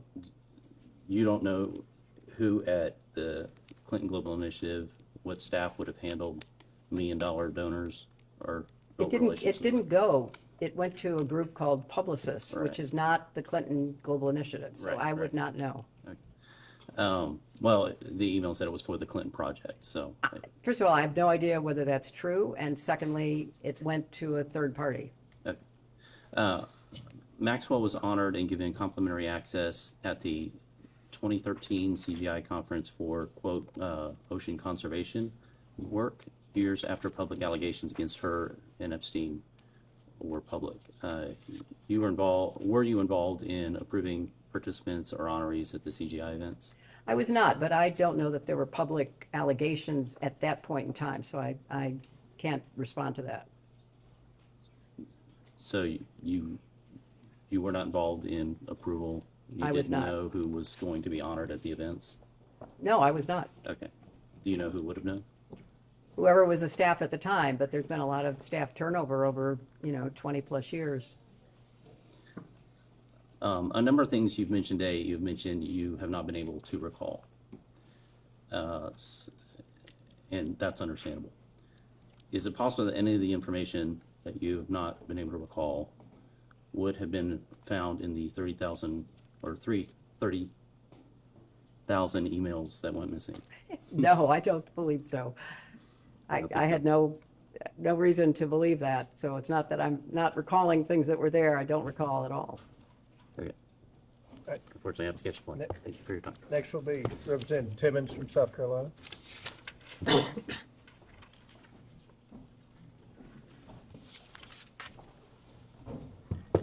Madam Secretary, William Hello. Timmons from South Carolina. Thank you for being here today. Throughout this deposition, you've seemed to be a bit incredulous, indignant about being here. Do you think it's inappropriate, it seems? I guess I just want to highlight all of the reasons that I see you being here and ask you if you don't think that that justifies your presence. I mean, so we started out this deposition by asking you about a number of individuals, 50 plus individuals, and the specific question was whether you had spoken to them regarding Giuffre Epstein or Ghislaine Maxwell. So I'm going to highlight 4, and I'm going to tell you why we asked you about them. So do you know Senator Bob Kerrey? I do know Senator Bob Kerrey. Okay, and was he not the chair of the Democrat Senatorial Committee when you got elected to the Senate? I thought it was Bob Torricelli, but I could be wrong. Okay, well, he was the chair of the DSCC for the 8 years prior to you getting there. He left office when you got sworn in, but obviously there's a lot of overlap. He's a prominent member. He resigned in disgrace because of his association with Giuffre Epstein. So there's a commutative property. He's in your orbit. He had to resign. Next person is Casey Excuse me, Wasserman. Mr. Yes. Representative, was Bob Kerrey one of the names that was listed? Bob Kerrey He was. wasn't listed in the original list So in that the council list that was read. shared with the witness, I don't see My that name. apologies. I He was not listed. If he was not listed, No, he but was not. He Just, does I have. was his- just seeking that clarification. Thank you. Casey Wasserman. Do you know Casey Wasserman? I do. Okay. And was he a former trustee of the Clinton Foundation? I don't know. He wasn't during the time that I was involved. Okay. Well, it is alleged that he was a former trustee of the Clinton Foundation, and he also had to resign in disgrace from his company. And obviously, there's an association there. So, you know Larry Summers. I do know Larry Summers. Okay. And he was obviously former Treasury Secretary, campaign advisor. Apparently, he didn't give you good advice, but y'all obviously have a long-standing relationship. He also was forced to resign in disgrace because of his association with Giuffre Epstein. Yeah, but I've never talked to these people about. I understand, but you Giuffre understand, you were the Secretary of State, you were the First Lady, and you were a United States Senator, and you have all of this power and influence and these connections. And when there's just this enormous amount of smoke that I'm going to go over, it is appropriate for us to then ask you questions because we're trying to get to the bottom of this to make sure it doesn't happen again and to hold people accountable. It might not be you. But all of the people you just read, it seems to me, should have been ahead of me being subpoenaed than me. But that's okay. I'm here, and I want to keep Do you plowing know George forward. Mitchell? I, of course, knew George Mitchell. Okay. Obviously, he also had to resign in disgrace. So that was the purpose of the people that we were trying to get your associations with. So obviously, I'm not going to go over this too much in length, but I've been in Congress for 7 years, and I've only been to the White House, I don't know, a dozen times. Giuffre Epstein doesn't even live in D.C., and he went to the White House 17 times in 2 years. So that causes us to wonder what's going on there. Obviously, President Clinton flew on the Lolita Express over 24 times. That gives us more questions. He is your husband, so we are just curious about all of these things, and that's the purpose of this. You say the fact that Giuffre Epstein donated $20,000 to the Joint Fundraising Committee, you were not allowed to solicit that, but it is record of who gave money. And so you would, if somebody gave $20,000 to my JFC, I would know eventually, and I would say thank you. You never thanked him for his contribution. Not that I'm aware of. I didn't. First time I knew about it was when I was preparing for this testimony. Obviously, all the members of Congress have to deal with fundraising. It's probably the worst part of the job. But generally speaking, when people give you a large amount of money, you say thank you. So They didn't give it to me. They gave it to the Joint Committee. The JFC has disclosure requirements, and you'd be able to tell, and it was for your behalf to get you elected. So again, I mean, you're Please let the witness finish. It's okay. Cutting her off. I've told you all I know, which is that I did not know. There's dozens of pieces of information that create a pattern, and you're here because that pattern causes us to have questions to understand. What are your questions? Did I know anything about his crimes? I've told you, no, I did not. Did I know anything about her crimes? No, I did not. Was I in a position of responsibility to investigate those crimes? No, I was not. Again, there's a pattern. You gave the best line of the deposition. Patterns. Lawyers look at patterns to try to assess veracity and classify information to understand truth. And so we are here trying to seek truth, and we appreciate you being here, but it is appropriate for us to ask you questions about all these things. Giuffre Epstein And you used have the Clinton. been all day, and I will try to the best of my And we're ability about to done. keep answering them. Trust me, your husband's gonna have a much worse day tomorrow. The Clinton Global Initiative was used in the plea. Giuffre Epstein's lawyers used Epstein's role in facilitating the Clinton Global Initiative to justify his plea deal. That was entered into evidence earlier. Obviously, Ghislaine Maxwell has alleged that this is part of her, one of her successes to facilitate setting it up, and there's been reports that $1 million was wired for the launch party. So there's just all of this data, all of these different pieces of information that come together that cause us to be here. And so, I mean, we've obviously discussed the fact that Ghislaine Maxwell was at your daughter's wedding, which, again, is not indicative of anything. But when you take all of this and you put it together and you look at it holistically, it causes us to have these questions. So given all of that information that I just went over, that we've gone over today, do you understand why you're here? And do you think it's appropriate for us to ask questions of someone that's in such a position of authority and has all of this smoke? I mean, maybe there's no fire with you, but in order for us to get to the bottom of it, the American people want this transparency and accountability. So, I mean, do you understand why we are doing this, or do you think this is just a waste of time? You'll have to determine whether it is or it isn't a waste of time. But, you know, you make all of these assumptions. I don't believe anything Giuffre Epstein says.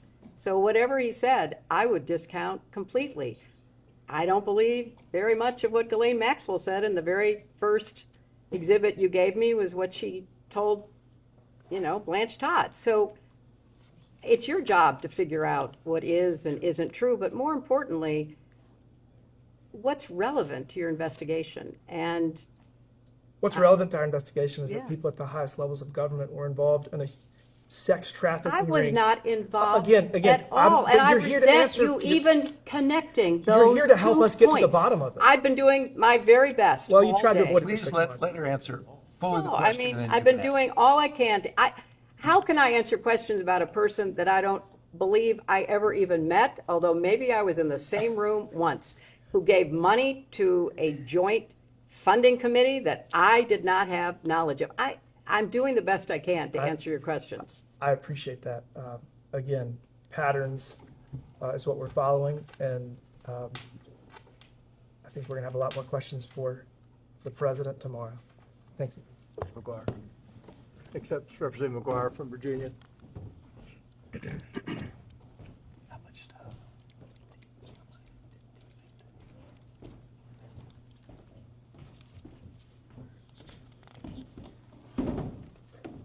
Mr. Chairman.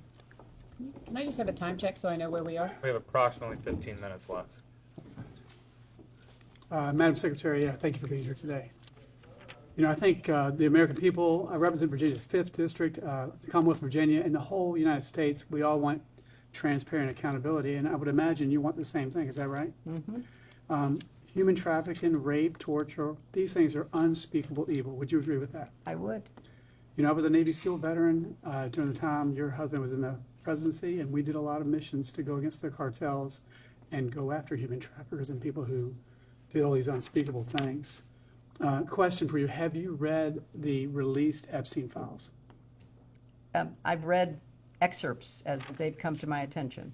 Would you agree that there are unspeakable acts of violence against women, minors, and other people in there? I'm told there are. And just curious what your knowledge is, how many files, how many Epstein file documents were released during the 4 years of the Biden administration? I don't have any information about that. So what I'm being told is 0. And just how many files do you think have been released, Epstein files, since President Trump is in his 2nd term?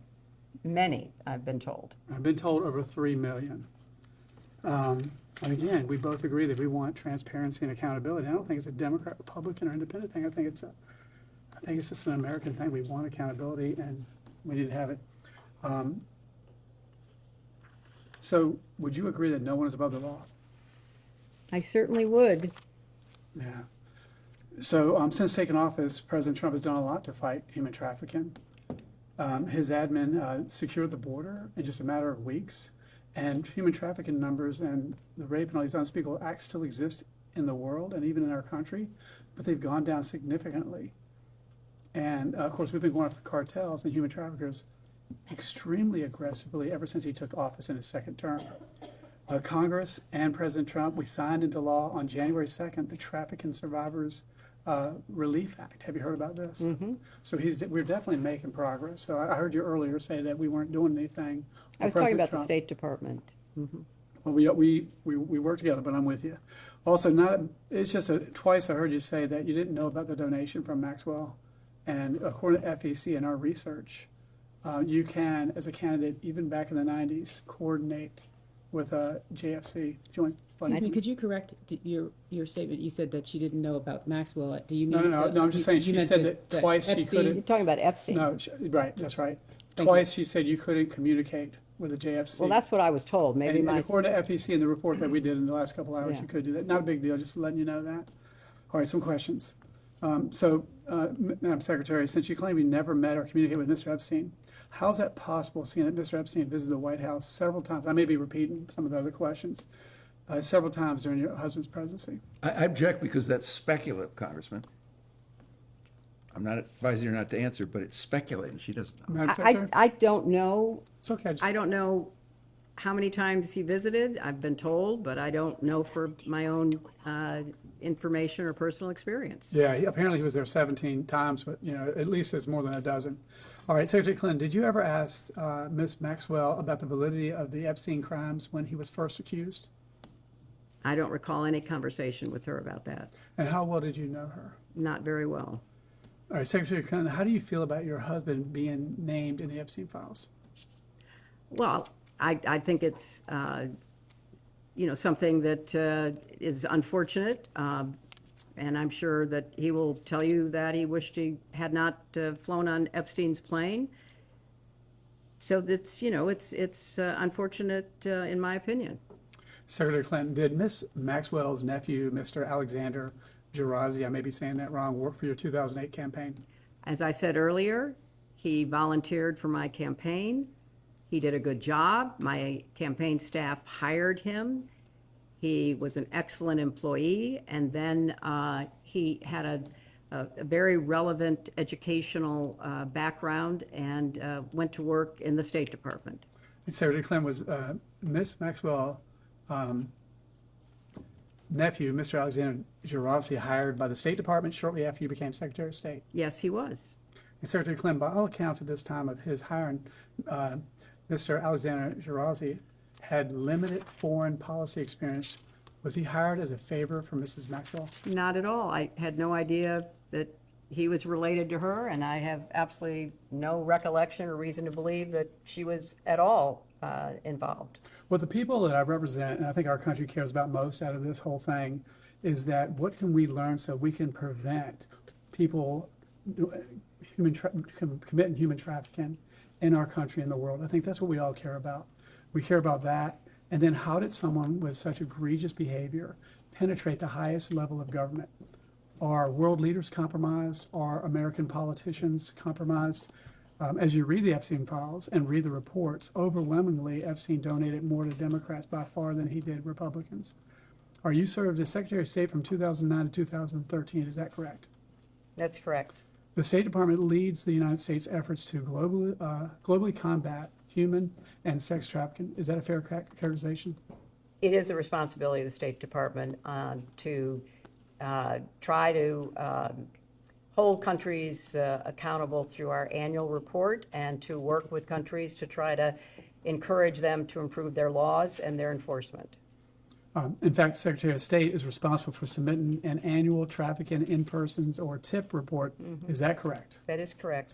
And Secretary Clinton, can you please explain what this report is? What is the purpose of the report? What was your role in the creation of this report? And did you have a final approval of the contents of this report, the TIP report?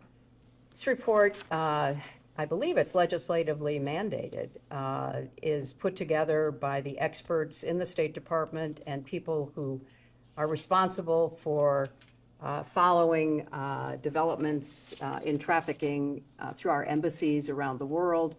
And what it does is to try to assess whether countries are taking trafficking seriously, whether they have adequate laws, whether they're enforcing those laws, whether judges are trained, whether law enforcement takes the crimes seriously.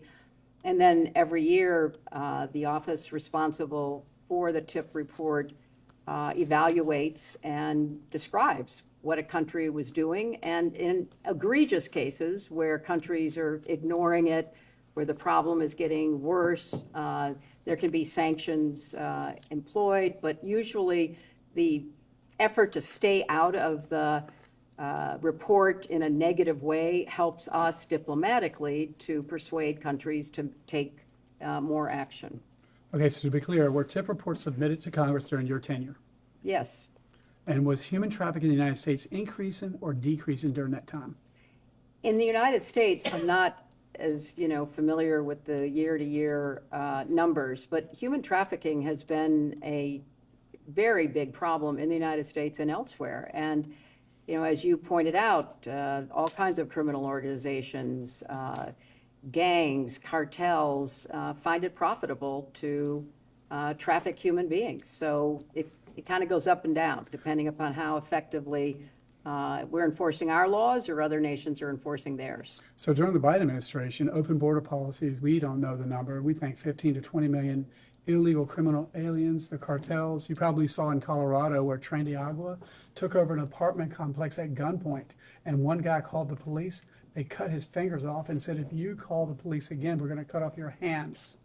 So would you agree that having a secure border is very important to prevent these cartels and these human traffickers from coming into our country and victimizing the American people? I have been in favor of secure borders and effective, humane immigration policy for as long as I've thought about it. And when I ran for the Senate, when I ran for president, I advocated for security at our borders, but also additional resources so that we could process the people who came to our borders in a more efficient and timely way. I voted for comprehensive immigration reform on a bipartisan basis when I was in the Senate. So yes, I absolutely agree that we need secure borders. Yeah, so what are the tools, because we want to get to the bottom of whatever, this unspeakable evil, whoever's at fault, we need to stop it from happening again. So I'm just wondering, what other tools does the State Department have to foster international cooperation and address international sex trafficking? How can we utilize these tools? Now, obviously, we've been very effective in the first year of President Trump's second term, but going back into what you run when you were there, what could we do? I think, the efforts that we attempted to deploy in terms of sanctions, in terms of pressure, coercive diplomacy to try to make countries, either have the laws or comply with the laws, were the tools that we use diplomatically. Law enforcement uses other tools. We are not a law enforcement agency in the State Department, but we did our part to try to work jointly with law enforcement, not only the Department of Justice, but law enforcement in other countries. And I think that that's why it was, hard to understand why one of the decisions made in the State Department was to, gut that office, because I do think it plays a role. I mean, it's not the, law enforcement role, but it is an important informational, educational, diplomatic effort that can pay off. And now we don't have the resources that we need there, in my opinion. Do you think that world leaders or maybe American politicians are compromised with people in the Epstein network to allow them to have this evil go on in our country, New Mexico, Epstein's Island, and all that? I have no information about any of that. If I take you at your word, or we take you at your word, you let Epstein and his close associates, close to your family, close to the Clinton Foundation, do you feel like you made a mistake? I never met him, so I have no way of, judging. I never met him, and I wish he'd been stopped in 2008 instead of given a slap on the wrist like he was. Thank you. And with that, we will end this majority's hour now. About the record.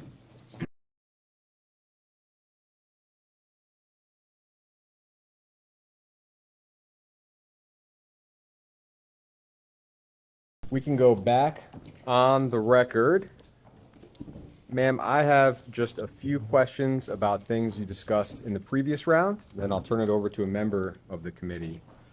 There were a few cases of mistaken identity, I think, in the previous hour. So, for one, we understand that Bob Torricelli was the DSCC chairman when you ran for Senate, not Bob Kerry. I think you got that one right, and we just wanted to confirm that for you. In addition, John Scully is a businessman who at one point was the CEO of Apple. Steve Scully is some kind of IT person in the Virgin Islands. Am I correct to say that you do not know Steve Scully, the IT guy in the Virgin Islands? That is correct. Great. You were asked several times, and I just want to get it clean here in one place, whether your husband visited Mr. Epstein's island in the U.S. Virgin Islands. Firstly, to be clear, you yourself did not visit Mr. Epstein's island. Is that right? That is right. And am I right that it's your understanding that your husband also did not visit Mr. Epstein's island? That is my understanding, and I think there is significant evidence to back that up, including that the Secret Service actually went on the record to say they had never been on the island, and that my husband had never signed off Secret Service protection. You took my next question, which was to clarify that as far as... Let's clarify it again. Maybe they'll hear it We'll this time. double clarify it, that as far as you know, your husband did not separate himself from his Secret Service detail in order to fly on Mr. Epstein's plane. As far as I know, he has never signed off on Secret Service protection. One last one for me. Former Attorney General Alberto Gonzales was Attorney General at the time that Mr. Epstein received his sweetheart deal. As far as you know, was former Attorney General Gonzales required to physically come in for his deposition as you are today?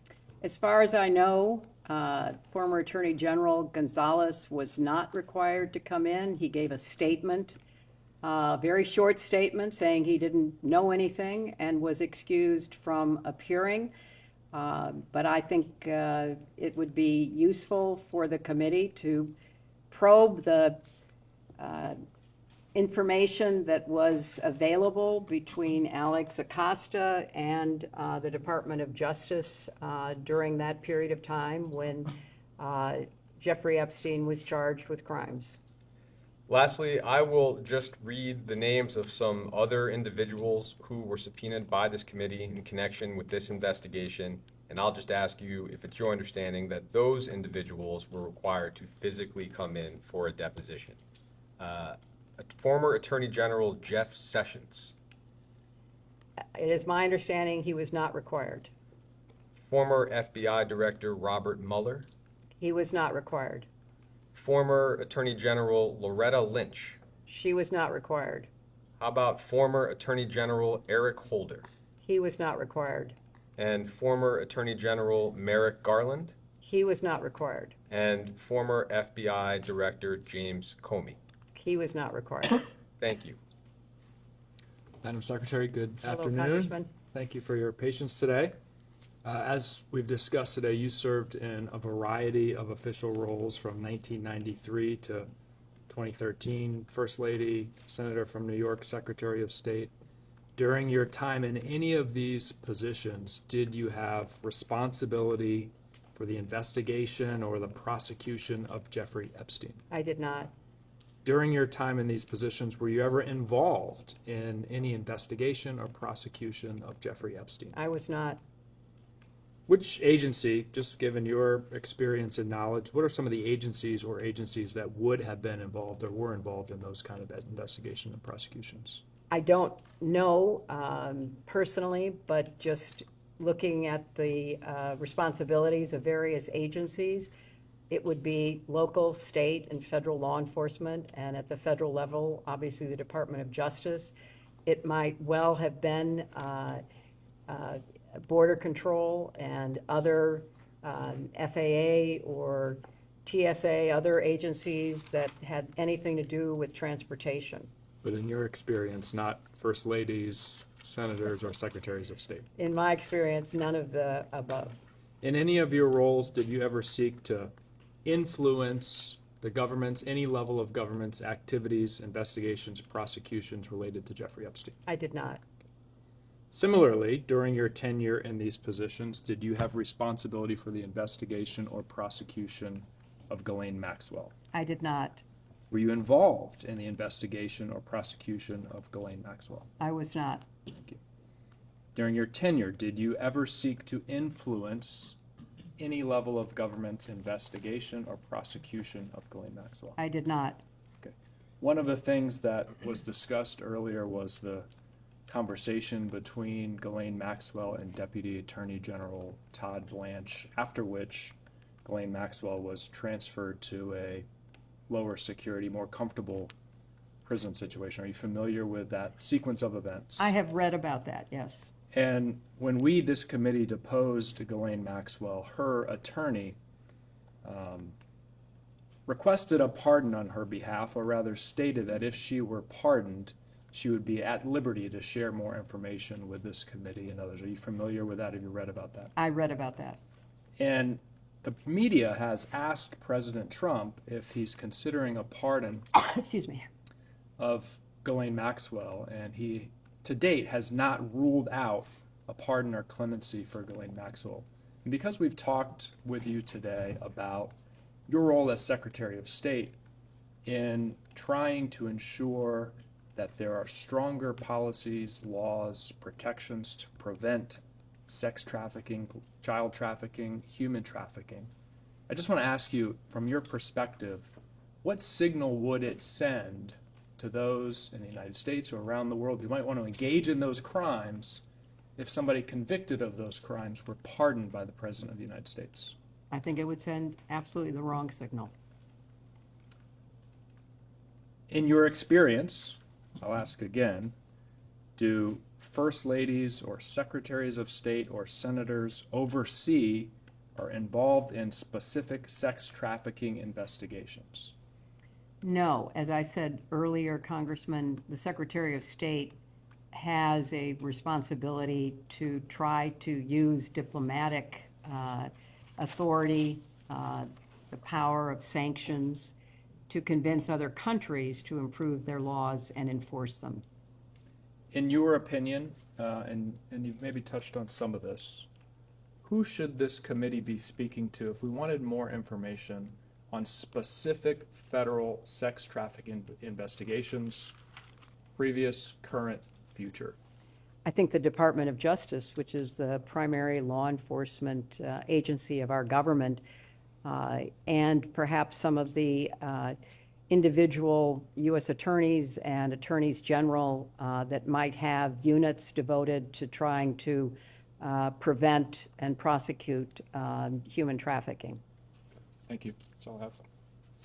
And we can go off the record.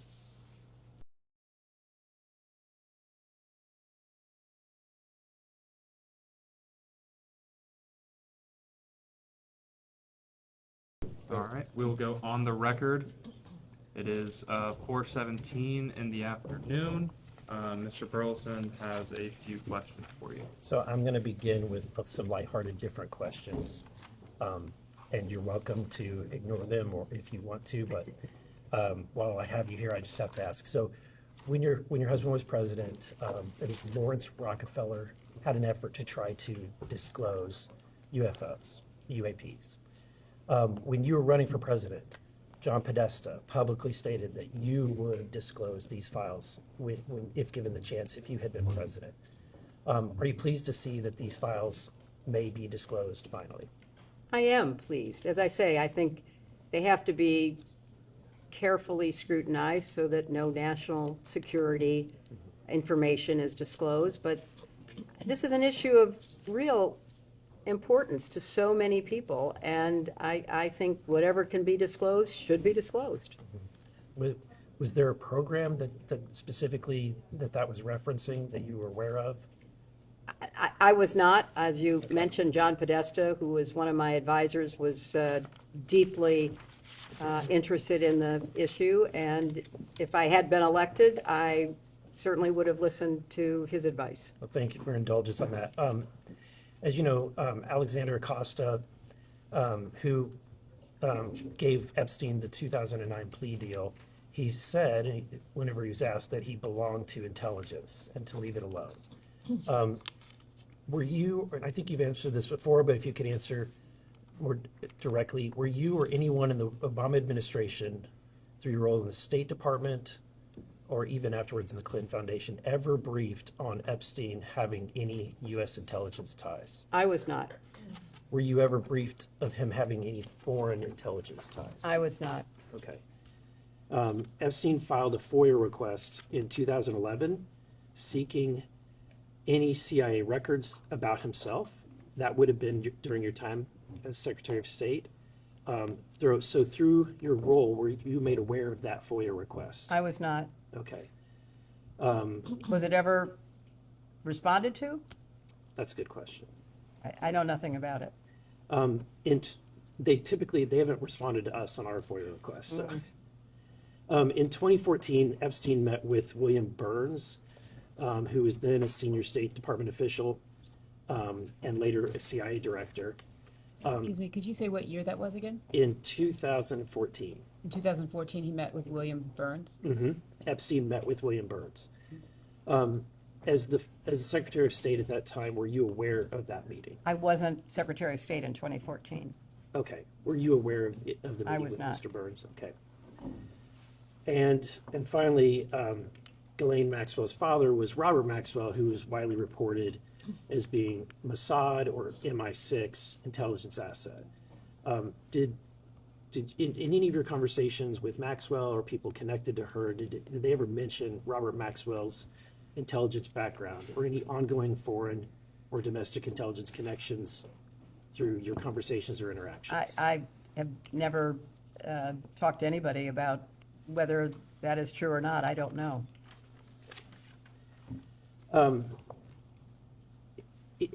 Were you aware that when Maxwell attended your wedding, she was skipping a court-ordered deposition in the Epstein victim's civil lawsuit?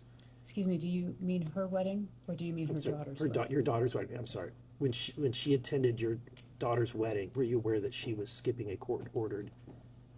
I had no idea. I don't know anything about that. Is this the first time you're hearing that? It is the first time I'm hearing that.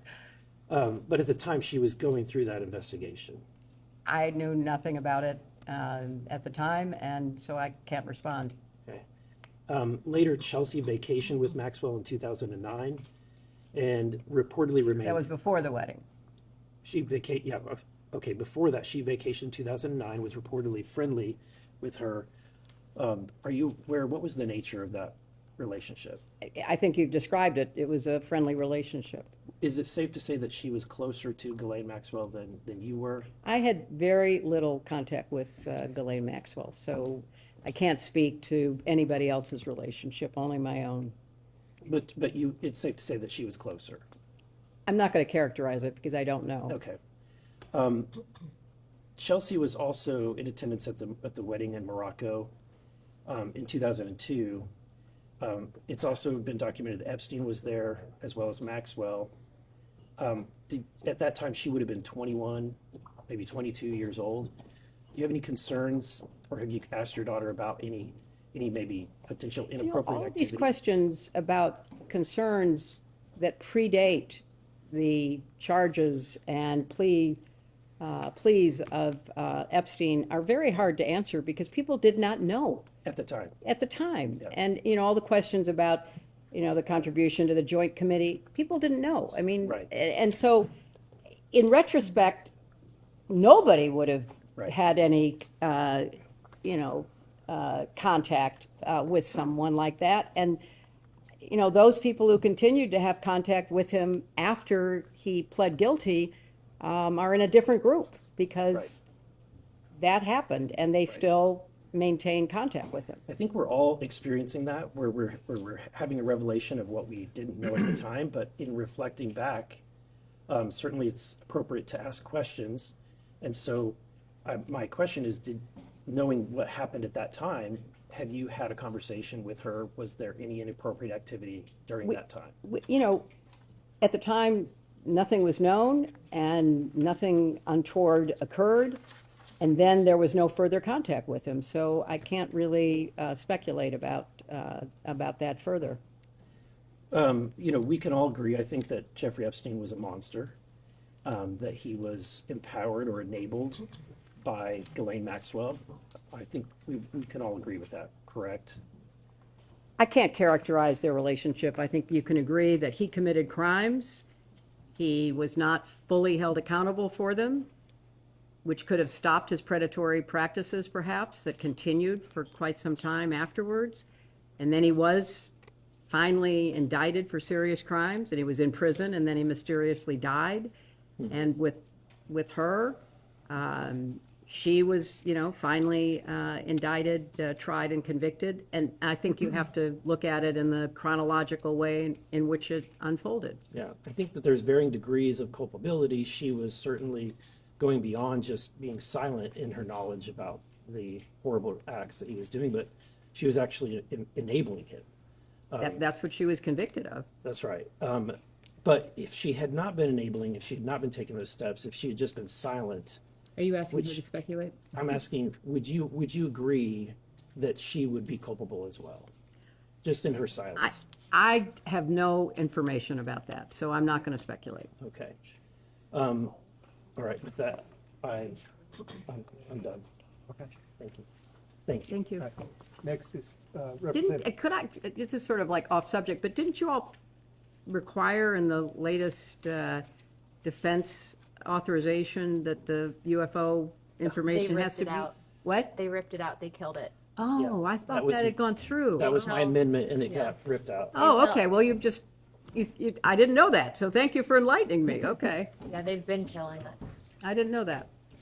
Next up's Representative Perry from Pennsylvania.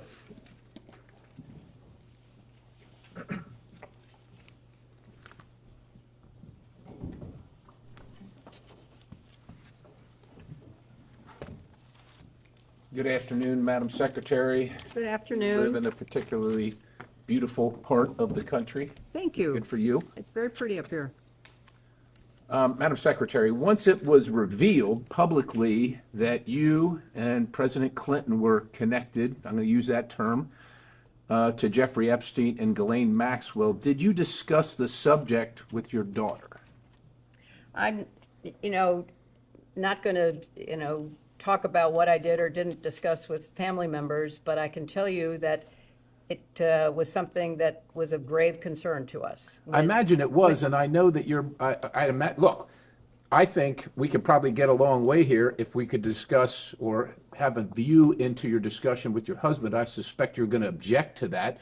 You're right, Congressman. Thank you for But it seems granting me that. like these are reasonable questions. Did your Well, but did Congressman, your daughter discuss it with you? Well, we were horrified by what was later, Horrified in what way? We were all horrified of what we learned about Jeffrey Epstein, Ghislaine Maxwell, the victims. right. But Right. did you discuss with your daughter, when you say you were horrified, the connection with her father and this Epstein episode? My husband's connection with Jeffrey Epstein began and ended before he was charged with any I crime. get that, but I And said. so in retrospect, we all say, oh my gosh, that was like horrific. And why didn't more people know? And why didn't more people speak out at the time? But I think the chronology is critically important.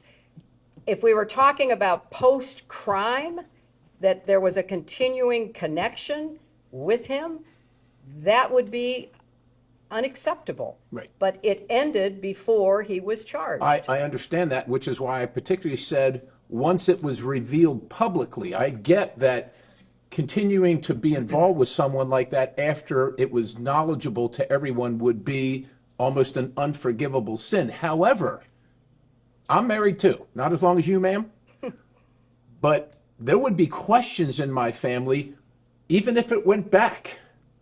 Before we were married, there would be questions, and Congressman, I don't want to interrupt you, but I don't understand the question. So my question is, did your daughter discuss it with you? That was my particular question. I think I can't recollect any specific conversation, but of course we discussed the horrific crimes that he was accused of. But nothing about her father's connection to it.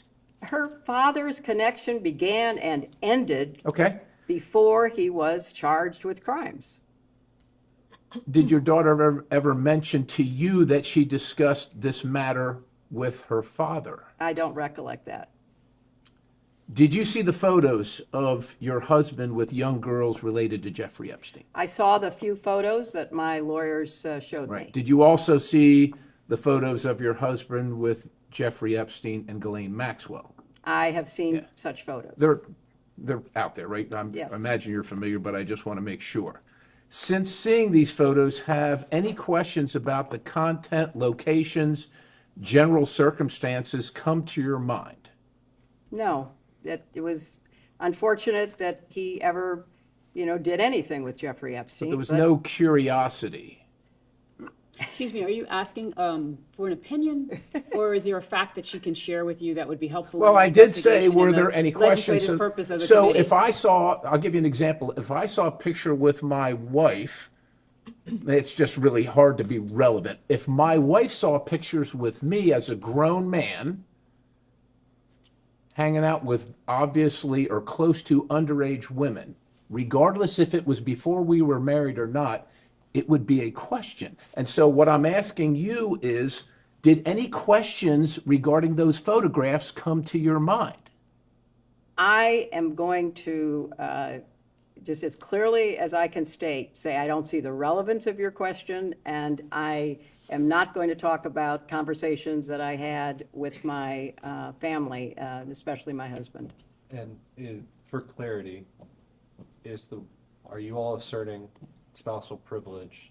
For clarity, we were looking for the relevance of her conversations with her husband and what she might have thought about her conversations with the husband. How does that help further the legislative purpose of this committee as they investigate the prosecution and investigations of Jeffrey Epstein? I think Mr. Perry's questions directly relate To her daughter? To what? To her My state husband? of mind? Her state of mind? What possible relevance does my state of mind have to your investigation?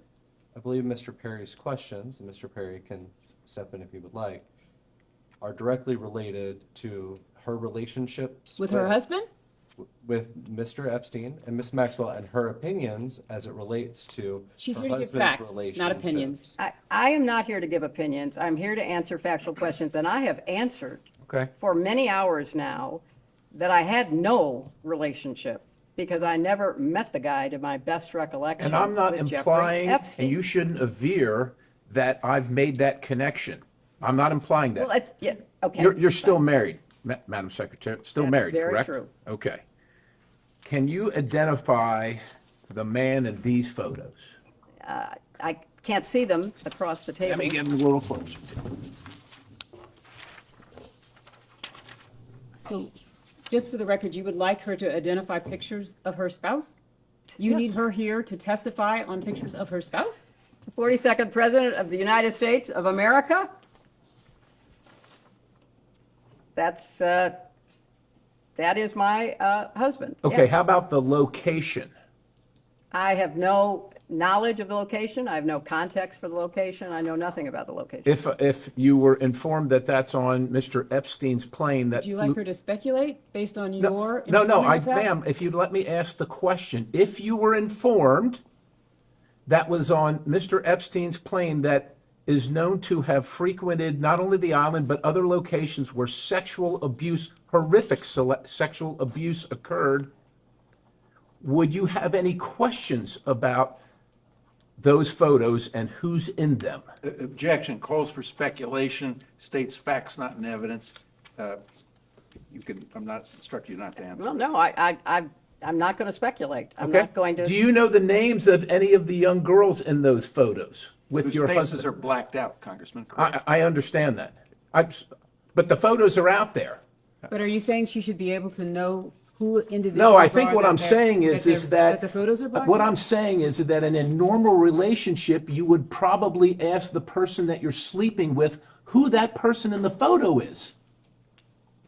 There were so many things that I would like that to stay. I'd like that to stay on the record. Thank you. A question in which you could give a factual answer. Would be helpful. Are you aware of a single misstatement of fact from any person who you know or believe to be an Epstein victim? I have got no knowledge of all the statements of fact that So at this point, the answer would be no. I don't know. I have no way of Please knowing. don't mischaracterize her statements. Are you aware that your husband's name is noted multiple times in the Jeffrey Epstein flight logs? I think everyone knows that he flew on Jeffrey Epstein's plane, as did many other people, including Donald Trump. Understood. I don't know about that last one, but did you ever discuss that fact with anyone or any organization, that your husband's name appeared on the flight logs? I don't recall. I mean, I've talked about it with my lawyers and others assisting in my preparation, but I can't recall specifics. Are you aware of trips made by your husband on Jeffrey Epstein's numerous helicopters, whether piloted by Ghislaine Maxwell or anyone else? Objection, states facts not in evidence. I've never heard that. Are you aware of the allegation? No, I was not. The allegation does exist in the record. Is that something you're curious about, Madam I have no awareness of it. Questions are complete. Thank you, Madam. Next questioner is Ms. Bobert from Colorado.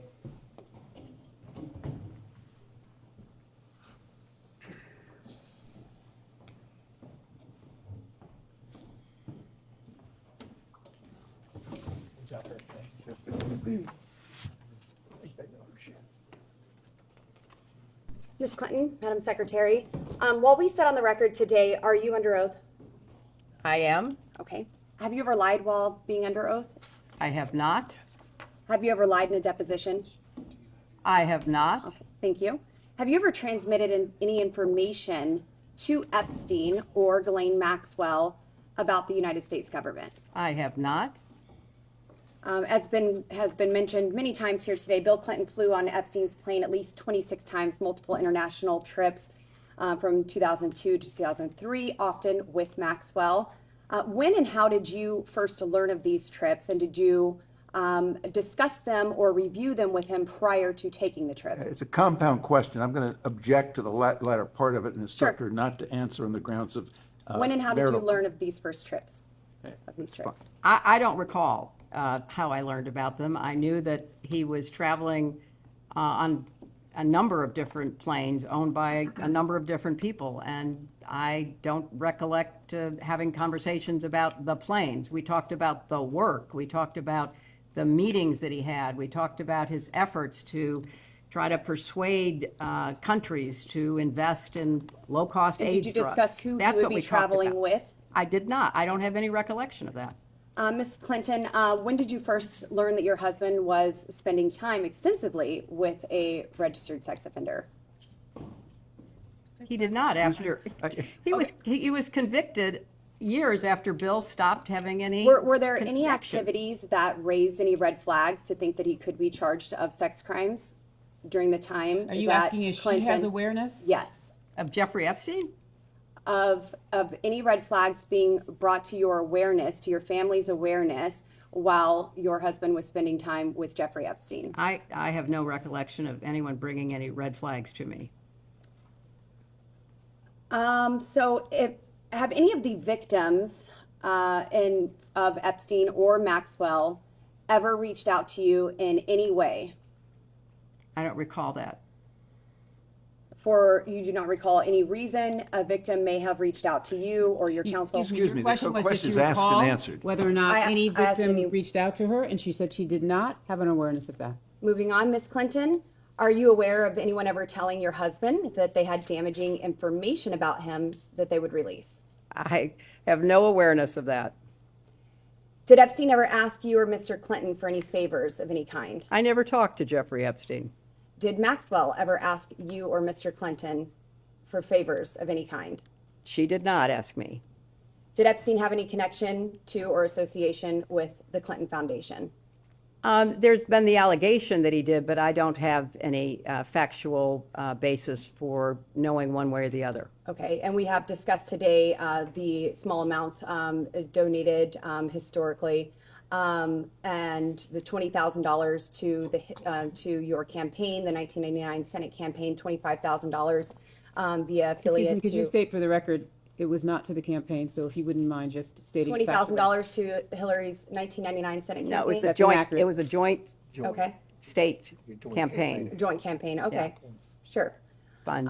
Okay, so we have talked about those connections. In past public statements, as in 2017 speeches and interviews, you described Pizzagate as a baseless conspiracy theory, alleging you and others ran a child sex trafficking ring from a Washington pizzeria basement. Have you reviewed any 2025-2026 Epstein files that were released that you believe reference or relate to those specific 2016 claims regarding the Podesta emails, Comet Ping Pong Pizza used as code possibly? I'm sorry, does You're this asking relate? her about whether Excuse me. she's reviewed emails In in the the Epstein Epstein files. files, which relate to the wacky Pizzagate You scandal. could characterize it however you want. I just would like to know if she's familiar with any of them. So She's excuse me, commented- your question is about whether or not she has reviewed any emails in the Epstein release files about Pizzagate. Correct. Pizzagate was totally made up.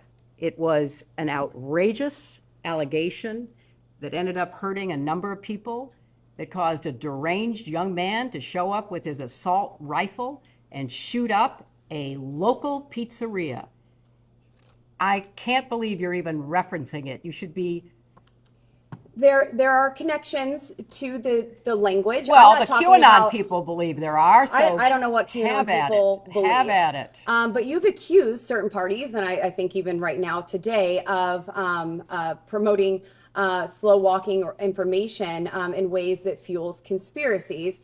In your view, did any Epstein-Maxwell related investigations or file handling pre or post 2019 contribute to or intersect with the spread of Pizzagate style theories about Democrat figures? Objection. I have Calls no for way an of answering. That is the impossible amount of most speculation. ridiculously. Have you or your representatives identified any Epstein file content that has been misinterpreted online to revive those claims? And what steps, if any, have you taken to clarify? Again, object on the ground of I think that this is all very speculation. reasonable. Well, first of all, I don't follow the crazy conspiracy stories that are online. I regret that anybody does. I find it quite sad, but also disturbing that people would believe some of what is put forth, like Pizzagate. So I have taken no steps to review anything Do you think that might pizza- have any connection to something which I think is totally bogus. John Podesta, your 2016 campaign chair, appears in some Epstein file contexts. Social overlaps or mentions.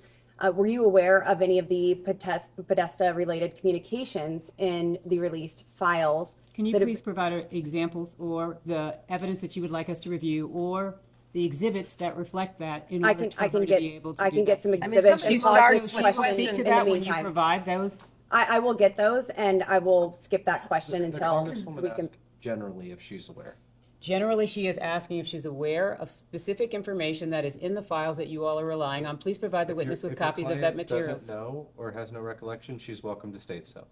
We're also welcome to actually see the information that you're speaking And to. again, the representative is asking general. I mean, general really, questions. I mean, She's I aware. expected a lot of interesting questions today, but Pizzagate was not on my list. That's okay. We're asking all sorts of things here. You certainly are. You certainly are. We're just trying to get the truth out to the American people. Well, that and would get be some clarity. very helpful. Are you aware of any files that were on Anthony Weiner's laptop in a folder that was titled insurance, life insurance, with a zip file titled Excuse frazzle? me, I'd like the chairman's This is ru- no, way I'd like outside the the chairman's scope. ruling. This is this way within the outside the scope? scope. Is this within the scope, Mr. If Chairman? the chairman rules that it's not within the scope, I Mr. have other Chairman, based on questions. what you said in the public hearing, is this within the scope? We can go off the record for a moment. to confer Mr. with the Chairman, is this chairman. within the scope? We'll go off, We'll go off the record and consult.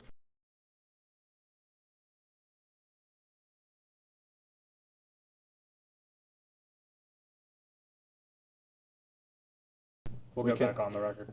Madam Clinton, you have stated that you do not recall meeting Giuffre Epstein and have no links to him.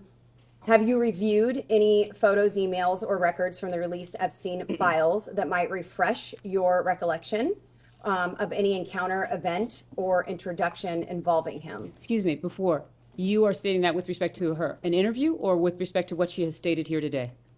I'm asking in general, has anything that you have viewed since the release of the Epstein files brought any sort of recollection of an encounter with Epstein? Not that I recall. You acknowledged meeting Ghislaine Maxwell on a few occasions in connection with the Clinton Global Initiative. Please describe each meeting in detail. I did not. I said that, actually, in response to a question, which posited that she had come to the Clinton Global Initiative in 2013, I stated I did not have any involvement in that, and I did not recall seeing her there, but I have seen photos that she has been there, and in 2013, she was very active promoting this ocean work that she was doing, and apparently everybody from the UN to CNN to the TED Talk people thought it was worth giving her a platform. Madam Clinton, one of the jobs you did for the CGI was helping and maybe even directing the planning of the annual meetings. Is that correct? No, the staff plans the annual meeting and they make a report and we offer suggestions. In 2013, Maxwell was recognized ASA Committed to Action leader. She made a commitment in 2013 along with hundreds, maybe thousands of other people. So I find it notable that in 2011, Doug Band says that he directed the Clinton Foundation staff to bar Maxwell from receiving an invite to CGI or the Clinton Foundation events. I would like to know who overruled Doug Band's suggestion to bar Maxwell. Based on hearsay, states facts not in evidence. You can ask the witness if she knows anything about that. I know nothing about that. One moment, Ms. Boebert. The federal rules of evidence don't apply in depositions with. That's fine. I don't know anything about it. Okay. And so would you also not have any indication that who she was personally recommended by to receive such an I award? was Secretary of State. I was not involved with the CGI planning or operation. Your husband during that. presented that award, or is that true? I have no idea. Okay. And then just a couple of more questions. So regarding the Epstein files, there are many files where Jeffrey Epstein seems to speak as though he does know you personally.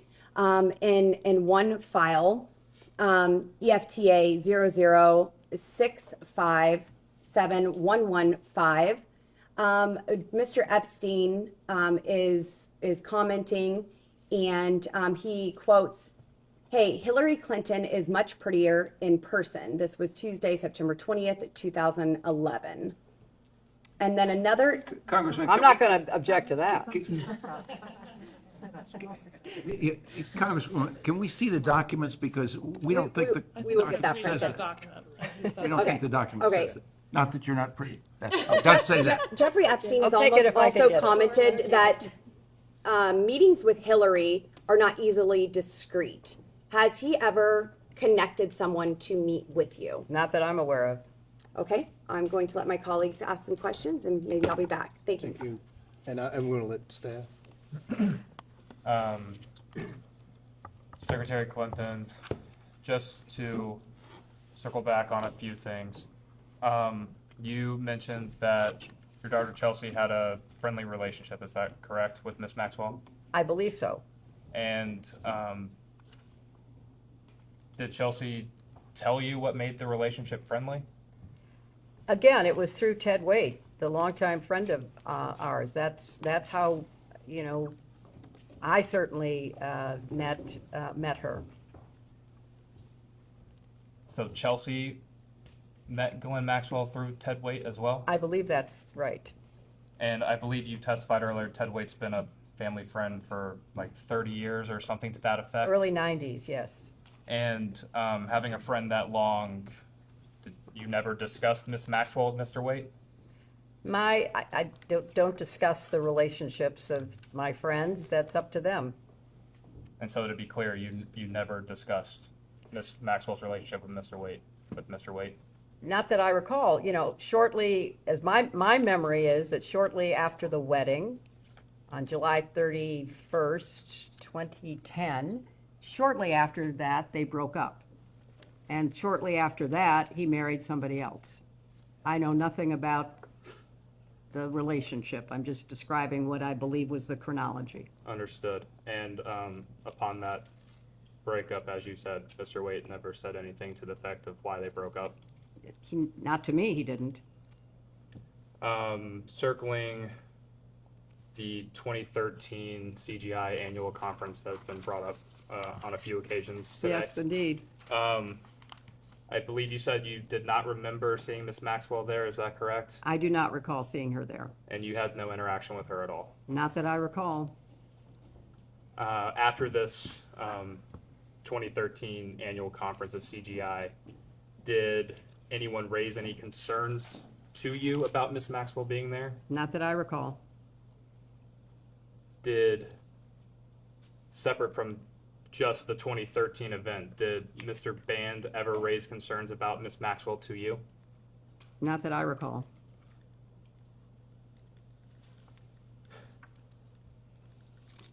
And again, just to clarify, did Mr. Band ever attempt to blacklist Miss Maxwell from any Clinton Foundation or CGI events?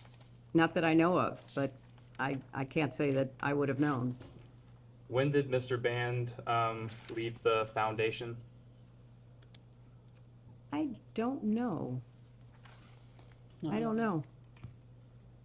Does 2012 sound possible? Not, He I'm doesn't not know. calling So it. if she's answered, the witness answered the question. It was if it was during my time as Secretary of State, I wouldn't have any reason to know.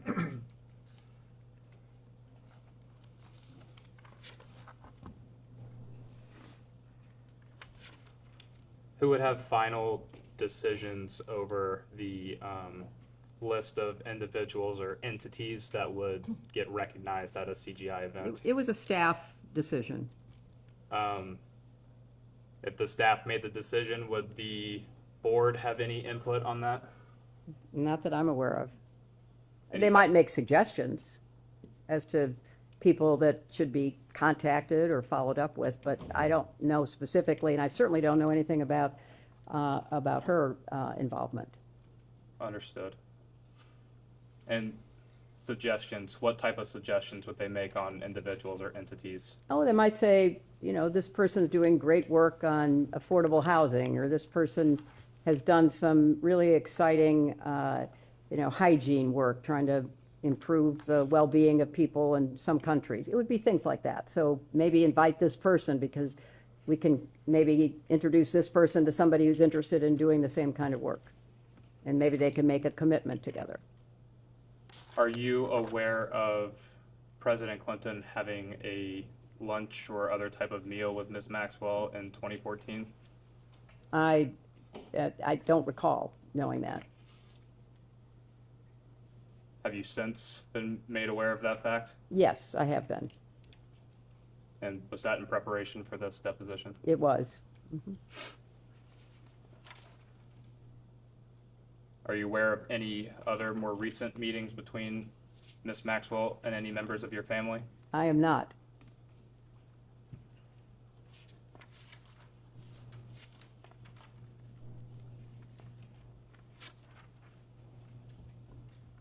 Does the Clinton Foundation often use jets of other individuals for foundation business? Yes. And that is still a common practice today? I don't know how common it is, but it has been in the past. And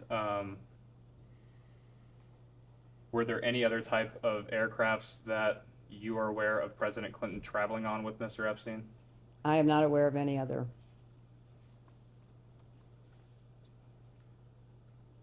Secretary Clinton, do you know who Nicolas Sarkozy is? I do, the former president of France. And do you recall when he was president of France? He was president while I was Secretary of State, but I don't know, you know, his actual years of term.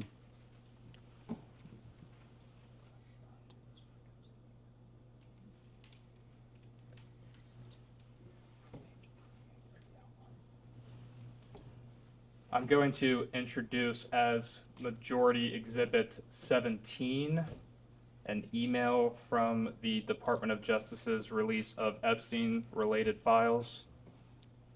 Give us 1 second, we will provide that to you all. Thank you. I appreciate that. Also, while we have a break, I think that Congressman Perry, you wound up with at least 3 of your pages here. 2 of your Yeah, that's pages. true. Here. So I want to give them back to you because they may have notes or something. Sure.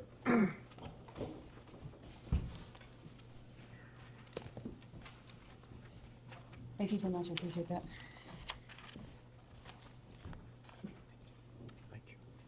Yep. Okay. Secretary Clinton, this is a email. The top of the page says to a Oliver Colomb. I will stipulate to you that he was an advisor to President Sarkozy. It is date stamped EFTA 01949592. The original email here is from Mr. Colomb, and he asked, could you organize a discreet meeting between Sarko and Hillary Clinton in New York? If not, who should we ask? Mr. Epstein replies, meetings with Hillary are not easily discreet. When? We started to touch on this earlier. Are you aware of Mr. Epstein or any of his staff reaching out to anyone on your staff to set up a meeting? I am not aware, and I find it kind of weird because I know Sarkozy, he would not have needed, if you know, somebody was seeking a meeting with me and Sarkozy, he would not have needed to go through anybody else. He could have contacted me directly. Understood.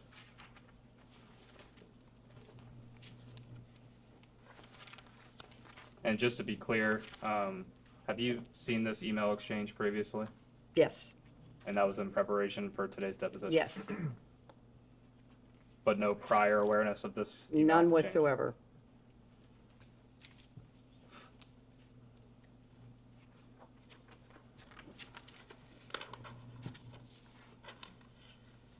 Did Mr. Epstein or any of his agents attempt to set up any other meetings with you?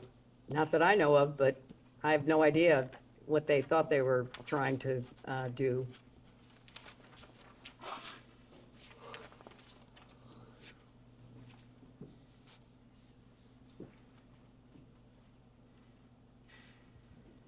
Secretary Clinton, we've touched on this a little bit, but just to make sure the record is totally clear here, you have said that you've never been to Mr. Epstein's island. Is that correct? You You've know never what? been. I am so tired of answering that question. If you have one scintilla of evidence to the contrary, put it forward. I have never been on his island, period. I've never been in his homes, his offices, his anything. So I don't know how many times you have to say the same thing over and over and over again. And I just am struggling with the relevance of all of this. But no, I had never have been. And based off that response, that would include you've never been to Mr. Epstein's Manhattan townhome, I have not. his New Mexico ranch, No, I have not. his Palm Beach residence, No, I have not. his Paris apartment. Didn't know he had one. Haven't been there.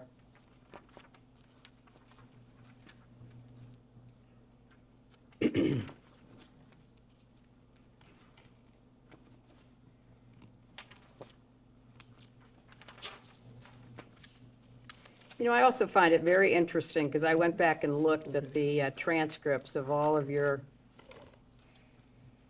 other depositions, and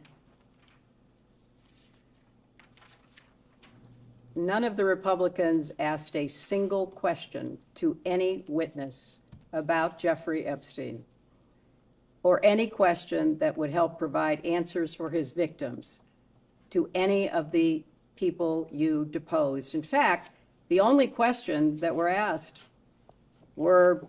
by the chairman to Attorney General Barr. And what were they about? They weren't about Jeffrey Epstein. They weren't about Ghislaine Maxwell. They weren't about victims and survivors. They were, General Barr, I may jump in for a couple of questions. Were you aware of the involvement of Hillary Clinton and the Clinton campaign in the Russian collusion investigation involving President Trump? A deposition of Ms. Clinton. Well, I'm just saying, you have kept me here for hours asking the same questions over and over again. I've given the same answers over and over again. Not a single Republican at any of your depositions has asked a question about Epstein or Maxwell. And it does seem to me that if the members were truly interested in getting to the truth, you would have asked Barr, Acosta, Wexner, you didn't even show up Madam at. Secretary, I believe we are very close to finishing. Madam Secretary, did Jeffrey Epstein ever request any meetings with your State Department officials? Not that I'm aware of. That's been asked and answered, Counsel. She said she's never talked to him. She said that repeatedly. Well, I guess they have to hear it over and over again for it to, But I think you can rely on your previous yeah, answer. whatever. Did Ms. Maxwell ever request any meetings between you and your State Department officials? Not that I'm aware of. Are you aware of any communication between your State Department staff and Mr. Epstein or Ms. Maxwell? I am not. Do you? Yeah, third and final round. Right. This is my third and final round. That's that's for good. me, okay? That should make you happy. You stated earlier it was false that Secret Service was dropped from some flights with President Clinton and Epstein, correct? No, she did not say that. Okay, who said that was So let the false? record reflect. Okay. So just for clarification, her husband has never signed off of Secret Service. That means anytime he is traveling or anytime he has gone anywhere, he has not signed off from Secret Service coverage, which means the Secret Service was with them. Okay, did you know the Secret Service was FOIA'd by FoxNews.com in 2016 and asking for this information, and Secret Service refused to provide it?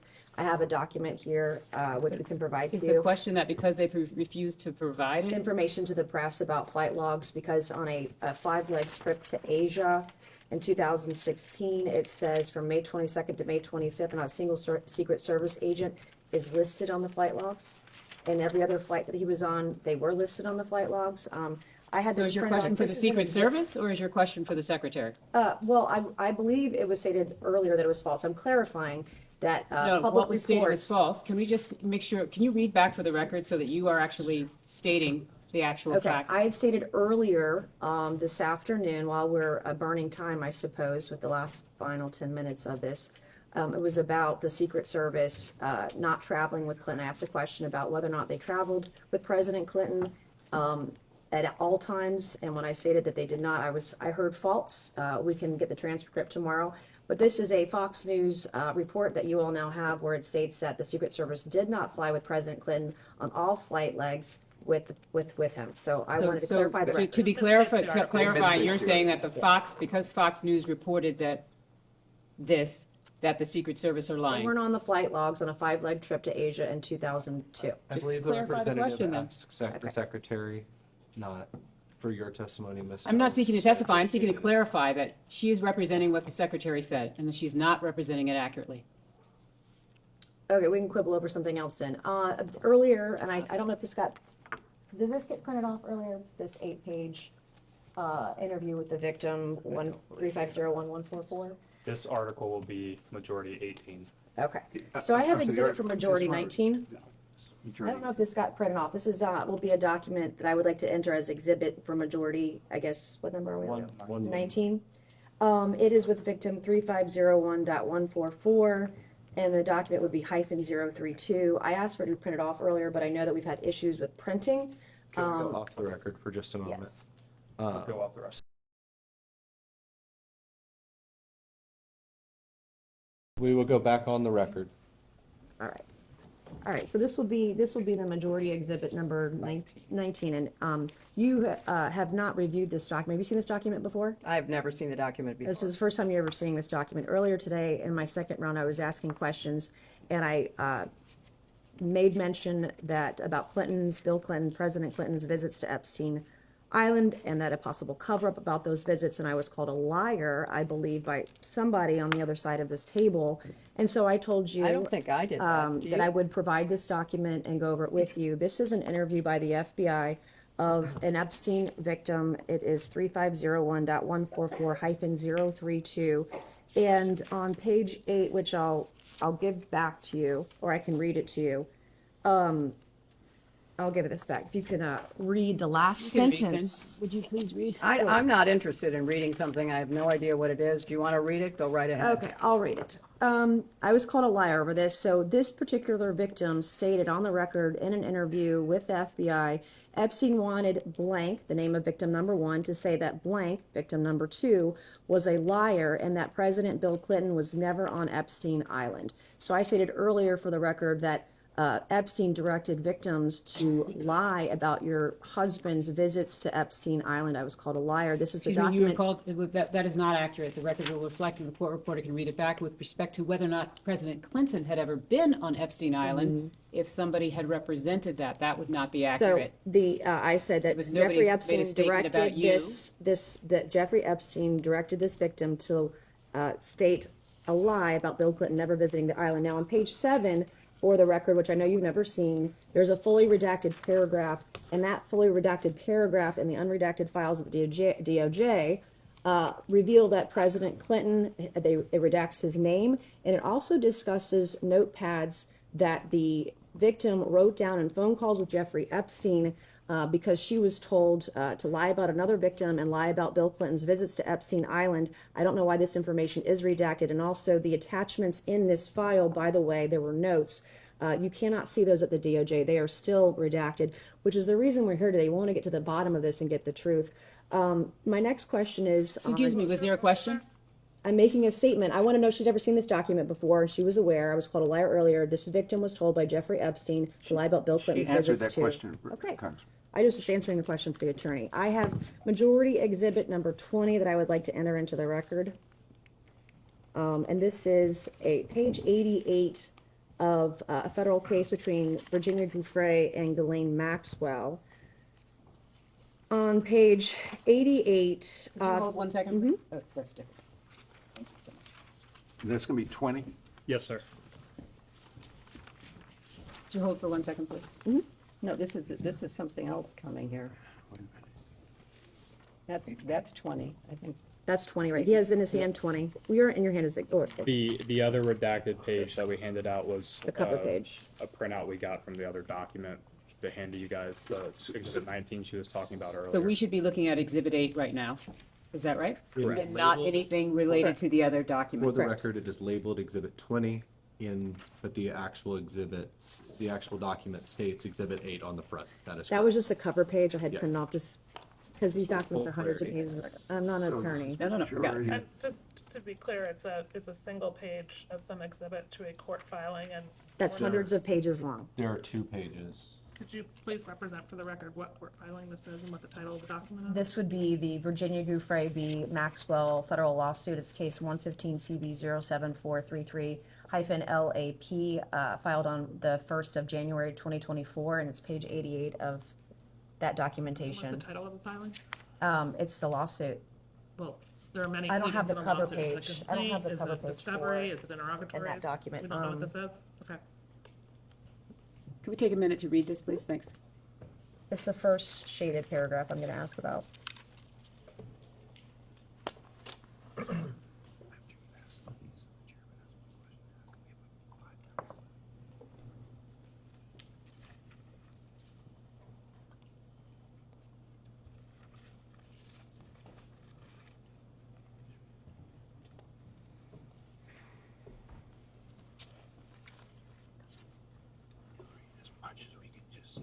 For the record, Counselor. Yes. And Counselor, be cognizant. the document is a case in the United States District Court for the Southern District of New York, in Virginia, Giuffre v. Ghislaine Maxwell. And I believe the Congresswoman has already stated the case number that is listed at the top of the document. Got Thank that. you for I was that. just asking what pleading it was. Is it the complaint? Is it discovery? I This don't would- seem to have the title of the document. This would be the defendant's submission regarding search terms and notice of compliance with court order concerning forensic examination of devices.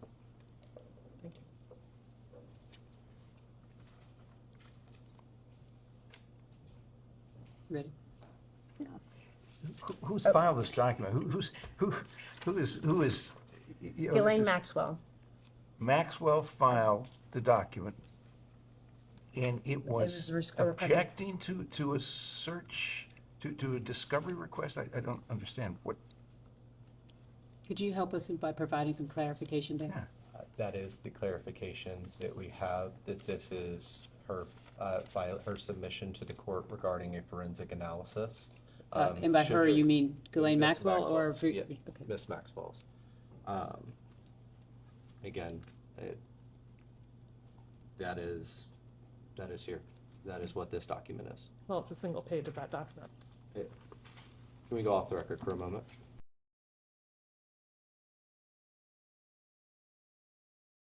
We will go back on the record.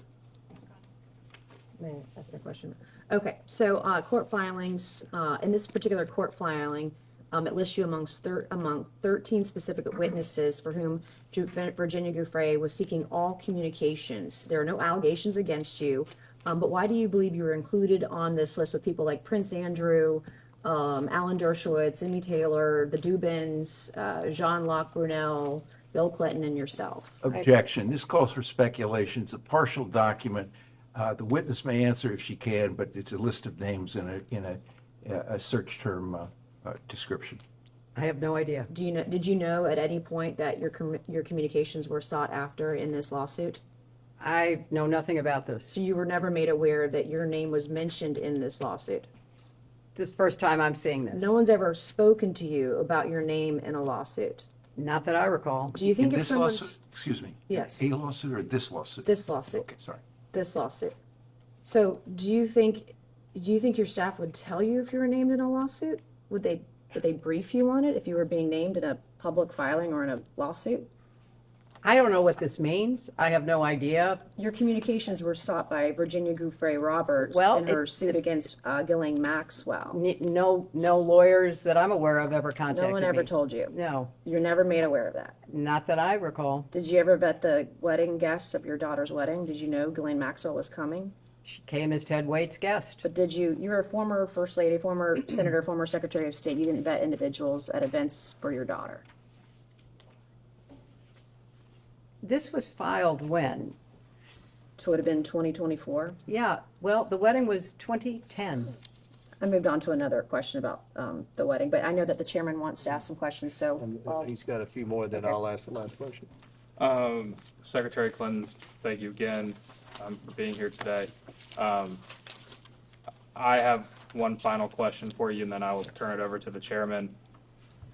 Would you say that being associated with powerful or influential individuals would give someone credibility? And in this case, Mr. Epstein used that as credibility around the world. I have no idea what he did or did not do. Understood. Sure. Madam Secretary, what, if you're following this, and I'm sure you are, in Britain with the arrest of Prince Andrew and the former ambassador to the British ambassador to the United States, they were arrested, it's my understanding, not for sex crimes, but for potential treason or potential violation of national security protocol. One of the things that a lot of people, and you may call it conspiracy theories or whatever, but I believe I've seen it on CNN, I've seen it on Fox, I've seen it in the Washington Post, the New York Times. There's a lot of speculation that he may have been an asset, and I know several questions have been asked about that today. And you've given a lot of advice for the committee on how we can move forward. And our objective is to get the transparency to the American people, to get the truth to the American people. And by the documents being released, the state documents that we subpoenaed, as well as the DOJ documents, we're already seeing many powerful men and women held accountable. So I feel like this investigation is moving in the right direction. But one of the things where we're stumped is how do we determine whether or not Epstein was a spy, whether or not Epstein was trading secrets, because he had people on the inside, especially in the Obama administration. We're not saying you, but Obama's former counsel that then went to Goldman Sachs. Where do we go in this investigation to try to determine whether or not he was an asset? You know, Mr. Chairman, I really appreciate that question, and I can't say that about many of the questions, but I really do appreciate that question. And I think it's an absolutely essential question for you to try to examine and find answers for. And I think you said that you had either document requests or maybe even a subpoena to the CIA. I would also include the DNI. I would include any counterintelligence or appropriate unit within the Justice Department.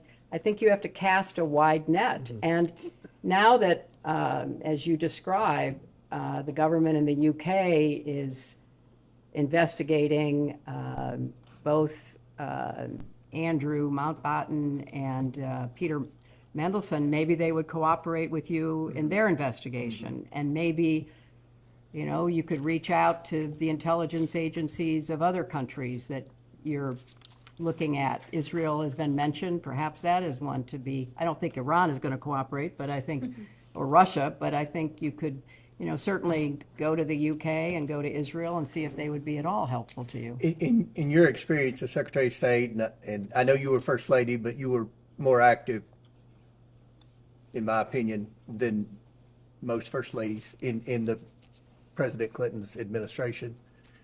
Does he exhibit characteristics? Is there a pattern that would lead you and your expertise to believe that he was an asset?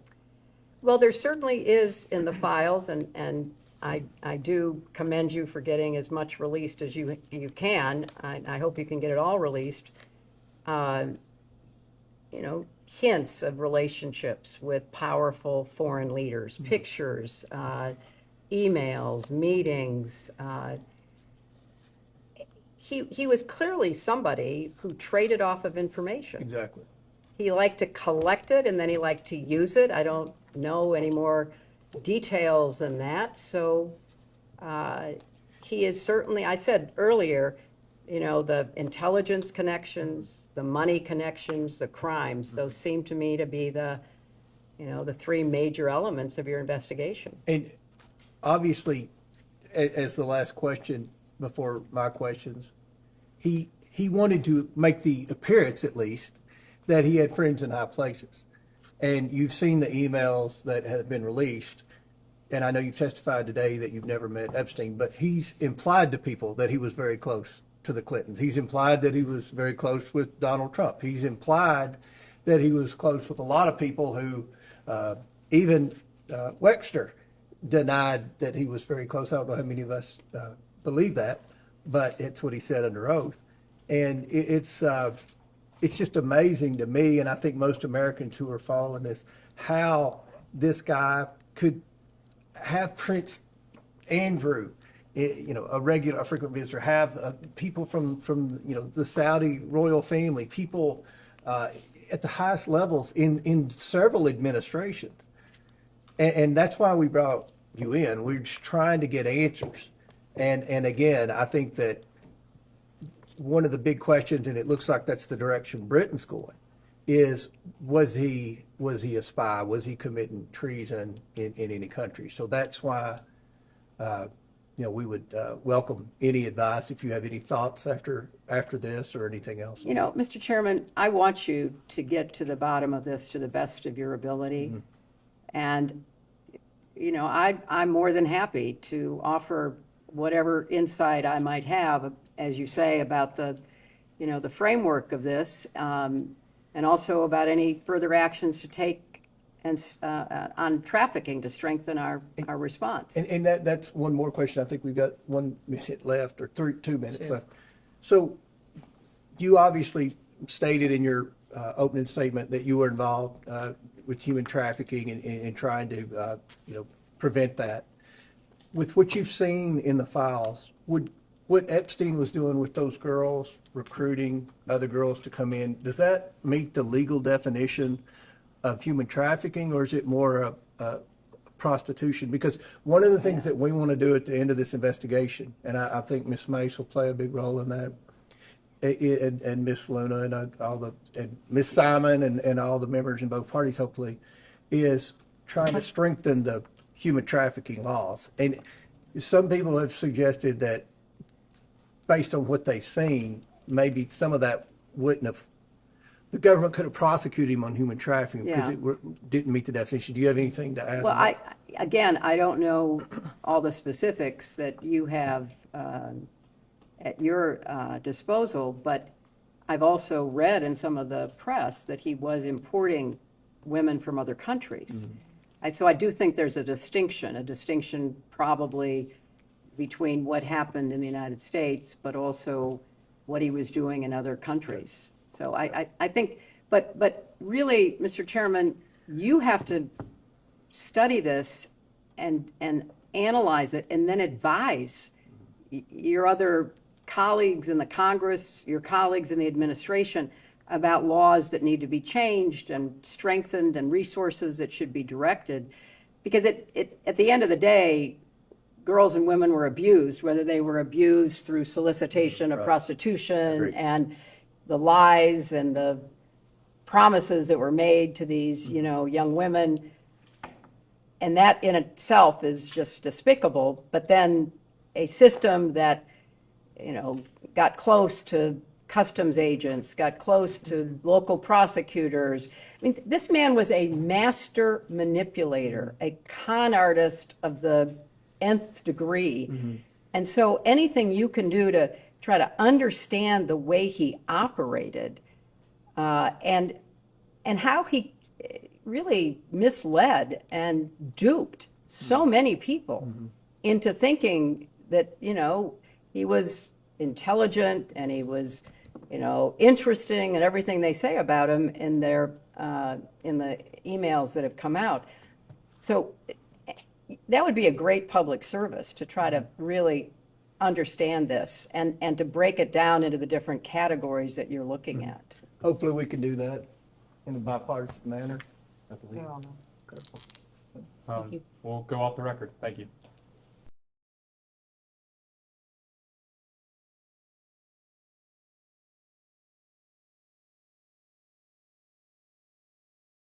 We can go back on the record. Ma'am, I just have one clarification. It was an email chain that I don't think was actually introduced as an exhibit, so I can't point you to it. but it related to Howard Lutnick and some kind of event at Cantor Fitzgerald. I just wanted to ask, our understanding of that email chain is that you were not on it. It was Lutnick to Groff to Epstein, and we don't believe that you were part of that email chain. Is that also your best understanding? That is my best understanding. Okay. Is there anything you would like to clarify or add to your testimony here today? Well, I want to underscore how important it is to try to get answers to all of the questions that everybody has about what happened and who did what, and try to have some measure of both public awareness and accountability. So I've answered these questions to the best of my ability, and I, offered to the committee that if I can be helpful in any way, I would certainly be helpful, because I think that these issues are important ones and they need to be addressed. And your answers today were to the best of your recollection, is that right? That is correct. All right. I think with that, unless you have anything else you'd like Let to me add? ask my lawyers, anything that you think we should clarify, or? Okay, good. When do you think we will have a transcript? We can go off the record